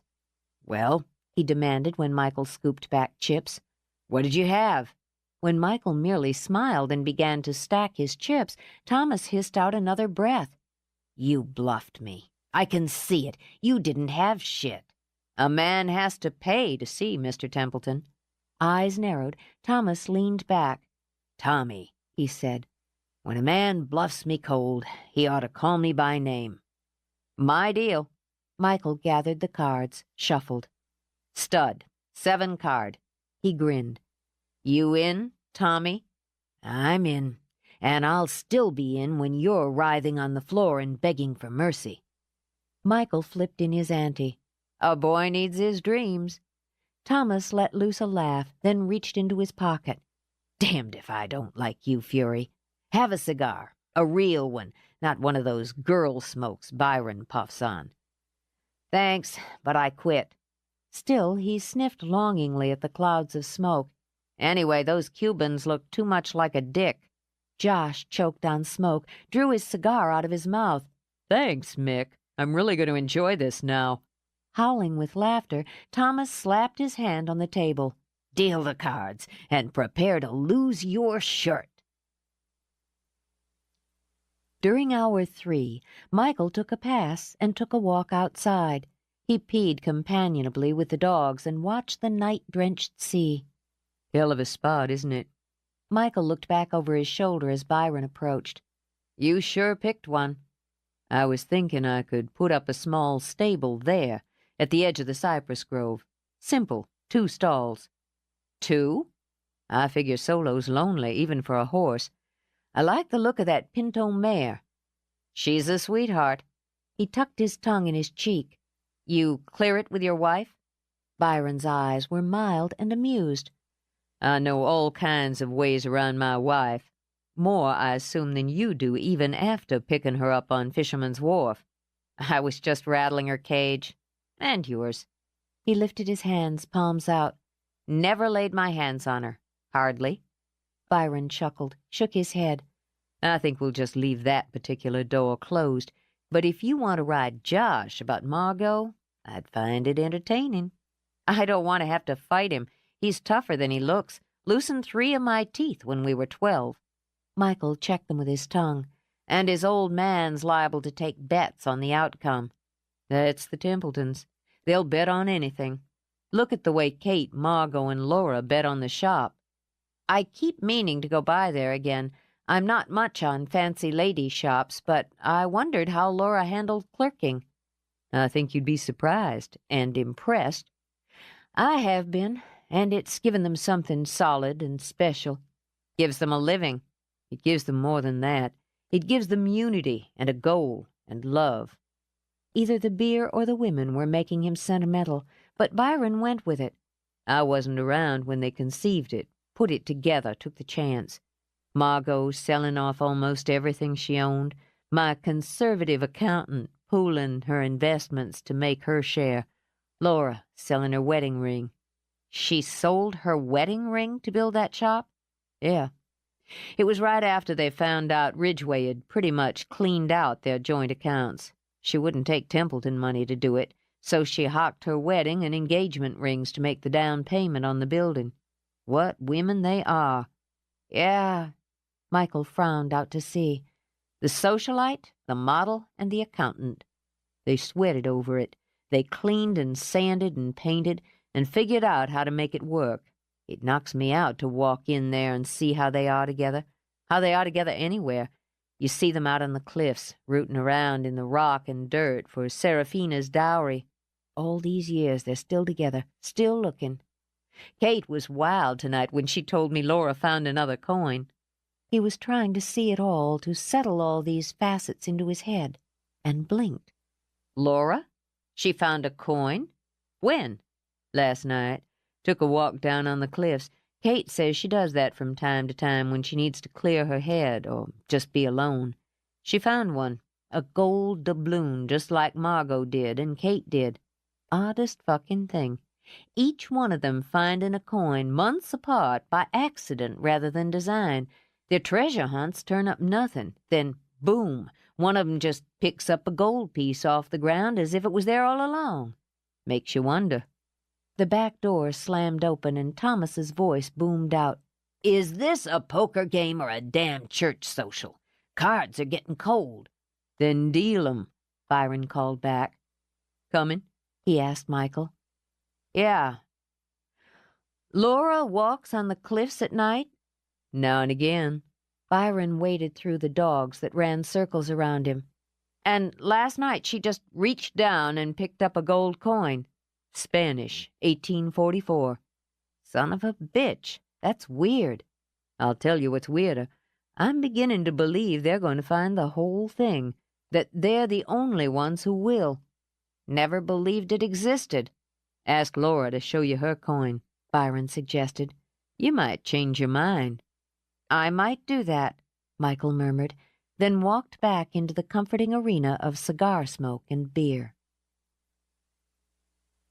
When he dragged himself up the stairs at 3 a.m., he still had his shirt, his horses, and his ego. He would have counted himself lucky for that. The fact that he was also $800 richer was just icing. He thought he might put it toward buying a pretty yearling quarter horse he'd had his eye on. He stepped through his front door and stumbled over the warm bundle stretched out there. Jesus Christ! As he hit the floor, the dog yelped, shuddered, then licked humbly at Michael's face. Bongo! What the hell are you— Jesus, get your tongue out of my mouth! Michael swiped a hand over his face, shifted, and ended up with wriggling Puppy on his lap. Yeah, you're sorry. How the hell'd you get in here? Learn to pick locks now? He came with me. Laura stepped out of the bedroom. He loves me. He didn't want to sleep in my bed all alone. Me either. Maybe it was the beer or his abrupt meeting with the floor, but his voice seemed to have been lost somewhere along the trip. She was standing in the lamplight, smiling, and wearing nothing but one of his shirts. Her hair was tousled, her skin flushed, and when he managed to clear his vision, he noted that her eyes were bright, if a bit unfocused. She was, in simple words, beautiful, sexy, and drunk. Did you come for the rent? Her laugh was low and frothy. It's after business hours. I came for you. Thought you'd never get here. How was the poker game? Profitable. How was the movie marathon? Illuminating. Did you ever really watch the way people kiss in black and white? It's— She sighed, ran a hand down her breasts until he had to roll his tongue back into his mouth. Wonderful, she decided. Just wonderful. Come and kiss me, Michael, in black and white. Sugar. He had very few rules and was struggling to remember this one as he set the dog aside and rose. You're plowed. I am indeed. She shook back her hair, leaned against the doorway for balance. Do you know, Michael, I have never been drunk in my life. A little tipsy, I will admit to having been. On occasion, a little tipsy. But drunk? Never. Not done. Not acceptable for a woman of my standing in the community. Your secret's safe with me. Bongo and I'll walk you home. I'm not going home. She straightened, steadied herself, enjoying the liberating way the room tilted as she stepped toward him. Until I've had you. Then you can tell me if I kiss as good as Kate and Margot. Shit, he muttered under his breath. Word travels fast around here. You can even rip my clothes off again. She linked her arms around his neck. It's your shirt anyway. I like wearing your clothes. It's almost like having your hands on me. Are you going to put your hands on me, Michael? I'm debating. I'll tell you a secret. She pressed against him, put her mouth on his ear. Want to know my secret? She was going to be sorry come sunrise, but he skimmed his hands under the shirt. What the hell? Yeah, tell me a secret. I have dreams about you. I used to have them before, too. Long time ago, when you would come around with Josh, I had dreams about you. But I never told anybody because it wouldn't be appropriate for a woman of your standing. She chuckled, nipped his earlobe, and sent his blood pressure through the roof. Exactly. You know what I'd dream about you? I'll tell you. You'd find me. I'd be on the cliffs or in my room or in the forest, and you'd find me. And my heart would start to pound so hard, so fast. She took his hand, pressed it against her heart to show him. I couldn't move or breathe or even think, she continued, and her hand laid over his on her breast. You'd come toward me, not saying anything, just looking at me, looking until my knees were weak, until the blood was rushing in my head. You'd kiss me, so rough, so hot, the way no one else ever would. No one else would dare to touch me the way you touched me. No. It was like drowning, he thought. Staring into those deep gray eyes was like drowning. No one would. You'd rip my clothes, rip them off, and take me right there, wherever we were, just the way you did that night, just like in my dreams. I must have always known you would one day. She circled away, arms lifted like a dancer on point, while he stood where he was, aching, viciously aching. That's my secret. I dreamed of you. My head's spinning. She laughed, pressed a hand to it. Being drunk feels just like it feels having you on top of me, inside me, pounding in me. God, I love it. She combed her hair back from her face, grinned at him. Look at you, standing there watching me. Never expected to hear such talk from Laura Templeton, did you? He knew, standing there watching her, that if he'd been dying of thirst, he would have begged for her rather than a single sip of water. No, and if you don't remember this in the morning, I'm going to be damn sorry. I'm just full of surprises tonight. She lifted her arms, hooked them behind her head, and stretched. I watched all those movies, drank all that wine, ate chocolate, and laughed, and cried, and sighed. All those things women do. Laura lowered her hands again, turned a slow, fluid pirouette that had his shirt flowing up, out. I watched Margot talk Annie into having her nails painted, and Kate dozing off with her head on my mother's lap, Margot nursing the baby when he woke. I loved it all so much, loved being with them. My life is them and my babies. But through it all, you were in the back of my mind. Where is Michael? Does he still want me? And I thought, we'll see. I'll be there when he comes home, and we'll see if he does. If I can make him want me. Do you? He didn't speak, couldn't have, simply crossed to her, dragged her against him, and plundered. Joy and need and pleasure burst through him in one sizzling ball of heat. Her laugh was smoke, like her eyes as he pulled her to the floor. No, no. Giddy now, and brave enough, she rolled on top of him. Let me, this time. I want to see if I can. He was ripe to explode and pulled her down again. Laura, for Christ's sake. Me, She jerked back, shook her reeling head. I want to do things to you, things that might be considered inappropriate for a woman of my station. He struggled to clamp down on hurry when she straddled him. Want to use me, do you? Her lips quirked at the gleam in his eyes. That's right. Look, we scared Bungo. He's curled up in the corner. He'll get over it. What do you want to do to me? I have to figure it out. She blew out a breath, toyed with the buttons of his shirt. I've got another secret. If it's anything like the last one, it'll probably kill me. It's not a good one. Now her lips pouted. Well, maybe, since it turned out this way it is. Peter never ripped my clothes off. Christ, forget it, and him. But when he reached up, she evaded. I want to tell you so you'll know. It's kind of funny, really. We always had very appropriate sex, not like with you. She traced the V above the button with a fingertip. Always proper sex, except when we didn't have sex at all, which was most of the time, and throughout the last year we were married. And you know what? She placed her hands on either side of his head and leaned down, a heavy-eyed, more than tipsy woman. What? She hummed in her throat as he stroked his hands over her breasts. You can do that, she murmured. I don't mind at all. But I was saying, we had a system. No, he had a system. I was just there. He would put on classical music, Chopin. Always the same sonata.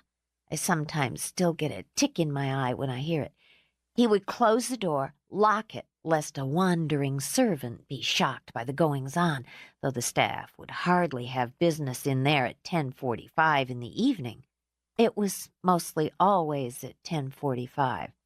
So he was a creature of habit. Michael flipped open buttons and found her flesh. No, you don't. She sat up again.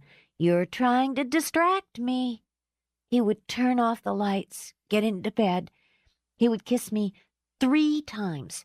Not 2, not 4, 3 times. Then he would... I don't think I want to play-by-play here on Ridgway's style in the sack. In the marital bed, please. Well, we'll just skip right along then, since it isn't very interesting anyway. At 11:05, he would wish me a pleasant night and go to sleep. The 20-minute special, huh? You could set your clock by it. Oh, Michael. She stretched her arms up, giving him tempting glimpses of soft white swells. I thought it was me. I thought that was just the way it was. Had to be. But it isn't. It wasn't. It doesn't. She cupped her breasts in her hands, let her eyes close. It's never predictable with you. I never know what you'll do, where you'll touch me next or how, and it's never proper. It's so wonderfully improper, the things you do with your hands, with your mouth on me. She dropped her hands to his chest. Do you have any idea what it's like to discover at 30 that you have a sex drive? No. He couldn't help but smile at her. She was so beautifully drunk. I found mine at 16 and never lost sight of it. She laughed, flinging her head back and making his teeth ache with the need to bite into that slim white throat. Oh, but this is better. Has to be. It's like finding Seraphina's dowry. Somehow you know it's there somewhere, or hope it is. And then when you find it after all that time, all that wondering, it's so sweet. Since you found that elusive sex drive, his hand slid up her torso. Why don't we put it to use? I'm going to make you sweat. She eased down again, scraped her teeth over his jaw. You might even beg. Now you're getting cocky. I take that as a challenge. To demonstrate, she shoved up her sleeves, which fell right back down again. "Are you man enough to agree not to touch me until I say you can?" He lifted a brow, wondering just what the lady had in mind. "You're lost, sugar." "I don't think so, ultimately." "No hands," she murmured, and pressed his to his side. "Except mine." She lowered her lips to his, brushed, teased, nibbled. "Margot said you had a very tasty mouth." She smiled when he winced. She was right. I think I'll stay right here a while.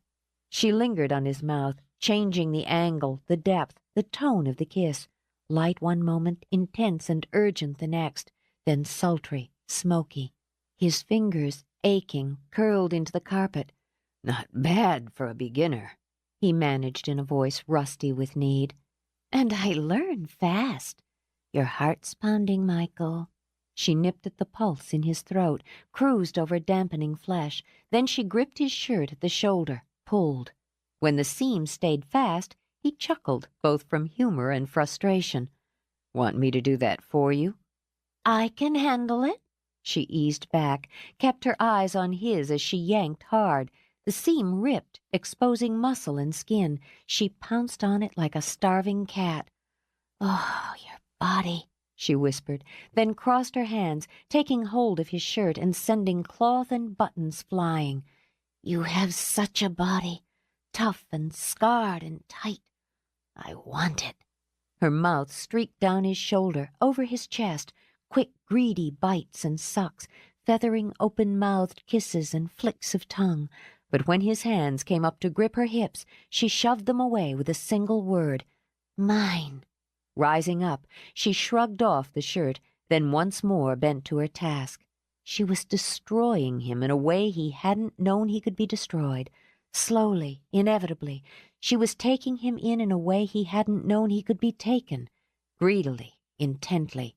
His breath thickened, caught, released on a groan when she laved her tongue low on his belly. Every muscle quivered, wires taut to snapping. Thoughts filled and emptied out of his mind so rapidly he couldn't gain hold. Sensation rammed violently into sensation like two clenched fists. The scent of her, elegant as royalty, the sheen of her skin, glossy as a damp rose, and the stroke of her hands, restless as lust. Giddy on her own power, she tugged open the snap of his jeans, felt his body tense like a runner on the mark. She lowered her mouth, tasting there, just there where denim and flesh met, and heard him choke out her name. She could do this to him, she thought, as she dipped her tongue under denim to tease. She could create this desperation and weakness, the violent need in a strong, vital man. She could make him want her to the point of madness, and she could take whatever she wanted from him. She nudged the material down, closed her teeth over his hip, and heard the breath explode out of his lungs. He was helpless, she knew, lost in her, and she could make him ache. She took him into her mouth, clamped him in a wet velvet vice, and shot his system into chaos. His hands fisted in her hair as his body bucked under hers. When her mouth cruised up to his belly again, over quaking muscle, he was ready to kill to have her. Still gripping her hair, he yanked her head back, reared up. She felt one shocking jolt at the dark burn of his eyes. Then his mouth was clamped to hers. "I didn't say you could touch me." She panted it out as his lips branded her throat, her shoulders, her breasts. "You didn't beg." "I need you." He found her with his hand, shoved her over the peak he was still clinging to. "Now, goddammit, take me in." Triumphant, she threw her head back, and her laugh was rich and wild. Locking her legs around his waist, she arched back. "Yes!" Bowed like a bridge when he drove himself into her. She cried out, no longer surprised, but shuddering nonetheless over the speed and violence of the orgasm. She arrowed up again, her body locked to his, her hips pumping. "More," she demanded, tearing nails down his back. "Michael, more." Blind with greed, she shoved him back, dug her hands into his waist, and took more. The storm raged through him, whipping toward peak, but he could see her. rising and lowering over him, her eyes closed to heated slits, her head back in abandon. The animal inside him mated with hers until she'd ridden both to exhaustion. Through hazy vision, he saw her melt down on him and felt the quakes of the aftershocks rush through her. His own body felt bruised, numbed, weightless, so that he wasn't even aware that his arms were locked tight around her like a man holding everything that mattered. "Told you I could do it," she murmured, turning her lips to his throat. "Yeah, you sure showed me." He pressed his lips to her hair, wallowed there. "Laura." He said her name quietly, almost to himself, then closed his eyes and tried, for both their sakes, not to hear the rest of it. "I love you. Love you." "You wanted me." "Yes, I wanted you." Her hair smelled like sunlight, weakened him all over again. "Will you do something for me, Michael?" "Yeah." Anything. Terrifying thought. Anything. "Will you carry me to bed? I'm still drunk." "Sure, baby. Just hold on." He rose with her, a feat that even in her impaired state made her heart flutter. "And one more thing." Her head dropped limply against his shoulder, and when she moaned he had panicked visions of finding a basin to shove under her face before she was sick. "Okay, don't worry. I'll take care of you. It'll be fine." "All right." Warm and soft and trusting, she curled into him, then blinked against sudden hard light. "What? What?" Her head cocked curiously. "Why are we in the bathroom?" "It's the handiest place to be sick. Go ahead and toss up that wine, sugar. You'll feel better." "I'm not going to toss up perfectly good champagne." She clammed her arms tighter when he tried to set her down. "I'm not going to be sick." Then she flopped back, dead weight, like a woman in a faint, and laughed until it echoed off the walls. "Oh, that's so sweet. You were going to hold my head while I vomited." "God, Michael." She V'd up again, kissed him sloppily. "You're the cutest thing. Just so cute and sweet. I could eat you right up." "My hero." Embarrassed, he narrowed his eyes. "Maybe I'll just stick your head in the toilet anyway. If you're not going to lose the champagne and chocolate, what do you want?" "I told you to carry me to bed. I would think it would be obvious." Smiling, she traced a finger down his chest. "I want you to want me again. If it wouldn't be an imposition." He glanced down at her, warm, rosy, naked, female. His female. "I guess I could manage that." "Good. And do you think you could, well—" She leaned over, whispered something in his ear that made his blood take a quick trip to his loins. "That's pretty inappropriate behavior, but—" He made a beeline for the bed. "Under the circumstances—" Chapter 18. Experiencing a first hangover, Laura discovered, wasn't nearly as much fun as experiencing a first drunk. Instead of having a head filled with light and color and gloriously rambling ideas, she had one crammed with noise, along the lines of a poorly directed high school band, with a percussion section banging away gleefully at her left temple. Her system didn't feel free and floaty, but clogged, the way her mouth seemed clogged with enough dirt to make half a dozen mud pies. She was grateful Michael had left her alone rather than witness the humiliation. She wouldn't think about the fact that she'd spent the night in his bed and now would have to stagger into the house where her family and the staff would shoot her questioning looks. She tried to drown those unmerciful drummers under the shower, then bit down on her lip when she realized the new sound she heard was her own whimpering.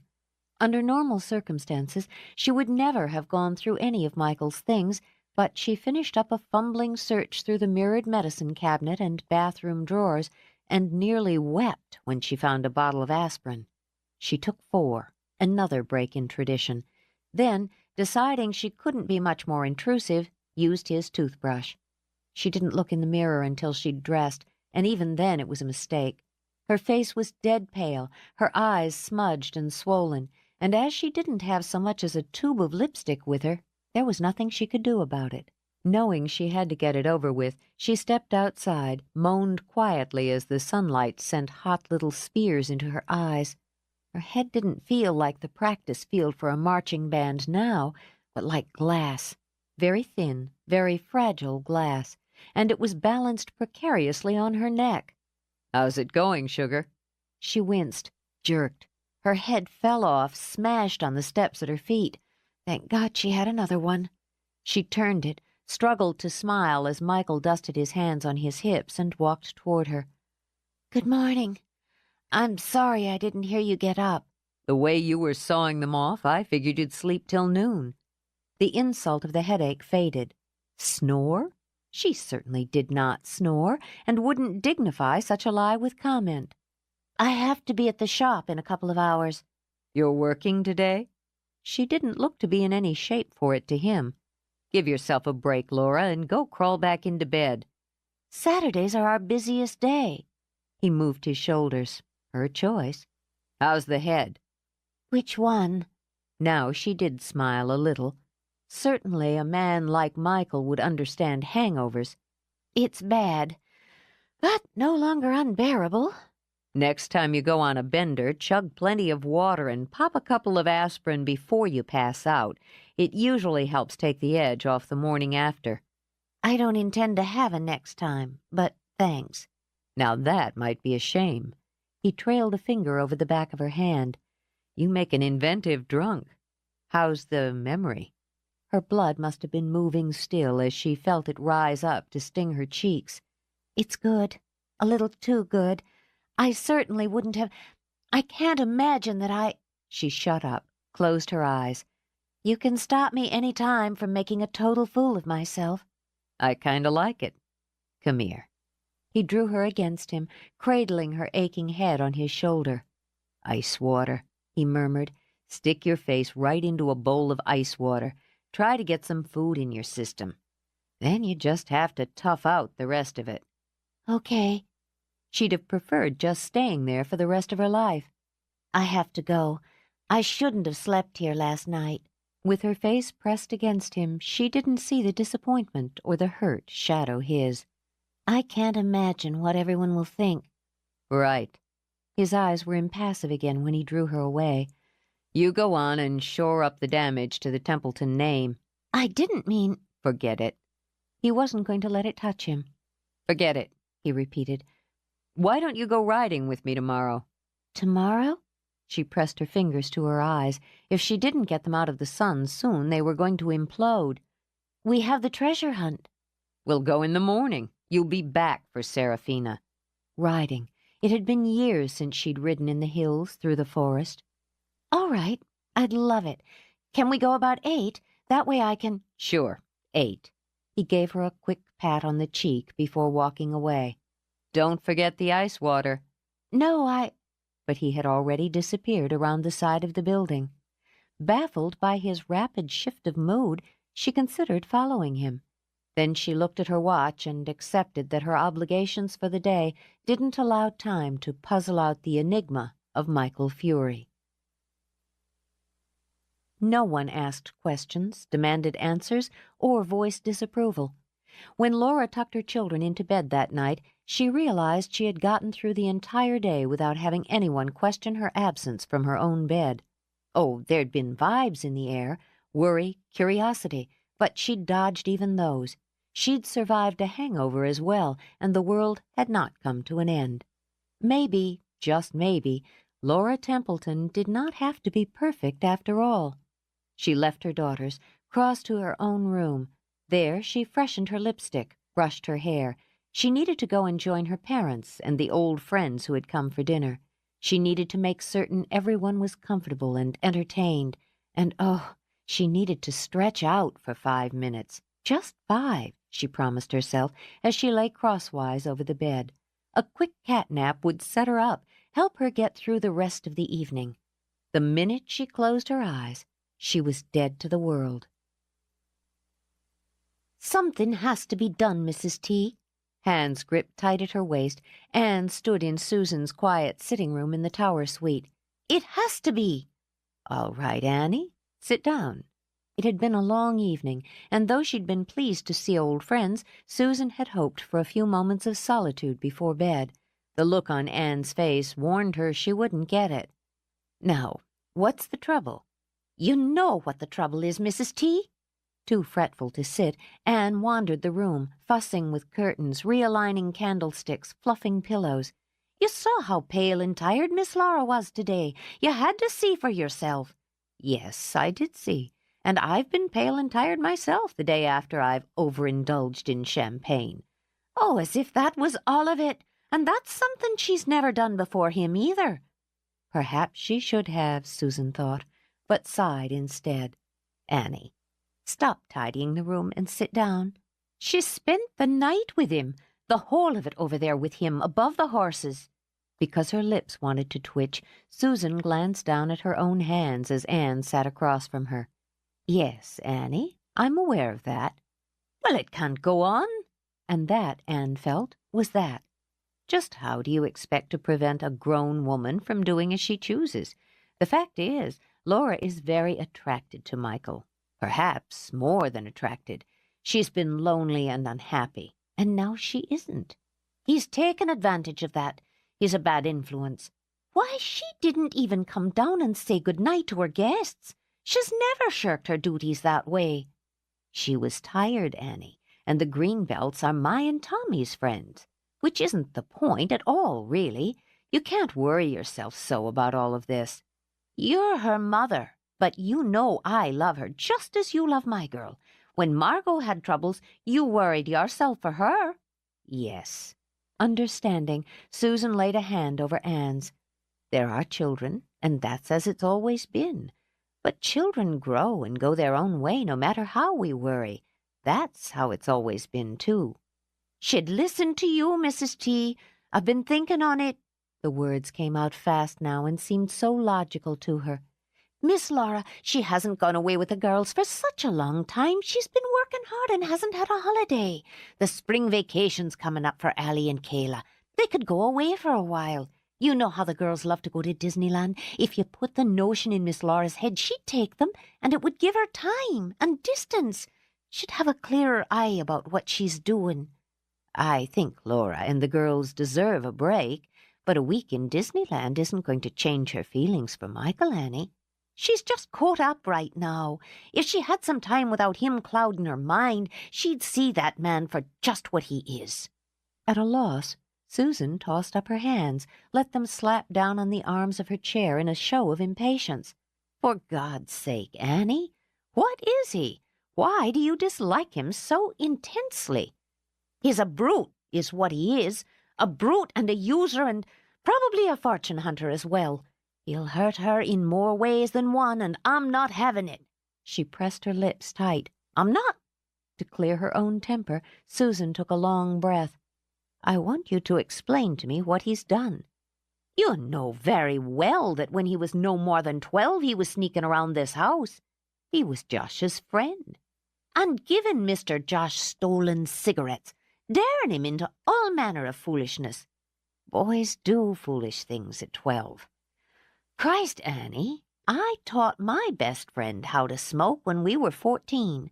It's stupid, but it's children.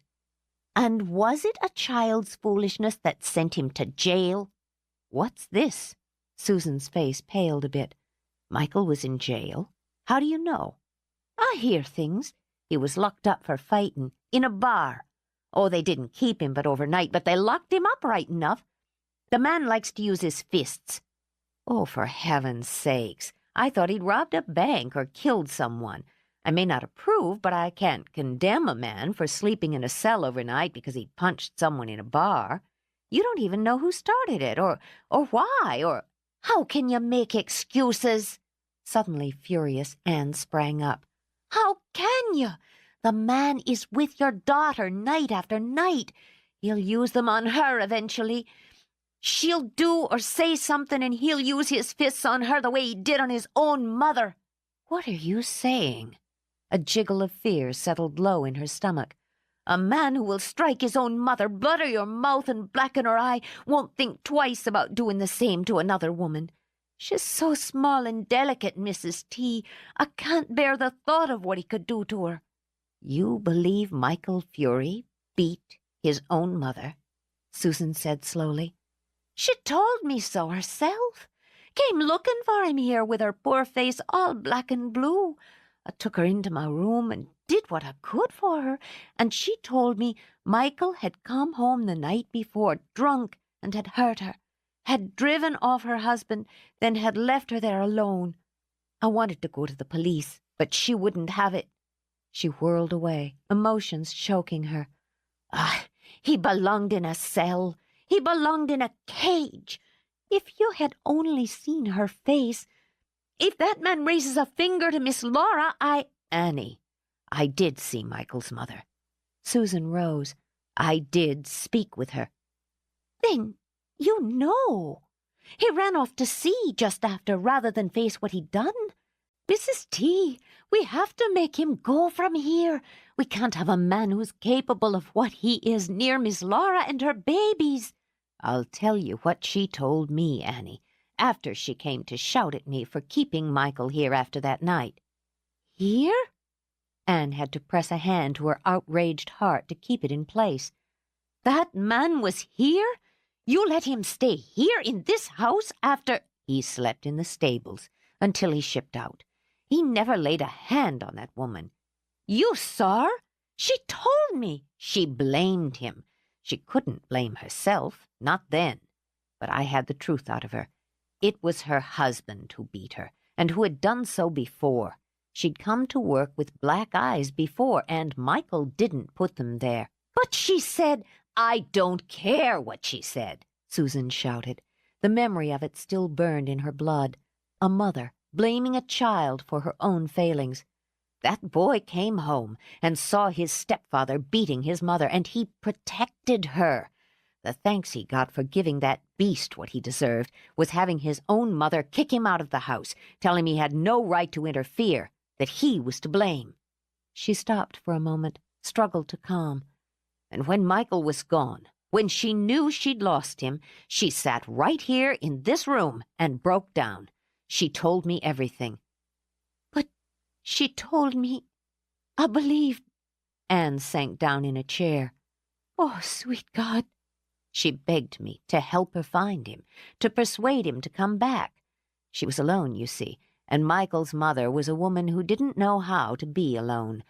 I want to believe that somewhere inside she regretted what she'd done, what she'd said to him, and she loved him. But all I saw was a miserable, selfish woman who was afraid to be without a man, even if the man was the son she'd driven away. "Oh, Mrs. T." Anne pressed her hand against her mouth. The tears that swam in her eyes were of guilt and pity. "You're sure of this?" "Annie, forget what she told you, even what I've just said, and tell me, honestly, what you see when you look at him, as if you knew nothing more about him than what you've seen since he's come here." "He works hard," she sniffled, tugged a tissue from her pocket. "He's good with children and his animals. He's kind to them. He's got the devil in his eye, and something hard come into it. He doesn't watch his language as he should around the children, and I don't think—" She trailed off, wiped her eyes. "He's good to them, and he's been good for them.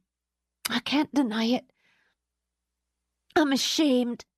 "There's no shame in worrying over the ones you love. I'm sorry you were living with the fear that Laura had gotten herself involved with the kind of man you thought he was." "I've hardly slept since he's come here. I kept waiting for him to— Oh, the poor boy. What a terrible thing to go through.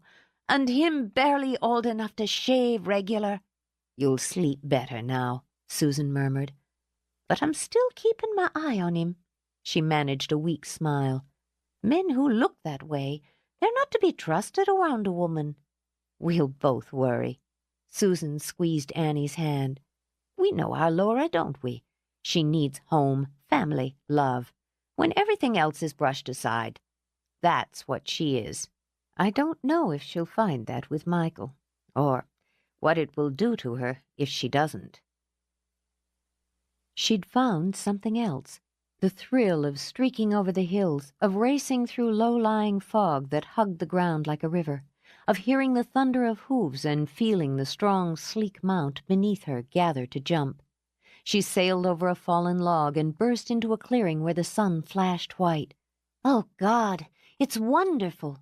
After reining in, she leaned low over the horse's neck. I'll never be able to do without this again. You're a clever man, Michael Fury. She straightened, turned to study him as he sat easily on Max. How could I buy a horse for myself and not buy that mare for Allie?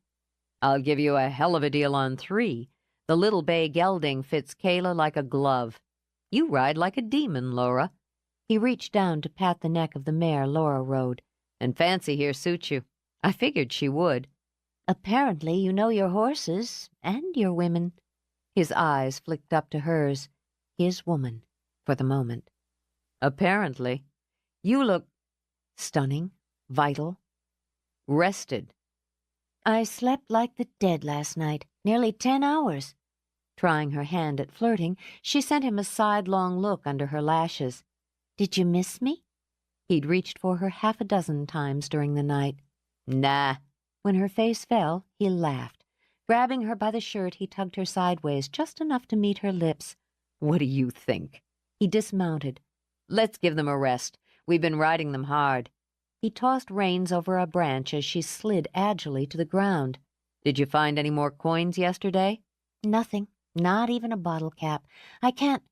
Oh, I didn't tell you, did I? The other night... I heard.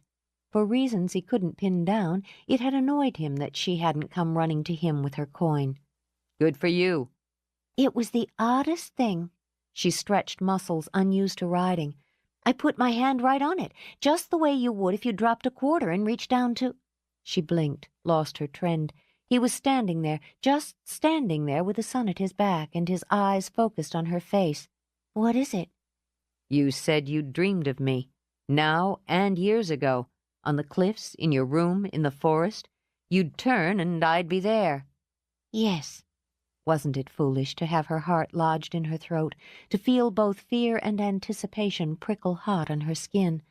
Michael. And I'd touch you. He floated a palm over the curve of her breast, felt the quiver. There were parts of her life that were barred to him, parts of his that he would keep barred from her. But here was equal ground. And taste you. Laid his mouth over hers, felt the heat. And take you.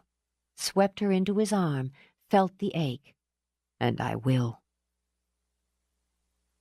She lay beside him, naked in the sunlight, with birds singing in the trees.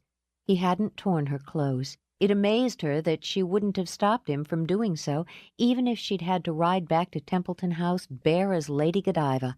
Instead, he had been so gentle, so tender, that even now she could have wept. I've never made love outside, she murmured. I didn't know it could be so lovely. She sat up, stretched. So many firsts. I don't suppose there are many firsts I can give you. She turned her head, smiled down at him. Bad Michael Fury's already done them all. And then some, he said with his eyes closed. There's so much you don't talk about. Knowing it was all too typical to pry into a man's past when you were in love didn't stop her. She traced a finger down his chest. So many secrets inside. You told me a couple of yours last night. Quid pro quo? No, of course not. He opened his eyes. You want to know something about me? Ask. She shook her head, started to shift, but he reached up and held her still. Afraid of the answer? No, she said steadily. I'm not. And I'm surprised you'd think I would be. Fine. Ask. She hesitated still, then gave in. All right. You said you were married before, but you never mentioned her or what happened. Her name was Yvonne. We got divorced. All right. Miffed by the terse response, she reached for her shirt. We should be getting back. Shit. He rubbed his hands over his face, sat up as she shrugged into the soft and now wrinkled broadcloth. Okay, you want to know. I met her when I was racing. She liked to party with drivers. And you fell in love with her? Christ, you're a child in so many ways. He stood, dragged on his jeans. I fell into bed with her. We liked each other. We had good sex. So we kept falling into bed, and we kept having good sex. And she got pregnant. Oh. She rose slowly and kept her eyes on her trousers as she slipped them on. You said you didn't have children. I assumed. Do you want to hear this or not? She looked up, surprised by the bitterness in his voice. Not if you don't want to tell me. If I'd wanted to talk about it, I probably would have. He swore again, took her arm as she bent to retrieve her boots. Sit down. Just sit, goddammit. Nobody uses that wounded look the way you do. He pressed his fingers to his eyes and struggled for control. Once he'd opened up this part of his life, he would have to open others. She'd ask more questions. He'd give her the answers. He accepted there in the sun-washed woods, with his body still warm from hers, that this was the beginning of the end. Okay. She got pregnant, so we talked about it. The best thing for everybody was to go for the abortion. Simple, quick, done. So we made the arrangements. I'm sorry. That's a difficult decision. You never questioned that you'd been the one who... That I'd gotten her pregnant? Yvonne wasn't a liar or a cheat. She said the kid was mine, it was mine. We were friends, Laura. I'm sorry. It was hard for both of you. We figured we were doing the smart thing. I was trying to make a name for myself on the circuit. She had just started a new job. A baby didn't fit. Hell, neither of us knew anything about kids, about parenthood. We were what we were. He looked her in the eye. Scrabblers, looking for a good time. She kept her gaze level. Are you telling me it was easy? A casual shrug and, oops? No. His eyes shifted, stared off into the trees, into the shadows. No, it wasn't easy. It just made sense. We agreed it was the best solution. But the night before we were to go in for it, we figured out something else. We both wanted it. We both wanted the baby. It didn't make any sense. We didn't know what we were doing, but we both wanted the baby. She didn't have the abortion. No. We got married. We figured, what the hell? Let's do it. Let's have a baby. She tried to knit things. A smile ghosted around his mouth. She didn't have a clue. We read books, went in for one of those sonogram things. Jesus Christ, it was just beautiful. We argued about names and did all the things I guess everybody does. The smile went away, and she thought as she watched his eyes, so did he. Middle of the night. She was about 4 months along. She started bleeding bad. She was in pain and scared. We were both so scared. I got her to the hospital, but it was already pretty much over by then. We lost the baby. I'm sorry. She rose again, but didn't touch him. I'm so sorry, Michael. There's nothing more painful than losing a child. No, there's nothing. The doctor said she was young and healthy and we could try again in a little while. We pretended we would. Tried to keep it together. But we started fighting, sniping at each other. I'd slam out, leave her alone. She'd slam out, leave me alone. One night I came home and she was waiting for me. She'd figured it out before I had. She was a smart woman. We'd stopped being friends. All we'd had to keep us married was the baby, and the baby was gone. Now we were stuck, and we didn't have to be stuck. She was right. So we decided to start being friends again and stop being married. End of story. She touched him now, took his face in her hands, felt the tension. There's nothing I can say to ease that kind of grief. The kind you carry with you forever, no matter what. He shut his eyes, let his brow rest on hers. I wanted the baby. I know. She eased her arms around him. You loved it already. I understand. I'm sorry, Michael. Gently she stroked his back. I'm sorry I made you tell me. It was almost 10 years ago. It's done. He drew back, then swore at the tears on her cheek. Don't do that. Hell, you should have asked me something else. Uneasy, he brushed the tears away. Like about how I used to stunt double for Mel Gibson. She sniffled, struggled to give him the smile he wanted. Did you? Really? You women always go for Mel. Maybe you should come down to Hollywood with me. I could introduce you. He twined a bronzed curl around his finger. Me and Max, we have to go down tomorrow. Tomorrow? She shook her head. You're going to L.A.? You didn't mention it. Just got a call Saturday. With a shrug, he sat down to tug on his boots. Action Western with your pal Mel. He wants me and Max, so we got to do some meetings, some test shots. See if we can give 'em what they're looking for. That's wonderful. I'd think you'd be more excited. It's a job. I don't suppose you're interested in tagging along. I'd love to, but I can't leave the girls and work. How long will you be gone? She bit the question back. They'll be so impressed when I tell them. I've got a guy coming in for a few days to see to the stock while I'm gone. I should be back by Friday. Oh, only a few days. She smiled again. If you are, I have this opening I have to go to on Friday night. Would you like to go? An opening of what?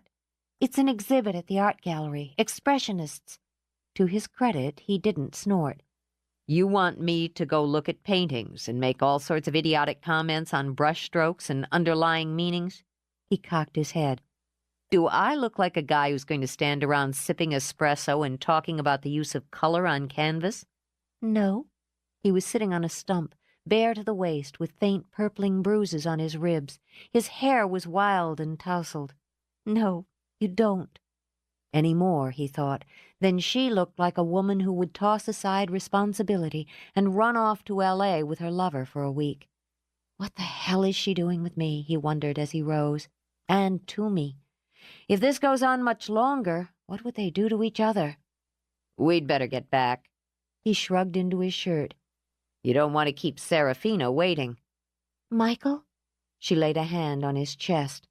I'll miss you. Good. He lifted her, set her in the saddle. Chapter 19. He wasn't gone a few days, but nearly 2 weeks. Laura reminded herself every night that he was under no obligation to call her, to tell her what was delaying him, or just so that she could hear his voice. She reminded herself that they had an adult relationship, where each party was free to come and go as they pleased. It was because she'd never had a relationship like it before, she told herself, that caused her to fret, to worry, to be hurt. She certainly had plenty to keep her busy, and she had learned the hard way never to allow a man to be responsible for providing her with a fulfilling life. That was her job, one she never intended to neglect again. Between her work, her children, her family and friends, she had a full, contented life. Perhaps she wanted to share it with Michael and wanted to be part of his life, but she wasn't a love-struck teenager who sat by the phone hour by hour waiting for it to ring, though she did try to will it to ring a time or two. At the moment, she wasn't worried about the phone. She had other problems on her hands. Allie's spring dance recital was in less than 2 hours. Not only was no one ready, but one of the kittens had coughed up a hairball in the middle of Kayla's bed, causing much dismay and more female disgust. One of the barn cats had gone exploring, seducing Bongo into giving mad chase through the herb garden, which had resulted in bad news for the chamomile and tansy, and had earned Bongo a bloody nose. Nothing Laura had done had lured the insulted, hissing cat back down from the cypress tree where he had taken shelter, and Bongo continued to whimper pitifully under her bed. Despite all of that, her biggest problem was Allie herself. The girl was moody, uncooperative, and whiny. Her hair was terrible, she claimed. Her stomach was upset. She didn't want to go to the recital. She hated recitals. She hated everything. Patient straining, Laura tried one more time to style Allie's hair to the child's specifications. "Honey, if you're nervous about tonight, it's all right. You'll be wonderful. You always are." "I'm not nervous," Allie pouted into the mirror. "I never get nervous before I dance. I just don't want to go. People are depending on you, your instructors, the other girls in your troupe, the family. You know how excited Grandma and Granddad were when they left for Uncle Josh's. Everyone's looking forward to tonight. I can't depend on anybody, can I? I have to do what I say I'll do, but nobody else does. Around the circuit again, Laura thought. I'm sorry you're disappointed your father won't be there. I don't care about him. In a bad-tempered move, Allie shrugged, scooted out from under her mother's hands. He never comes anyway. It doesn't matter. Then what's the problem? Nothing. I'll go. I'll do it because I keep my promises. My hair looks much better now, she said with dignity. Thank you. Honey, if you'd... I have to finish getting dressed. She pressed her lips together, a small girl, pretty in her tights and ballet skirt. It's not your fault, Mama. I didn't mean it to sound that way. I'm not angry with you. Then what? Mama! Kayla's wail bounced down the hallway. I can't find my red shoes. I want to wear my red ones. You can go help her, Allie said, and tried to smile. I'll be downstairs in a minute. Thanks for doing my hair over. It's all right. Because she could see the sorrow haunting Allie's eyes, she leaned down and kissed her on both cheeks. I love playing with your hair, and I suppose if you wanted to put just a little of that lip gloss on, it would be all right. You mean before we go? Not just for stage? Just for tonight. Laura tapped her fingers against Allie's lips. You're not growing up on me any faster than I can help it. Ma! My shoes! And neither is she, Laura murmured. I'm coming. Downstairs, Allie. 10 minutes, tops. She found the shoes. Who would have expected to find them right there on the shoe shelf in the closet? After pulling a brush through her hair, Laura herded her girls. Come on, troops, get a move on. This train leaves in 5 minutes. I'll get it, Annie, she called out when the doorbell rang. Could you check on Bongo before you leave? He's under my bed, and... She broke off as she pulled open the door and found Michael standing on the other side. Michael, you're home. It looks that way. If she had leaped into his arms right there in her own home, there in front of her children, he doubted he could have stuck with the decision he'd made. But she didn't. She only smiled at him, held out a hand. It was Kayla who leaped. Did you bring Max back? With the simplicity of childhood, she hugged his waist and lifted her mouth for a kiss. Did he come home too? Sure. Max and I travel together. Where'd you get the red shoes, kid? Pretty snappy. Mama bought them. They're my favorites. You came. Michael halted his admiring study of Kayla's red shoes, lifted his glance to Allie's face. She looked, he thought, so much like her mother just then, with that stunned wonder on her face and the emotion swimming in her eyes. I told you I would. I thought you'd forgotten. I thought you were too busy. Forgotten an invitation from a beautiful ballerina to watch her dance? He shook his head as he straightened. Boy, that wouldn't say much about my memory. Head cocked, he held out the bouquet of pink baby roses. We do have a date, right? You didn't go call some other guy to take my place. No. Are these for me? Mouth open in a little O of confused delight, she stared at the roses. For me? Who else? For me. She breathed it, taking the flowers in her hands. Thank you. Mama, Michael brought me flowers. I see. And her eyes stung a bit. They're lovely. We'll use the Waterford. Annie took a few steps back in the hall, her hands folded, her eyes on Michael's face. When a girl receives her first flowers from a man, they should be treated as something very special. I want to put 'em in the vase myself. And so you should. It'll only take a minute, Miss Laura. Yes, all right. Thank you, Annie. I'll help. Kayla raced down the hall. Let me smell them, Allie. Her first flowers, Laura murmured. Man, why do females always get wet-eyed over a bunch of posies? Which reminded him that he'd never given Laura flowers. Never real ones, just something plucked carelessly out of the ground. He'd never thought of it.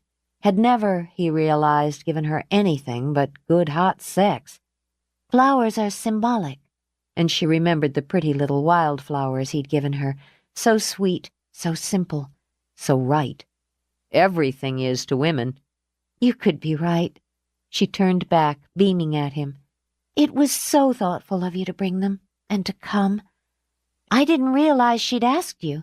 Had no idea she was counting on it." She asked me a couple of weeks ago. He dipped his hands in his pockets. Laura hadn't asked him, he remembered, hadn't mentioned it. I've managed to avoid ballet for 34 years. This ought to be an experience. "I think you'll find it painless." She started toward him now, and he took his hand out of his pocket to take hers before she could touch him. "So, how are you?" he asked. "Fine."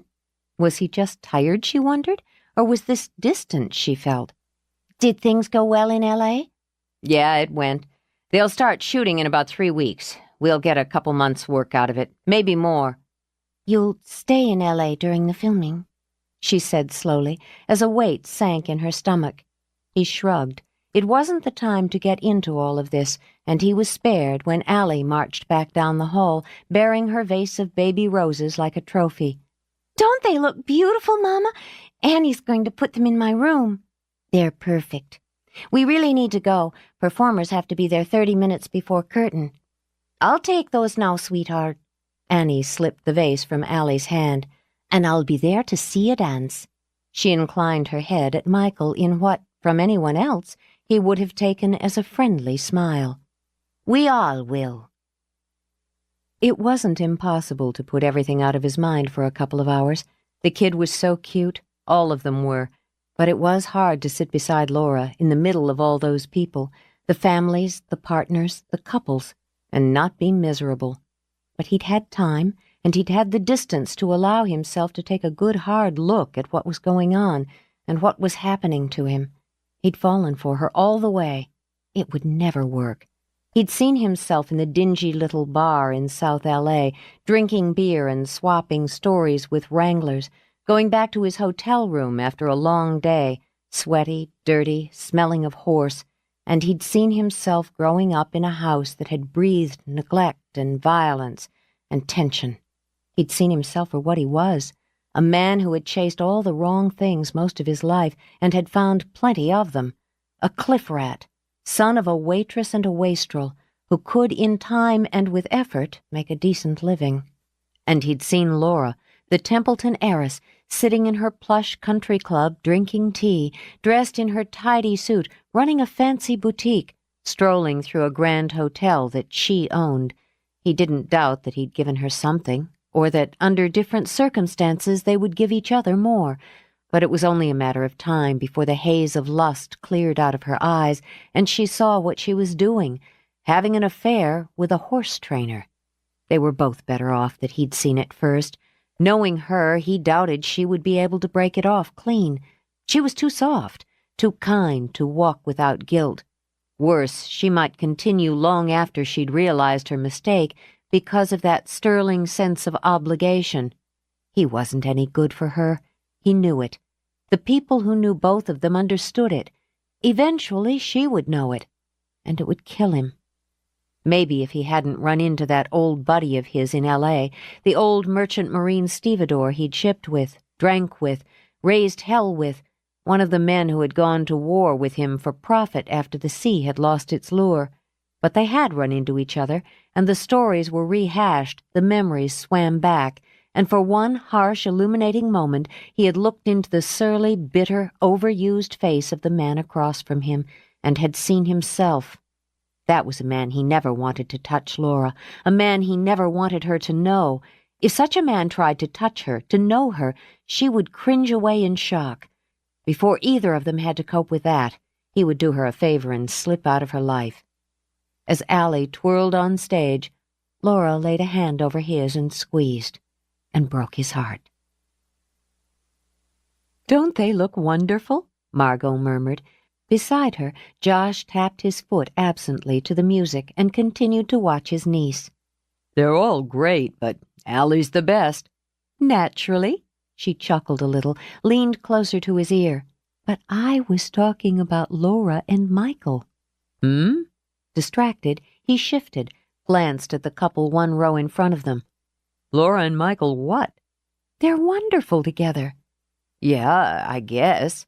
He trailed off, stunned as the meaning seeped in. "What do you mean?" Together. Shh. She hushed him, fighting back another laugh. Together, together. What are you, blind? His throat went dry and tight. They're not seeing each other. They're not dating. Dating? She had to clamp a hand on her mouth. For God's sake, Josh, they've been sleeping together for weeks. How could you not know? Sleeping? Shock, rage, disbelief, all slammed together against the words. How the hell do you know that? Because Laura told me, she hissed into his ear, and because if she hadn't, I have eyes in my head. Shh, she ordered when he opened his mouth. You're annoying people, and here's Allie's solo. He shut his mouth, but not his mind. He had a great deal to think about, and as far as he was concerned, his old pal Michael Fury had a great deal to answer for. There'd been nothing he could do about it the night before but go home and grill his wife, then argue with her over the situation. Josh put her attitude down to female hormones. Women found Michael romantic, which had always been his good luck and the major core of the current problem. Josh found him in the paddock, working a yearling. I need to talk to you, Fury. Michael recognized the tone. Something was in Josh's craw. He wasn't in the mood for it. Not when he was still thinking about the baffled hurt on Laura's face the night before, when he'd given her a quick pat on the head and told her he was beat. In other words, I'm going to bed, sugar, and you're not invited. Still, he released the yearling and walked to the fence where Josh waited. So, talk. Are you sleeping with my sister? Ah, well, the time had come. We don't sleep much, Michael said easily, and braced when Josh's hand whipped out and gripped his shirt. Watch it, Harvard. What the fuck do you think you're doing? Who the hell do you think you are? I asked her to rent this place to you. Do you a favor. And you just jump right in. I didn't jump alone. Damn if he'd take the rap for that. She's a big girl, Josh. I didn't lure her into the stables promising her candy. I didn't force her. The idea of it curdled his blood, then shamed him. You wouldn't have to, he shot back. You forget who you're talking to. I know you, Mick. I know your style. Christ, we cruised together often enough. Yeah, we did. Eyes level, Michael pried Josh's fingers from his shirt. But that was all right, the two of us going out sniffing out babes. This is my sister. I know who she is. If you knew, if you had any idea what she's been through the past few years, how easily bruised she is, you'd have stayed the hell away from her. The women you played with always knew the rules, went in for the game. That's not Laura.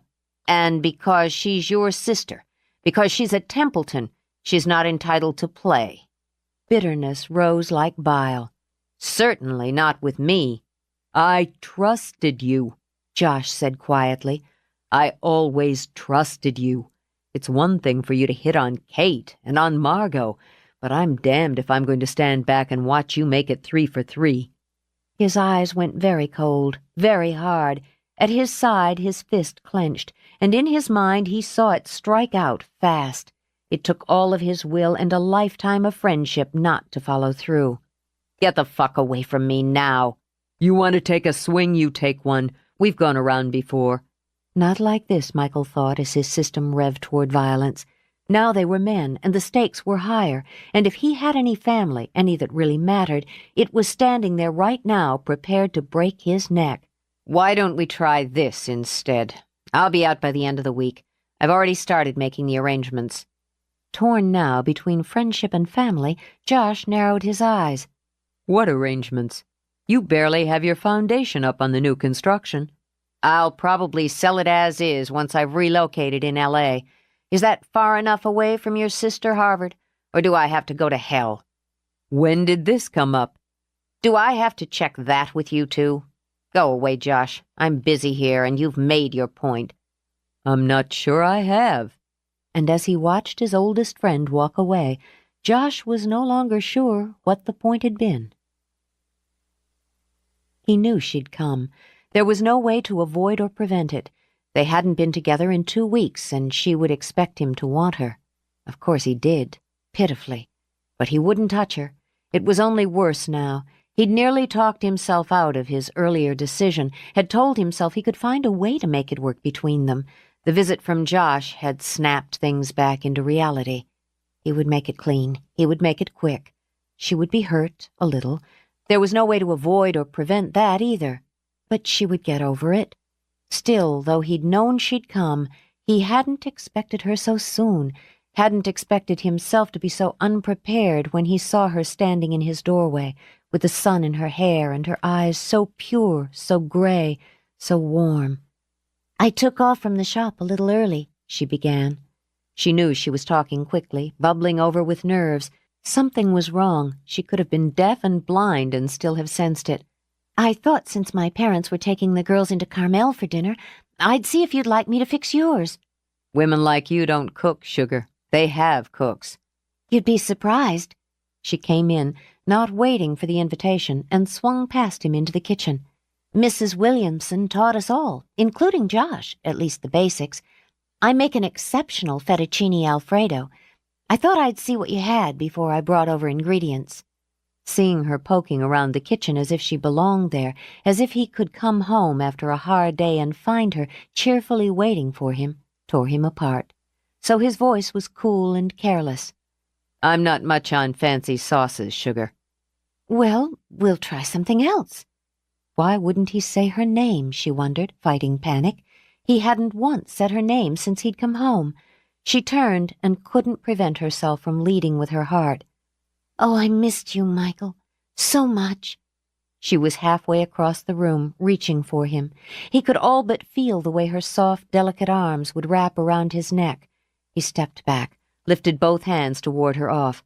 "I'm filthy. I haven't had a chance to jump in the shower. You wouldn't want to mess up a nice silk blouse." Why should it matter? He'd once torn one off her. He hadn't held her in days, yet he stood there now with, was it boredom, in his eyes? "What is it, Michael?" Her stomach jittered, echoed in her voice. "Are you angry with me?" Deliberately, he tilted his head. Why do you do that? Why do you always assume whatever's going on around you is your fault or your responsibility? That's a real problem you've got there," he added as he walked past her to get a beer out of the refrigerator. He twisted off the top, drank deep. "Do I look mad to you?" "No." She folded her hands, gathered her composure. "No, you don't. You look vaguely annoyed that I'm in your way. I assumed you'd want me to come, that you'd want to be with me tonight." It's a nice thought, but don't you think this has run its course? "This?" You and me, Sugar. We've taken this about as far as it's going to go." He tipped the beer back again, wiped his mouth with the back of his hand. "Listen, you're a hell of a woman. I like you. I like your style in bed and out. But we both know we've got to move on eventually." She would breathe, she told herself. However hard the fist was around her heart, she would breathe, slow and easy. "I take that to mean you've decided to move on now." Some things came up when I was in L.A. Changed my plans. I like to be fair with a woman I've slept with, so I figured I should let you know I'm moving down there next week. "You're moving to L.A.? But your house—" Never meant a damn to me. He jerked his shoulder. Just a place. One's the same as the other. One's the same as the other, she thought dully. One house, one woman. "Why did you come back at all?" I left my horses. He forced his lips into a grin. "You went to Allie's recital. You brought her flowers." I told the kid I'd go. I don't make many promises, so I don't break the ones I do. In this, at least, he didn't have to improvise. You've got terrific kids, Laura. I've liked getting to know them, and I wouldn't have let her down last night. "If you go, they'll be devastated. They'll—" Get over it, he said, his voice roughening. I'm just a guy who passed through. "You can't believe that." She stepped toward him. "You can't believe you mean so little to them. They love you, Michael. I'm not their father. Don't play that guilt trip on me. I've got my own life to worry about." "And that's it?" She drew in another breath, but it wasn't slow. It was easy. "See you around? It's been fun? We meant nothing to you?" Sure you did. Look, Sugar, life's long. A lot of people walk through it. Both of us gave each other what we were looking for at the time. Just sex? Great sex. He smiled again, then, because his reflexes were good, dodged by inches the bottle she picked up and heaved at him. Before he could recover from the shock of that, she was using her hands, both of them shoved hard enough against his chest to knock him back 2 full steps. Hey! How dare you?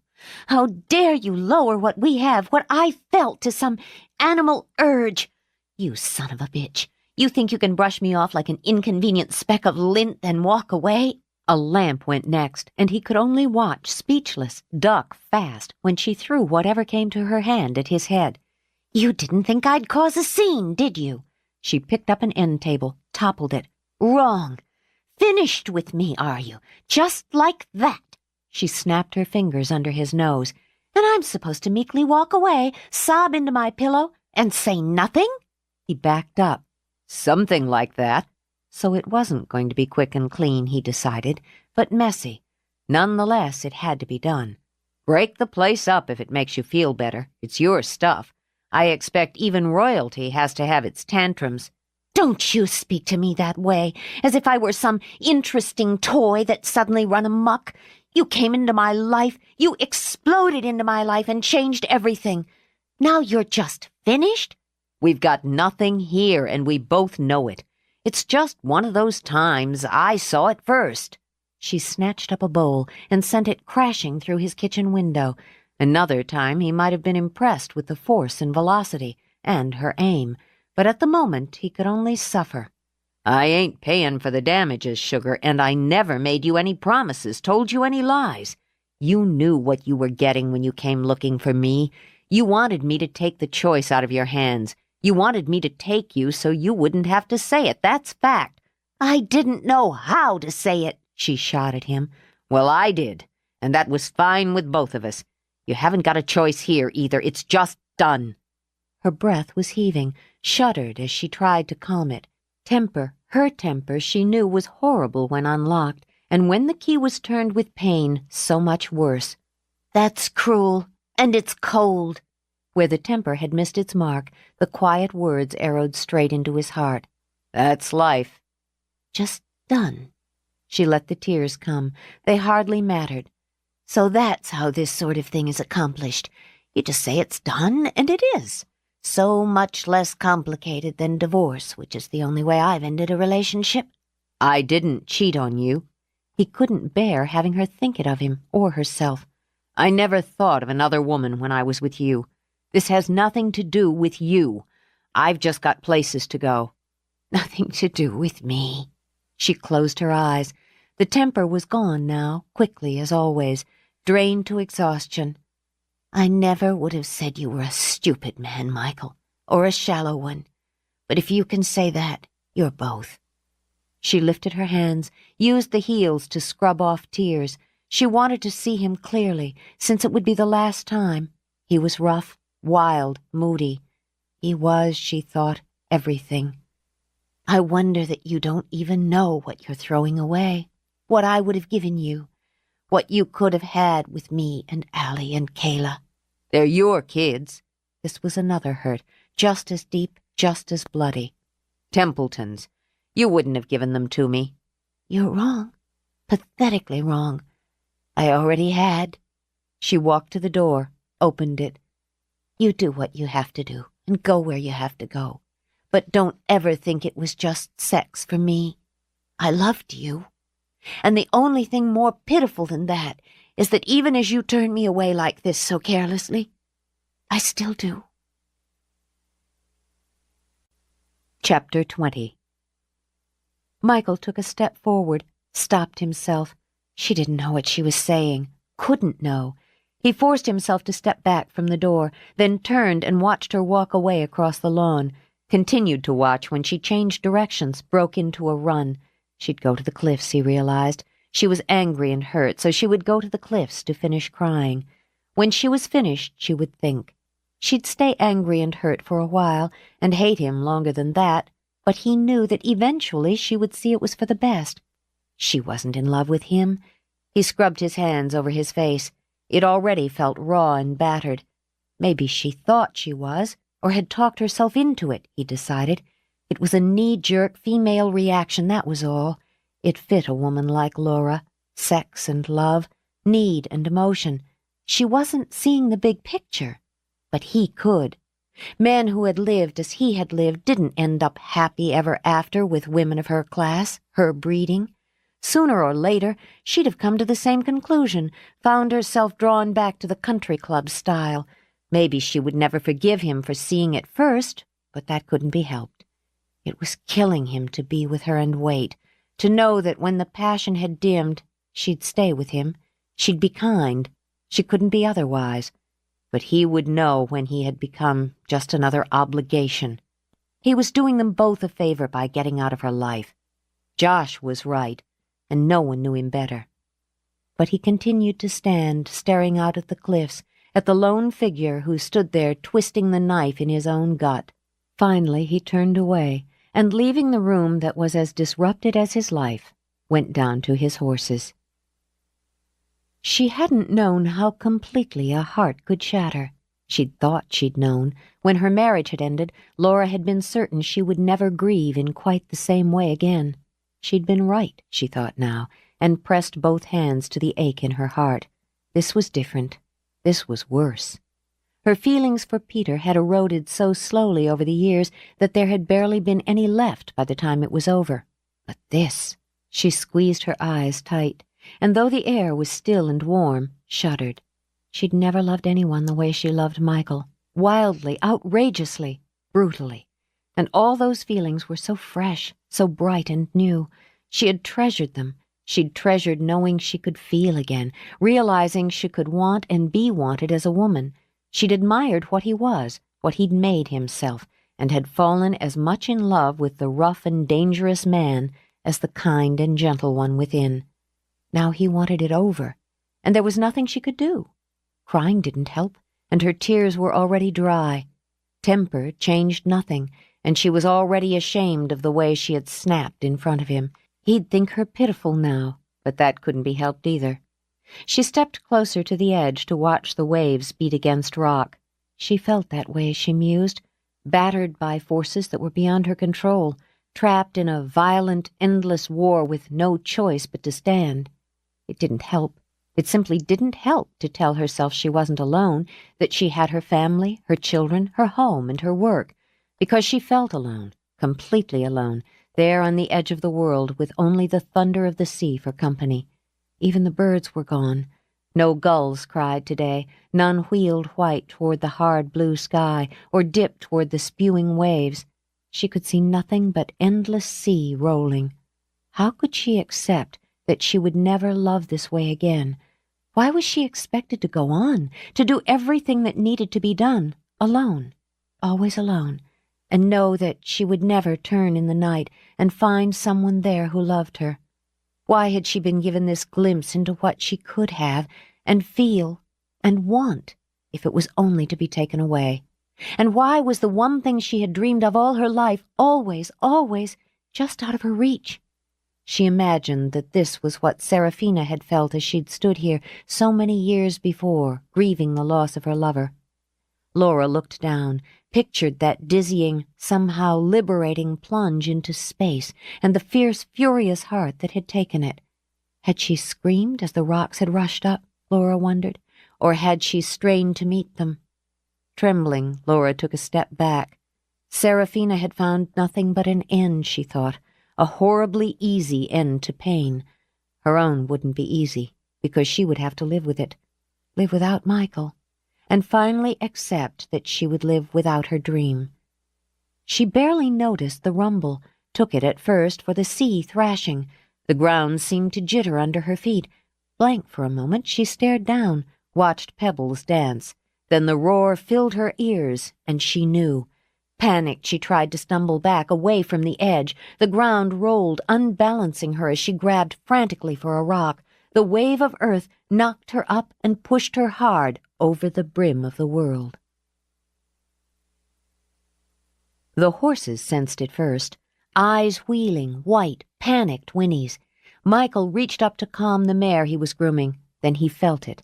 The ground shuddered under him. He swore as the noise grew and horses plunged. Above his head came the sound of crashing glass, straining wood. The freight train roar deafened him as he fought to keep his balance. Tack leaped from the walls and fell to jangling on the shuddering brick. He yanked stall doors open, focused on getting his horses out. In the wild confusion of the moment, one thought pierced through like a lance. Laura! My God, Laura! He stumbled forward, fighting free when the earth tried to heave him back. He raced into the brilliant sunlight, ignoring the violent undulations of the tidy green lawn. When he was knocked flat, he clawed his way back up, skidded down the slope. No one would have heard him screaming her name as he ran toward the cliffs. He didn't hear it himself. It lasted no more than 2 minutes, that stretch and shift of the earth. All was still, preternaturally still, when he reached the cliffs.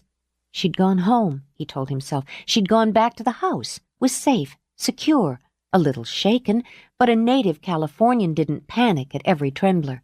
He'd go check on things himself as soon as he made sure. When he looked over the edge and saw her, his legs buckled. On the ledge, 15 feet below, inches away from oblivion, she lay white as death. One of her arms was flung out so that her hand dangled over that narrow bed of rock into space. He wouldn't remember the climb down to her, the sharp bite of rock into his hands, the small, nasty avalanches of dirt and pebbles where his feet slid, the stinging slice as roots and rock tore viciously at his clothes and flesh. Blind terror and instinct took him down fast where a single misstep, one incautious grip, would send him plunging. Cold sweat dripped into his eyes, skidded along his skin. He thought, was sure she was dead. But when he reached her, he stamped down on panic and fear and placed a trembling finger to the pulse in her throat. And it beat. Okay. His hands trembled still as he brushed the hair from her cheeks. It's all right. You're all right. He wanted to drag her up, hold her, rock her to him until this greasy sickness in his gut passed. He knew better than to move her. Even with thoughts of aftershocks spinning in his head, he knew he had to check the extent of her injuries before he risked shifting her. Concussion, broken bones, internal injuries. Christ, paralysis. He couldn't get his breath and had to squeeze his eyes shut for a moment and force air in and out until he was calm.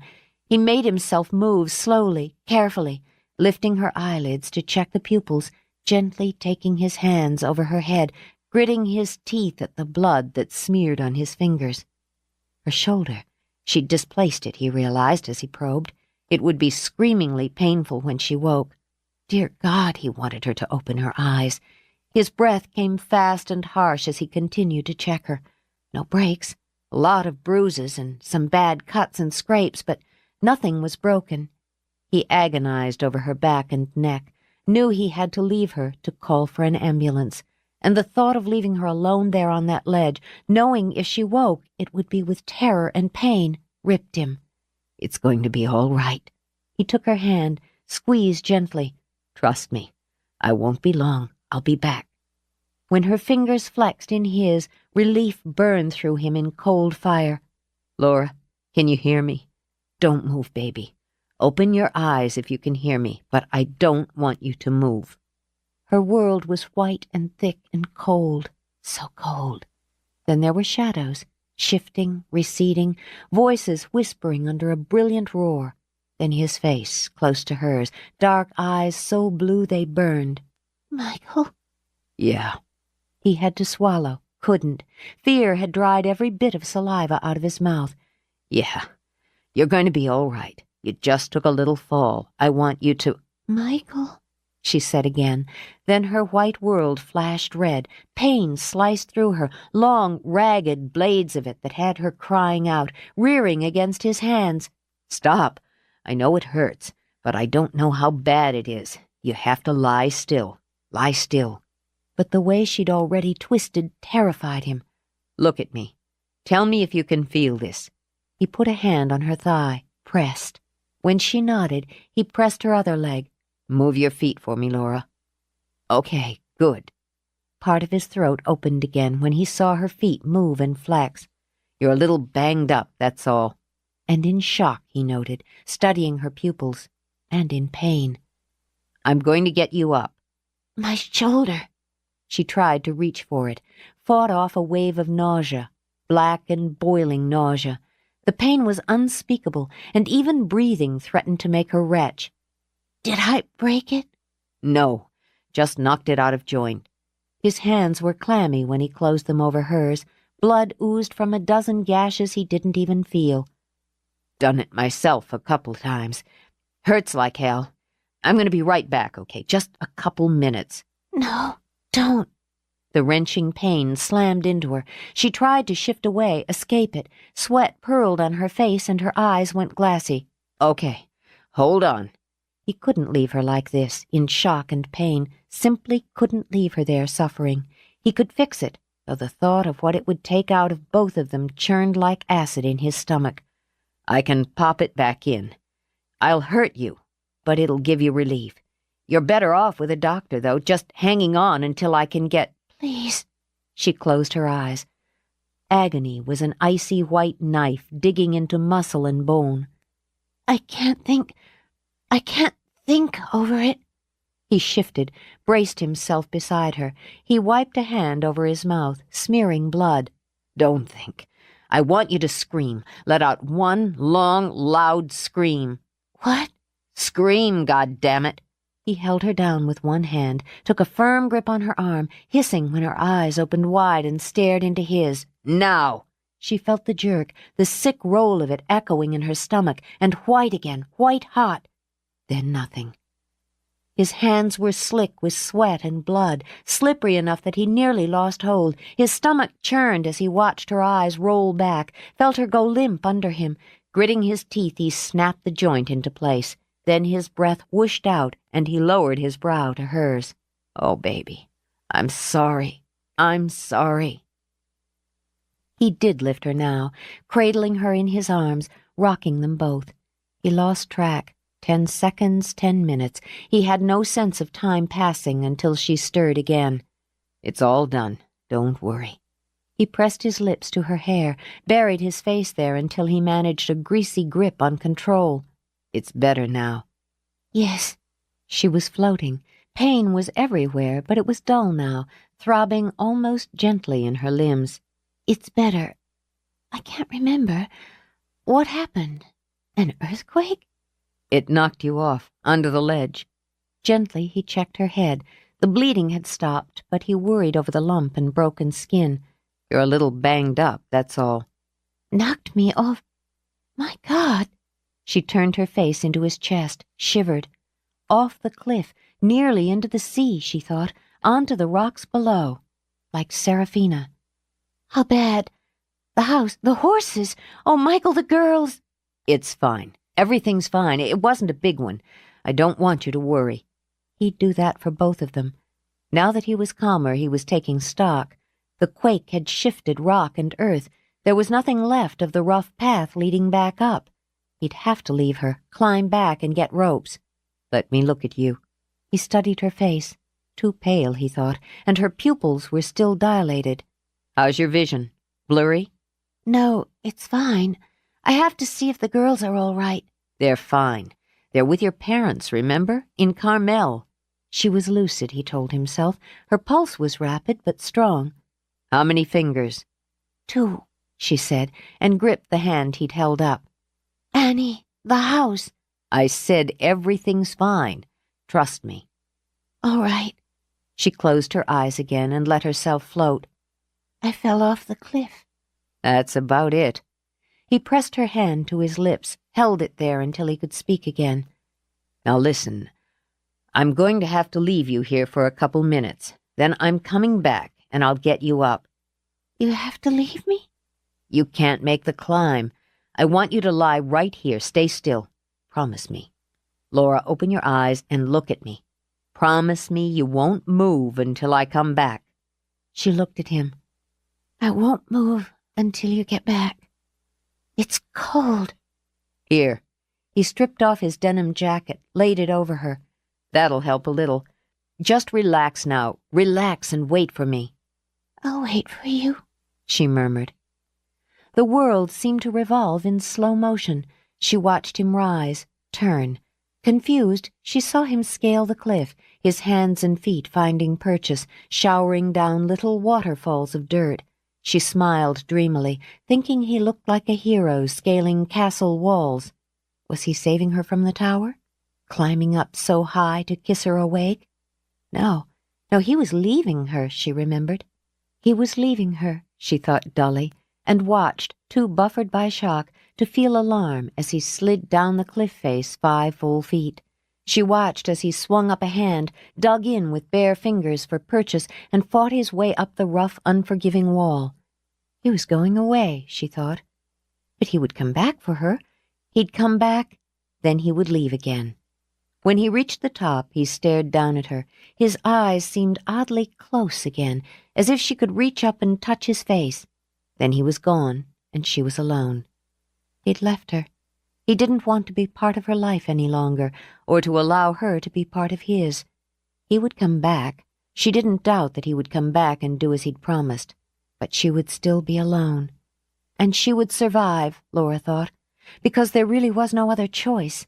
She hadn't leapt from the cliff. She hadn't tossed her life aside. Fate had pushed her. But she would survive that as well, and go on. Poor Serafina. Drifting a little, Laura turned her head. She hadn't fought for life, hadn't survived, and had lost all of her dreams. A tear trickled down her cheek in sympathy, in sorrow, and as she shifted to brush it away, her gaze focused on the small, dark hole in the wall of the cliff. A cave, she thought hazily. There was no cave on this ledge. The rocks had moved, she realized, and sighed a little. Everything had moved. Drawn, she inched her way toward the opening. A secret place, she thought, a hiding place, a lover's place. She was smiling as she pushed herself up, sat, smelled. Surely she smelled the faint wisp of a young girl's perfume.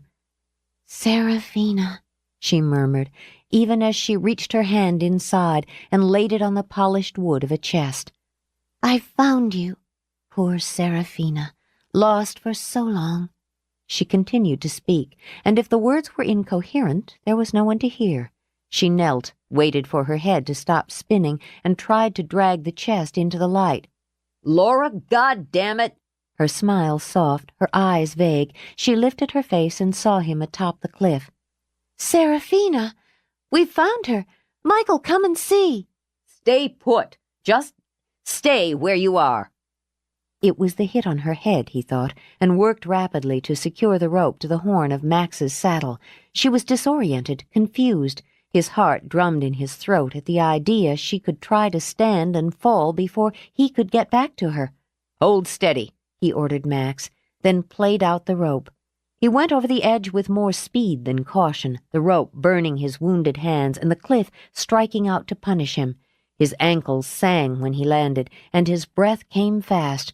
But he had her again, hard against him, safe. "You promised not to move."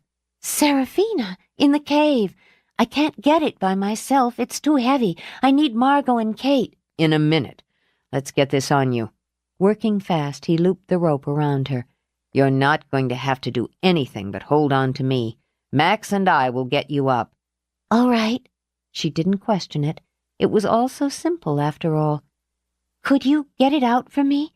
Just out here in the light. It's been in the dark so long." "Sure. Now I'm going to lift you up. You look at me. Nothing but me." "I will. But the chest." "What chest?" "In the cave." "Don't worry about it. I'll—" But he glanced over at the gesture of her hand and saw the dull gleam of brass against wood, the shadow of shape. Jesus Christ. "Serafina's dowry. Would you pull it out in the light?"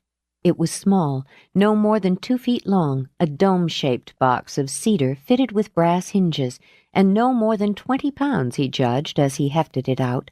A simple box, uncarved, yet he would have sworn he felt something as his hands closed over it. Heat where there should have been none, a faint vibration that tickled his fingertips. It lasted only a moment, no more than 2 heartbeats. Then it was just a small chest fashioned out of smooth wood and brass. "All of her dreams locked away," Laura said softly. "All locked away because the one she wanted most was over." The quake shifted the rocks. Frowning, Michael studied the cave, cut so neatly in the wall. I'd say another, some time ago, covered it up. She wanted us to find it. She's been leading us here all our lives. Now you have it. However intriguing the find, he had priorities. I want you to put your arms around my neck and hold on. Can you do that? How's the shoulder? It's sore, but I can manage. How are we going to— Let me worry about that. He helped her to her feet, kept himself between her and the edge. Just keep looking at me, he continued, pulling her arms up until they linked around him. It's a good strong rope. You've got nothing to worry about. Did you climb up the cliff? I thought I saw you climbing up. Nothing to it, he said, aware that her mind was drifting. Fell off a few, too, on film. He continued to talk as he tested the rope. Hold on tight now, we're going up.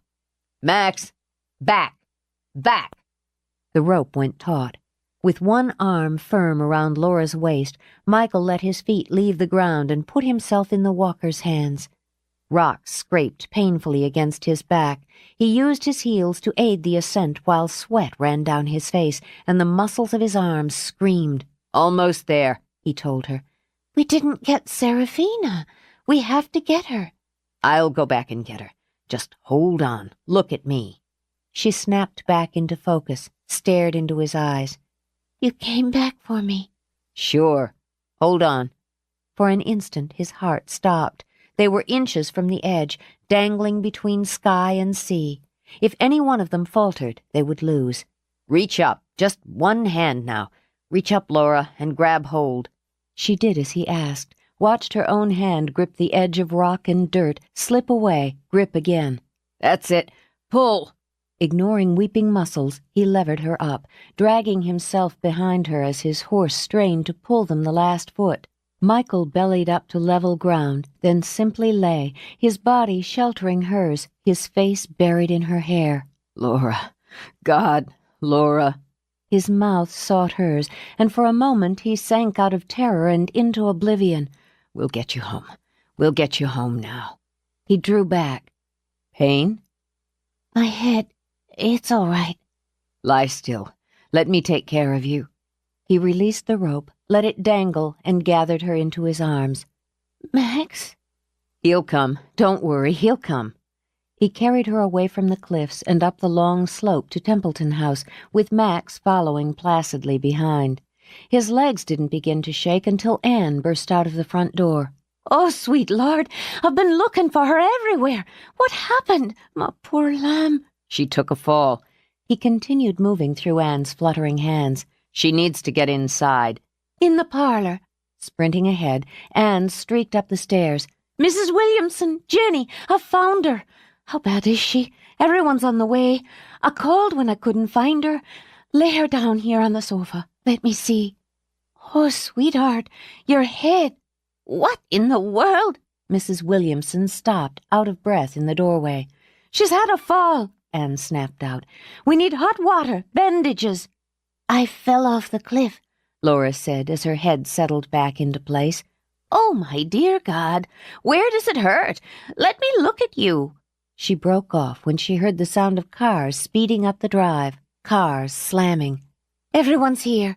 Anne pressed a kiss to Laura's brow. Everything's all right now. Susan burst through the doorway first, stopped, braced herself as her heart tilted. Well, she managed calmly enough. What's all this?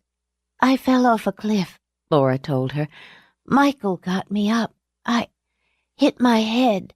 It was all she got out before the room was full of people and hands that wanted to touch, and voices that babbled questions. Quiet. Thomas took his daughter's hand, shot the order out to the group at large. Josh, call the doctor. Tell them we're bringing Laura in. No. Rousing herself, Laura sat up, patted Kayla's head as her daughter pushed it into her lap. I don't need the doctor. I've just hit my head. It's a nasty bump.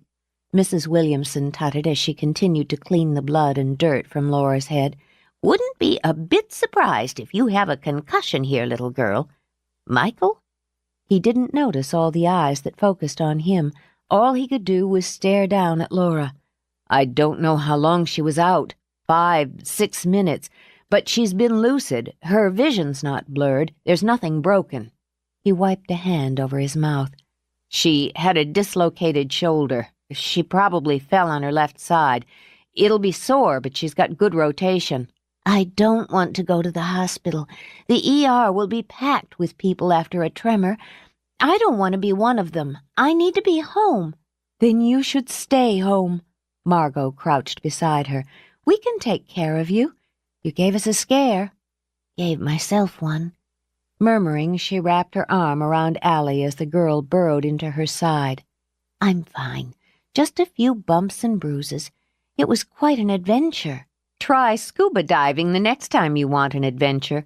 Reaching over the back of the couch, Kate laid a hand on Laura's shoulder. "My heart can't take this." "We found Seraphina's dowry." "What?" Kate's fingers gripped. "What?" "It's there, on the ledge where I fell. There was a cave, and it was there. Wasn't it, Michael? I didn't imagine it, did I?" "It's there. I'll get it for you." "You'll be getting nothing," Mrs. Williamson said, lifting her voice over the fresh spurt of questions. "Sit down before you fall down, boy, and let me see to your hands. You've made a fine mess of yourself." "Oh, good Lord."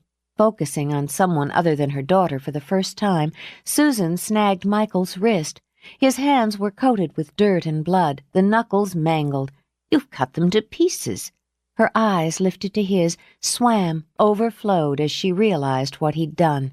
"Michael." "They're fine. I'm fine." He jerked away. Abruptly, he couldn't breathe, wasn't certain how much longer he could stand.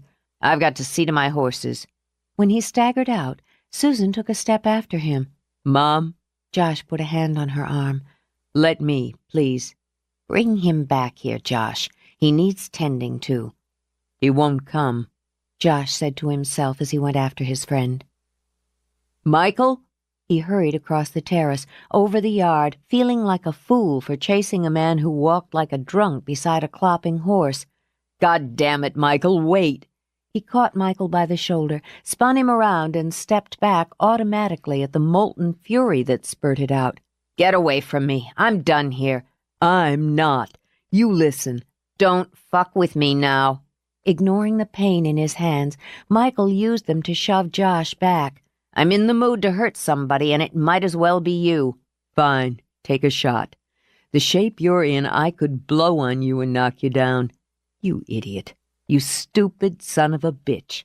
Why didn't you tell me you were in love with her? What the hell difference does it make? Only all. You stood there and let me dump a pile of shit on you and did nothing. All you had to do was open your mouth and say it. I thought you were using her. I did use her, didn't I? I used her, then I tossed her aside just like you said I would. Ask her. I know what it's like to be in love with a woman and be scared boneless you won't make it work. And I know what it's like to want it so much you screw it up. Now I know what it's like to be a part of making two people I care about miserable, and I don't like it. This isn't about you. I figured out it was time to move on before you had your say.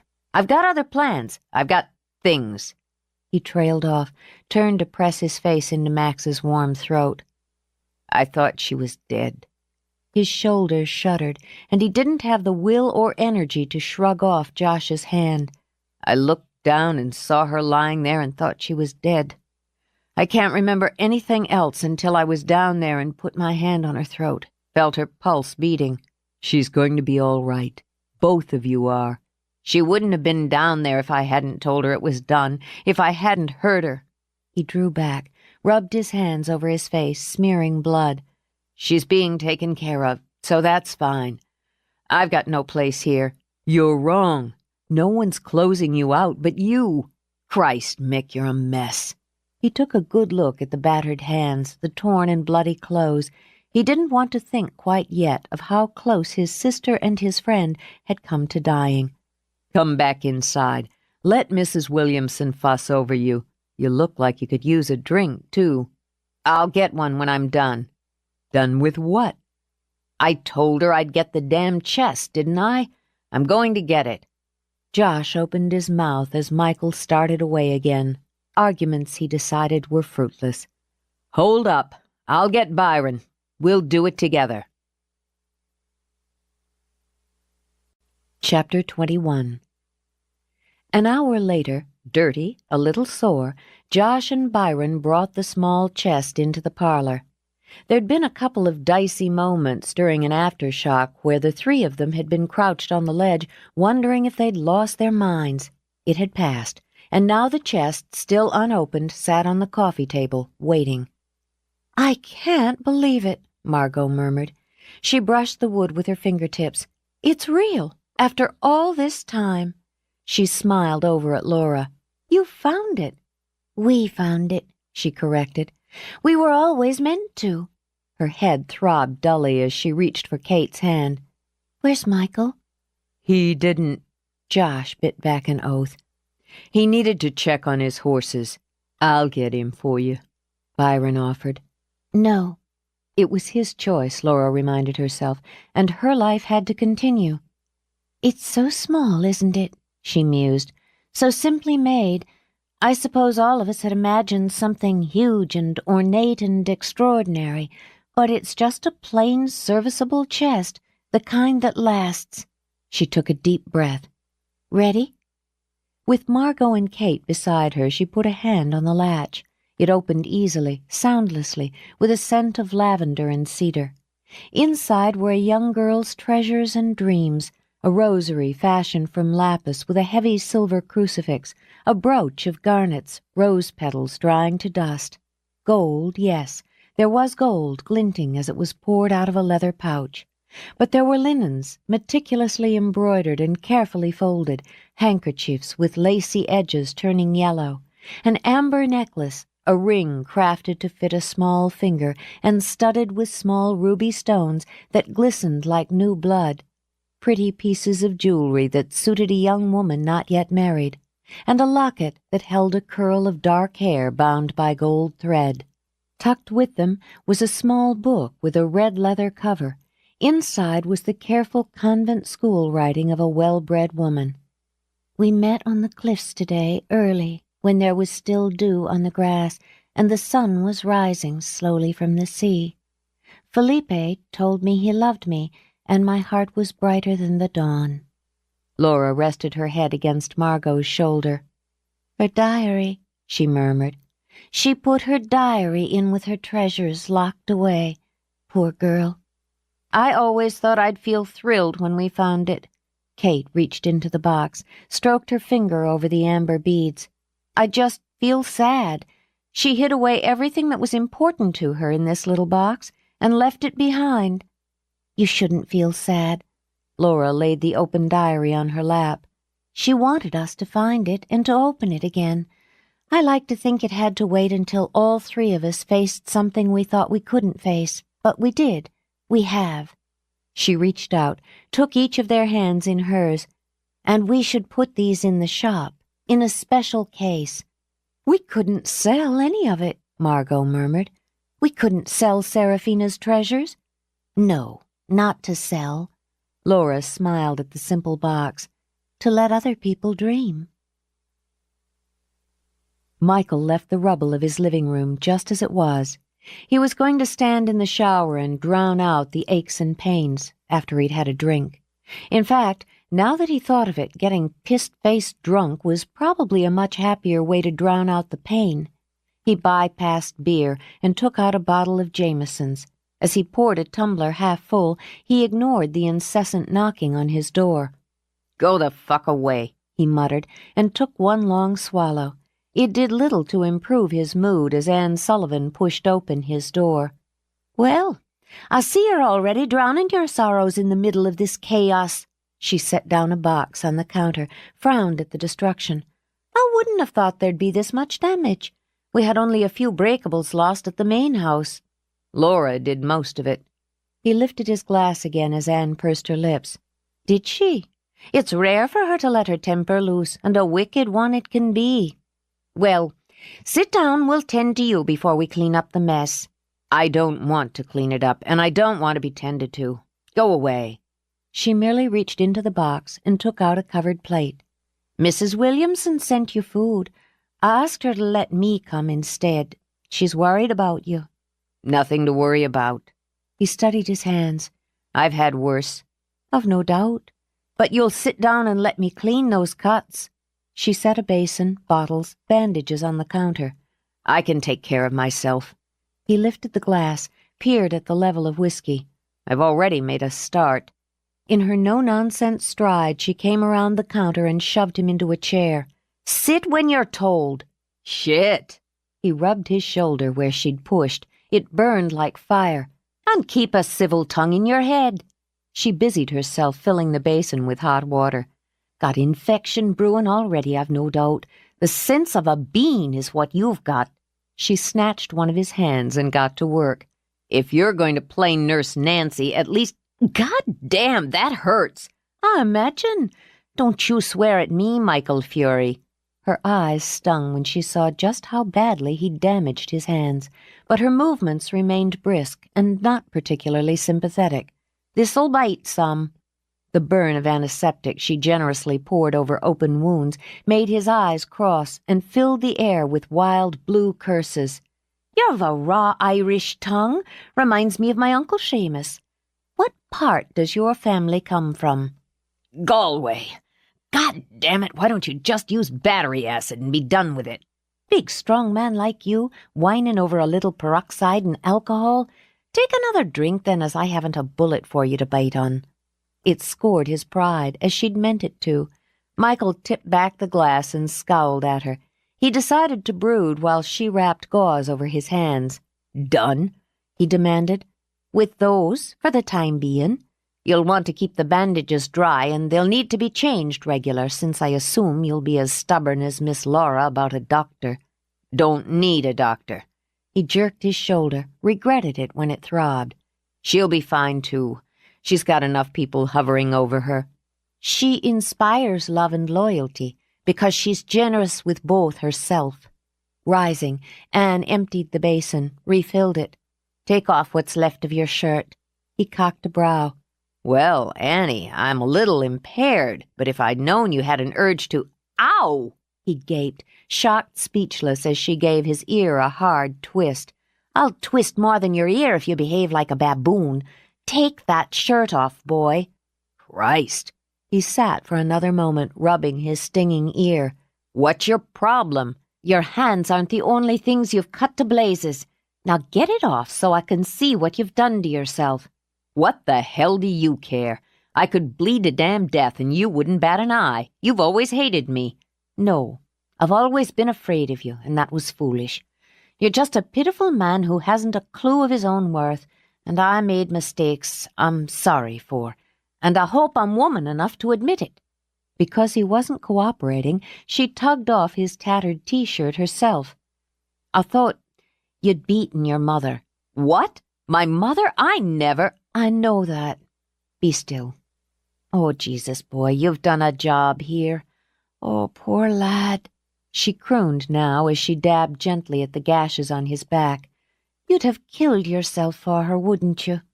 Suddenly tired, unbearably tired, he laid his head on the counter, shut his eyes. Go away. Leave me alone.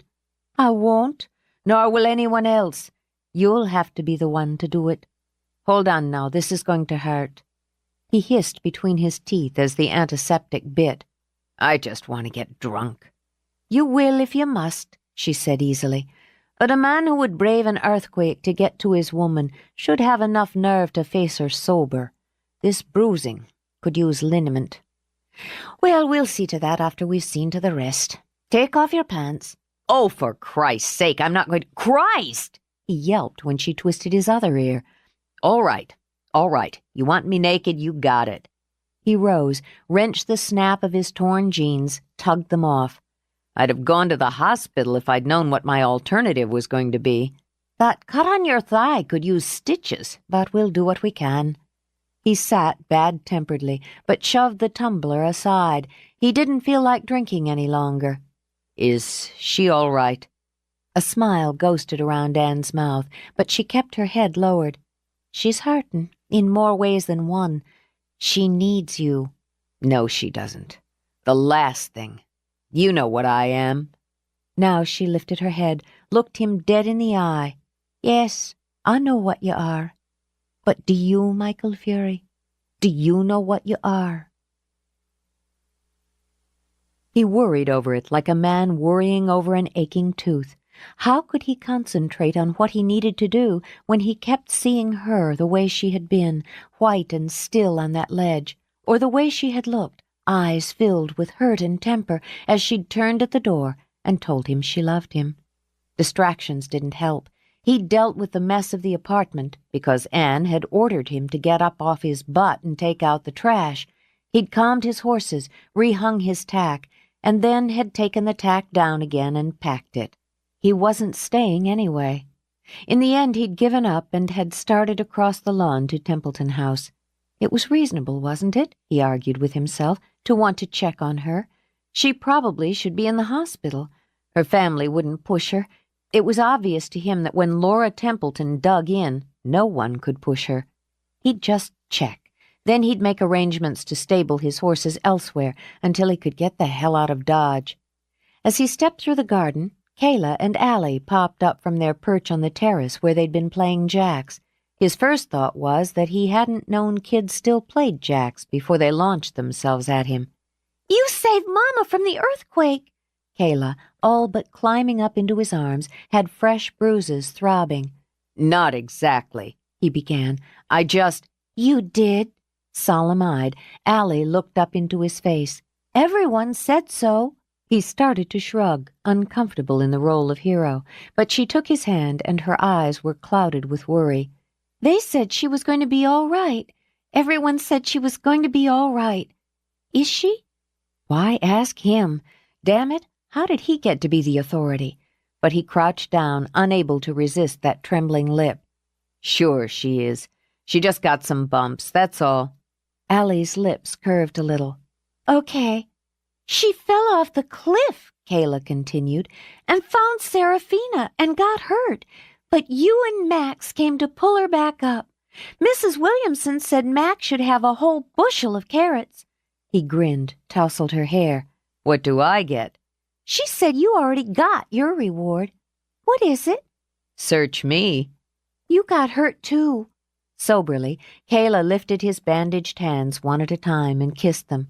"Do they hurt? Does that make it better?"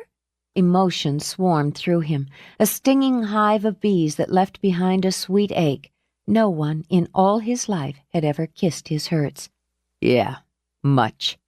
He pressed his face into her hair for a moment, wishing, wanting. "Is it all right if we go down and see Max?" Instinctively, Allie stroked a hand over Michael's hair to soothe. "To thank him?" "Yeah, he'd like that. Your mom." "She's in the parlor. Everyone's supposed to be quiet so she can rest, but you can go in." Allie beamed at him. "She'd want to see you. And Kayla and I are going to get up every morning early before school and clean the stalls until your hands are better. You don't have to worry." Coward, he thought. Tell them you won't be here. Tell them you're leaving. Couldn't. Just couldn't. Thanks. As they dashed off, he watched them, two pretty young girls racing away through fanciful gardens. He stepped over scattered jacks and after 3 tries managed to lift his hand and open the terrace door. She wasn't lying on the couch as he'd expected, but standing at the window, her back to the room, looking out toward the cliffs. She was so small, he thought. Everything about her telegraphed fragility, and yet she was the strongest woman he'd ever known. She should have seemed delicate just then, highly breakable with her hair pulled back, the soft, fluid folds of a white robe wrapped around her. But when she turned and those last gilded beams of the setting sun danced against the window at her back, she seemed simply indestructible. "I was hoping you'd come." Her voice was calm, as she was. A close brush with death had shown her that she could indeed survive anything, even Michael Fury. "I wasn't able to thank you coherently before, or to see how badly you were hurt." "I'm fine. How's the head?" She smiled. "It feels as though I smashed it on a rock. Would you like a brandy? I'm not allowed myself. My many medical advisors tell me I can't have any alcohol for 24 hours. "No, I'll pass." The whiskey he'd downed earlier wasn't sitting very well as it was. "Please sit down." Leading with manners, she gestured to a chair. "We've had quite a day, haven't we, Michael?" I won't forget it any time soon. Your shoulder. "I've had enough fussing. It's sore." She sat, smoothing down her robe as she did. "I'm sore. My head aches, and occasionally I get this quick twist in my stomach when I let myself think about what might have happened, what would have happened if you hadn't found me." Her brow lifted as she watched him prowl the room. Other than that first long stare when she'd turned to him, he'd barely looked at her. To keep her own hands still, she linked them in her lap. "Is something else on your mind, Michael, other than my medical report?" I just wanted to see—" He stopped, hooked his thumbs in his pockets, and made himself look at her. Listen, I don't see any point in leaving this business hanging between us. "What business?" You're not in love with me. Patiently attentive, she angled her head. "I'm not?" No. You've just got it all mixed up with sex, and now probably with gratitude, and that's just stupid. "So now I'm stupid?" Don't twist things around. "I'm trying to untwist them." She leaned forward to touch the box still open on the coffee table. "You haven't seen Seraphina's dowry. Aren't you curious?" It's nothing to do with me. But he looked down, saw the glint of gold, of silver, of glossy beads. Not a hell of a lot, considering. "You're wrong. It's quite a bit, considering." Her gaze lifted to his again. "Quite a bit. Why did you go back down for it?" I told you I would. "A man of your word. I was fuzzy at the time, but things are clearer now. I remember lying there watching you climb up that rock wall, clinging like a lizard, your hands bleeding, slipping where the wall would give way. You could have been killed." I guess I should have just left you there. "You couldn't have done that. You'd have gone down for anyone. That's who you are. And you went back for this." She stroked the lid of the box. "Because I asked you." You're making it bigger than it was. "You brought me something I've looked for my entire life." Her eyes, swimming with emotion, stayed on his. "I can't make that bigger than it is. How many times did you climb up, climb down for me, Michael?" When he said nothing, only turned away to pace again, she sighed. "It makes you uncomfortable.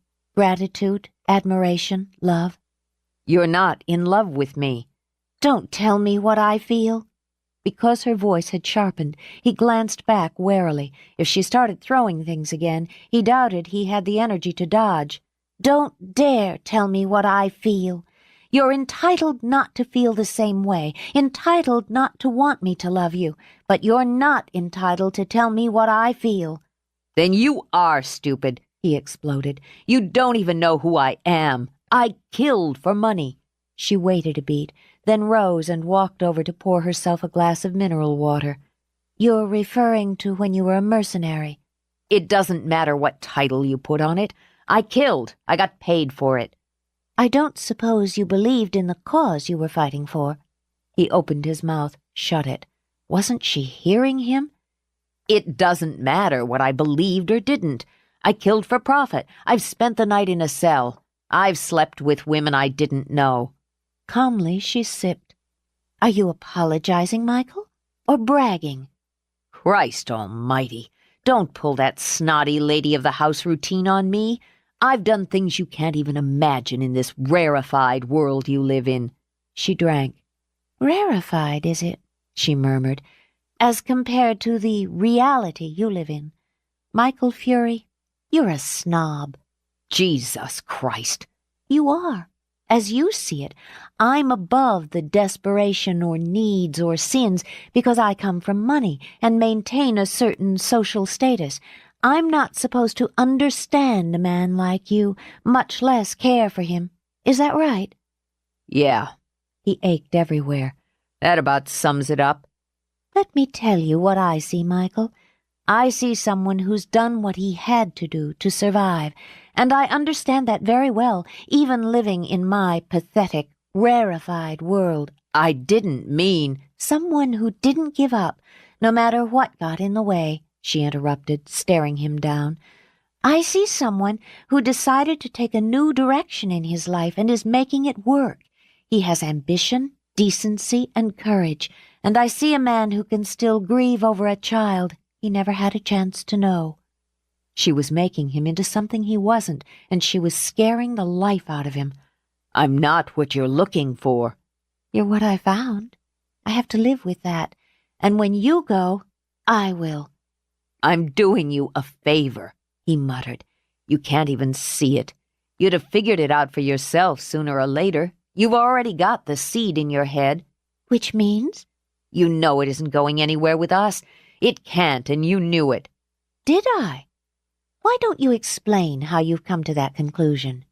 There were dozens of examples, but only one snuck out. You're damn careful not to touch me when anyone's around. Is that so? She set down her glass with a snap. Stay right there. Incensed, she marched to the door and out, leaving him scowling after her. Why the hell was he getting into all this, he asked himself. Why was he arguing with her? Why couldn't he just touch her one more time, just hold her one more time? Then he'd go. Laura strode back in, dragging Thomas in her wake. You're supposed to be resting, her father scolded. Oh, hello, Michael. I was about to go down and— Talk later, Laura ordered, then marched straight to Michael. Hey, was all he managed, before she grabbed him by the hair, dragged his head down, and fixed her lips hotly on his. He lifted his hands, dropped them again, then gave up and crushed her against him. Her body was drum-tight, all but vibrating with fury, but her mouth was soft, sweet, and weakened his knees. There. She pulled away, spun toward a baffled and grinning Thomas. Thanks, Dad. If you wouldn't mind leaving us alone again? No, fine. Michael, I believe you and I will have a little talk later. Thomas closed the door discreetly behind him. Satisfied? Laura demanded. Not nearly. She'd churned up all the urges he'd nearly managed to bank. Saying nothing, he yanked her against him again. What the hell was that supposed to prove? It doesn't change. And he broke. Just broke. Shuddering, he buried his face in her hair, fought to find his breath. I thought you were dead, he managed. Oh, God, Laura, I thought you were dead. Oh, Michael. Every drop of temper drained as she stroked her hands over his back. It was horrible for you. I'm sorry, so sorry. We're fine now. You saved me. Gently, she cupped his face, drew it back, and studied those dark, stormy eyes. You saved my life, she murmured, and touched her lips to his. No. He jerked back, shocked at how close she'd come to bringing him to his knees. We're not going that route. We're not mixing this up again. She stood where she was, watching all those violent emotions flit over his face, and slowly her aching heart began to swell and to heal. Her smile bloomed. Why, you're afraid of me, aren't you? Afraid of us. I see I have been stupid after all, thinking it was only me. You're in love with me, Michael, and it scares you. Don't put words in my mouth, he began, then backed up a full step as she came toward him. Don't. What'll happen if I touch you now? The sense of power, of right, glowed inside her. You might shatter. Tough guy, holding it all in. I could break you, just by doing this. And she laid her hand on his cheek. You're making a mistake. He clamped a hand on her wrist, and his fingers trembled. You don't know what you're doing. I can't be what you need. Why don't you tell me what you think I need, then? You figure I'll polish up and start playing tennis at the club? Go to gallery openings and buy a tux? It's never going to happen. I'm not going to start drinking brandy and playing billiards, or sit in a steam room with a bunch of overweight rich guys and talk about the latest stock reports. She began to laugh, and the laughter made her head ache and spin so that she had to sit on the arm of the settee until she caught her breath. That's telling me. You think this is a joke? So will all your fancy friends. There goes Laura Templeton with that mongrel she picked up. She sobered quickly. I could slap you. I could actually slap you for that. In fact, she had to grip her hands together to stop herself from doing so. That's insulting, to me and to those I consider my friends. You think I care about any of that? Do you really think so little of me? I think everything of you," he said, and stopped her tirade before it could begin. If that's true, then you should respect what it is I do need. With some alterations, it's the same thing I've needed my whole life. I need my family and my work, my home. I need to feel that I put in as much as I take out. I need my children to be happy and safe. And I need someone I love and who loves me, to share it all, to be there for me. I need someone who'll depend on me and whom I can depend on. I want someone who'll listen and understand, who'll touch me when I need to be touched, who'll make my heart beat a little faster when he looks at me, the way you look at me, Michael, the way you're looking at me right now. "You're not going to let me walk," he said quietly. Yes, I will. She reached into the box, took out the locket. If you need to go to prove something, to escape from something, even if that something is what we feel for each other, I can't stop you. She laid the locket down again gently. But I won't stop loving you or needing you. I'll just live without you. I'll live without the life we could make, without seeing my children light up when you walk into the room, live without the other children we could make together. She narrowed her eyes when she saw the flicker in his eye. Did you think I wouldn't want more children? That I haven't already dreamed what it would be like to hold a baby we made together? "No, I didn't think you'd want more children with me." She was breaking him bit by bit. "Laura." She rose, waited, but he only shook his head. A family, Michael. That's all I've ever really dreamed of. You changed a great deal inside of me, but never that. You gave me all those firsts, and because I was so dazzled by you, so in love with you, I didn't see that I could give you something back. I'll give you family, Michael." He wondered if he could speak, how any man could when faced with the gift of everything he would ever need, every treasure imagined and sought and despaired of. "I'm wrong for you. I've got to be wrong for you, and it was never supposed to come to this between us. I took you because I could, because I wanted you more than I'd ever wanted anything." "You're right for me," she corrected. "You have to be right for me. And what was it never supposed to come to between us, Michael?" "To plans, to futures." His gaze was drawn to the open box again, and all those tiny precious treasures.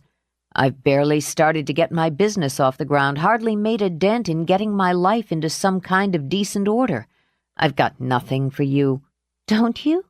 Don't you have dreams, Michael? And aren't some of them the same as mine?" She wanted to reach for him then, but this time he would have to reach first. She would let him walk, he realized. If he turned and stepped back out the door, they would both go on. She was waiting for him. She was willing to take him just as he was, and with her he realized he might find there was more in him, more for him than he'd ever allowed himself to dream.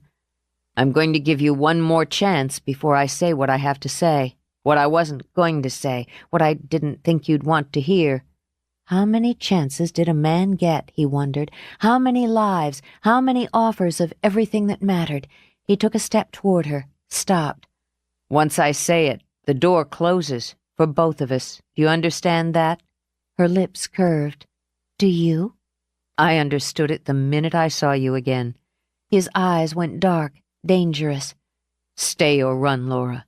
She lifted her chin. This time she would say it. "Stay." "Then you'll have to live with it. And me." He took her hand, not gently but possessively, his battered fingers clamping onto hers. "I've never loved another woman. That's the first you gave me." She closed her eyes. "I feel as though I've waited my whole life to hear you say that." "I haven't said it yet." He lifted his free hand to her face. "Look at me when I do." "I love you, Laura," he said when her eyes opened. "Maybe I always did. I know I always will. I'll never lie to you or leave you to handle things alone. I'll be a father to your children, all of them. I'll love them, all of them. And they'll never have to wonder if I do." "Michael." Swamped, she turned her lips into his palm, kissing his hurts, much as Kayla had. "That's everything." "No, it's not. So here's the rest. He waited until her eyes cleared and met his. If you want to take a chance on this, I'll give you whatever I have, whatever I can make, and whatever I can be. The words were just there, he realized, just there, waiting to be said.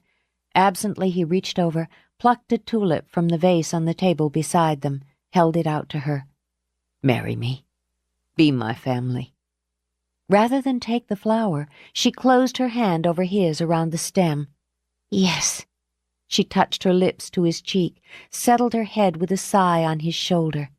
Yes, she said again, feeling his heart thud against hers as she looked into the simple box filled with dreams. I found you, she murmured, turning her mouth up to Michael's. We found each other. Finally.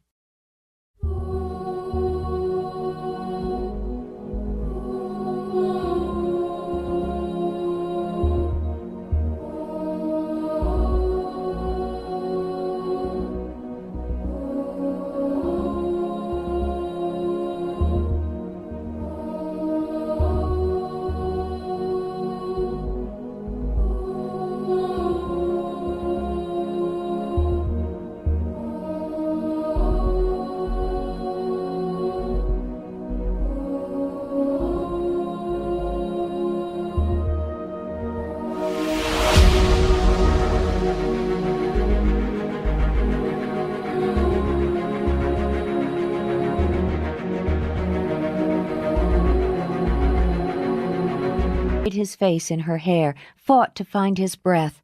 I thought you were dead, he managed. Oh, God, Laura, I thought you were dead. Oh, Michael.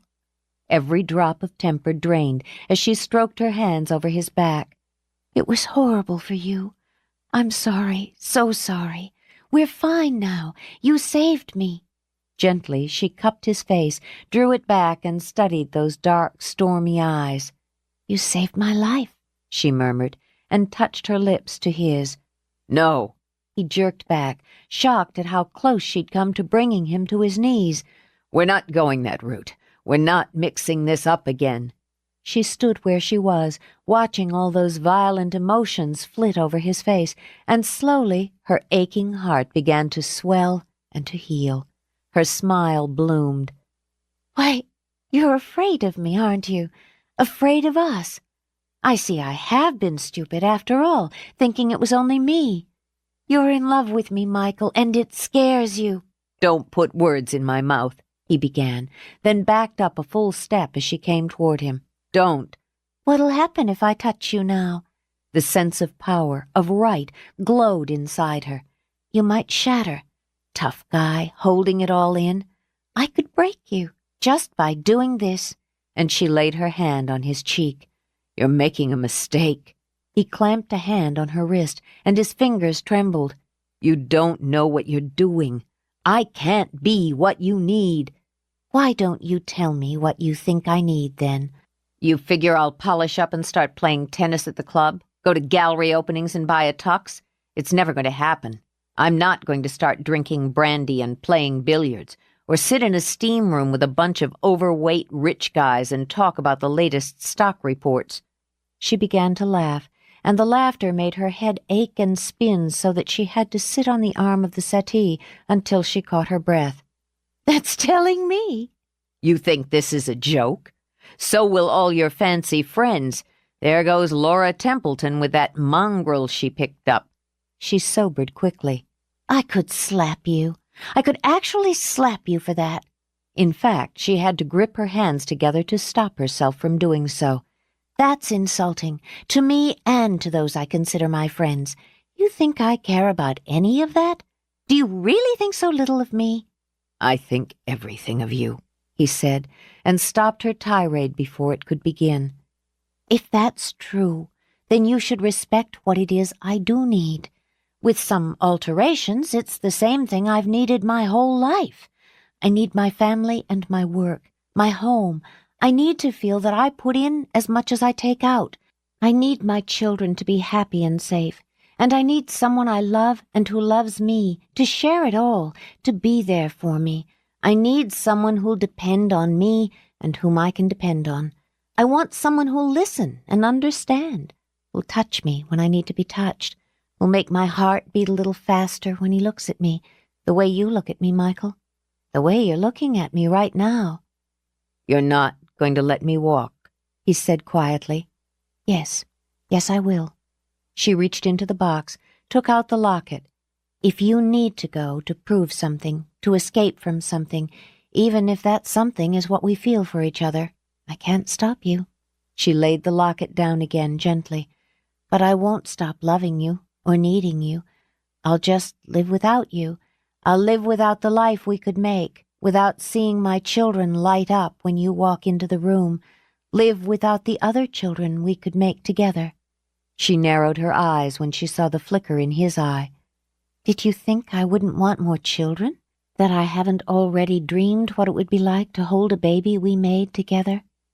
No, I didn't think you'd want more children with me. She was breaking him bit by bit. Laura. She rose, waited, but he only shook his head. A family, Michael. That's all I've ever really dreamed of. You changed a great deal inside of me, but never that. You gave me all those firsts, and because I was so dazzled by you, so in love with you, I didn't see that I could give you something back. I'll give you family, Michael. He wondered if he could speak, how any man could when faced with the gift of everything he would ever need, every treasure imagined and sought and despaired of. I'm wrong for you. I've got to be wrong for you, and it was never supposed to come to this between us. I took you because I could, because I wanted you more than I'd ever wanted anything. You're right for me, she corrected. You have to be right for me. And what was it never supposed to come to between us, Michael? To plans, to futures. His gaze was drawn to the open box again, and all those tiny precious treasures. I've barely started to get my business off the ground, hardly made a dent in getting my life into some kind of decent order. I've got nothing for you. Don't you? Don't you have dreams, Michael? And aren't some of them the same as mine? She wanted to reach for him then, but this time he would have to reach first. She would let him walk, he realized. If he turned and stepped back out the door, they would both go on. She was waiting for him. She was willing to take him just as he was, and with her he realized he might find there was more in him, more for him than he'd ever allowed himself to dream. I'm going to give you one more chance before I say what I have to say, what I wasn't going to say, what I didn't think you'd want to hear. How many chances did a man get, he wondered? How many lives, how many offers of everything that mattered? He took a step toward her, stopped. Once I say it, the door closes, for both of us. Do you understand that? Her lips curved. Do you? I understood it the minute I saw you again. His eyes went dark, dangerous. Stay or run, Laura. She lifted her chin. This time she would say it. Stay. Then you'll have to live with it. And me. He took her hand, not gently but possessively, his battered fingers clamping onto hers. I've never loved another woman. That's the first you gave me. She closed her eyes. I feel as though I've waited my whole life to hear you say that. I haven't said it yet. He lifted his free hand to her face. Look at me when I do. I love you, Laura, he said when her eyes opened. Maybe I always did. I know I always will. I'll never lie to you or leave you to handle things alone. I'll be a father to your children, all of them. I'll love them, all of them. And they'll never have to wonder if I do. Michael,